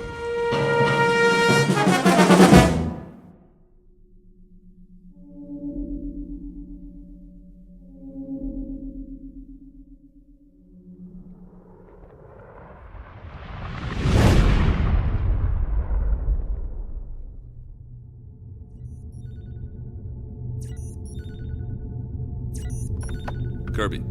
Yes, Captain. Give me the readings. Course stable, 7.9 off vertical axis. That's why I can't stand up straight. Speed 2650, steady she goes. How close are we to that asteroid? In range, gravity detector starting to read. Say 100,000, give or take. Piece of cake. We still have to maneuver for a landing. Fuel supply. Well, Captain, let me put it this way. If I was back home in my car, I'd pray for a steep hill so I could put her in neutral and coast all the way down. That bad, huh? I think the expression is running on fumes. What's the terrain? Spectrographics coming in. And? Not too hot, not too cold. Volcanic activity, 1 million or so years ago. We are hitting atmosphere. At least it's got an atmosphere. How much oxygen? I'm trying to get a reading. Deceleration chairs. Just a minute. Now! Better do it, Pete. All right, Myers, I'm going. Firing retro rockets. The fuel tank's empty, Captain. Anybody got a parachute? Hang on. Angle looks good. Thank heaven for small favors. The surface is coming up fast. I'll try to level her out. Nose up. Up!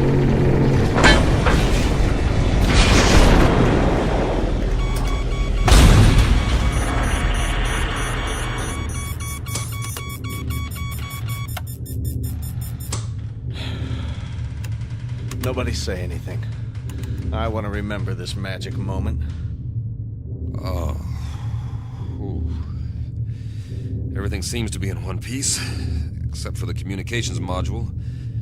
And it sounds like we damaged the tail assembly. Instruments are still working. How's the atmosphere? Take a reading. 20.95 parts oxygen. Yeah, right. 78.09 parts nitrogen. That's impossible. I don't get it. That's air. Don't look a gift horse in the chops. Gravity? 1 unit to 0.99. Are you sure? See for yourself, Captain. I don't believe it. You got something better to believe, Myers? But that's incredible.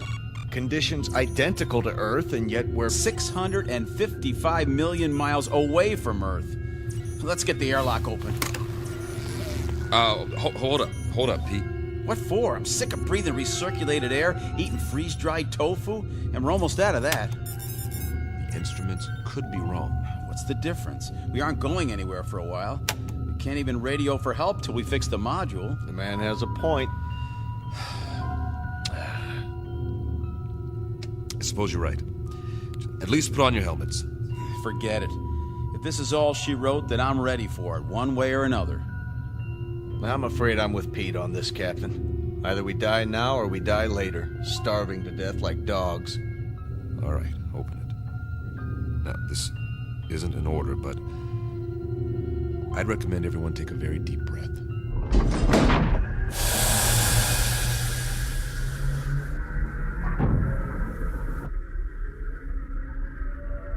Time, the future. Place, a dark corner of the universe millions of miles from planet Earth. The main characters, 3 men. William Weber, captain. Peter Kirby, navigator. Carl Myers, geologist and science consultant. Each distinct from the others, but all sharing a common dilemma. They are lost. And like any long-haul explorers, they want to go home. Not their home necessarily, that would be too much to hope for. But at this point, any old port in a storm will do. Especially for those who have veered off course and into the Twilight Zone. And now, The Twilight Zone, and our story, Elegy, starring Blair Underwood, with Stacy Keach as your narrator.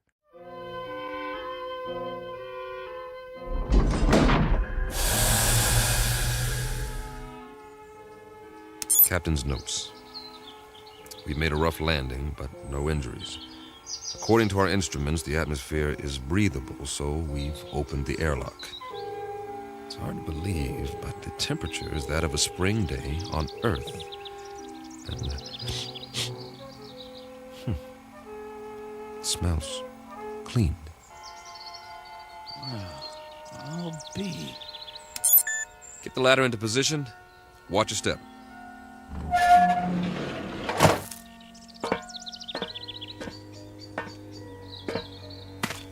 How many miles did you say we were from Earth? Too many. Time for a reality check. You see the same thing I see, Captain? What do you see? Open country, farmland. Kirby? Affirmative. Acres of grass, trees. I grew up in a place like this, in the Midwest. And those hills? They're settled granite, I'm sure. Eroded over thousands of years of wind, rain. I don't get it. Neither do I. Wait a minute. I do. Don't you see? We're back on Earth. Come off it, Kirby. I'm serious. The instruments are all screwed up. Some way or another. Don't ask me how. We got turned around, and now here we are, right back where we started. Oh, man. That is rich. Only one thing's missing. A brass band. Maybe they forgot about us. It's an interesting theory. Except for one thing. As far as I know, Earth has never had 2 suns in the sky.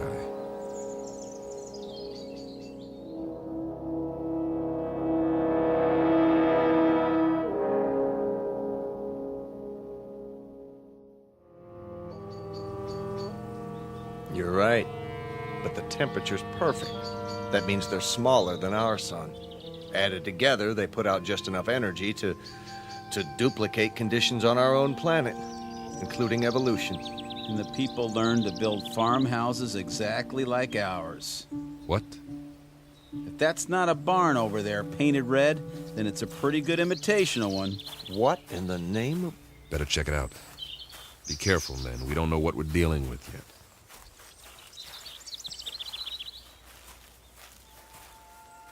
What do you call this?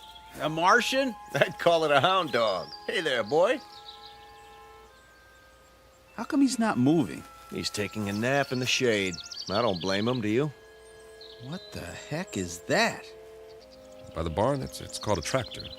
They were internal combustion vehicles used in the 20th and 21st centuries before the Total War. So we are on Earth 300 years ago. Negative. We're not equipped for time travel. Okay, you explain it. I can't. The only thing I know for sure is that we're not on Earth. And we are not alone. What do you... Hey! Hey, you over there, by the barn! What's the matter? Can't he see us? He's turned the other way. Looks like he's Taking a rest. Leaning on his... It's a pitchfork. He was using it to load hay into the wagon. Some outfit. Overalls. Farmers wore them with straw hats, just like that one. He even has a red bandana in his back pocket. Well, I suggest we ask him the way to the Emerald City.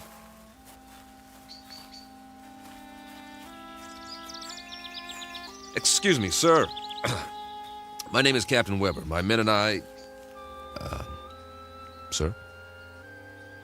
Sir, I hate to bother you, but that's our ship over there. We've crash-landed. If you can tell us... Sir... Sir, can you hear me? What's the matter with him? Seems to be in some sort of trance. Are his eyes open? Yes, but... Move your hand in front of his face. Nothing. As if he's... Don't touch him. It's all right. His skin's warm, but there's no respiration. He seems to be frozen in place. Well, let's move on. Say that again. This is giving me the creeps. We'll recon the surrounding area. There may be others.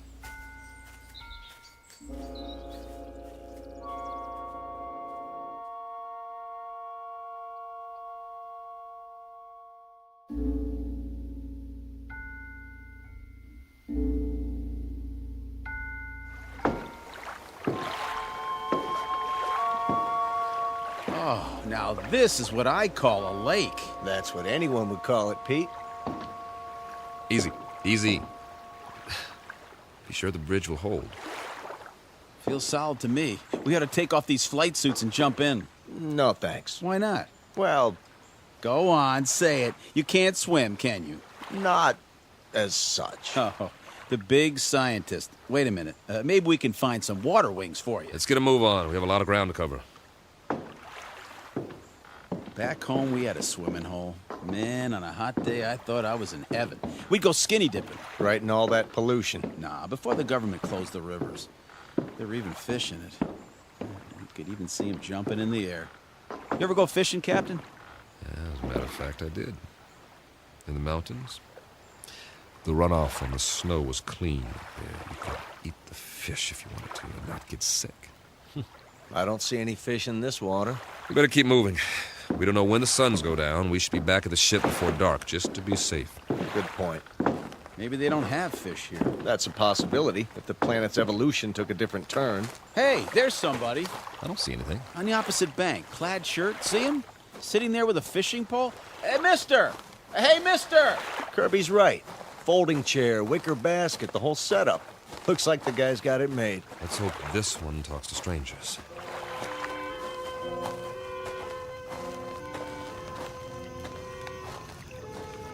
Hi there, fella. How's it going? Fish biting today? Mum's the word, huh? Let me try. Sorry to bother you, sir, but you might say we're lost. If you could give us directions to the nearest town. Don't waste your breath. This one's a stiff, too. Maybe he's asleep. If he is, he's done well for himself. This basket is called a creel, and it's full of fish. Quite a haul. Fresh? Smells like it. Hold on. Is that a bottle of beer next to him? It is indeed. Only, it's empty. Well, where's he got the cold one stashed? Fella, can you hear us? Do you even know we're here? Can't see his face. Lift up the brim of his hat. Okay, here goes. Sorry, nothing personal. I just like to look a man in the eye when I talk to him, even if he doesn't talk back. What did you do? Nothing, just barely touched him and he fell over. Well, at least we know he's not a statue. No pulse, like the farmer. But his skin feels real. Sit him up again, exactly the way we found him. I get it. Get what? He's off the clock. Way off. What's that supposed to mean? Pete and I used to joke about it in flight school. Now, there are 24 hours in a day, but sometimes that's not enough. You're not kidding. All my life, I've wanted extra time to read a book, write a novel. Or go fishing, spend some time in the country, meet a girl and get married, or just take a nap for crying out loud. But I was too busy. We all were. So the only answer is to fit some extra hours into the day. Hours that don't show up on the clock. That don't count. I don't see... Look at it like this. What if you could stop time? For a few minutes or a few hours? At least as far as everybody else is concerned. Think of what you could do. They stand there, frozen, while you run off and do whatever it is you need to do. Then, when you're finished, you run back and time starts again. They move and walk and talk and go on with what they were saying, and they never so much as know you were gone. Is that a plan or what? I wish we could have done something like that on the ship. If I'd had time for pure, uninterrupted thought, I might have, well, I don't know, perfected Sheldrake's theory of causative formation while the ship ran itself. That's right, and get home to find you've won your own Nobel, right? Now, we make planetfall, and we run into these people, if that's what they are, and it's as if we've finally done exactly that, taken ourselves off the clock, at least temporarily. Permanently would be fine by me. Nice theory, Captain. I'm afraid there are reasons, though, why it wouldn't work. I am sure there are. It's just a thought. If I were a science fiction writer, I could have some fun with it. But we've got more important things to do, like finding out what options we have, now that we're here. Say, I'm hearing things. I hear it, too. Seems to be coming from the top of the ridge beyond that grove of trees. That must be where the town is. We were close after all. Sounds like you got your brass band, Pete. I like it. Maybe they got a ticker tape parade, too. One way to find out.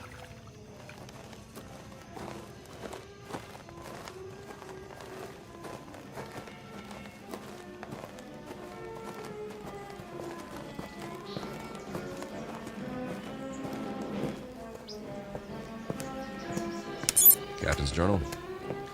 We appear to be on the main street of a Midwestern American town. Ahead of us is the square, complete with steeple, clock, and ivy-covered walls. Captain, did you notice? What's that? There are no hands on the clock. Duly noted. The music's louder. I hope this recorder can pick it up. Sounds like a Sousa march. There's a bandstand, flags, bunting, and a sign that says, Inauguration Ceremony, welcome Mayor Finch. The musicians are all in uniform. Just one thing. They're not really playing. Kirby's right. Nobody's moving. Not even Mayor Finch. He's holding a silk hat. Photographers in front of the crowd about to take his picture, but nothing's happening. It's like a movie set with 100 extras all waiting for someone to yell action. The question is, who's directing? I'm going to look around. Weber, out. The music's coming from that loudspeaker near the platform. It's being piped in from somewhere. Pre-recorded, no doubt. Concert's over. I wonder who turned it off. Any ideas, Professor? Well, I suppose it could all be part of a carefully orchestrated illusion. That's as good an explanation as any. Now, maybe we're being made to see and hear what we hoped we'd find here. The sights and sounds of home. But they got it wrong. It's 300 years before our time. Who's they? Or it could be that time itself is somehow suspended in this place. So we really are off the clock. It's all relative.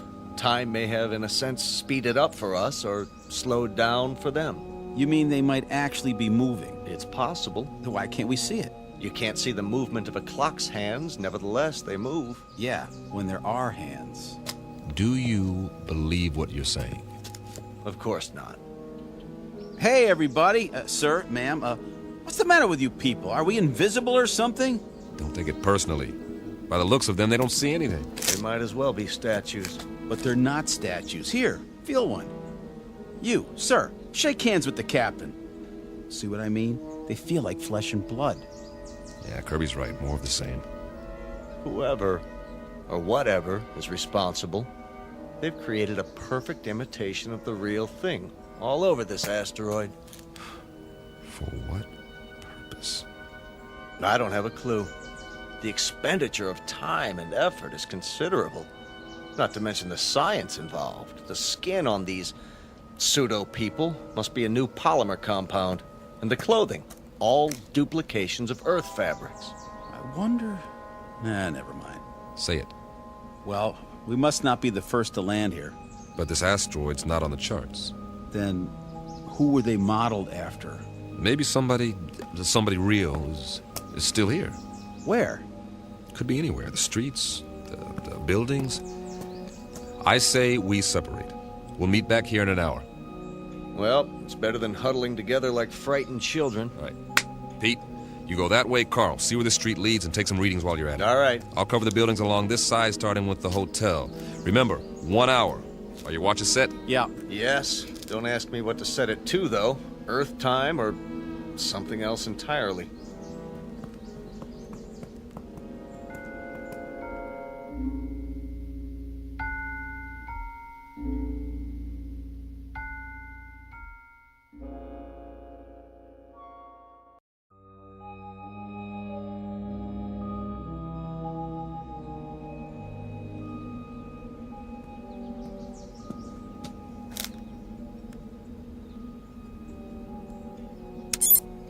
Captain's notes. The awning says the hotel is called the Ritz Arms. Kind of quaint. It would be considered ritzy, I guess, in a small town. Glass front. Nothing moving inside that I can see.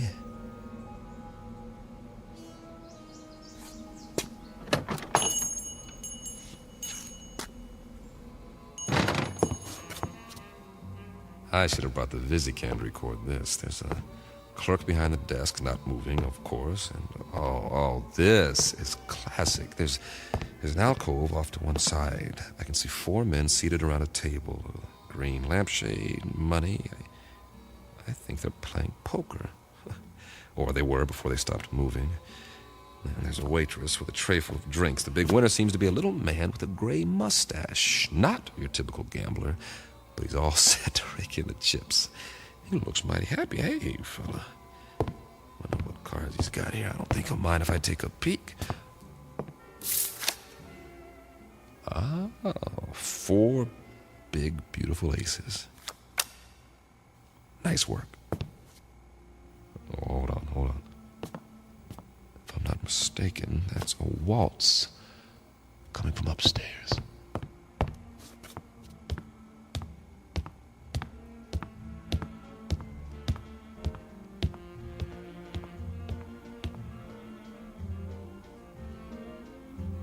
Music seems to be in one of the rooms.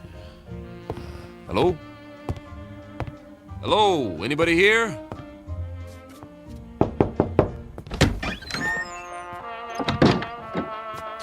Oh, sorry. Excuse me.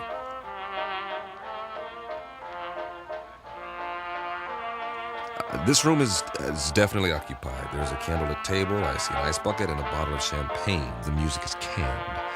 The couple is posed in a slow dance. She has a rose in her teeth, and he's got her bent back in a dip, kissing her throat. But what is she doing with him? A short, ugly man. Looks like he's never had a girlfriend in his life. But she's a real beauty. I don't know what's going on here, but I'm beginning to see a pattern. The theme seems to be dreams really can come true. But whose dreams? Who's fulfilling them? For what purpose?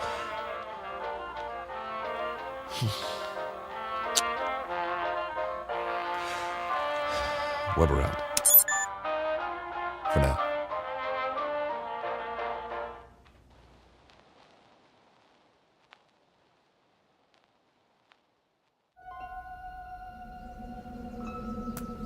Find anything? Nope. At least nothing that moves. Pete? Not really, except for... What? You guys better see this for yourselves. Come with me. Where is it? Just around the corner. You're not going to believe this, but I think it's what they called a carnival.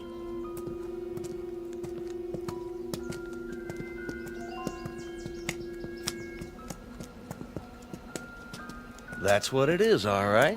The Midway. Those booths along either side, people could win various trinkets of low value by throwing baseballs at steel milk bottles or firing toy rifles at targets. I was wondering. A test of skill for amusement.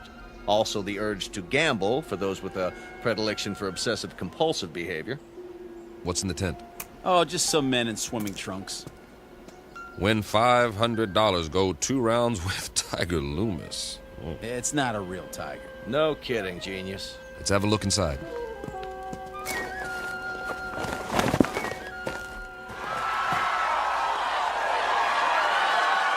That must be Tiger with the stripes on his trunks. Yeah, the one lying down in the ring. Boy, some crowd, huh? Almost as many as the town hall, complete with sound effects. 2 pugilists duking it out, as they say.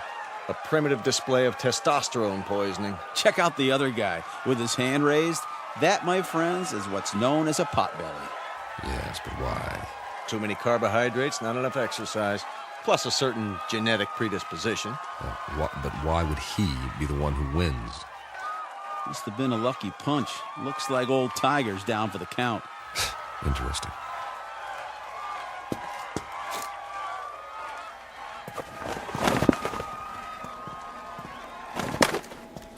I think it's creepy. All these imitation people posed every which way.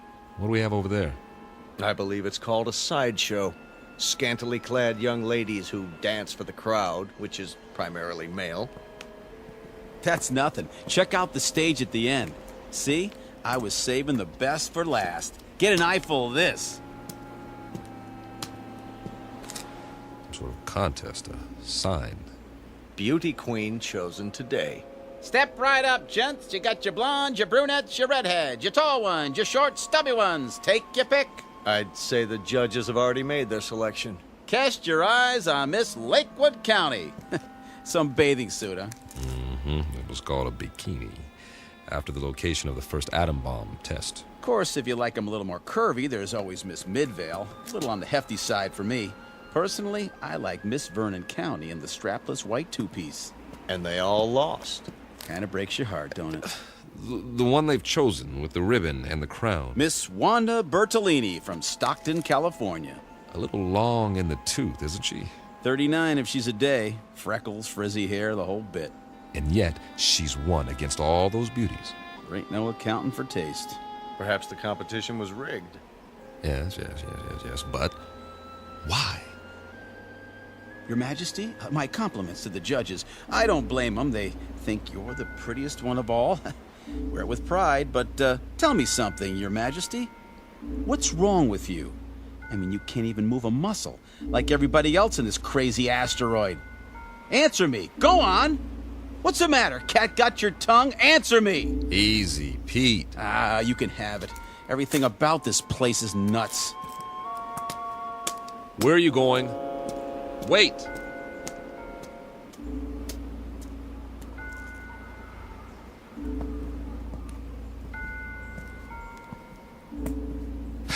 Now, Pete, don't let it get to you. None of us knows what's going on. But until we figure it out... I'm sorry, all right? But you know how long we've been on that ship? Now we sit down, and what do we find? We all feel the same way. Sure we do. But it's like somebody's trying to trick us into something or drive us batty. Something that doesn't even think like us. But it's got our number. Oh, yeah. Let me tell you. You've got to pull yourself together. I'm pulling, all right? But if we just had some idea, some clue about what the deal is here in this crummy place. How are you fixed for ideas, Carl? I don't really have a theory yet. Of course, it's highly improbable, but... So is the fact that we're here. Come on. Any theory is better than none. Well, I've begun to think that all of this, it just might be some sort of museum. Come again, Professor? We're millions of miles from Earth. It's possible that the inhabitants of this planet, whoever they are or were, developed a very advanced technology. Let's say they had a super powerful scanning device based on some new principle. Over the years, they observed Earth and decided to build replicas of what they observed. Perhaps they even took specimens to use as models. That would explain the accounts of alien abductions. If that's true, where are these inhabitants now? Gone, perhaps, having moved on and left all this behind. They could be in hiding. Then we'd better explore the rest of it. Or as much as we can in one day. At least they had taste. Take the residential street we're on now. It's right out of the late 19th century. Old-growth trees, Victorian houses. Why this era? Why any of it? It must have interested them. Though for what practical purpose, I can't imagine. Maybe just to please themselves. This is the way it was on Earth a few centuries ago. I've seen pictures, the streets, the houses, everything laid out so peacefully. You guys like it here? I would, if I knew it was real. If I could be sure it wasn't all going to vanish in a puff of pink smoke. It's an okay place to visit, but I wouldn't want to live here. Well, you better get used to it. This is going to be home for a while. Charming. Which one? The largest house, there across the street. Well, that one's a mansion. Isn't it lovely? Think of the freedom, the space to move about. You want it, it's yours. Yes, that's true, isn't it? Why not? I don't think anyone will mind, least of all the old fella in the chair on the porch. Another stiff. It's actually quite realistic, the way they've got him sitting there reading the paper. What's the date on the front page? Hey there, old-timer. You don't care if we look around, do you? Check out the inside. Not at all, gentlemen. You are most welcome.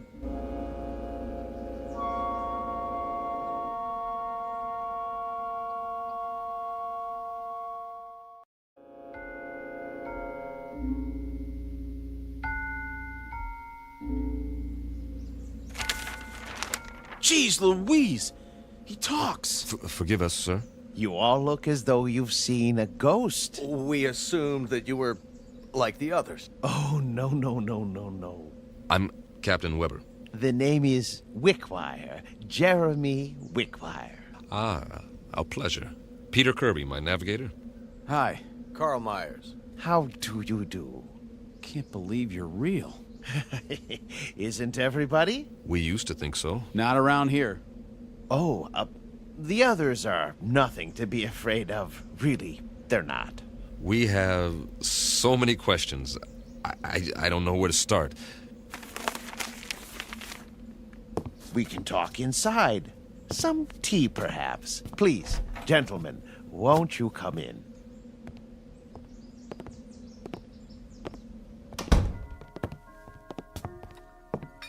One lump or two? Oh, don't go to any trouble. It's better than what we're used to. Believe me. I don't know about you, Captain, but I must have my tea this time of day. I wouldn't feel complete without it. Oh, it tastes great. Nice and hot. Beats the heck out of that tang. I'll say.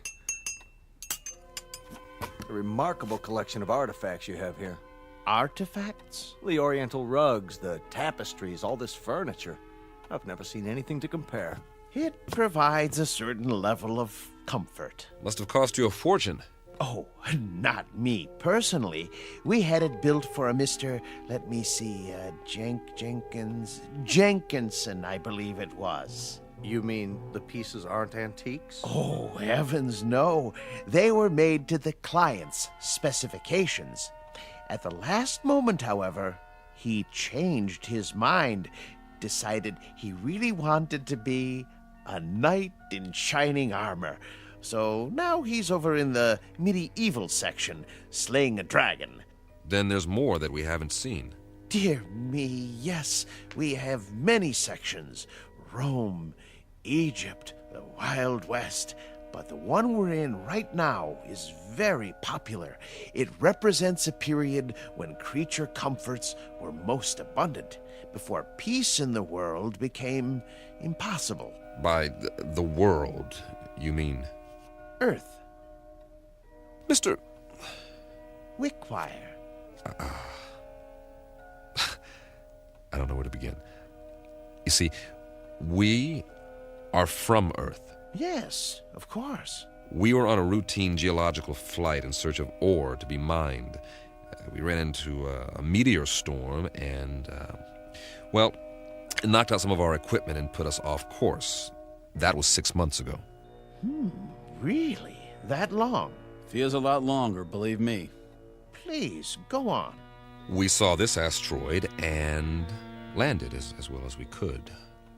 But there's no more fuel. We're going to have to stay here until we can repair the communications module and signal for help. They'll think our ship was destroyed without an SOS beacon. I see. Then you're not from the Glades. The what? I've been expecting them. I'm due for a delivery. From Earth? May I ask a question about the Earth? Did they, by any chance, have that atomic war? Not as such. A cluster of smaller wars almost simultaneously. Most of the Earth's surface was destroyed. We're still picking up the pieces. Oh, dear me, that is bad news. More tea, gentlemen. Mr. Wickwire, explain some things to us before we go out of our minds. Certainly, but you do look hungry. And you can say that again. Let me fix us a light lunch first, Then we'll talk. No, Mr. Wickwire. Explain some things to us before we go out of our minds. If you like. Where are we? Why, you're in a memorial park. A memorial? More commonly known as a cemetery. Didn't you know? Please, make yourselves at home. I'll be back in no time. Did he say cemetery? Well, at least we know more than we did. You act like nothing's happened. Nothing has happened yet. Just give it time. What would you suggest we do? I'd suggest that you... Settle down, fellas. Getting upset isn't going to help. Help who? There isn't anybody to help us. That old man's off his rocker. This place is some kind of loony bin. Shut up and sit down. Yeah, well, I tell you, I don't like it. We're sitting around having tea, and we don't even know where we are. It doesn't make any difference where we are. This is where we're going to stay until we can send a distress signal. Unless he happens to have some rocket fuel and a tail fin assembly lying around. So for now, all we can do is make the best of it. Yeah, we don't have to like it, do we? Be patient. Everything will be explained, I'm sure. You mean you trust that guy? A little more trust might have saved our world, Pete. I say something about him is screwy. What's he so happy and well-adjusted about? Well, look at the way he lives. He's got everything he wants, even if it is a reproduction. Quiet. Here he comes. I've brought some sandwiches and a bottle of wine. I trust we'll make quick work of it. You can say that again. I haven't had a drink in I don't know how long. And after that, coffee. It's brewing now. Meanwhile, a glass for each of us. Do you mind if I pour? Very kind of you, Mr. Wickwire. May I propose a toast? Please. To peace, my friends. Eternal, everlasting peace. I'll drink to that. We all will. Excellent wine. Glad you like it. This is a special occasion. I thought it was worth opening a bottle. Liebfraumilch, isn't it? Yes, indeed. Mr. Wickwire, we're still a bit confused. You said we were in a cemetery. What did you mean? Mean? Yeah, why would there be a cemetery here? Perhaps you could elaborate. Certainly. But before I explain the details, you must give me some information. If you like. If your dearest wish could be granted, what would it be? I'm not sure I understand. What would you like to be doing most? Where would you choose to be right now?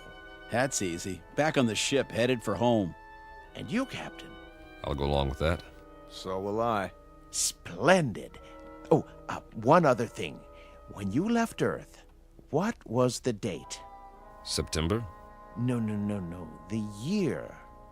2280. Really? 2280? When you arrived, I thought you were the men from Happy Glades, but you couldn't be.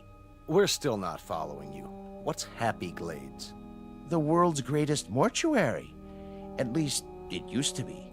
The management hit upon this scheme as a service to the few who could afford it. The scheme being...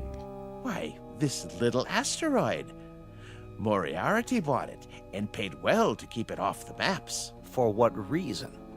Simple, really. You see, the plan was to recreate conditions in which the dearly departed would be most happy. A favorite setting, a desired event. For example, if one had always wanted to be elected mayor, he'd achieve his ambition here for all eternity. So those people outside, they're all... Oh, Oh, not all of them, just the select few. The rest are imitations. Simulacra, we call them, for effect. In other words, this is the place where your dreams come true after you've stopped dreaming. Yes, that might be a way of putting it. Very good. But a cemetery in the middle of space? Your boss, Moriarty, he could have bought a piece of property anywhere in the desert, say, away from everything. Oh, no, you don't understand at all. Happy Glades promises eternal peace, everlasting peace. You couldn't have that on Earth, now could you? Especially with the wars you've described. He has a point. Let's finish the wine, shall we? It doesn't keep well once it's opened. Thank you. Cheers. Would you like some music? What kind? A somewhat limited repertoire, but there are all kinds of pieces for the player piano, popular, classical. Classical might be nice. Ah, yes. Something soothing to fit the mood. Mozart or Brahms.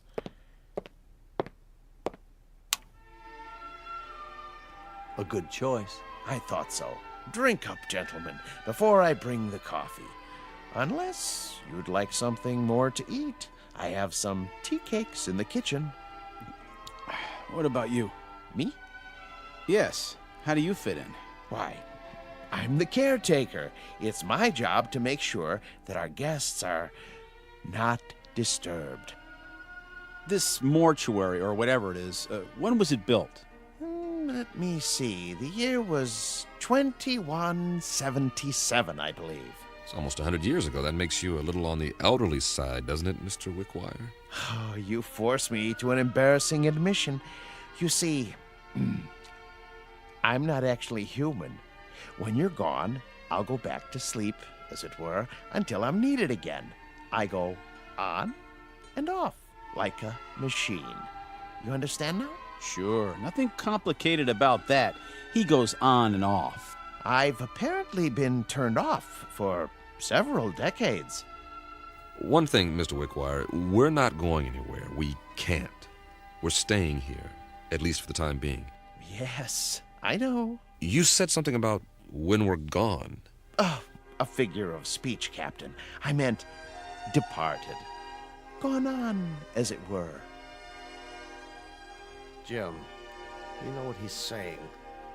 What's the matter, Carl? You're pale. And you're perspiring. What in the... Something wrong with the wine. The old man. He didn't drink any of his. You're right. Why? Why didn't you, Wickwire? I told you not to trust him. I told you. Oh, he's poisoned us.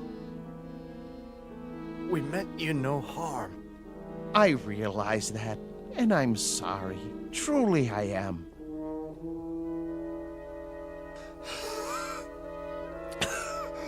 Give us the antidote. Give us the antidote. There is no antidote, Captain. Even now, the eternifying fluid is coursing through your veins. It won't be painful, I assure you. Oh, please. You've got to stop it. Oh, my dear friends, can't you understand? I have no control in these matters. I'm only a machine. But why? Why us? Because you're here and you're men. And while there are men, there can be no peace. Surely you've seen ample evidence of that on Earth. What are you going to do with us? There are several possibilities, but as you said, your preference is to be on your ship. So be it. I'll move you there and arrange you in your natural habitat. And every day for a while I'll come by and check on the display, your poses, the instruments and other details, and I'll touch them up if need be with a feather duster so that the scene is absolutely perfect before I retire to this house and turn myself off until the next ship arrives. I trust it will be a dream come true for you. It will. Won't it? For the love of God, Wickwire. For the love of God. You'll excuse me now, but I must make ready. Oh, and gentlemen, I do most sincerely wish that you rest in peace. Captain. Goodbye, Captain. Easy, Carl. Easy, Carl. Don't fight it. It'll only work faster. Bill. I'm scared. Try not to be, Pete. I'll be with you. Be back on the ship soon. For all eternity. See you over there.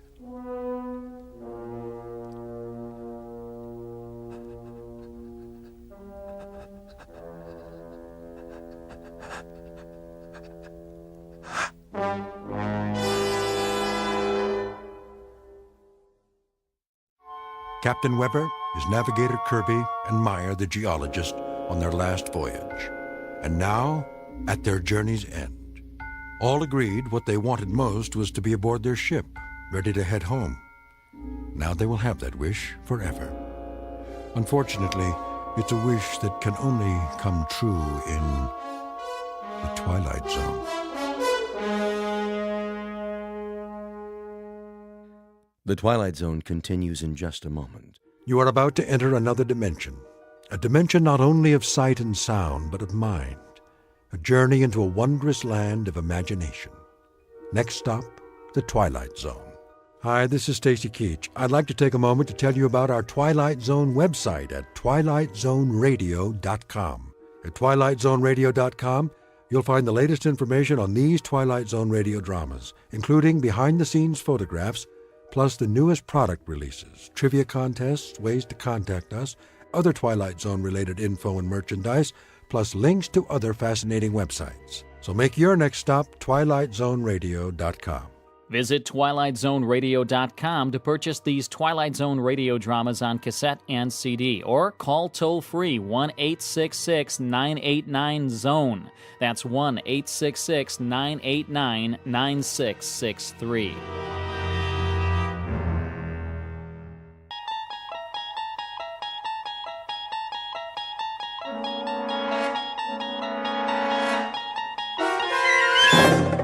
You unlock this door with the key of imagination. Beyond it is another dimension, a dimension of sound, a dimension of sight, a dimension of mind. You're moving into a land of both shadow and substance, of things and ideas. You've just crossed over into the Twilight Zone.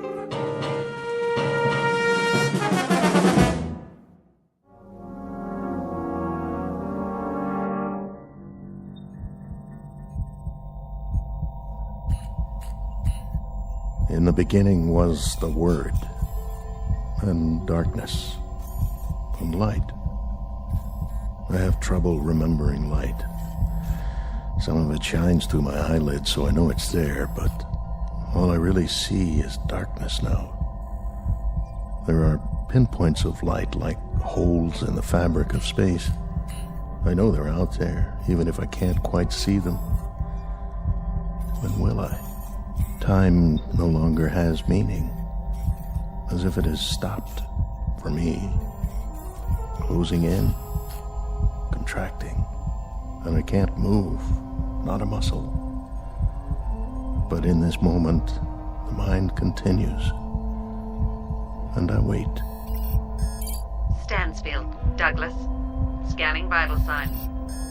Life functions, check. Metabolism, stable. Temperature, constant. No adjustments necessary. Only the mind. The mind is memory, and I remember things. They remain through it all. There is more than just darkness, the void. The mind does work. I wonder if they know that. The images are constant, ever-present, patterns to savor again and again.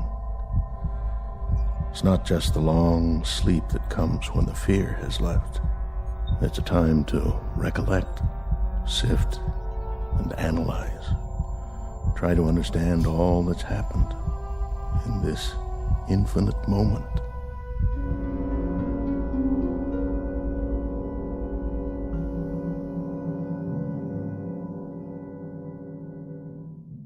It may be said with a degree of assurance that not everything is as it appears.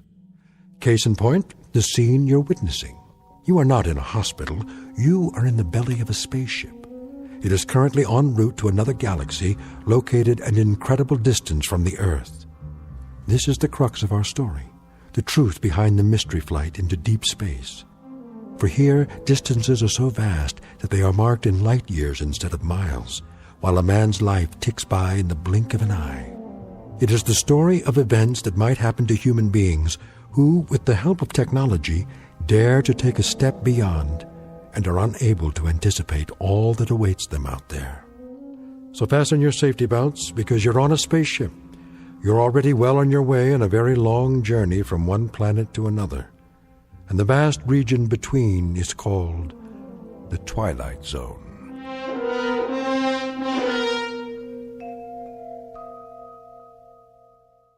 And now, The Twilight Zone and our story, The Long Morrow, starring Kathy Garver with Stacy Keach as your narrator.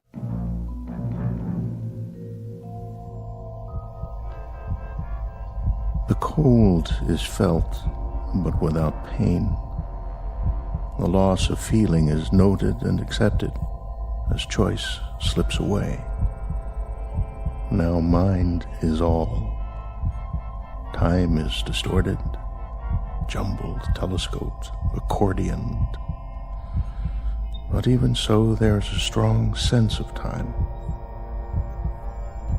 And I remember. I remember how it began. I remember the way it was in the beginning.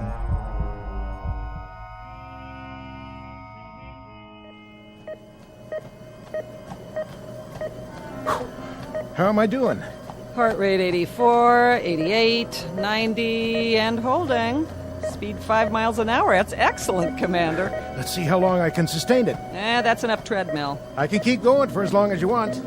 We know you can. Give it a rest, Commander. You're not a hamster in a cage. I can beat any hamster you've got.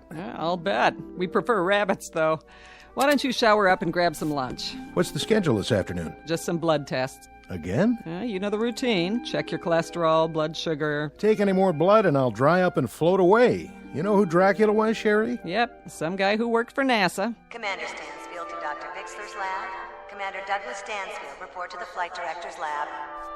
Tell them I'm on my way. After you shower. Forget it. I didn't even break a sweat.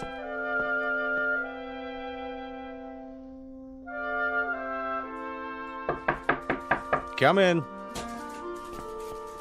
Dr. Bixler? Hello, Commander. Glad to meet you, if somewhat belatedly. Please make yourself comfortable. Oh, thanks. A figure of speech, in the sense that there's no need to stand on ceremony. I'm sorry there are no comfortable chairs here. Oh, that's all right. I'd just as soon stand. Even after this morning's workout. But, of course, your cardiovascular rating is superb. So, this is where the commandments come from. Commandments? Mission directives. I've heard much of you, the mysterious Dr. Bixler. And I of you, and that's the reason you're here. I was wondering. I guess this all seems faintly ridiculous to you, the hush-hush aspect. Well, all NASA's projects are secret during the planning stages, but I've been here 6 months now. In the past, I knew what I was training for. Is there a reason I've been kept in the dark so long? Perhaps so you wouldn't hand in your resignation. Not likely. I knew what I signed on for when I joined the agency. You knew some of it, what we've done up to now. I take it on faith. It's work I believe in, ever since I was a boy. You've been with us for 11 years. Is that a question, sir? More along the lines of an observation. Should you not have realized it, you've been the object of considerable observation over the past several months. I'm well aware of that, but if I may say so, I've never been the subject of so many tests. Not just physical, but psychological. There are reasons, Commander, rather good reasons. What is it you have in mind for me? Or is that still hush-hush? This one is not official yet, or it wasn't until we knew we had the right man for the job. It's not part of the budget we submitted to Congress, but I think we're about ready for a formal announcement. Of what? You've made 11 separate orbital flights. That's right. You orbited the moon, commanded a lunar landing, you're oldest of the astronauts, and you're also the most experienced and the most knowledgeable. I don't know about that. I do. Certainly if we count those who are still active. May I ask you a personal question? Why? You already know everything about me. Not quite. Why did you never marry? Well, that's easy. I never found someone who could put up with me. The months spent in training for a mission, the flight time, there's no woman in the world who could live with that. No, I suppose not. Though several of your fellow astronauts have families. They lucked out. I guess I just never met the right one. You dated in college. You were even engaged once. For about 15 minutes. Once she found out the way I live, on call, at a moment's notice, well, you might say she came to her senses. Very fortunately for her. When the space agency put me on this project, I was told to keep in mind the scientific problems, of which there are a great many, I can guarantee. I'm sure. But also to be aware of the human factor. And that's where you come in, Commander Stansfield. You're the human factor. May I ask you a question? By all means. How long are you going to keep me in suspense? Not much longer, I promise. You recognize this, don't you? A chart of the solar system. That's right. The sun, the Earth down here, our neighbors, Venus, Mars, Jupiter, and so forth, and the moons that orbit them. A lot of places I haven't been to yet. What do we know about our neighbors, Commander? More than we knew a few years ago. Oh, yes, thanks to men like you. Nonetheless, what it boils down to is this. The moon is barren. Mars is a vast, scrubby desert with an unbreathable atmosphere. Venus and Jupiter, both gaseous and poisonous.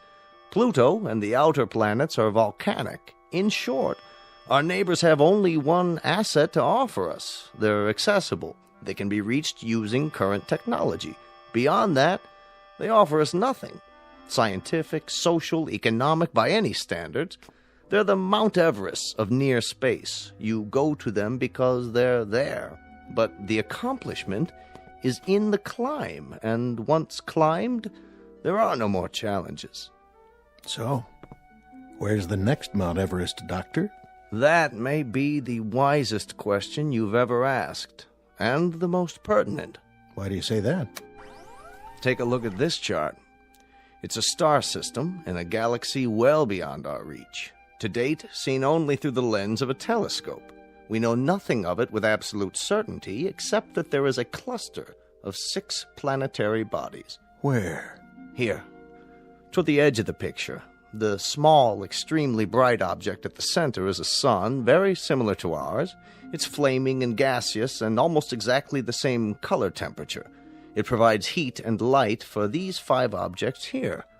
The ingredients of a solar system like ours, only a bit smaller. The planets run in roughly the same paths as we do around our own sun. Yes, I see. The equivalent of our 5 inner planets. But the rest, you can tell all that?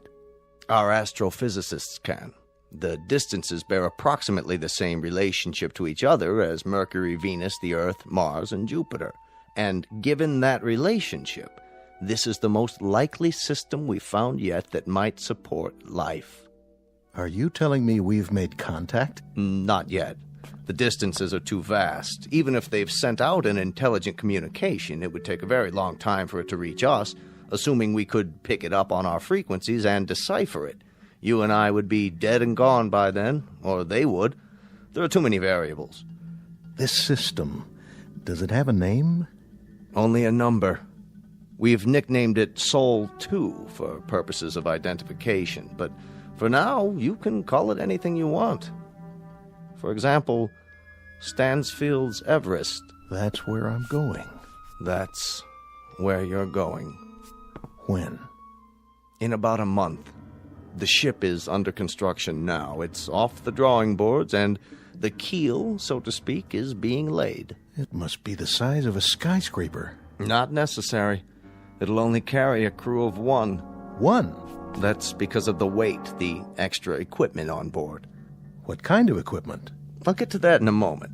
For now, I believe the man who flies her should be right there while she's being built to watch every bolt, every rivet, every screw, every piece of metal and circuitry going into it. And that man is you, Commander. You'll be its pilot and its only occupant. You'll truly be the captain of your fate.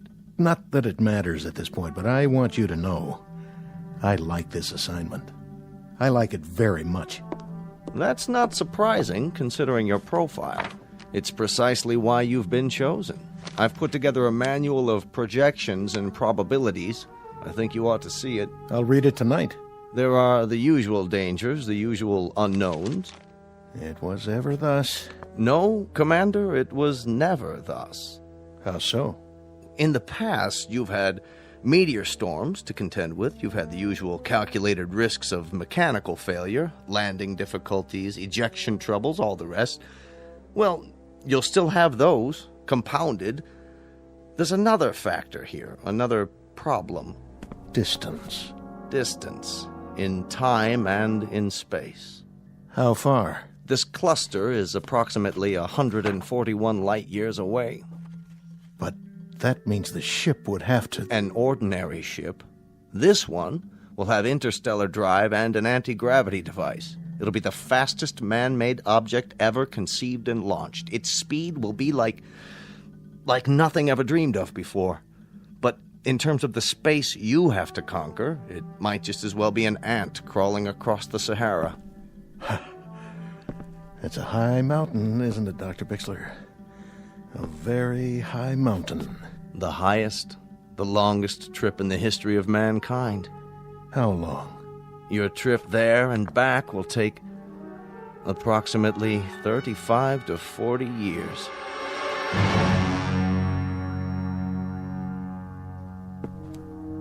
Well, at least it's a round trip. Consider it carefully, Commander. When you return from this trip, the Earth will have aged almost half a century. Oh, that's something to contemplate, isn't it? I'll be 60, 70 years old. I'll have lived the better part of my life out in space. Alone. You'll have lived the better part of your life, but you'll not have aged. We intend to try something different. Also a risk, also decidedly calculated. That's where the extra equipment comes in. Freezing.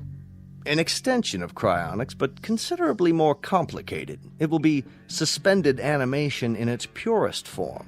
We've developed a substance from the lymphoid tissue of hibernating animals, several antioxidant absorbents, and a collection of experimental drugs to slow down metabolism. The Earth will age, Commander, but you will not. You'll only be a few weeks older when you return. Sort of like dying, and then coming to life again. After a fashion, coming to life again in the sense that there'll be very few people here you'll know or who'll know you. Life will have changed in many ways, Commander, and you'll have to begin living it all over again, as a stranger, as an anachronism, if you will.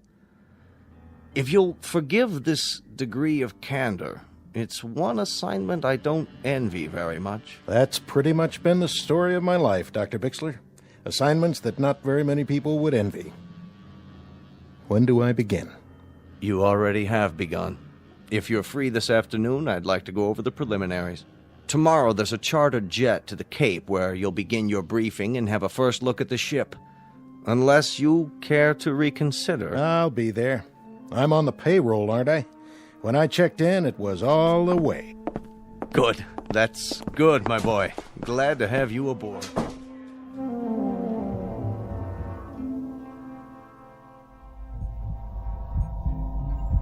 And so it began.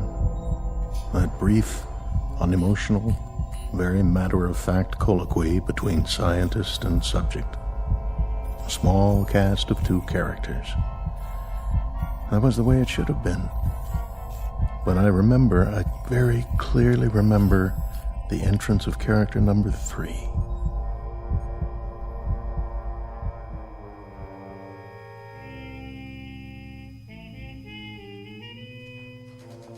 Will Communications Team B8. Communications Team B8, report to Central Control. B8 to Central Control. Oh, excuse me. Oh, my fault. You've dropped your papers. Here, let me help you. Commander Stansfield?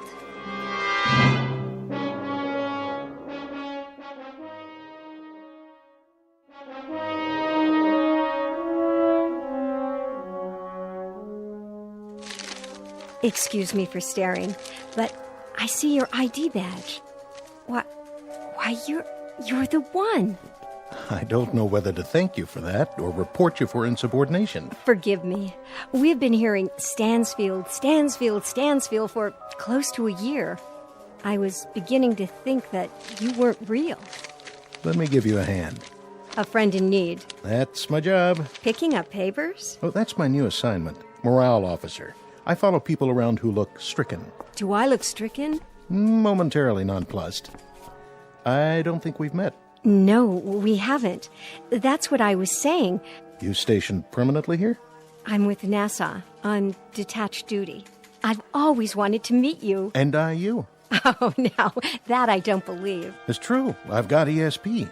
A long time ago, I woke up and an inner voice told me, with some intensity, that I'd meet a woman with a stricken look who drops papers in corridors. Did your ESP give you the name? Let's see. It's coming to me. The first letter is an S. Sandra Horn. How did you... Oh, of course, my name badge. I didn't look at it, I swear. Sure you didn't.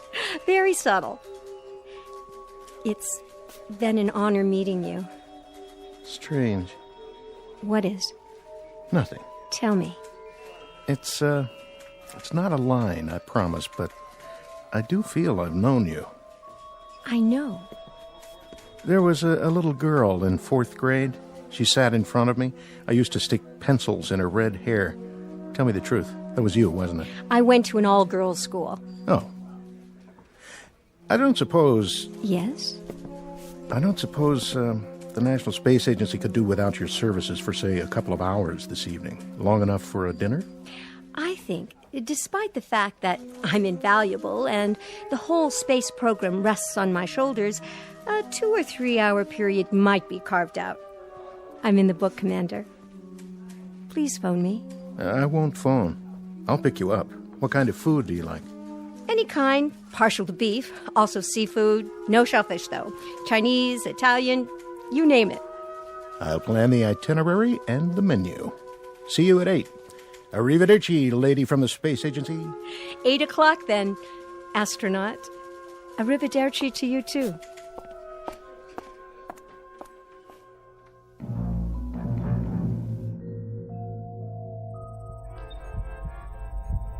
I stood there and watched her walk away. I thought we talked for an hour, not minutes. And I knew everything I needed to know about her, even then. The only time in my life it had ever happened to me. And now I return to these things, these simple things. Now in the darkness, and the cold, the solitude, the stillness without measure. I remember music, colors, and a voice.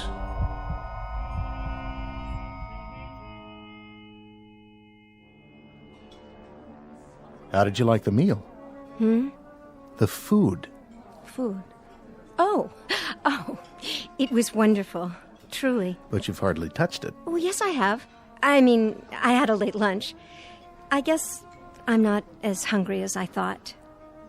Well, look at you. You haven't cleaned your plate either, mister. Oh, I was thinking. About what? Do you dance? No, not really. Neither do I. Never learned how. Oh, come on. I missed all the dances at school, even the prom. I don't believe that for 1 minute. Would I lie to you? I really don't know. You can teach me. What? Just the basic two-step or whatever they call it. You're asking the wrong person. Am I? Besides, they wouldn't let us dance in here. They wouldn't notice. A couple of duffers like us. Quick, don't look. How many people at the next table? I haven't noticed. My point exactly. They don't care about us either. Stand up. Oh, I couldn't. You're looking at me. Sorry. Something wrong? It's just that a month from now, you'll be off in space. And by the time you come back down again... You want to talk about that now? Only for the following absurd reason. I've known you for exactly 3.5 hours. Is that all it's been? That's all. 3.5 hours. A long dinner and a short dance. And already... Already what, Sandy? Already, I feel a sense of loss.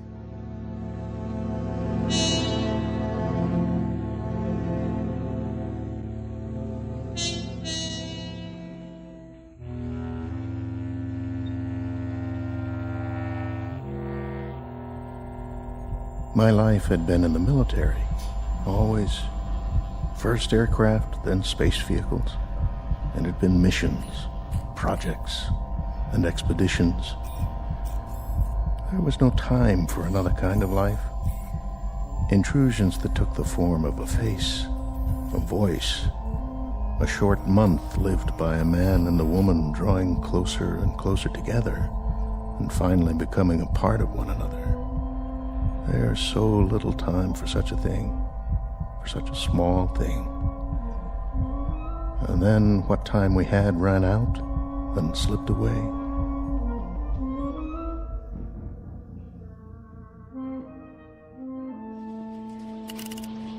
Rechecking fuel supply.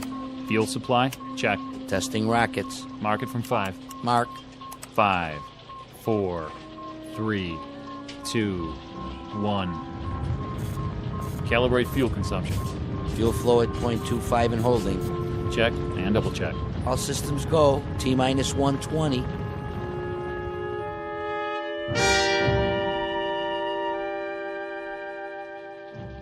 Setting countdown, Dr. Bixler. Only 2 more hours. Where is he? He'll be here. Man, oh man, I sure wish I was him. Do you? Well, why not? That kind of adventure? All the way to another galaxy? Quite a price to pay. Oh, sure, it costs a fortune. But think of it. One man in the whole of history going out into space with a key, you could say. A key to unlock all the mysteries. I'm beginning to think that not all mysteries are out there. One man.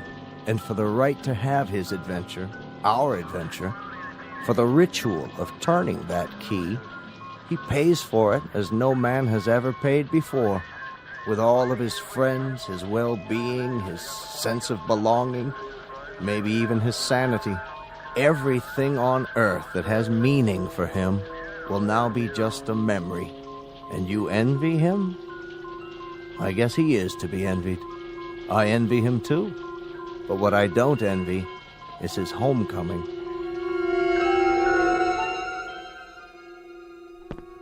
Sandy? Hello, Doug. I thought we agreed. I know, but I had to see you. It only makes it harder. I wanted to give you something.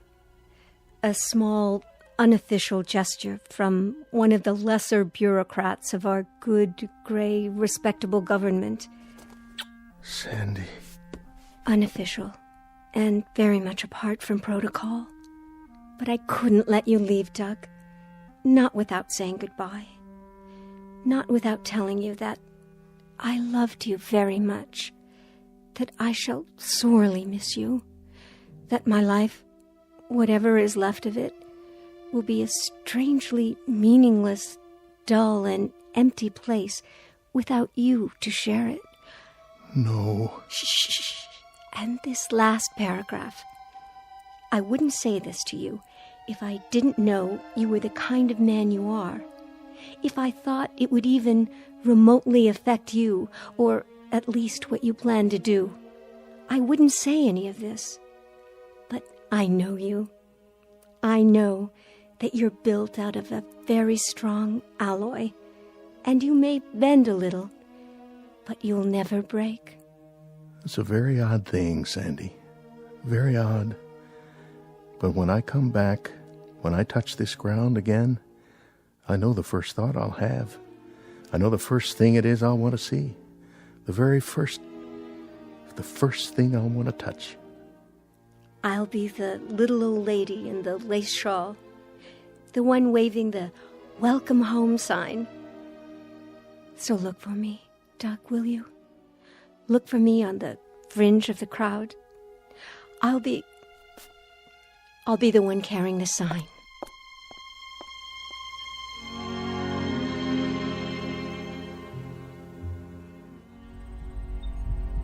And how much we had become a part of one another, despite the circumstances of both our lives, despite everything rational.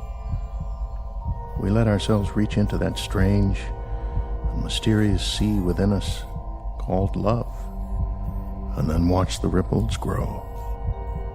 Sandy, Sandy, where are you now? Sandy, across the void, my dearest, through the millions of miles of cold and empty space, through the vastness of a naked desert of sky and stars. I feel your warmth, and I love you. I love you, Sandy.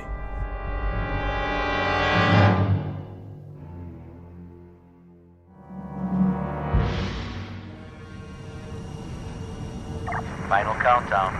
Mark it. All systems 1/2, 3/4. We have full ignition. Blast off.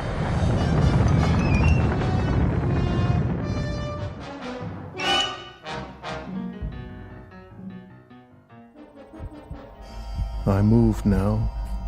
I streak across the heavens. I leave behind an earth that changes even now beyond my closed eyes. This, then, is the hero's journey. From a warm place of leaves and trees and summers full of dreaming to a cold orb hanging in a dark sky, and a place I do not know.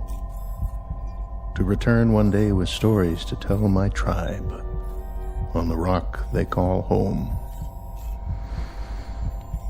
I feel it growing smaller and smaller and smaller, and time passes inexorably and eternally, and I can do nothing about it. Nothing at all. Commander Stansfield, Douglas, scanning vital signs. Life functions, check. Metabolism, stable. Return mission, on course. Re-entering Earth's solar system. Prepare for approach. Initiate signal transmission. And now it ends where it began. Time without measure, reduced to a single point of light. I see it.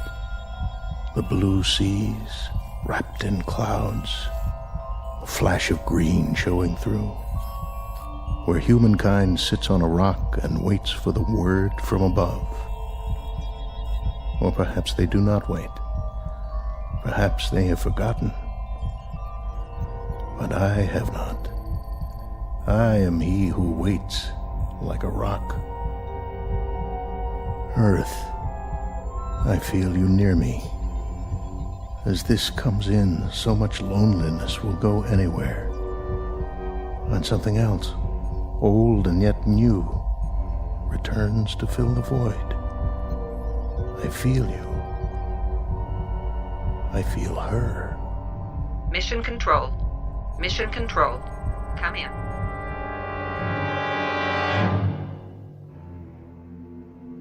What's this? Where? On the Trivet. Looks like a craft on the approach. Yeah, I see it, but what kind of craft? Could be a missile. Activate the defense shields. Setting coordinates. Locked on. Lasers on standby. This is gonna be easy. Almost too easy. Whoever he is, he's a sitting duck. Wait a minute. Look at the shape of that thing. Some kind of retro design. Hey, bring it up on the holo screen. I can almost make out the numbers. Run a pattern recognition. That'll nail down the model and country of origin. Scanning for recognition.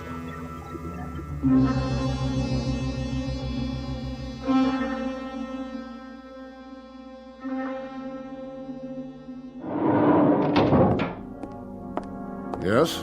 General Walters, spacecraft reentry, sir.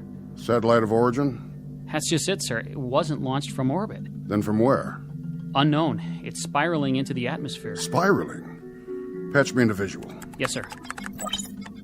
Good Lord. What, sir? I've seen this one before. Running a configuration ID, it's definitely one of ours. By the markings, it's a ship called... The Sol 2. The prototype is at the Smithsonian, commanded by... I've got the stats. Somebody named Stansfield. Douglas Stansfield. Yeah, this is a real odd one, sir. A date of departure was 40 years ago. 41 to be exact. You're not going to believe this, but he was a hero of mine when I was a boy. Send in Vogler. Tell him to search everything we've got in the files. Right away, sir. It's downloading now, General. Who is he, anyway? One of the pioneers. Been in space several decades. Really? Presumed lost a long time ago. Put it on the screen. Here's a report. He's been out of contact. This is the first communication we've had. The date, the log entries. He was tracked on radar when he left Earth space. But communications must have malfunctioned a few hours after he left the ionosphere. 41 years. And now they come back. Every month. Every year. They keep coming back. Like aging birds returning to a nest. For what? That's the question. They went off on missions that became obsolete almost the moment they were out of sight. To blaze trails we've already charted by now. To bring back discoveries that aren't discoveries anymore. And still, they keep coming back. Burnt. Dented. Aged. And they keep coming back. Look at this. What? The footnote. This is a funny one. Let me see. There's an item inserted from a man named Bixler. Bixler? As I recall, he was one of the project people years and years ago. He probably handled the Stansfield mission. It says we're to contact a Miss Sandra Horn. Who's that? Sandra Horn. A friend of Commander Stansfield. And where would we find her, sir? In an old folks' home? According to this, you'll find her in the hibernation room. A young woman of approximately 26 years of age. She must have been very much in love with him. Very devoted. A devotion without precedent. Say a prayer, son. A prayer, sir? That we find her alive. General Walters? Miss Horn, you look very well. Do I? You look just fine. Which may sound idiotic. But what do I say to someone who's just had a 40-year sleep? I was told Commander Stansfield... Commander Stansfield's ship landed 6 hours ago. I asked to see you first. What about Commander Stansfield? In good health. Naturally very tired. I want to see him. I must see him. You shall see him. But I had to talk to you. Is something the matter? I'll make this as brief as possible. Commander Stansfield had a communications failure. It occurred probably within the first 12 hours of his departure. There was only sporadic contact made during his entire flight, there and back. He reached the other galaxy. He reached it, he landed, he took off, he returned. There was no life where he went. We found that out ourselves 20 years ago. One of the ironies of our progress. We could have saved him the trip. We could have saved him his anguish. I don't understand. His anguish being the following, Miss Horn. Unknown to us here or to my predecessors or theirs, due to the lack of communication, Stansfield arbitrarily removed himself from hibernation 6 months after leaving Earth. He did this because... I know why he did it. God help me. I know why. Over 40 years, Miss Horn. 40 years in the cockpit of a ship. 40 years of... well... his kind of loneliness must have been something brand new in human experience. For what you both gave up, you deserve far better than this. I wish to God he could have come back to you just as he was when he left. But as it is, I'll leave you alone now.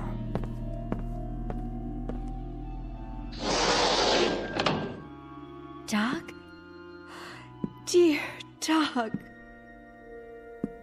You remember me, don't you? Remember you?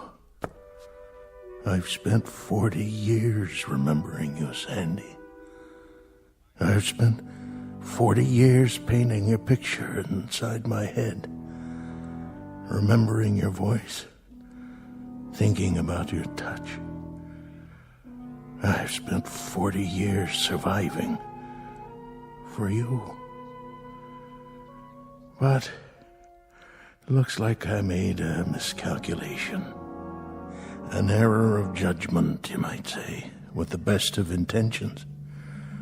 And now... Doug, it can still be that way. What you are, what I am, it doesn't make any difference. Oh, I'm afraid it makes a difference, Sandy. Look at you. 40 years of difference. And that's far too much. I'm sorry. I'm so desperately sorry. I know, my dear. I had a lot of years to ponder the possibilities. But I didn't consider this one. Years that I didn't think would ever pass. Years that I sometimes wished wouldn't pass. Oh, Doug. You're as beautiful as ever. Very beautiful. Don't waste it. Go away now, Sandy. You must. Please. Go home and pick up the pieces of the rest of your life. Go. If that's what you want. It's what I want. Goodbye, my love.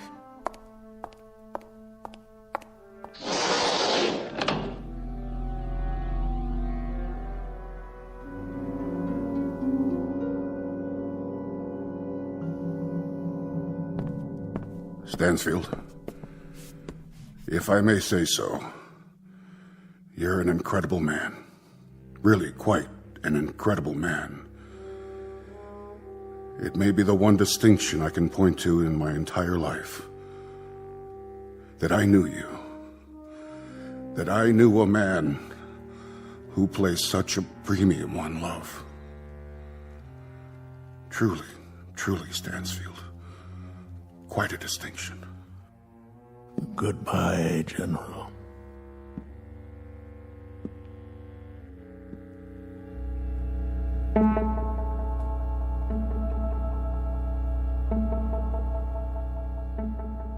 Commander Douglas Stansfield, one of the forgotten pioneers in the space age, pushed aside by the flow of progress and the passage of years.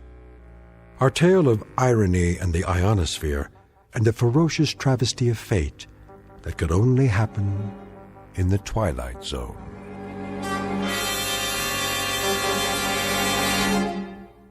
More from the Twilight Zone after this. Hi, this is Carl Amari, producer of the Twilight Zone Radio Dramas. I'd like to take a moment to tell you about our official website at twilightzoneradio.com. where you'll get the latest news and information on these Twilight Zone radio dramas. Plus, at twilightzoneradio.com, you can digitally download 3 free episodes or any of our episodes for only $1.95 each. In this age of ever-changing technology, we've decided to make these episodes instantly available to you by making the Twilight Zone radio dramas a digital download-only series. This means that this series will no longer be offered on CD. The CD collections at our website are now being offered while supplies last at buy one, get one free. So be sure to get your favorites before they're sold out. Be sure to visit us often, and I'll see you in the zone.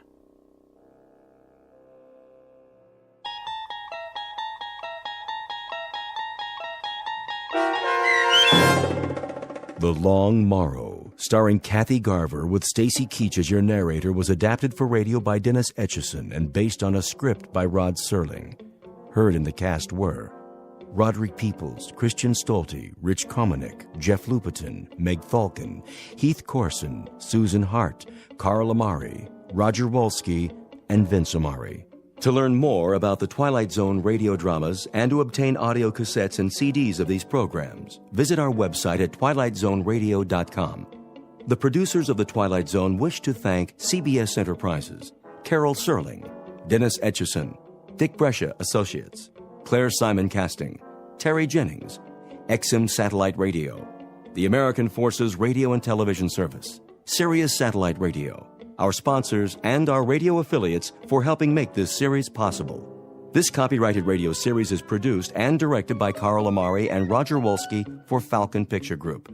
Doug James speaking.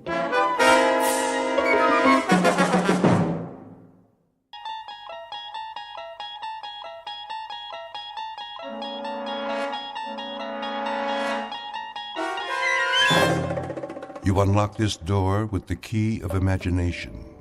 Beyond it is another dimension, a dimension of sound, a dimension of sight, a dimension of mind. You're moving into a land of both shadow and substance, of things and ideas. You've just crossed over into the Twilight Zone.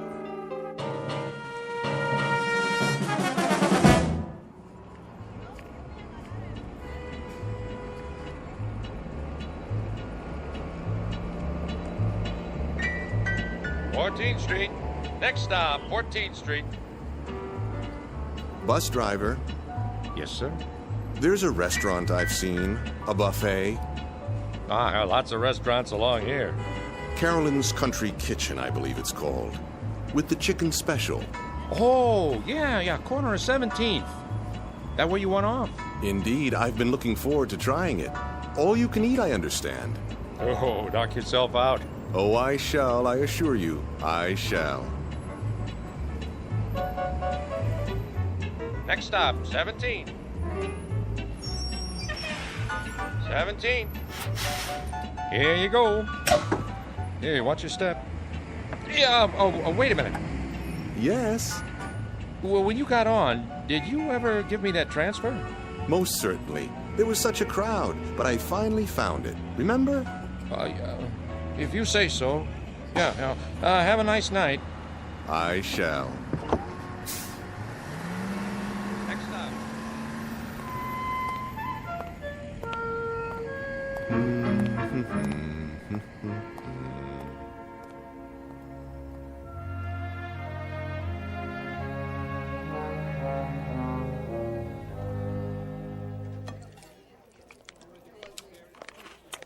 Here's your check. Ah, yes, the check. Get you anything else? Another glass of iced tea, perhaps. Refills are free of charge, I presume. Nadine will get it for you. I'm off the clock now. And pay up front. Certainly. Oh, miss. Yeah? Might I trouble you for one more plate of your delicious fried chicken? That makes 3. Your policy is all you can eat, is it not? Another chicken platter coming up.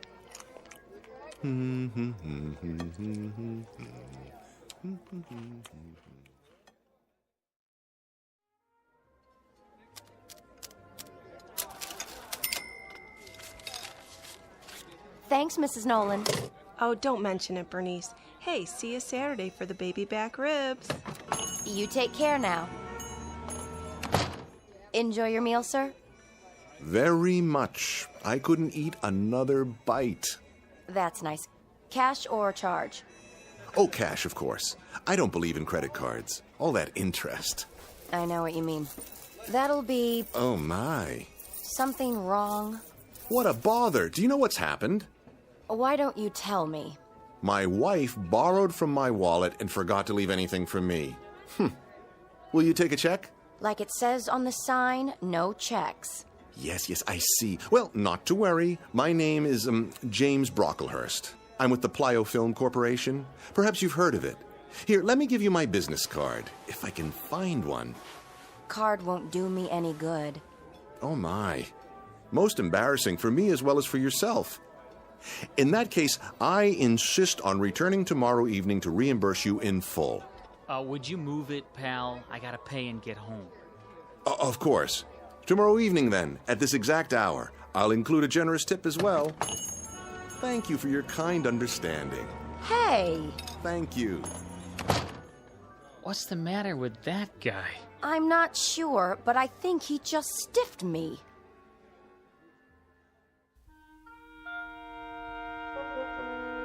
Meet Mr. Luther Aorta, a normal enough man, at least in his own mind.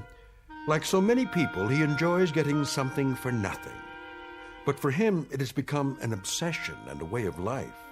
So it isn't surprising that he's attracted by words like all you can eat and no limit and, best of all, free. That's the magic syllable. It does strange and wonderful things to the metabolism. In fact, it's his whole reason for living. Unfortunately, Mr. Aorta is about to discover that such signs don't necessarily tell the truth, because though the offer in question may be free, it sometimes comes with a one-way ticket to the Twilight Zone. And now, The Twilight Zone and our story, Free Dirt, starring Eric Bogosian, with Stacy Keach as your narrator. Luther? Luther, I'm talking to you. Yes, dear. Breakfast is ready. Good. If you want yours, you'll have to get that junk off the table. Oh, but it isn't junk, dear. I found several good coupons in this morning's paper. You and your coupons. Samples for the cost of a postage stamp. We can get new packets of seeds absolutely free. Seeds? You've got 100 packages of those things already. Yes, dear, I know, but these are special. I'll bet. They are. Look. Would you clear off the table, please? From the largest seed company in the U.S., free peaches, free cucumbers, free asparagus, and free ranunculus. Can you just taste them? What are you going to do? Eat the seeds in a bowl with milk? Of course not. I'm going to plant them. Oh, you are? Where? In the backyard. They'll make a lovely garden. I hate to disappoint you, but plants need something our yard doesn't have. And what's that, dear? Dirt. Dirt? Topsoil, loam. There's nothing but rocks out there. Yes, you're right. But don't worry. I'll find some fresh dirt and bring it home. From where? That may require some thought. Just a minute. Breakfast first? Oh, yes, breakfast. You drive me to work today, remember? Of course. Sit down and eat. I'm going to be late. I was just thinking about the dirt. Where were you last night, anyway? I rode the bus into town. Some things I had to take care of. The bus, huh? I'm surprised you were willing to pay the fare. Cheaper than the cost of gas nowadays. It worked out very well, actually. Did you eat anything? To be sure, I found something on the way. A bargain, no doubt. Quite a remarkable one, in fact. You would have been proud of me. I hope so. Where does one go to get dirt, I wonder? Oh, Luther. A quarry would have some, but they'd probably charge a lot of money. Finish your eggs. I'm late as it is. Just cleaning my plate. It's a crime to waste food.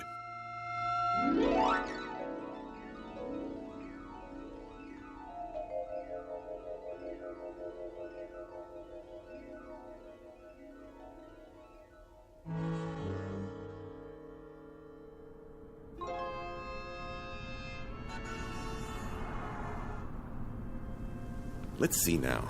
Nothing on the way home but offices, real estate companies. Perhaps the nursery. No, packaged soil would cost a fortune. Oh, well. Have to give this some serious consideration. Or double your money back. That's right. If you're not 100% satisfied with your new Ellison steam cleaner, return it to the factory and get double your money back. Call toll-free today or write the Ellison Company, Box 403, Minneapolis, Minnesota. And now, back to music for your morning commute. Box 403, Box 403. Where's a pencil? Wait a minute. I don't believe my eyes. Free dirt apply within. Within where?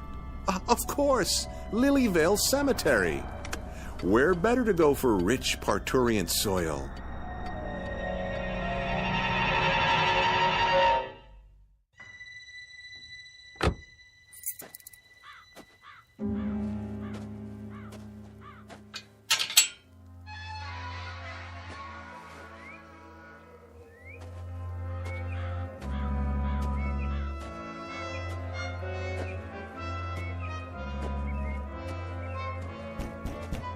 Hello?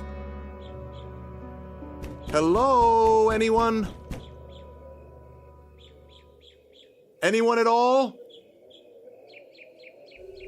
Guess not.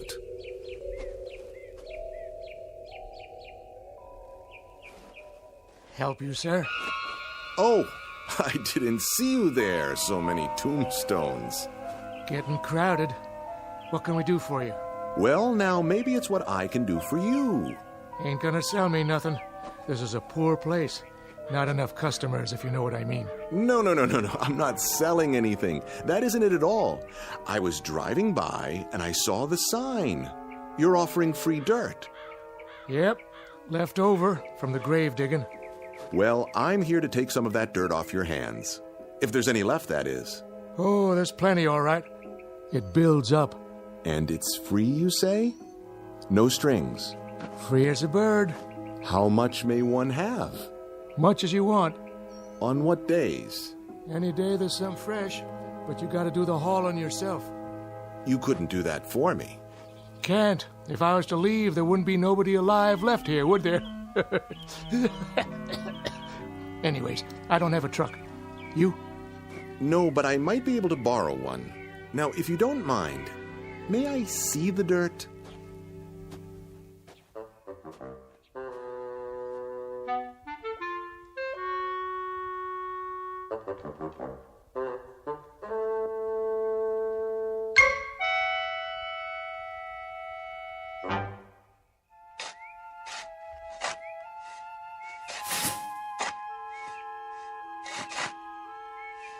Even it out now. I want to get as much as possible in one load.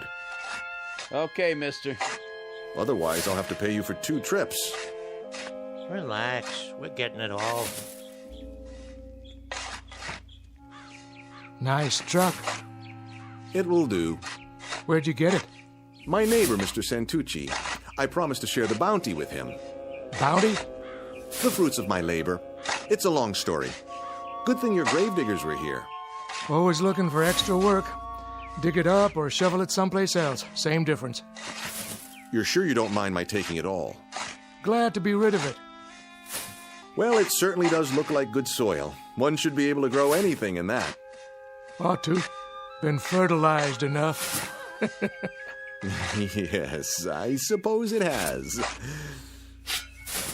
All right, gentlemen, that's the last of it. I'll meet you at the house. Thank you, my good man. You've made my day. Don't mention it.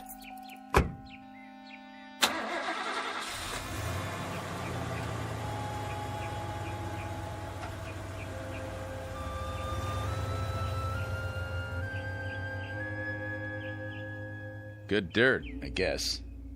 For some people. Me, I don't like the touch of it. Sitting out here all week and it's still damp. I don't even like the look of it. Sure it came out of new ground? No old graves underneath? Hard to say. The plots are pretty close together. Well, don't tell that aorta guy. Yeah, probably gonna make mud pies out of it. I'd as soon not know. Just be sure he pays you.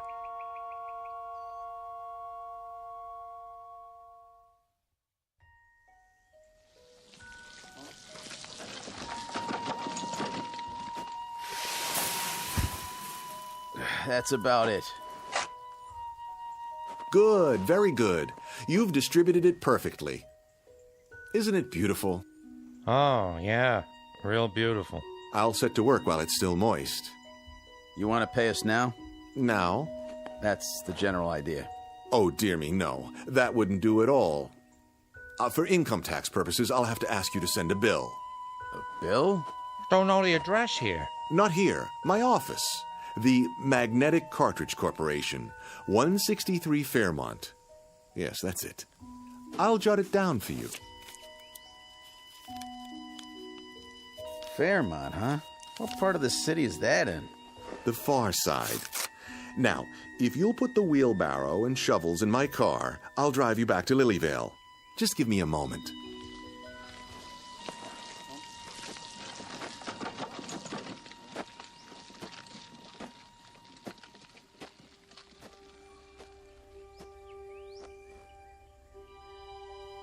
I can hardly wait.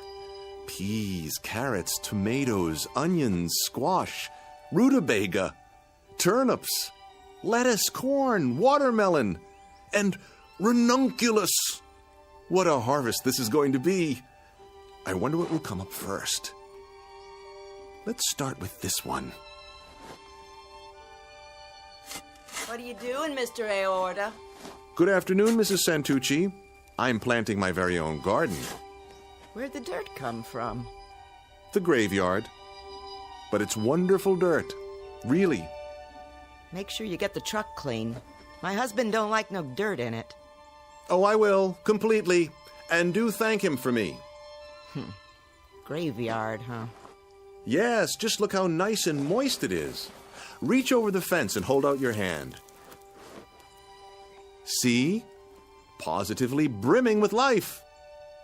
That what you call it? Think of the things that will grow out of this mulch, and all of it positively free. You can have it. Feels funny. And the color ain't right. Oh, it's splendid, I assure you. Excuse me, I have to drive the workmen. I'll hose the truck off soon as I get back. Good as new.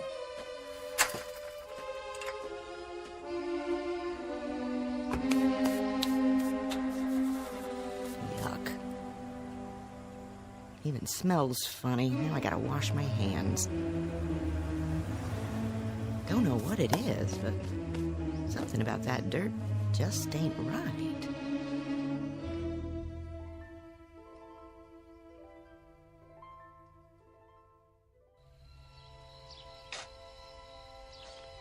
And parsley, and watercress, and zucchini, and sweet potatoes. Yes. And cabbage, and string beans, and even red peppers. Oh, what a succulent harvest this will be. There, let the soil do its magic. For now, my precious seeds prepare to deliver your wonders.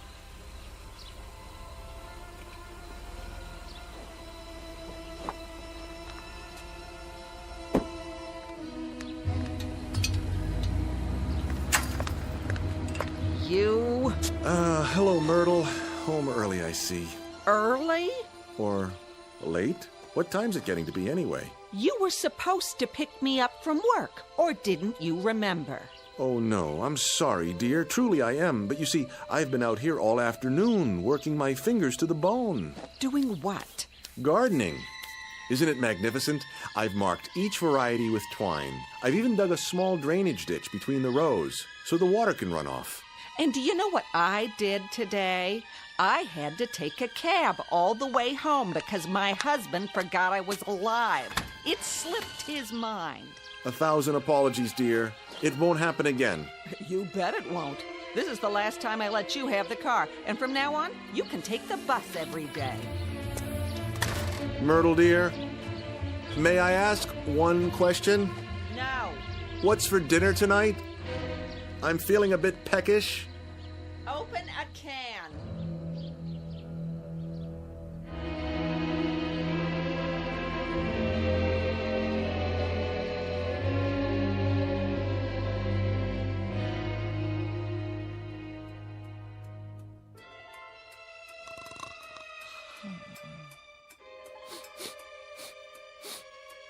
Hmm?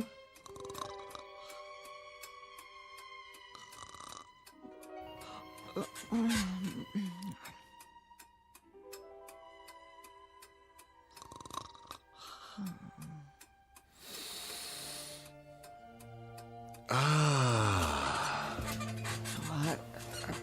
Luther? Go back to sleep, dear. What in the world? Just opening the window a crack.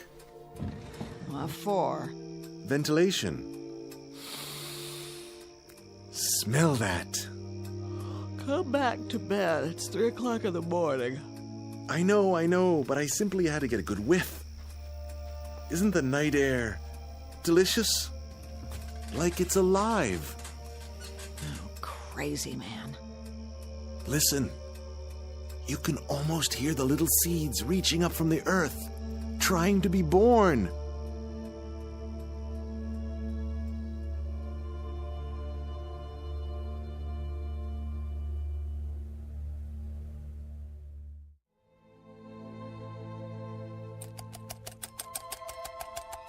Myrtle!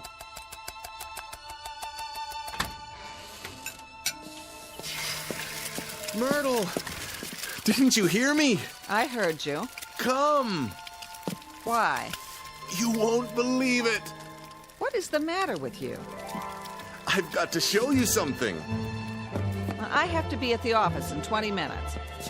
Let go of my arm. Look! Where did all these plants come from? Where do you think? I planted the seeds yesterday. Now look at them. That's ridiculous. You got up early, drove to the nursery, and brought them back here somehow. Don't you be ridiculous. The squash, the beans. Do you realize what a miracle this is? You plant something and it grows. That's no kind of miracle. In one night? Use your eyes, woman. The corn is as high as an elephant's eye. It's impossible. It's not possible, is it? Luther, if you did this to impress me, it's... No, I swear to you, all this happened in 24 hours. Less than that. Look at these cucumbers. Delicious, delicious. Look, I haven't got time for you. I'm late enough. Try a carrot. Take a bite. Just one little bite. Oh. What's the matter? Don't you like it? Are you kidding? Why? What's wrong with it? It tastes like, dirt.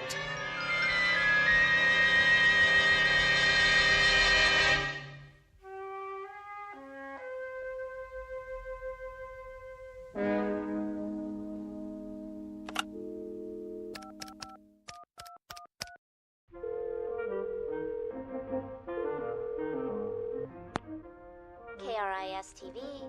This is Luther Aorta. Send a news truck over at once. I've got something big to show you. Pardon? 1217 Sunnyview Lane. Someone has to take pictures of this. People won't believe it if they don't see it with their own eyes. Has there been an accident, sir? Not an accident. Something glorious, stupendous, something positively not of this world.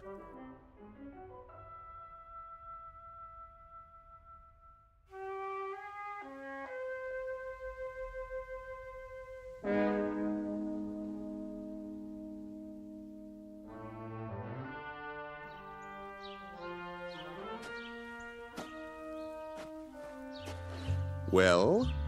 It's a nice garden, I'll give you that. Yeah, same here. But I don't see anything unusual about it. I told you, the seeds were planted only yesterday. It all came up overnight. Is that a fact? Ask my wife. She'll tell you as soon as she gets home. Mr. Aorta, we appreciate your call, but we're a television station, not the university. Do you see the size of it? Well, it looks exactly like what it is. A vegetable garden in someone's backyard. Bigger than most, but that isn't really news. So you're not interested in miracles?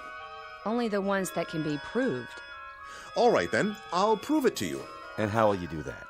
I'll rip out all of these plants and do it again. You can see for yourself tomorrow. Would that be proof? Yes, sir. That would be proof. Assuming there was documentation. Footage of you doing it and the results. And that would mean cameras around the clock. And unfortunately, that's just not in our budget. We have other stories to cover. I'm sure you understand. Now, if you'll excuse us. But think what a breakthrough this is. Food for the world, instantly. That would be a miracle. Would? It already is. Then how do you explain it? I can't, but it's happened. Oh, looks like it's been happening for a while. What do you mean? Well, these leaves, they're already turning black around the edges. They can't be. I'm afraid so. They've reached their maturity. Now they're going to seed. Then I'll plant some more. You do that. And when you do, give us a call. I will. I'll get right on it. You can count on me. I'm sure we can. Bye now, Mr. A. A-O-R-T-A. Straight from the heart.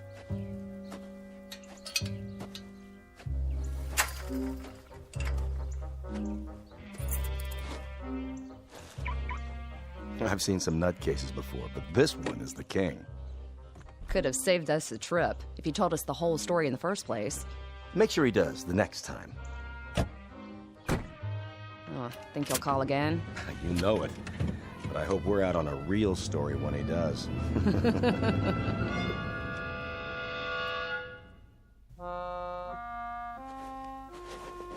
Get that head of lettuce there on the end. Pull. Got it. Looks like it's 6 months old. It's rotting already. You believe me, don't you, Mr. Santucci? I wouldn't, except my wife saw you planting the seeds. Yes, she stood right where you are, leaning over the fence. I'll tell you flat out, I've never seen anything like it in my whole life, and I was brought up on a farm. It just don't make sense. It must have been the dirt. Could be. Can't think of anything else. Made a nice layer of topsoil. Now it's all sucked clean. You need some more fertilizer. I wouldn't know what kind to get, unless... There is plenty more where this came from. That's what the caretaker said. Might work, might not. I'll tell you one thing, though. I wouldn't be caught dead eating any of this stuff. It ain't normal. That's the point. It isn't. It grew so thick, ripened so fast. Sell it to the college, maybe. That's an idea. Or the agriculture department. Could be you come up with something brand new. Yes. Maybe I have. I'll call them first thing in the morning. But for now, I'd better spread some fresh dirt. Mr. Santucci, what are you doing tonight? Why do you ask? I was thinking we could go back and get some more in your truck. I don't know. If it works, we might even get a patent out of it. At least the Guinness Book of World Records. Partners. What do you say? Where did it come from? Not far. We can be back before dinner. Don't worry, we'll be fine. It's only a cemetery.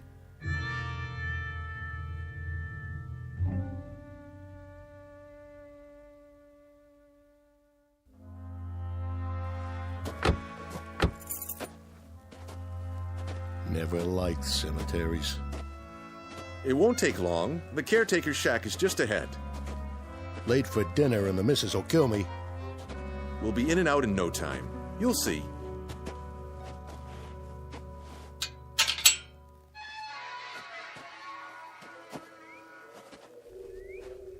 Sure got dark fast.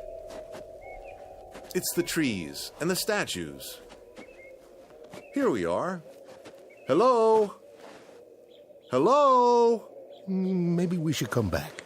Nonsense. It has to be now, while the plants can be revived. Well, it's my truck, and I say we get gone. There's nothing but dead folks here. Then no one should object if we drive on in. Help you, fellas? Hey! Don't go creeping up on people like that. Sorry, mister. Not many visitors this time of day. Is that you, Mr. A? Yes, I wanted to ask you. How'd that free dirt work out? Very well. I was wondering if you could spare a little more. I guess so. Planted a fresh one this morning. A fresh what? New man for the sod Sheraton. Got his bed turned down and everything. Good, good. Then we'll bring the truck in if you don't mind. Better watch those tires. Hit a sinkhole and you're stuck for the night. No AAA. Of course, of course. Thank you, my good man. You don't know what this means to me. Hope you brought a flashlight. They like it nice and dark out here. Come on, Aorta. Let's get this fool thing done.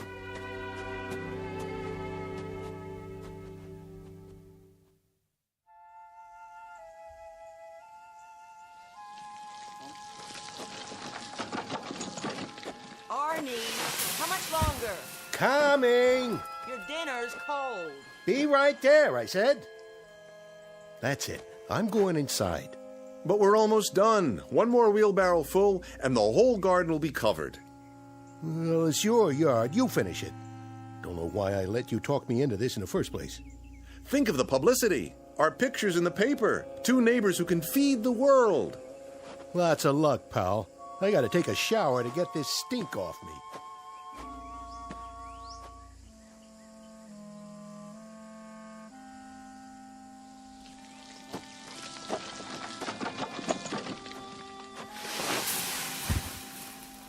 There. A new layer spread out. Nice and even. That ought to do it.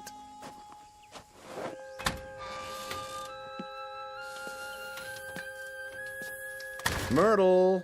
Myrtle, where are you?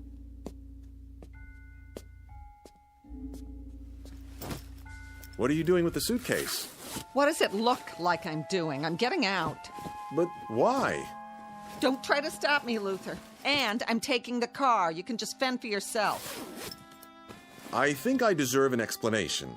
Oh, you do. Take a guess. I can't stand living with you anymore. Like Mrs. Santucci says, you're a loony. Do this and you'll be sorry. Are you threatening me? No. But those plants, they might be worth a lot of money. Yeah, in your dreams. Keep away from me. Tomorrow I'm going to have someone from the university come over and take a look. They're worth a fortune. Mr. Santucci agrees. They might be worth nothing. That's what they might be worth.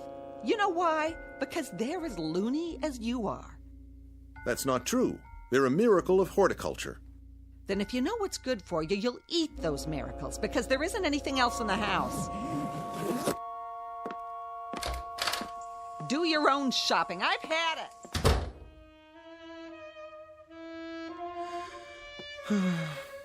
She'll be back. Just you watch.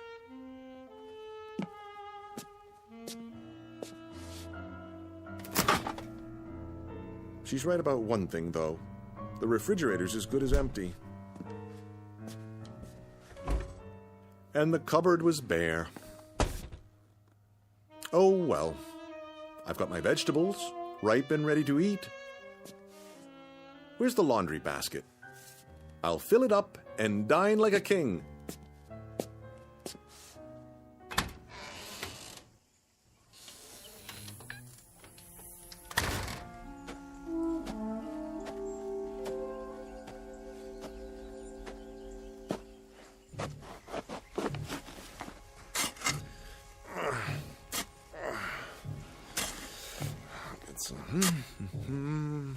Onions, summer squash, eggplants as big as your head. So what if they're a little ripe? Fabulous, fabulous. Waste not, want not.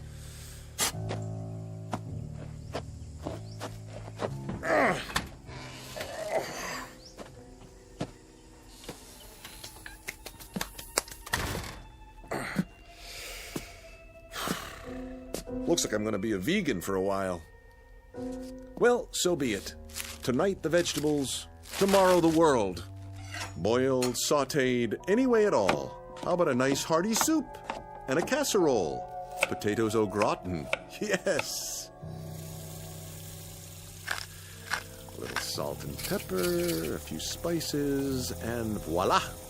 Luther Aorta's Blue Plate Special, coming up.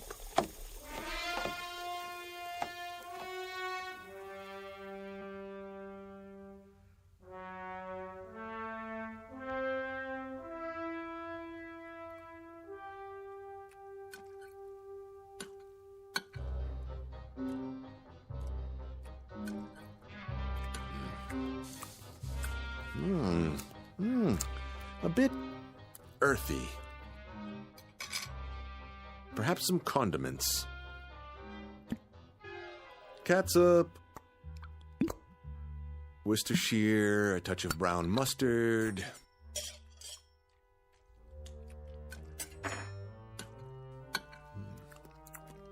You gorgeous turnip, you. Now, something to wash it down.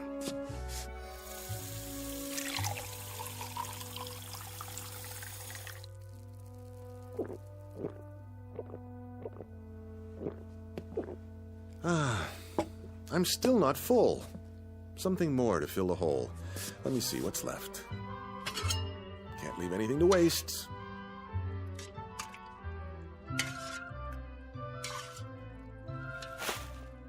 Who's there? That you, Arnie? Who's in my backyard? The cat. Or raccoons. Come to steal by the light of the moon. Well, I will not have it.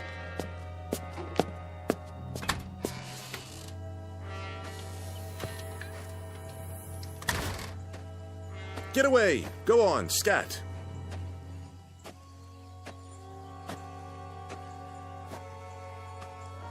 What? Where did this come from? Somebody's dug a hole. A deep one. Someone or something. About 6 feet. But how? Whoa!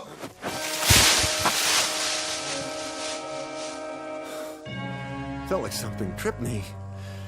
But what? Gotta climb out.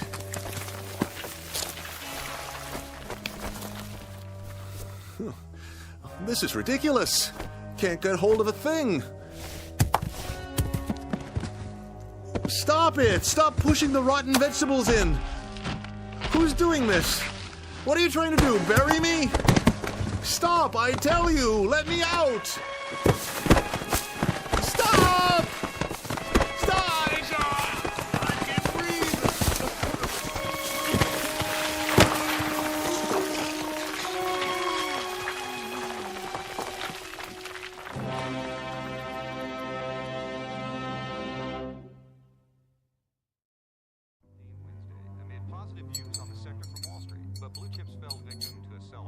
So, what do you think it was?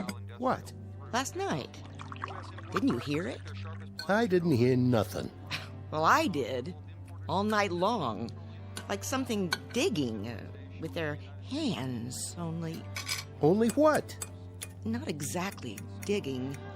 Chewing is more like it.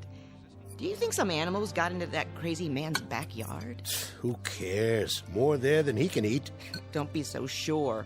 He's got some belly on him. Soon as the next crop comes in, I get my pick. A miracle, he says. We better make some money out of it. My back's killing me. Oh, there he is now. That ain't him. It was him. I could tell. Go out and look. Look for what? The loony. See what he's up to. You go. You! All right, Ida, if that'll make you happy.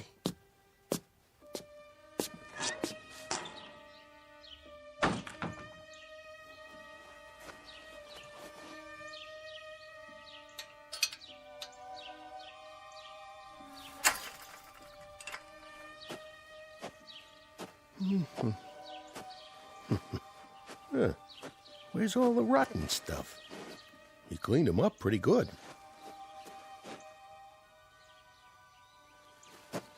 Aorta? Hey, Aorta! You all right in there?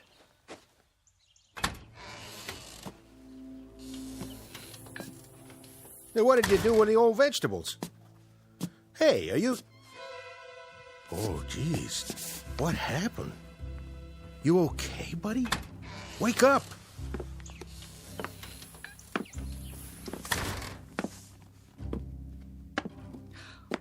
What's wrong with him? I don't know. He was just laying here. Take his pulse. Oh, He's dead. Turn him over. Oh, poor guy. Sure got a gut on him. Bigger than ever. What's that stuff around his mouth? Looks like dirt. What are you laughing at? Don't you get it, Arnie? The whole yard's empty. And you know what he did with it. He ate himself to death. No. No.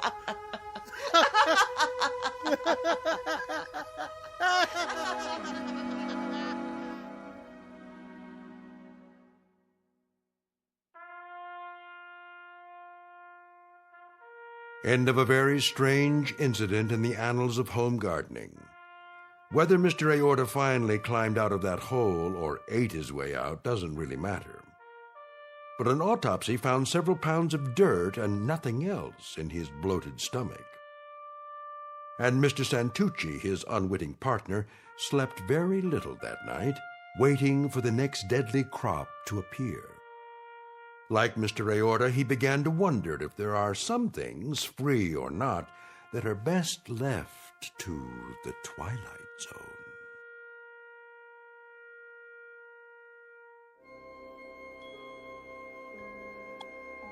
Hi, this is Carl Amari, producer of the Twilight Zone Radio Dramas. I'd like to take a moment to tell you about our official website at twilightzoneradio.com, where you'll get the latest news and information on these Twilight Zone radio dramas. Plus, at twilightzoneradio.com, you can digitally download 3 free episodes or any of our episodes for only $1.95 each. In this age of ever-changing technology, we've decided to make these episodes instantly available to you by making the Twilight Zone radio dramas a digital download-only series. This means that this series will no longer be offered on CD. The CD collections at our website are now being offered, while supplies last, at buy one, get one free. So be sure to get your favorites before they're sold out. Be sure to visit us often, and I'll see you in the zone.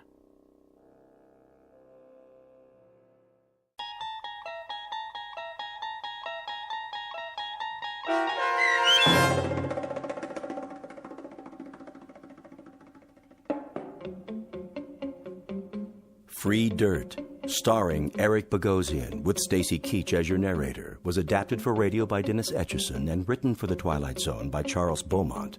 Heard in the cast were Meg Falcon, Roderick Peoples, Linda Reiter, David Darlow, Elizabeth Lido, Roger Mueller, Amber Lake, Jeff Lupetin, Doug James, Karen Olson, Dana Bokor, and Carl Amari. This copyrighted radio series is produced and directed by Carl Amari for Falcon Picture Group. Sound design and custom Foley effects for The Twilight Zone by Cerny American creatives Bob Benson, Craig Lee, Michael Slaybach, and Matt Sorrow. To learn more about the Twilight Zone radio dramas and to contact us, visit our official website at twilightzoneradio.com. Doug James speaking.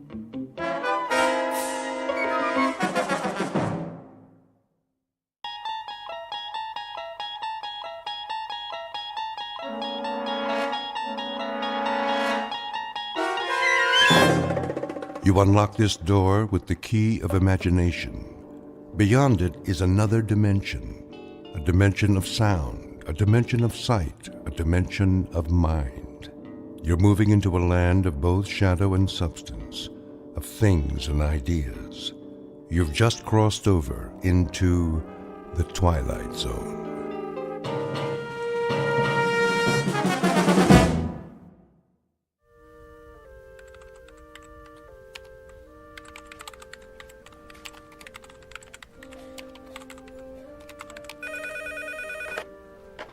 Northwest Medical Clinic, how can I help you? I'm sorry, Dr. Matheson is unavailable. He's taken a temporary assignment out of town. Can I make an appointment for you with one of our other physicians? Fine. Okay, let's see. How about next Tuesday at 2:45? Great. You'll be seeing Dr. Kyle Powers. You're welcome. Goodbye. Psst, Dorothy. What is it, Millie? Kyle gets another victim, eh? I I know, right? How many of Dr. Matheson's patients is he seeing? Quite a few, which makes sense. He's got the lightest patient load at the clinic. Gee, I wonder why. Shh, Millie, someone will hear you. Well, maybe they should know what they're getting into before they see Dr. Doom and Gloom. Excuse me. May I help you? I have an appointment with Dr. Kyle Powers at 10:15. Another one bites the dust. Shh. Okay, what is your last name? Callahan. Okay, Callahan, let's see. Ah, yes, you were originally scheduled with Dr. Matheson. Yes, but I guess he's out of town for a while. I'm afraid so. Dr. Matheson accepted a year-long research position at a university on the East Coast. Oh. Kyle is seeing most of his patients. Like lambs to a slaughter. Millie? Mrs. Callahan, why don't you just have a seat over there in the waiting area? The nurse will call your name when the doctor is ready to see you. Thank you. That poor woman. I feel so sorry for her. If she's used to Dr. Matheson, she's in for a real shock. I know. I don't envy anyone facing their first appointment with Dr. Kyle Powers.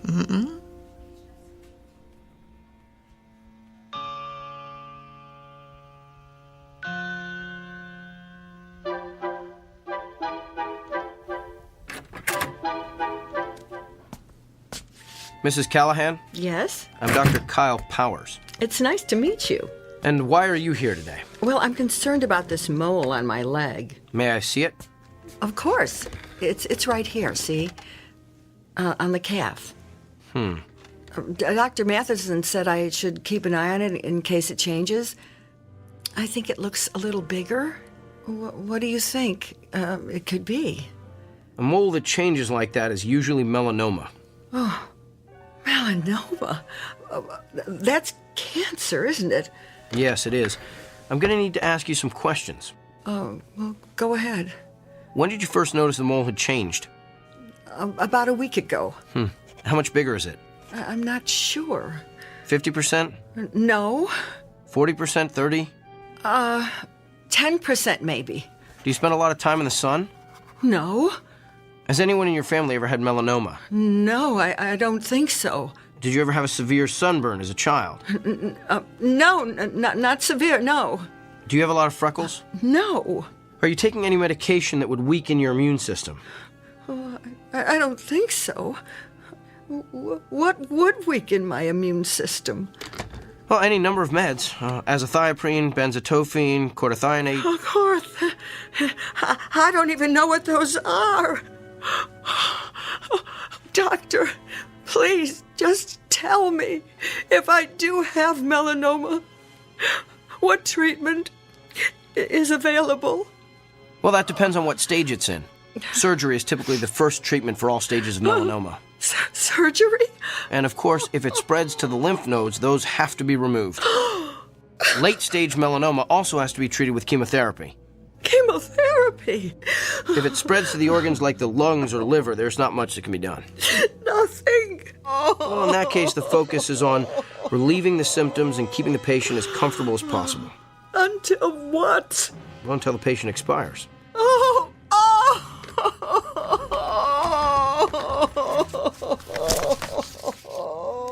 I'm going to refer you to a dermatologist. He'll perform a biopsy and then send a sample of the growth to the lab. If it is melanoma, the dermatologist will refer you to a surgeon for the sentinel lymph node biopsy. It's all standard procedure. Here's your referral. And Mrs. Callahan? Yes? I know there's something most patients worry about at this point, so let me assure you. Even if the cancer gets to the point where you can't function, your insurance should cover most of the medical bills. Keep in touch.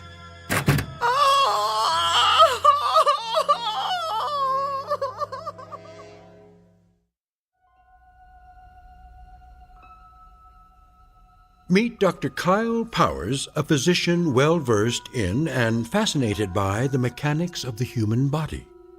Alas, he is also a man with an unmistakable disconnect between his intellect and his heart. For you see, the good doctor is lacking in one crucial area: the ability to take into account the feelings of his patients. But his next appointment is no ordinary customer with a stuffy nose or gouty foot. Awaiting him in exam room number 6 is a messenger who is prepared to give Dr. Kyle Powers a dose of his own medicine, a prescription that can only be filled in the Twilight Zone.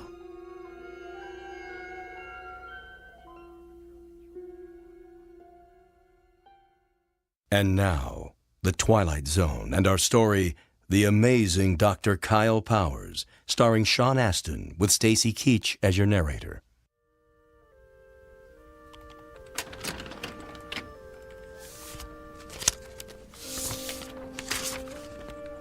Kyle? Kyle. Yes, Doctor? I told you can call me Bill. Okay. Bill? What is it? You saw Dolores Callahan this morning, right? Yes, the melanoma. No, Mrs. Callahan is not the melanoma. Mrs. Callahan is the widow with 3 children who has a suspicious mole. How do you know what she has? Have you been checking on my patients? Just the ones that have left here in hysterics. She was distraught. That's to be expected when you're facing cancer. Who's to say it's cancer? Why assume the worst and communicate those fears to the patient? Come on, Kyle. You've worked here a few months now. You should know that's not how we roll. I just provided her with all the facts. My guess is she's home right now making an informed, thoughtful decision about how best to address her illness. Really? Because after your interrogation, my guess is she's home right now making out her will. Look, we have a responsibility to make certain our patients leave here with a hopeful outlook. Our responsibility is to diagnose them correctly. What if we treat a patient for something trivial that's really something life-threatening?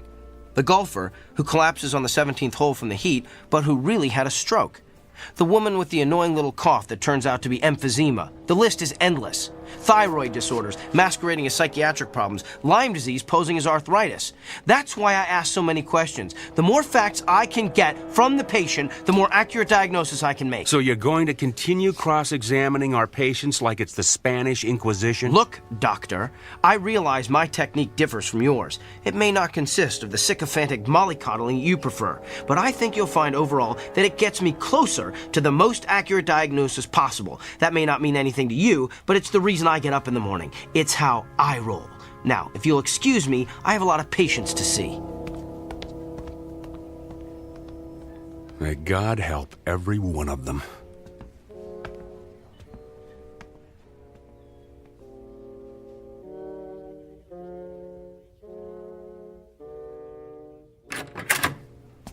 Good afternoon. I'm Dr. Kyle Powers. I'll be your physician while Dr. Matheson is... Oh! We are obviously not Eileen Richards. Obviously.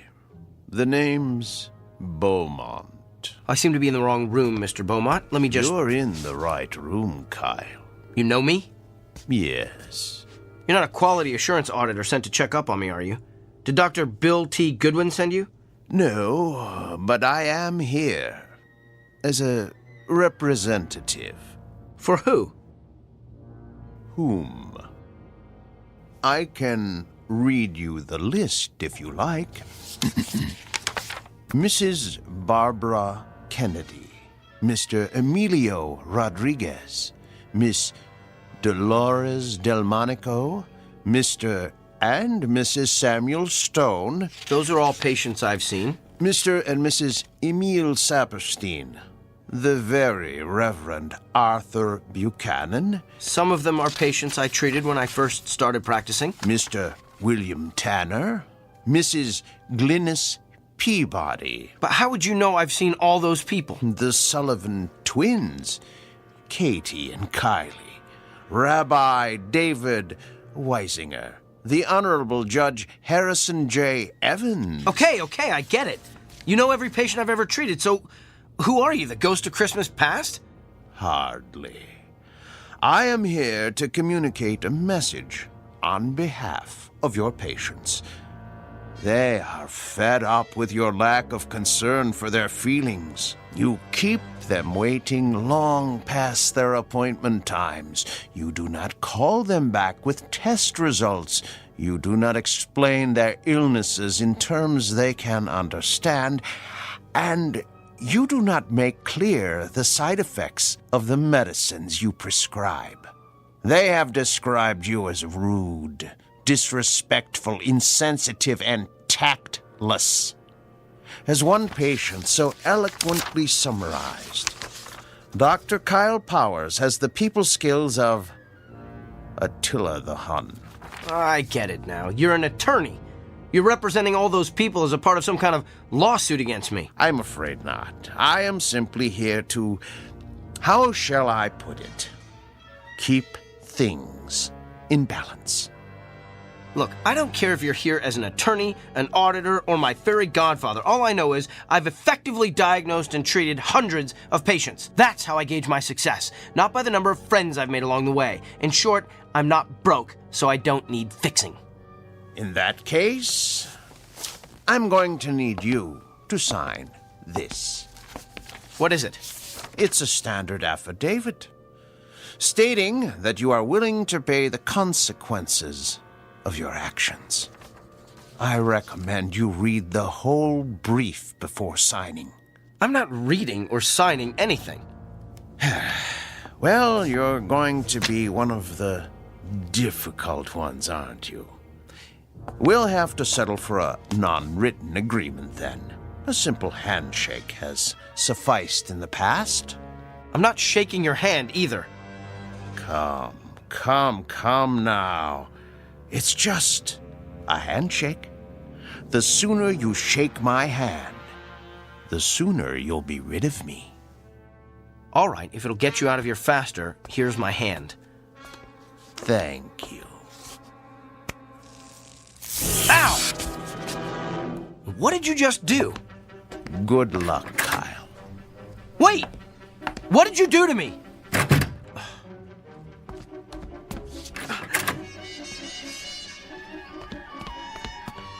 Where did he go? Can I help you, Doctor? The man who just left this room, which way did he go? You're the only one who's left that room in the last 10 minutes. Well, that can't be. I was just talking to him. I can page him if he's still in the building. Who was he? Nobody. Just some prankster with a joy buzzer. Who's my next patient?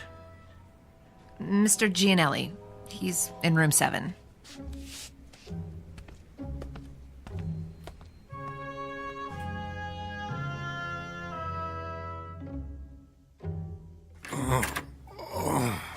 Good afternoon, Mr. Gianelli. I'm Dr. Kyle Powers. I'll be your physician while Dr. Matheson is gone. Are you in pain? Oh, yeah. Where does it hurt? The back. What part of the back? Down low. Did you do anything that might have caused it? Probably. I work on a construction site, see? And I had to move some heavy sheets of plywood by myself. On a scale of 1 to 10, how bad would you say the pain is? About a 7, maybe 8. Seems like it's gotten worse in the last half hour or so. Well, let me take a good look at the area where it hurts. Could you lift your shirt, please? Sure. Lower back, you said? Yeah. All right, I'm going to feel around the area.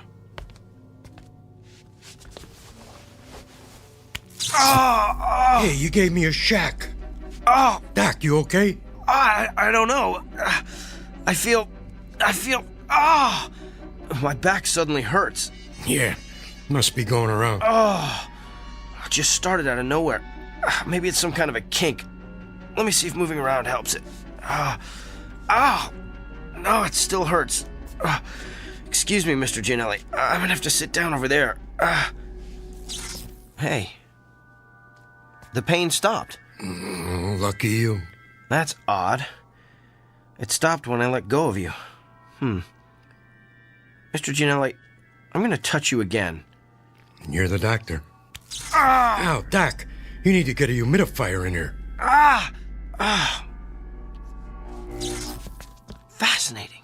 You're done already? Yes, Mr. Gianelli, this is just a hunch, but is the pain you're feeling on the left side? Yeah. Does it hurt no matter how you move? Yeah. And you say it's gotten progressively worse? Oh, yeah. I think I know what's wrong with you. So do I. I pulled a muscle hauling around those stupid sheets of plywood. I don't think so, Mr. Gianelli. You have a kidney stone. You're kidding me. I'm convinced of it. I felt that is, you have all the classic symptoms.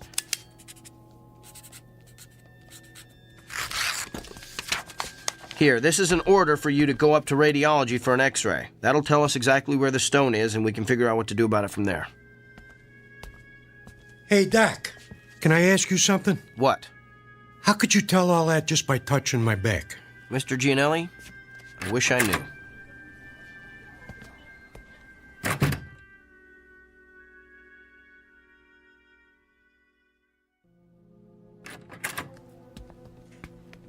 So, now that we can talk privately in my office, let me get this straight.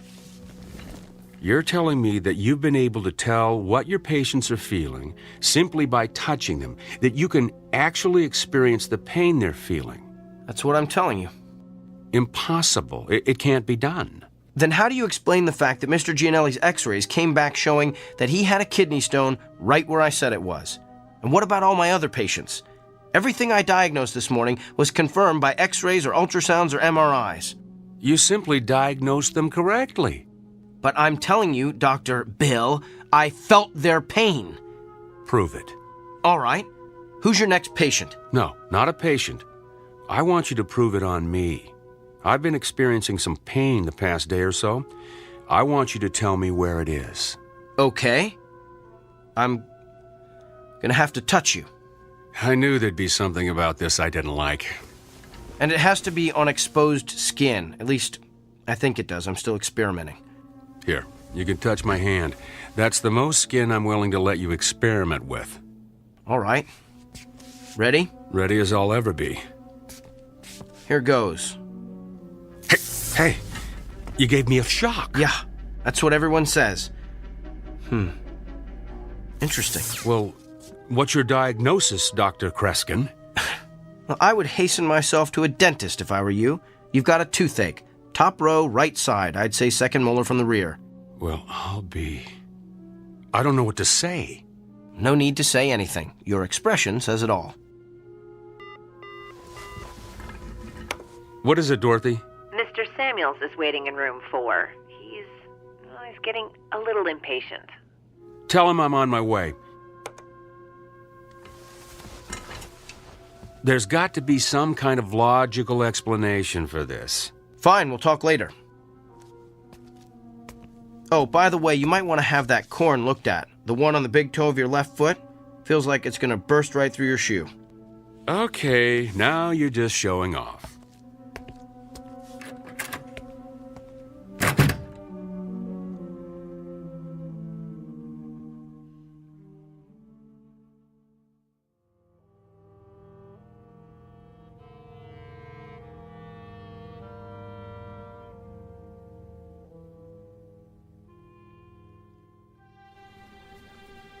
Okay, thank you. Northwest Medical Clinic, may I help you? I'm sorry, he isn't in yet. Can I take a message? I'll let him know. Thank you. Hey, Dorothy. Another reporter for Kyle? Yeah, that's like 25 now. Ever since word got out about his gift, he's become the most popular doctor at the clinic. I know.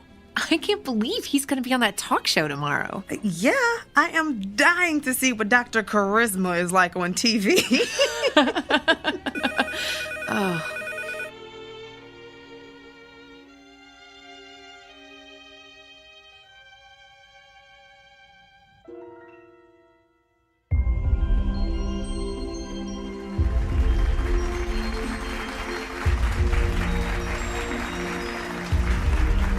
Welcome back to Barbie Porterson's Wake Up Call. I'm Barbie Porterson, and this half hour I'm going to have part 3 in my series on how I've managed to stay young looking the natural way without the use of drugs or surgery.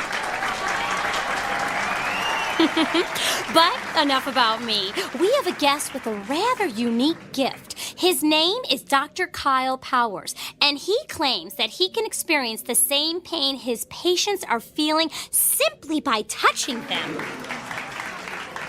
Doctor, it's good to have you with us today. Thank you. Now, why don't you tell us exactly what happens when you touch one of your patients? Well, in a nutshell, I experience exactly what the patient is experiencing. I can feel where the pain is in their body, how intense it is, what might be causing it, and I'm then able to provide an accurate diagnosis. Amazing! Would it be possible for us to get a demonstration from you? Of course. Do you have any discomfort or pain that's bothering you? As a matter of fact, I do. Let's see if you can guess what it is. Now, what do I need to do for this demonstration? Nothing. I just need to touch bare skin. Oh my, careful, doctor. We're a family show. You can just give me your hand. All right, here you are.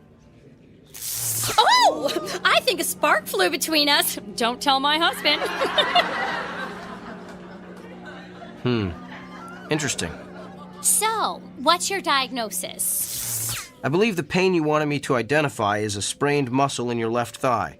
Feels like you've probably been working out a bit too rigorously at the health club. Ooh, that's amazing. That's exactly how my own physician diagnosed it. But it took him 20 minutes. Doctor, you truly have a special gift. There's something else, though. What? Your head. You have a headache. Are you coming down with something? Of course not. I'm fit as a fiddle. I stay fit the natural way. There's definitely something there. In fact, it's not just a headache. There's pain in several very specific locations in your forehead. That's interesting. Well, thank you for being with us, Doctor. Wait. I know what I'm feeling. You recently had some sort of cosmetic injections, didn't you? What?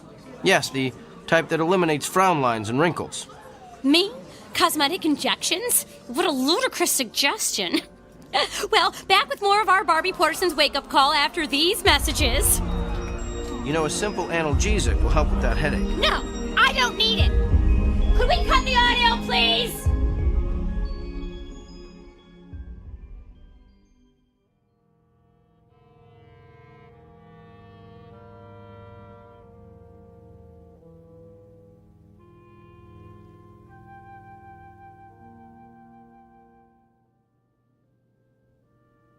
Yes, I think that would be quite agreeable. Well, to be honest, I wouldn't mind having a couple of days to think it over. Could you hold on for a moment? Come in. Kyle. Doctor, I'm on the phone. I need a moment with you. I don't have a moment. Make one. All right. I'm sorry, can I call you back? Thanks. That was extremely rude. And what are you staring at? You look so pale. Do you feel all right? I feel fine. Just a little stressed, and your intrusion doesn't help. So what's so urgent that it can't wait? Well, let's start with the waiting room overflowing with your patients. I had an important phone call. With who? Not that it's any of your business, but I was talking to Nigel Fairwick. Nigel Fairwick? He's the TV producer who creates all those vapid reality shows. Why would you want to talk to him? He wants to produce a television show starring yours truly. You're kidding me. Didn't he see that debacle of a TV interview you did the other morning? Yes, in fact, that's why he wanted to talk to me. Apparently the show's ratings skyrocketed after I outed Barbie Porterson. The interview is all over the internet. And this TV show of yours will allow you to perform additional acts of benevolence for the public good? Sometimes. But mostly will consist of me diagnosing the illnesses of actors, political figures, and even world leaders. Doesn't it bother you to exploit your gift like this? Exploit? You just don't get it, do you? I'm not seeking these people out. Nigel Fairwick, the newspapers looking for interviews, those patients in the waiting room, they're all coming to me. I'm the solution to their problems. I'm the answer to their prayers. Spoken like a man with a true messiah complex. There's just something about your gift I've been trying to figure out. If you can feel your patient's pain, then you must be able to feel other things as well. Like what? Like their emotions. You must be able to feel their fear, their anxiety, their despair. Do you feel those things, Kyle? I feel them. Then why don't you ever talk about them? In all the interviews you've given, I've never heard you once mention the patient's emotions. Because it's irrelevant. It's the pain that helps me diagnose the illness. Besides, those feelings only last as long as I touch the patient. So you shove those emotions aside. The way you've done with your own emotions all your life, I guess. Don't you see what you're missing? You could be relating to your patients in a way that no other physician could ever hope to achieve. You could treat your patients on every conceivable level, not just the physical, but the emotional, the spiritual. Kyle, you're the winner of some sort of cosmic lottery. Don't squander it on a mindless television freak show. I'm sharing my gift with my patients. If I go on TV, I can share it with the world. How is that squandering my gift? Because you're doing it to stroke your ego. How do you know why I'm doing this? Can you read my mind?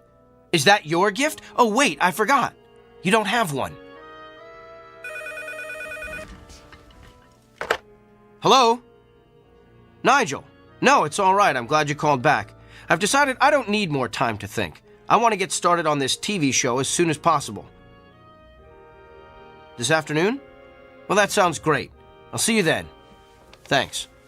You're really going to do this? I have a meeting with Nigel in an hour to sign the contracts. And what about your patients? Tell them to come back tomorrow. What if they don't want to? What if they can't? Oh, they'll be back. That's the part you don't seem to understand, Doctor.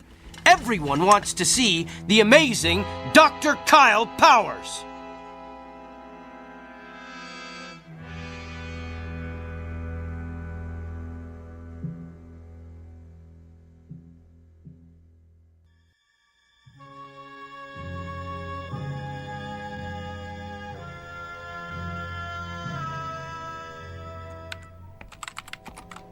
Well, Dorothy, my last patient has left the building.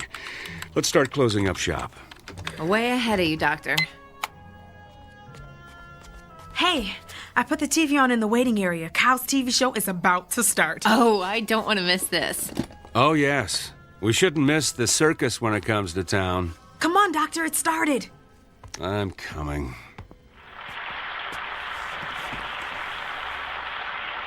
Hello, America, and welcome to Doctor in the House, the new show that promises to be the most amazing, the most remarkable, the most astounding television program you've ever seen.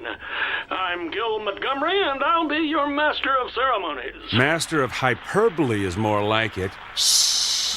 And now, let's bring out the man who's been written about in every newspaper, magazine, and medical journal in the country, nay, the world. Please put your hands together for Dr. Kyle Powers.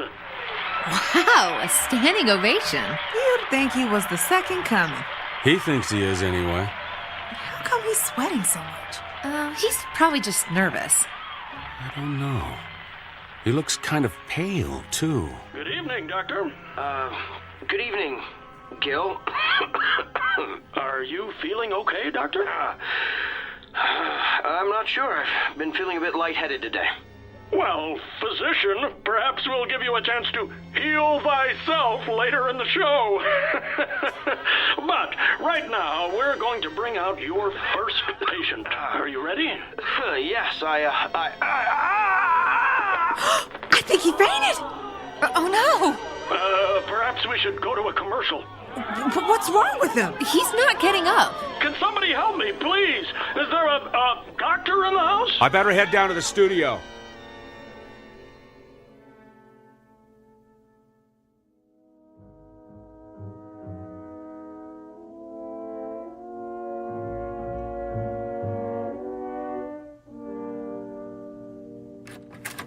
Kyle, I've got the results of your tests.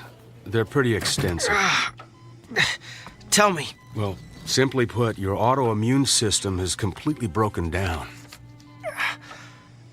Can you tell why? No, I can't find anything that would cause it. There was something about your results, though, that looked familiar. I'd seen this pattern before, but I couldn't remember where. You've seen this pattern. You've seen this pattern in another person? Not one person. Many people. I went back through your files of all your patients. Kyle, what you're experiencing is the affliction of every person you've treated in the past 3 weeks. Think about it. You've got emphysema like Mrs. Crandall. You've got stomach cancer like Mr. Drummond. Even have a kidney stone like Mr. Gianelli. Yeah. You get the idea. Every illness you've treated in the past 3 weeks is coursing through your body. It was 3 weeks ago that... You received your gift. I know.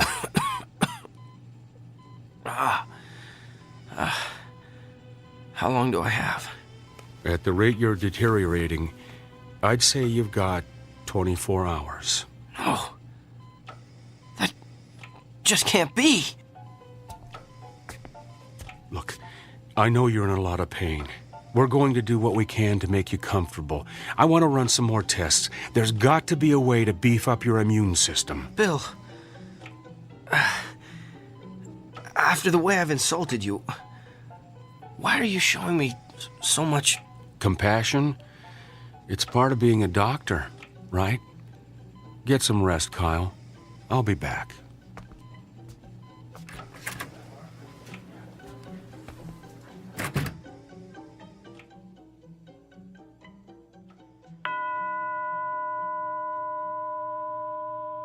The time is now 9 p.m. Visiting hours have ended.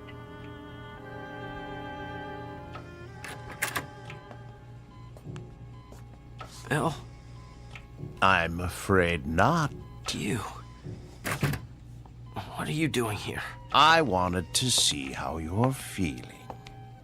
By the looks of you, I'd say you're knocking at death's door. You did this to me, didn't you? No.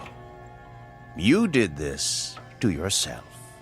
Remember our agreement? The one we shook hands on. The one you refused to read. You violated, let's see, Section 3, Paragraph 9, which states, the party in question will refrain from using his gift to advance, hasten, or otherwise promote his own personal agenda. You were given a gift intended to help you better understand your patient's feelings. But you managed to use it for your own gain. Quite an extraordinary display of abuse, really. In short, your discomfort is your own fault. And you are uncomfortable, aren't you? I sense that you're feeling more than pain. Yes. You feel the agony of every patient you ever intimidated or demoralized or humiliated. You feel their despair. Tell me about them, Doctor.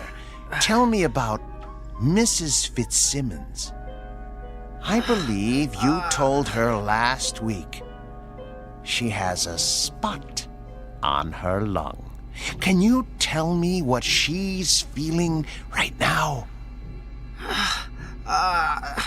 She's afraid she'll die without seeing her grandchildren. And what about Katie Morgan, that college student who's been having dizzy spells? You sent her for a brain scan yesterday. She's afraid she won't be able to marry her fiancé, have children, grow old with a loving husband. And what about Mr. Hamner? You sent him for chemotherapy 2 weeks ago. He's... Yes? He's filled with the terror of not knowing what lies beyond death. It must be hard to carry the burden of all that despair. And what's worse, you're feeling it all at once, aren't you? It's worse than the pain. I can imagine. It must be unbearable. So tell me, Doctor, on a scale of 1 to 10, how bad is the despair? What?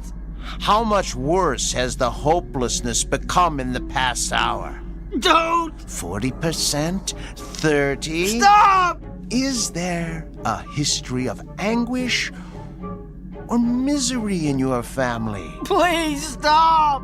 Have you taken any medication that would cause this kind of acute melancholy?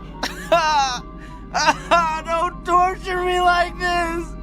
What have you done today that would cause such agony, such utter torment? That's enough! Reached your limit, Doctor. And just answer one last question for me. Do you understand now how your patients feel? Yes. I would prefer death to this much despair. All right, then. Since you're already at the end of your rope, I suggest we end it as quickly as possible.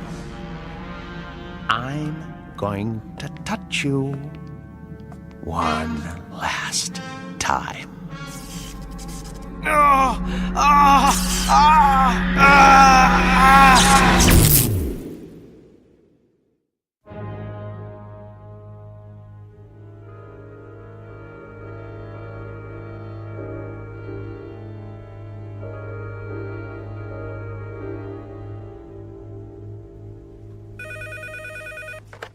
Northwest Medical Clinic, may I help you?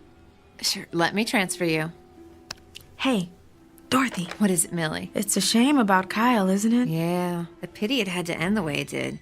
I mean, for a little while, he had it all, and now, well, you know. How have his patients been taking it? Not well. Of course, I have to tell them what happened when they called to make an appointment. That's a shame. But, you know, at least Kyle is at peace now. Yeah.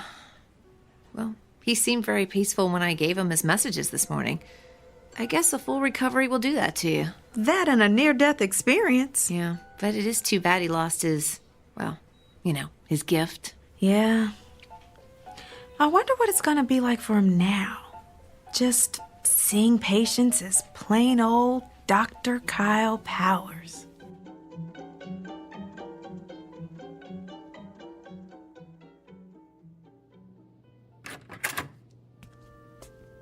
Good morning, Mr. Franklin. Hi, Doctor. I've got your test results here. I know. I have a feeling you don't have good news for me. I'm going to be completely candid with you. And before I tell you anything else, let me say this. What you've got is treatable. And we're going to exhaust every option available to get you well. So why don't we get out of this sterile examination room, go down to my office and have a cup of coffee, and work out the details. Sounds like a plan. You know, I keep thinking about how everything could change. I'm retiring in a couple of months. Margaret and I wanted to take a trip to Germany to see where my mother was born, and my daughter's about to have my first grandchild. I'm just afraid I'm not going to be around to see all that.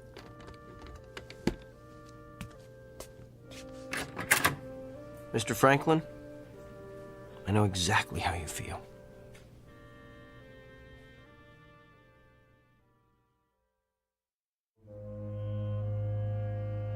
Meet Dr. Kyle Powers. Not the same one we met earlier, but a new and improved version. A person who has perhaps quite literally been to hell and back, and learned along the way that redemption requires no small amount of effort on the part of the recipient. It's a fundamental lesson that's customarily taught in Sunday school or at the feet of a beloved grandparent. But a select few insist on learning it the hard way, while traversing the antiseptic, shadowy corridors of the Twilight Zone.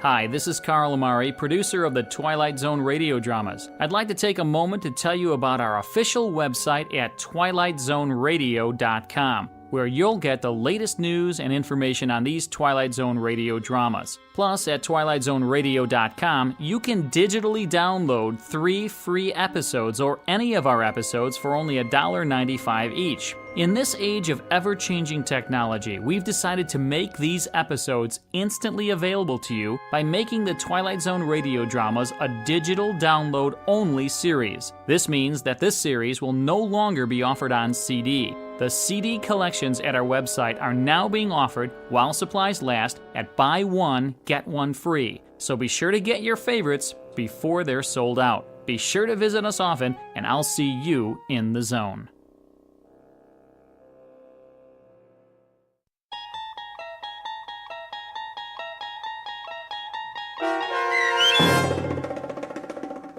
The Amazing Dr. Kyle Powers, starring Sean Astin with Stacy Keach as your narrator, was especially written for The Twilight Zone by Barry Rickert. Heard in the cast were Pat Fraley, Joby Cerny, Robin Moeller, Ty Davis, Ellie Weingart, Alex Sopener, Emmy Bloom Regali, Rob Riley, and William Dick.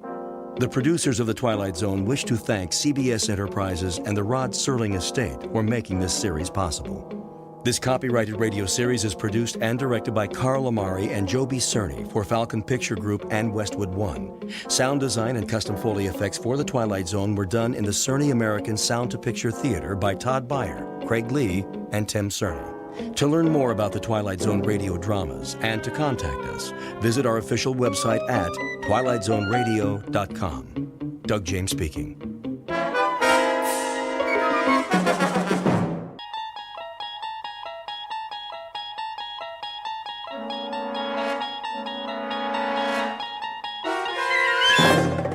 You unlock this door with the key of imagination. Beyond it is another dimension, a dimension of sound, a dimension of sight, a dimension of mind. You're moving into a land of both shadow and substance, of things and ideas. You've just crossed over into the Twilight Zone.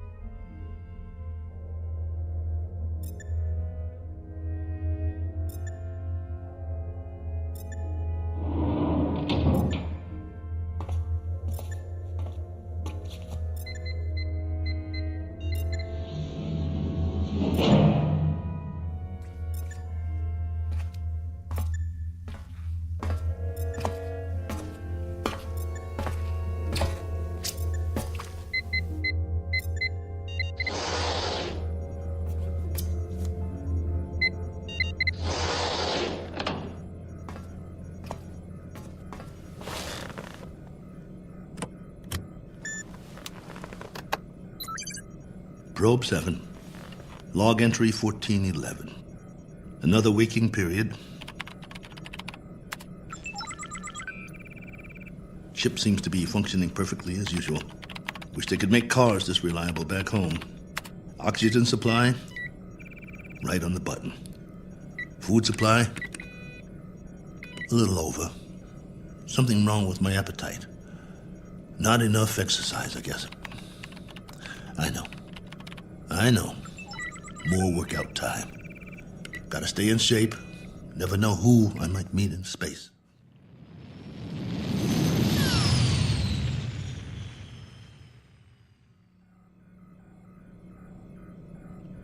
Coordinates on autopilot. Propulsion system humming like a top. Pressure flow, output, all right on the money. Oh, come on, guys. You don't need a pilot up here. Could have sent an unmanned probe. All I am is extra weight. Think how much farther this crate could go without me. Of course, you wouldn't have my brilliant observations. Boredom followed by prolonged disinterest, with periods of great loneliness. Must be fascinating. Here's an observation. All these blinking lights in the cockpit. They remind me of stars, or candles, or cigarette lighters. That's it. You remember cigarettes? Did you know at concerts people had these little lighters, and sometimes they'd hold them up and it looked like a sea of stars out there in the dark? I want to write a book, not this diary. Doesn't have enough plot. Just me remembering. That's who I am, boys. He who remembers. Oh, well. Better send you the numbers. Here goes the download. Transmitting now. Till next time, this is Colonel A.L. Cook. Over and out.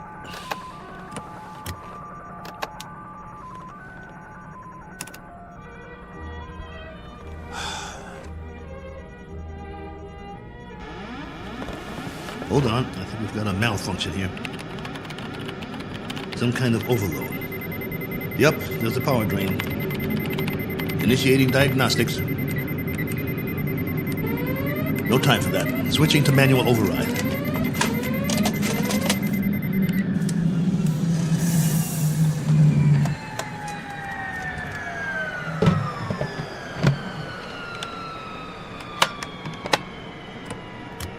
Base, this is Probe 7. Probe 7, calling base. Come in.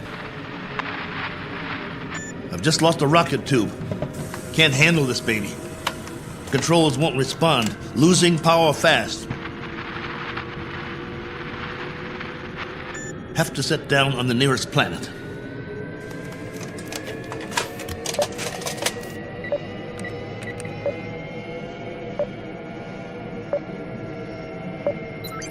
Got one in view now.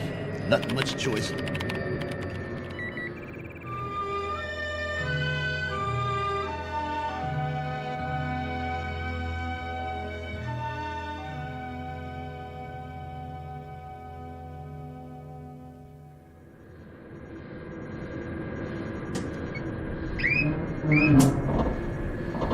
Entering atmosphere.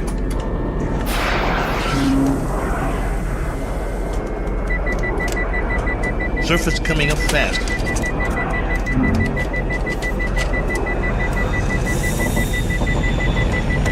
Can't slow down. No retro rockets.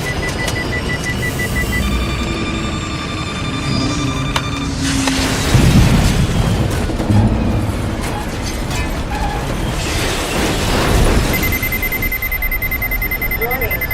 System overload. Warning. System overload. Ship's about to catch fire. Base, do you read? This is Probe 7. Probe 7. Mayday! Mayday!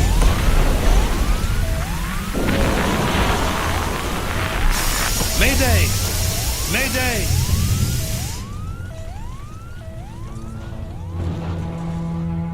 One Colonel Cook, a traveler in deep space several million miles from his point of departure and presently out of options.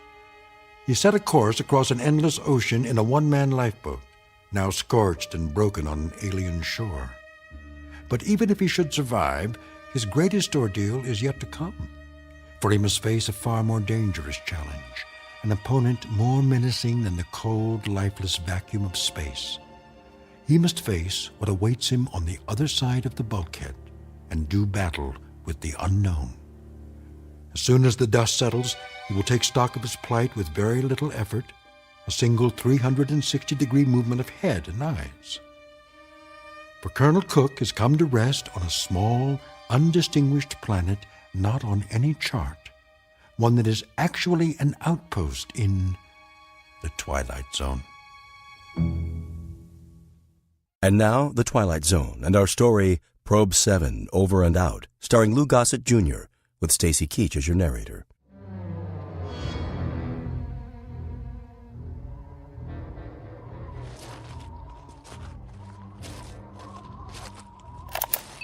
Log entry 1412.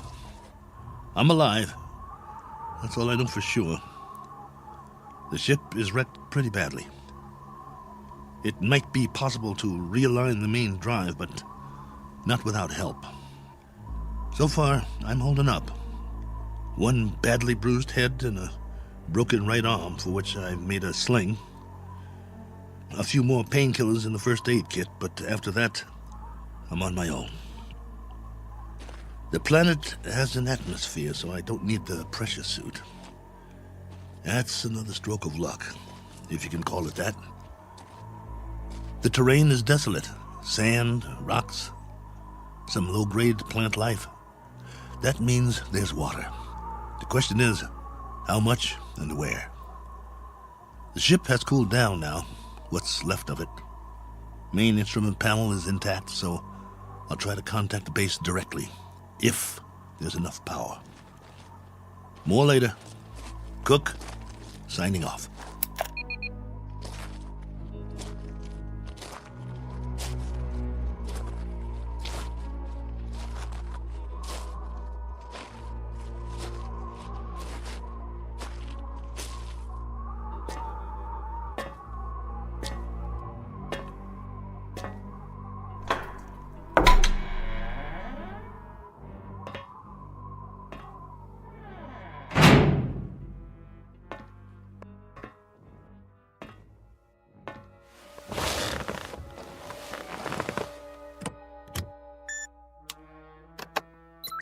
This is Probe 7. Do you read? Probe 7.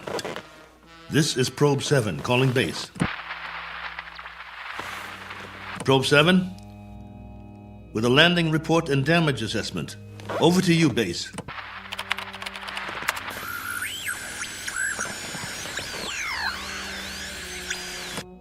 This is Probe 7. Come on, base. I'm waiting. Probe 7, this is base. You're coming through low, barely audible. Blaine, is that you? Yes, this is Lieutenant Blaine. We read that you're... This is Cook, Probe 7. I'm glad to hear you. Cook? Cook, we thought we'd lost you. Your transmission was interrupted. Everything was interrupted. I'm lucky to be alive. Probe 7 made unscheduled landfall approximately 7 hours ago. What? Come again. Can't hear. I thought you said... I've crash-landed, Blaine, in another planetary system. Didn't have much choice. One of the thrusters broke off the ship. This planet is 92,900,000 miles from the nearest star. Good Lord, Colonel. We're having trouble seeing you on the monitor. Sorry, but I can't send or receive a visual. Most of my equipment was fried in the crash. Okay. How's your oxygen? And that's the least of my worries. There's an atmosphere here. I don't know its density or composition, but it's breathable. Probe 7? Probe 7, your signal's drifting. Can you increase power? Not much chance of that. Far as I can tell, this is the last of my juice, at least for now. I've got half a generator and 3 solar cells working. I was afraid it wasn't enough to get through it all. Okay. Can you effect repairs? Say again? Repairs. Can you make repairs? If you give me maybe 20 years, a good right arm, and a new head while you're at it, I might make a start. The bottom line is, I need help. Got that, base? Help. And right away. Probe 7, you're breaking up. Probe 7, are you there? Probe 7, we're having difficulties. All right, just stay there. Stay in transmission. Probe 7, we've traced your signal. We know where you are. Great. How soon can you send a ship? Colonel, I'm sorry to say we have nothing here that can reach you. What? You had several ships on the drawing board. Repeat, we have nothing available. Say again? All construction is suspended pending the current crisis. Ah, come on! Colonel Cook, I've been told you'll have to make the repairs yourself. Base, now hear this. I don't have fuel, no propellant at all. I left most of my rockets scattered across 50 miles of dirt and rock. All I have is a ship that looks like a jigsaw puzzle. As for the wiring, it's nothing but spaghetti. So when you say you've got nothing that can help here, you're telling me you're crossing off one spaceman permanently. Probe 7, we're having difficulty. Your words are breaking up. All right, Base. I'll give it to you in a few syllables. This ship isn't going anywhere. Not forward, up, down, or back home. Is that plain enough for you? Now I'm asking you again. Isn't there anything you can do to help me out here? Or are you just going to write me off? Colonel Cook? There's the low power warning. I'm losing transmission. Got to sign off for now. I'll make contact again in 3 hours. Roger that, will you please, Base? We will stay on this frequency, Colonel, and wait to hear from you. Oh, just a minute. There's someone here who wants to speak to you, Colonel. Colonel Cook, this is General Larrabee. We understand the spot you're in. We wish we could help. Thank you, sir. Well, there is a possibility that once you give us a full report on the ship, we can send you instructions for its repair and walk you through it step by step. That's still an option. Is it? Well, here's an option. Why don't I just build me a new one, General? I'll make it out of tin cans and chewing gum.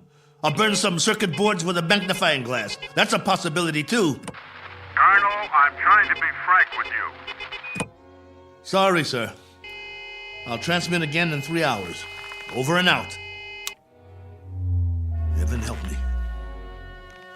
I wonder if that's a possibility.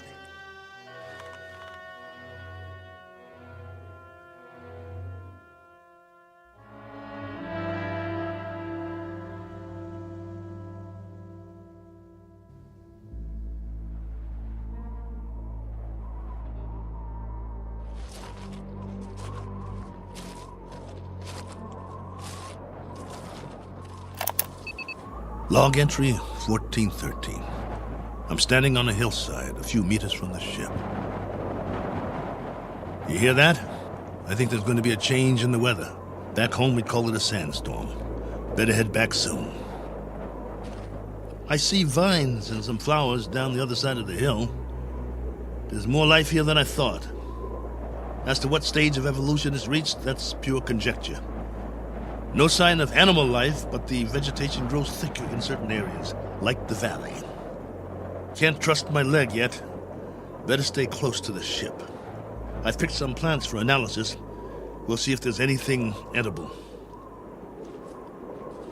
Hey! Anybody! Hey! Take me to your leader. I've got beads and wampum. Is anybody here?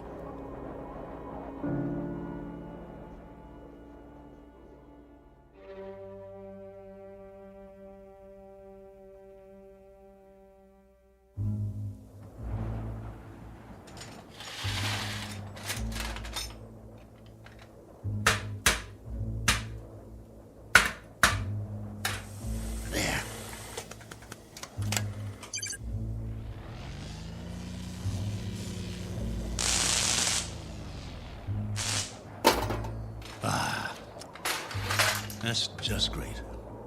The last good wires in the whole ship. Here comes that sandstorm. I'm gonna get the hatch shut. Close, will you? That's it. A little bit more. There. That'll have to do.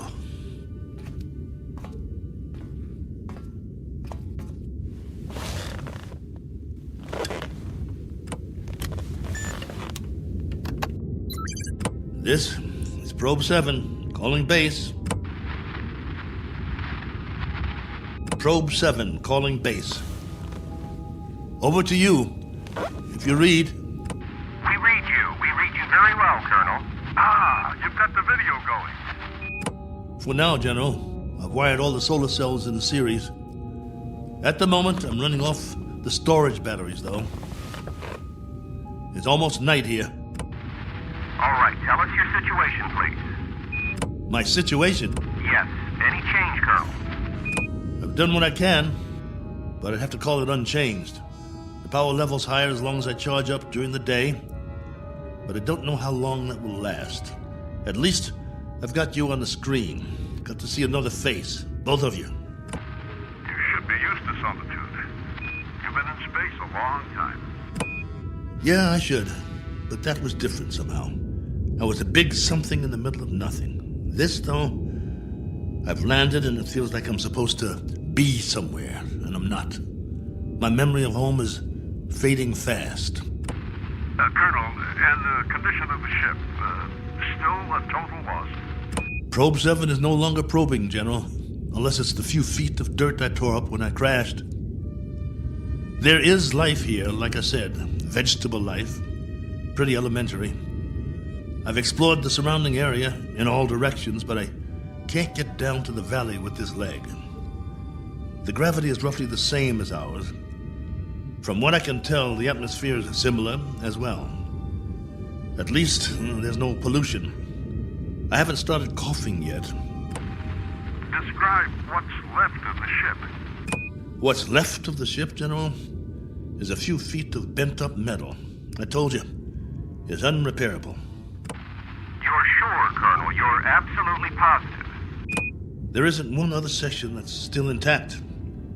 She'll do for a museum or a junkyard. Take your pick. As for me, I don't have the luxury of making a choice. Nor do we, Colonel. Nor do we. Right. The crisis. Listen to me, Cook. We've got a major problem here. Oh, you do? Since you left, we've had an international incident. A serious one. There's talk of war. The next 24 hours will be crucial. As long as I can remember, there's always been a crisis, and there's always been talk of war. Well, hasn't there? Yes. But this time, I'm afraid. You'll forgive me, General, but I've got a crisis too, and it's a very immediate one. I have the remainder of my rations and 2 broken bones in one arm. You have my location. I need to know that help of some sort is on the way, or would you call that unreasonable? Now listen up, Colonel. The rest of the fleet's been taken out. There isn't another ship, unless we build one.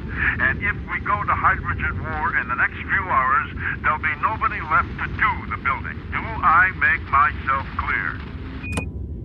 You're serious? That's the realistic view, Colonel. It may go down hard, but I'm giving you the facts of life. 10 hours from now, maybe 6, maybe 4, we'll be fully committed. I'm talking about 500 million people, not just one man. That's about as clear as I can put it. Very well then, General. I guess that's it. We don't see any alternative. Will there be any point in making further contact with base? Yes, Probe 7. For 2 reasons I can think of, both of some benefit to you. One, so you'll know that you're not alone up there. And 2, to confirm that your own world still exists. Though the latter is a moot question at this point. Over to you, Colonel. I can't think of anything else to say at the moment. Feel free to keep the signal open, if you like. Can't do that, General. I need to charge the batteries when it's light again. Here's that storm. Don't know how strong it'll be or how long it'll last. But I'll try to get through it. Nothing else I can do. Then, for whatever it's worth, know that we're still here. For now. Over to you, Probe 7. Roger, base. And out.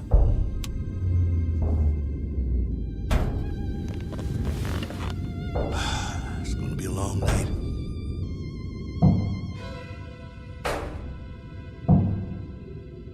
Wait. What's that? Hold on. Blaine? General?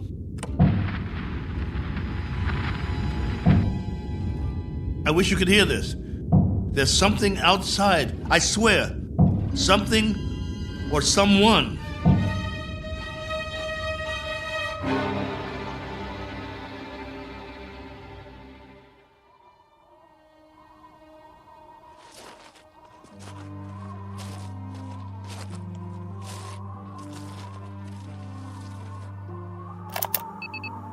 Log entry 1414.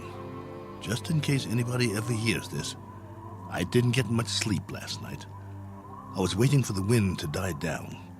As soon as it did, I opened the hatch sometime around dawn.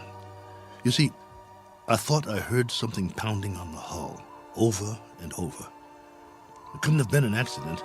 It had to be something intelligent trying to signal me, to let it in from the storm. That was what I thought. Funny the way the mind works. I've never been so glad to hear anything in my life, and at the same time, so afraid. But I opened it anyway. Well, everything was covered with a fine layer of sand, silica crystals, very much like the soil back home. And that was the trouble.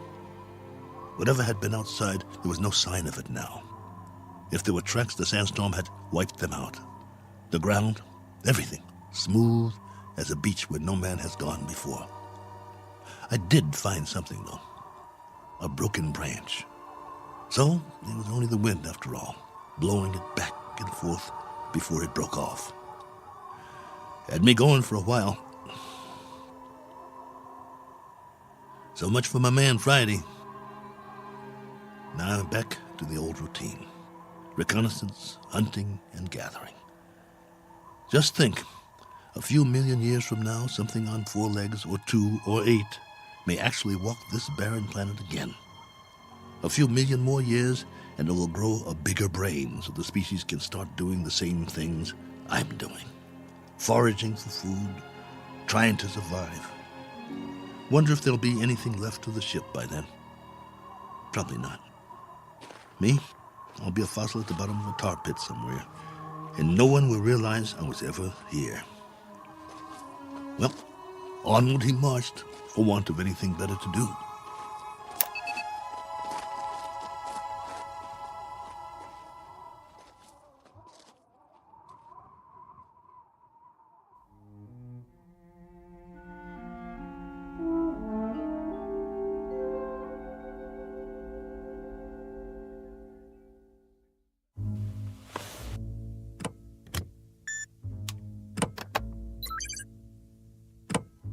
Blaine?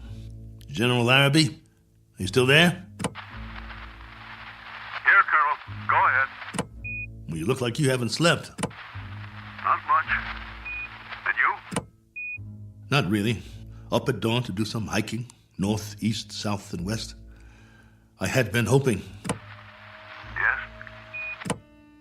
Just a crazy dream I had. No sign of anything? It's a primitive planet. I'm very much alone here, after all. Oh, not completely. I've got a wind that sings sad songs and some scrawny plants that check me out every now and then as I walk by. There might be some fruit trees that are edible down in the valley, if they're not poisonous. But that's it. That's all of it. I'm truly sorry. There used to be an old saying, if life gives you lemons, make lemonade. The only thing wrong is I can't even find the lemons. But don't worry, I'll keep trying. Not that this will provide any vast solace to you, but at 9 o'clock this morning, Colonel, we went to war. And? The whole eastern seaboard went up. You mean all of it? The cities, everything. It took 12 minutes. Exactly 12 minutes. I suppose we retaliated? Oh, indeed. With great alacrity and effectiveness. And we still are. With everything we've got. It was our old enemy?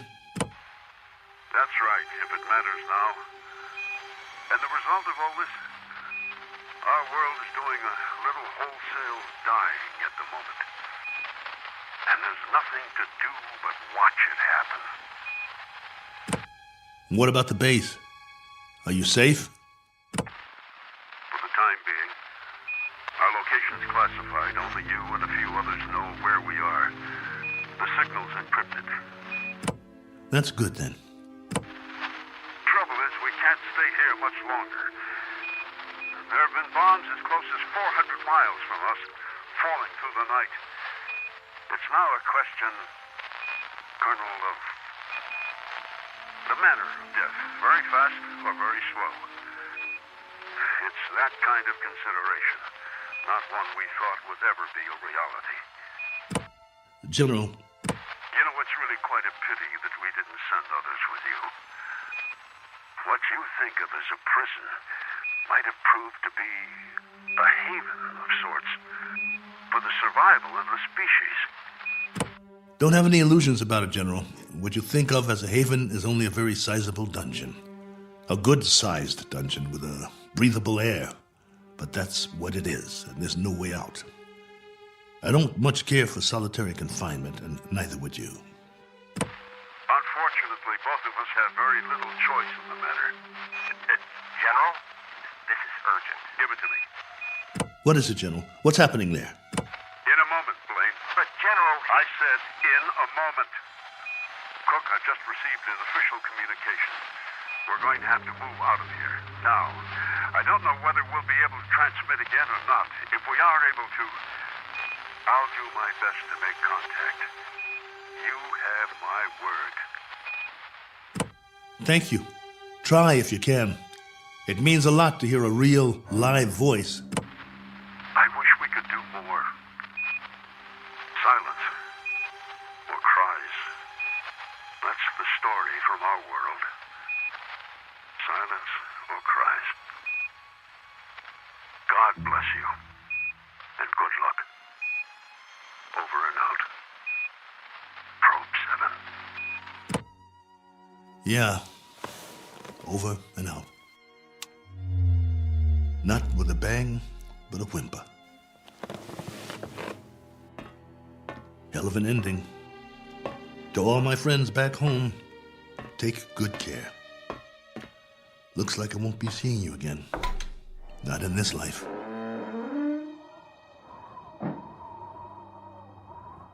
Time to start a new project. Chapter 1. The Memoirs of Colonel A.L. Cook. And I've got a very good memory. You wouldn't believe the stories I could tell. Who knows? After I'm gone, maybe someone else will crash here and find it.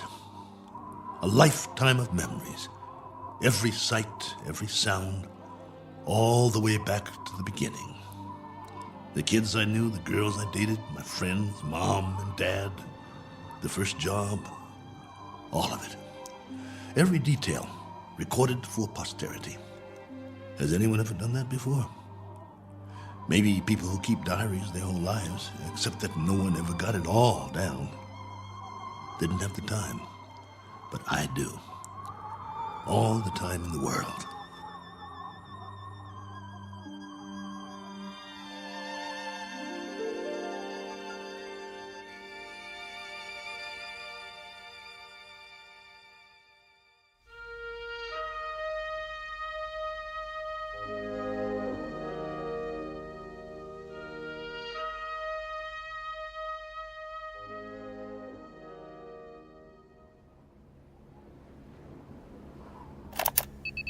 Log entry 1415. This one's for the record. A final official entry. From here on, it'll be the life story of Colonel A.L. Cook. Me, myself, and I. If for no other reason than to keep from going batty. But for now, it's a beautiful day. Here on Primordial World. Ship's still standing, of course. You'd never know that's what it was. More like something from a scrap metal yard. The cost that went into building it, the man-hours, and for what? To come to rest here. A little way station that isn't even on the map. I'd call that a waste. Exhibit number 1 in the elephant's graveyard. Ever hear of that? They used to say there was a place where elephants go to die. Hundreds, thousands of them. A secret place off the beaten path. And there were bones and tusks. And once in a great while, someone would stumble upon it. Like the Sargasso Sea, where sailing ships caught in the kelp and were trapped forever. Well, maybe other travelers will end up here, gone to ground, never to move again. Eventually, there'll be a whole collection of them from all over. But remember, I was the first. I should scratch it in the metal. Cook was here. But I digress. This is still supposed to be my official report. The evaluation of the crash site coming up. The tail fin is all but covered by sand. Have to dig it out before the next storm.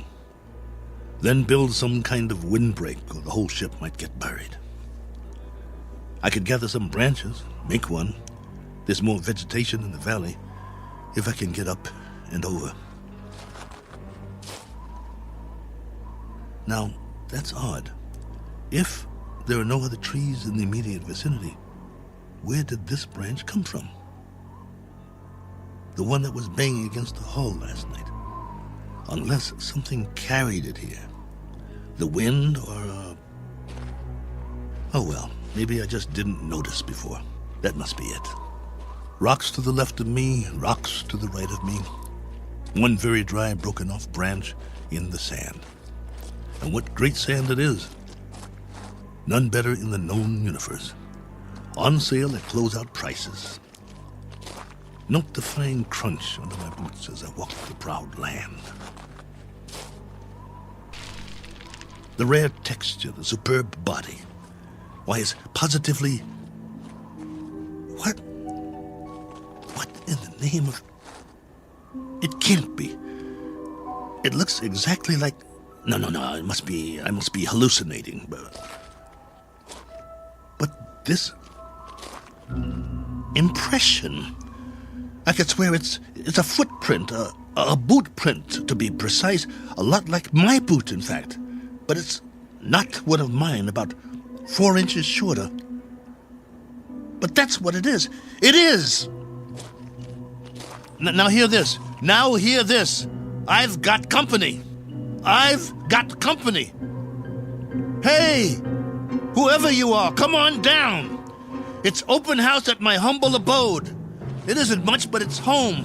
Drinks on me. Meet your genial host. Please. Please let me see you. Here's another footprint. And another. And another. Where do they lead? Up the hill? Has to be since the storm, so there was something here. I knew it. Hey, I don't care who you are or where you're from. Let's shake hands and be friends. Don't you need a friend? I do. Come on, friend. We can talk. I've got some stories, believe you me. Where you hiding? Behind that bush? Oh!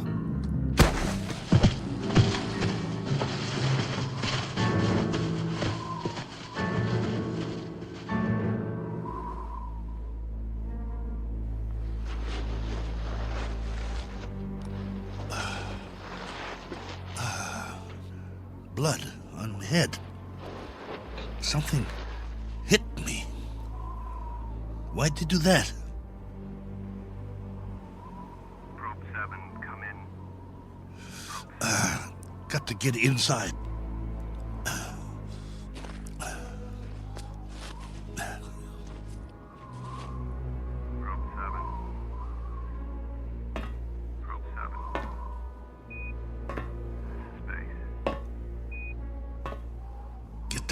Closed before they come after me.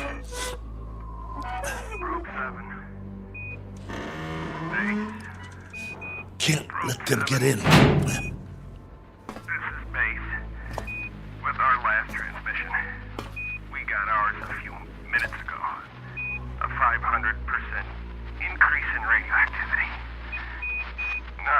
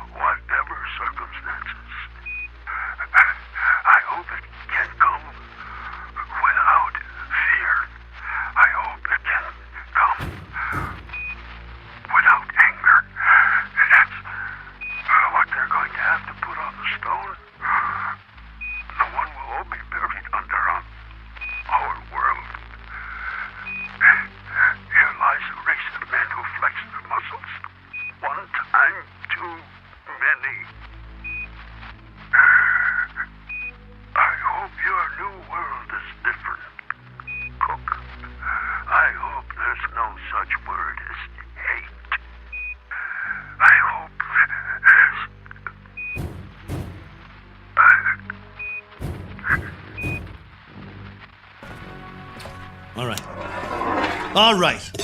I'm ready for you. You want in? Maybe I'll let you, and maybe I won't. It's up to you. You can be friendly, or you can be dead.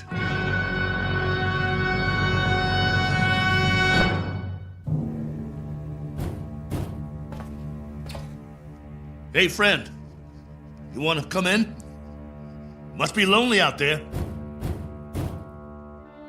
I hear you. What's the matter? Hungry? You're going to get a lot hungrier. Or don't you eat, friend? What do you say? Speak up. Can't talk, huh? No. You only know how to hit. Take more than that to put me down. What'd you use, a tree branch? Not very friendly, if you ask me. Well, I've got a nice piece of metal in my hand, and I know what to do with it. Won't catch me again. This has been going on for hours. I don't know about you, but I need sleep. I really need it. Understand? Sleep. And this king-size bump on my head doesn't help.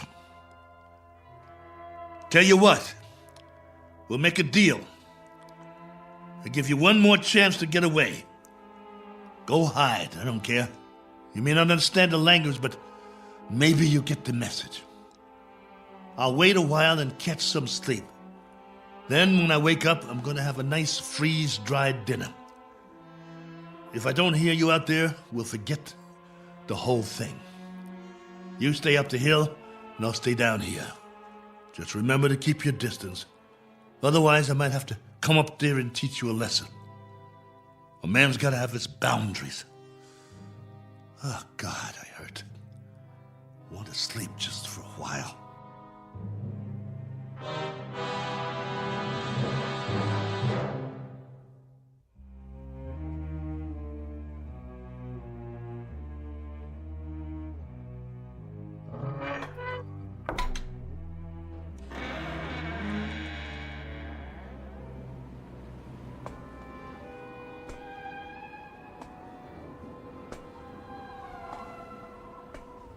Hey, friend. Gotcha. Stay down.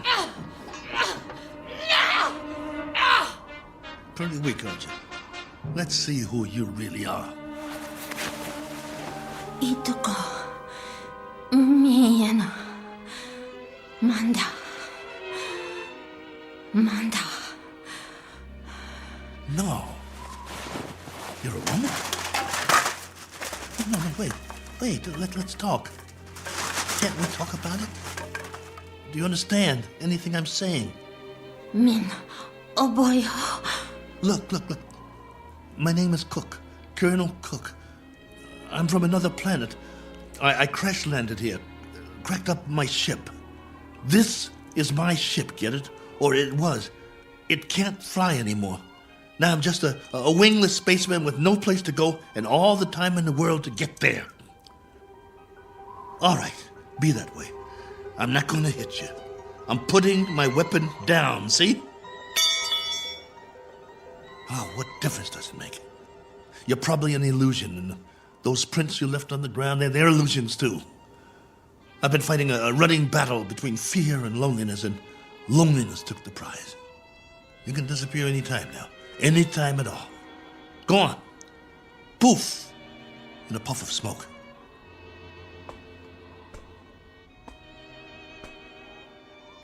No, wait, please. Are you real? This knot on my head certainly is.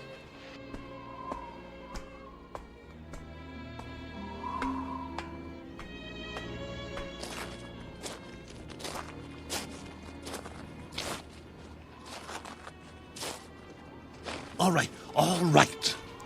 Do whatever you want. Just don't go. Not yet. If you can't understand, I'll draw you a picture. Where's the stick? Look. Right here in the sand. This is my solar system. The sun in the middle, and this is my world. See? Oh, Omida? You got it. Now then, I went off course. I didn't have the power to get back. You know, power? Vroom, vroom. No good. So, I tried to land here, where we are.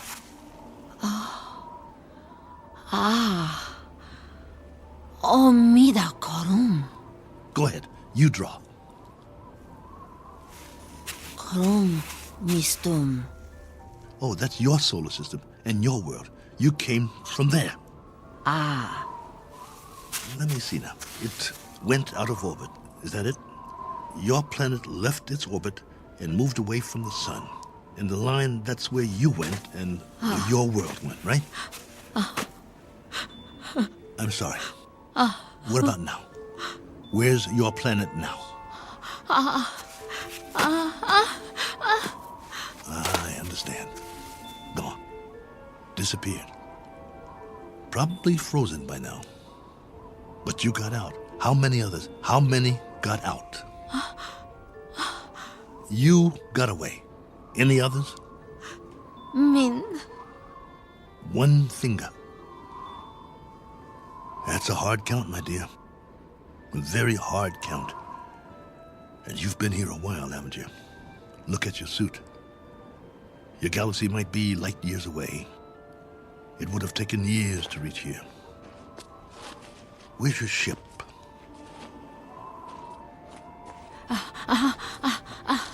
Ship. Where's your ship? It crashed too, didn't it? So you've been here a long time. A very long time. Me, Cook. Colonel Cook. You? Korava. Korava? Korava. Well, what do you know?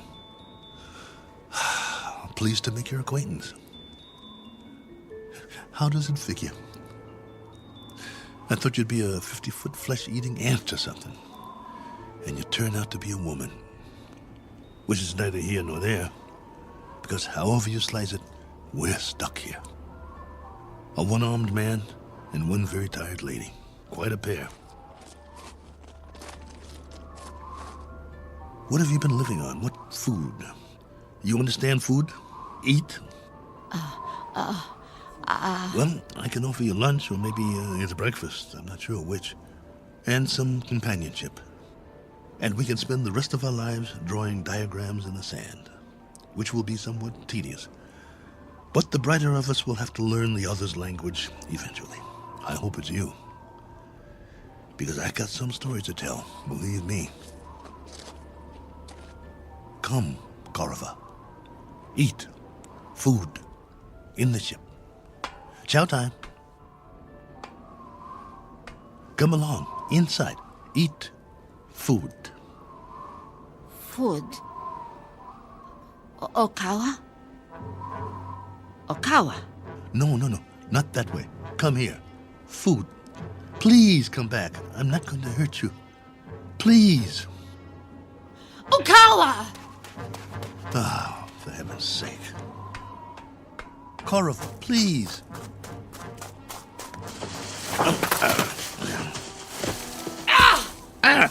You scratched me. What did you do that for? That's all you know how to do, isn't it?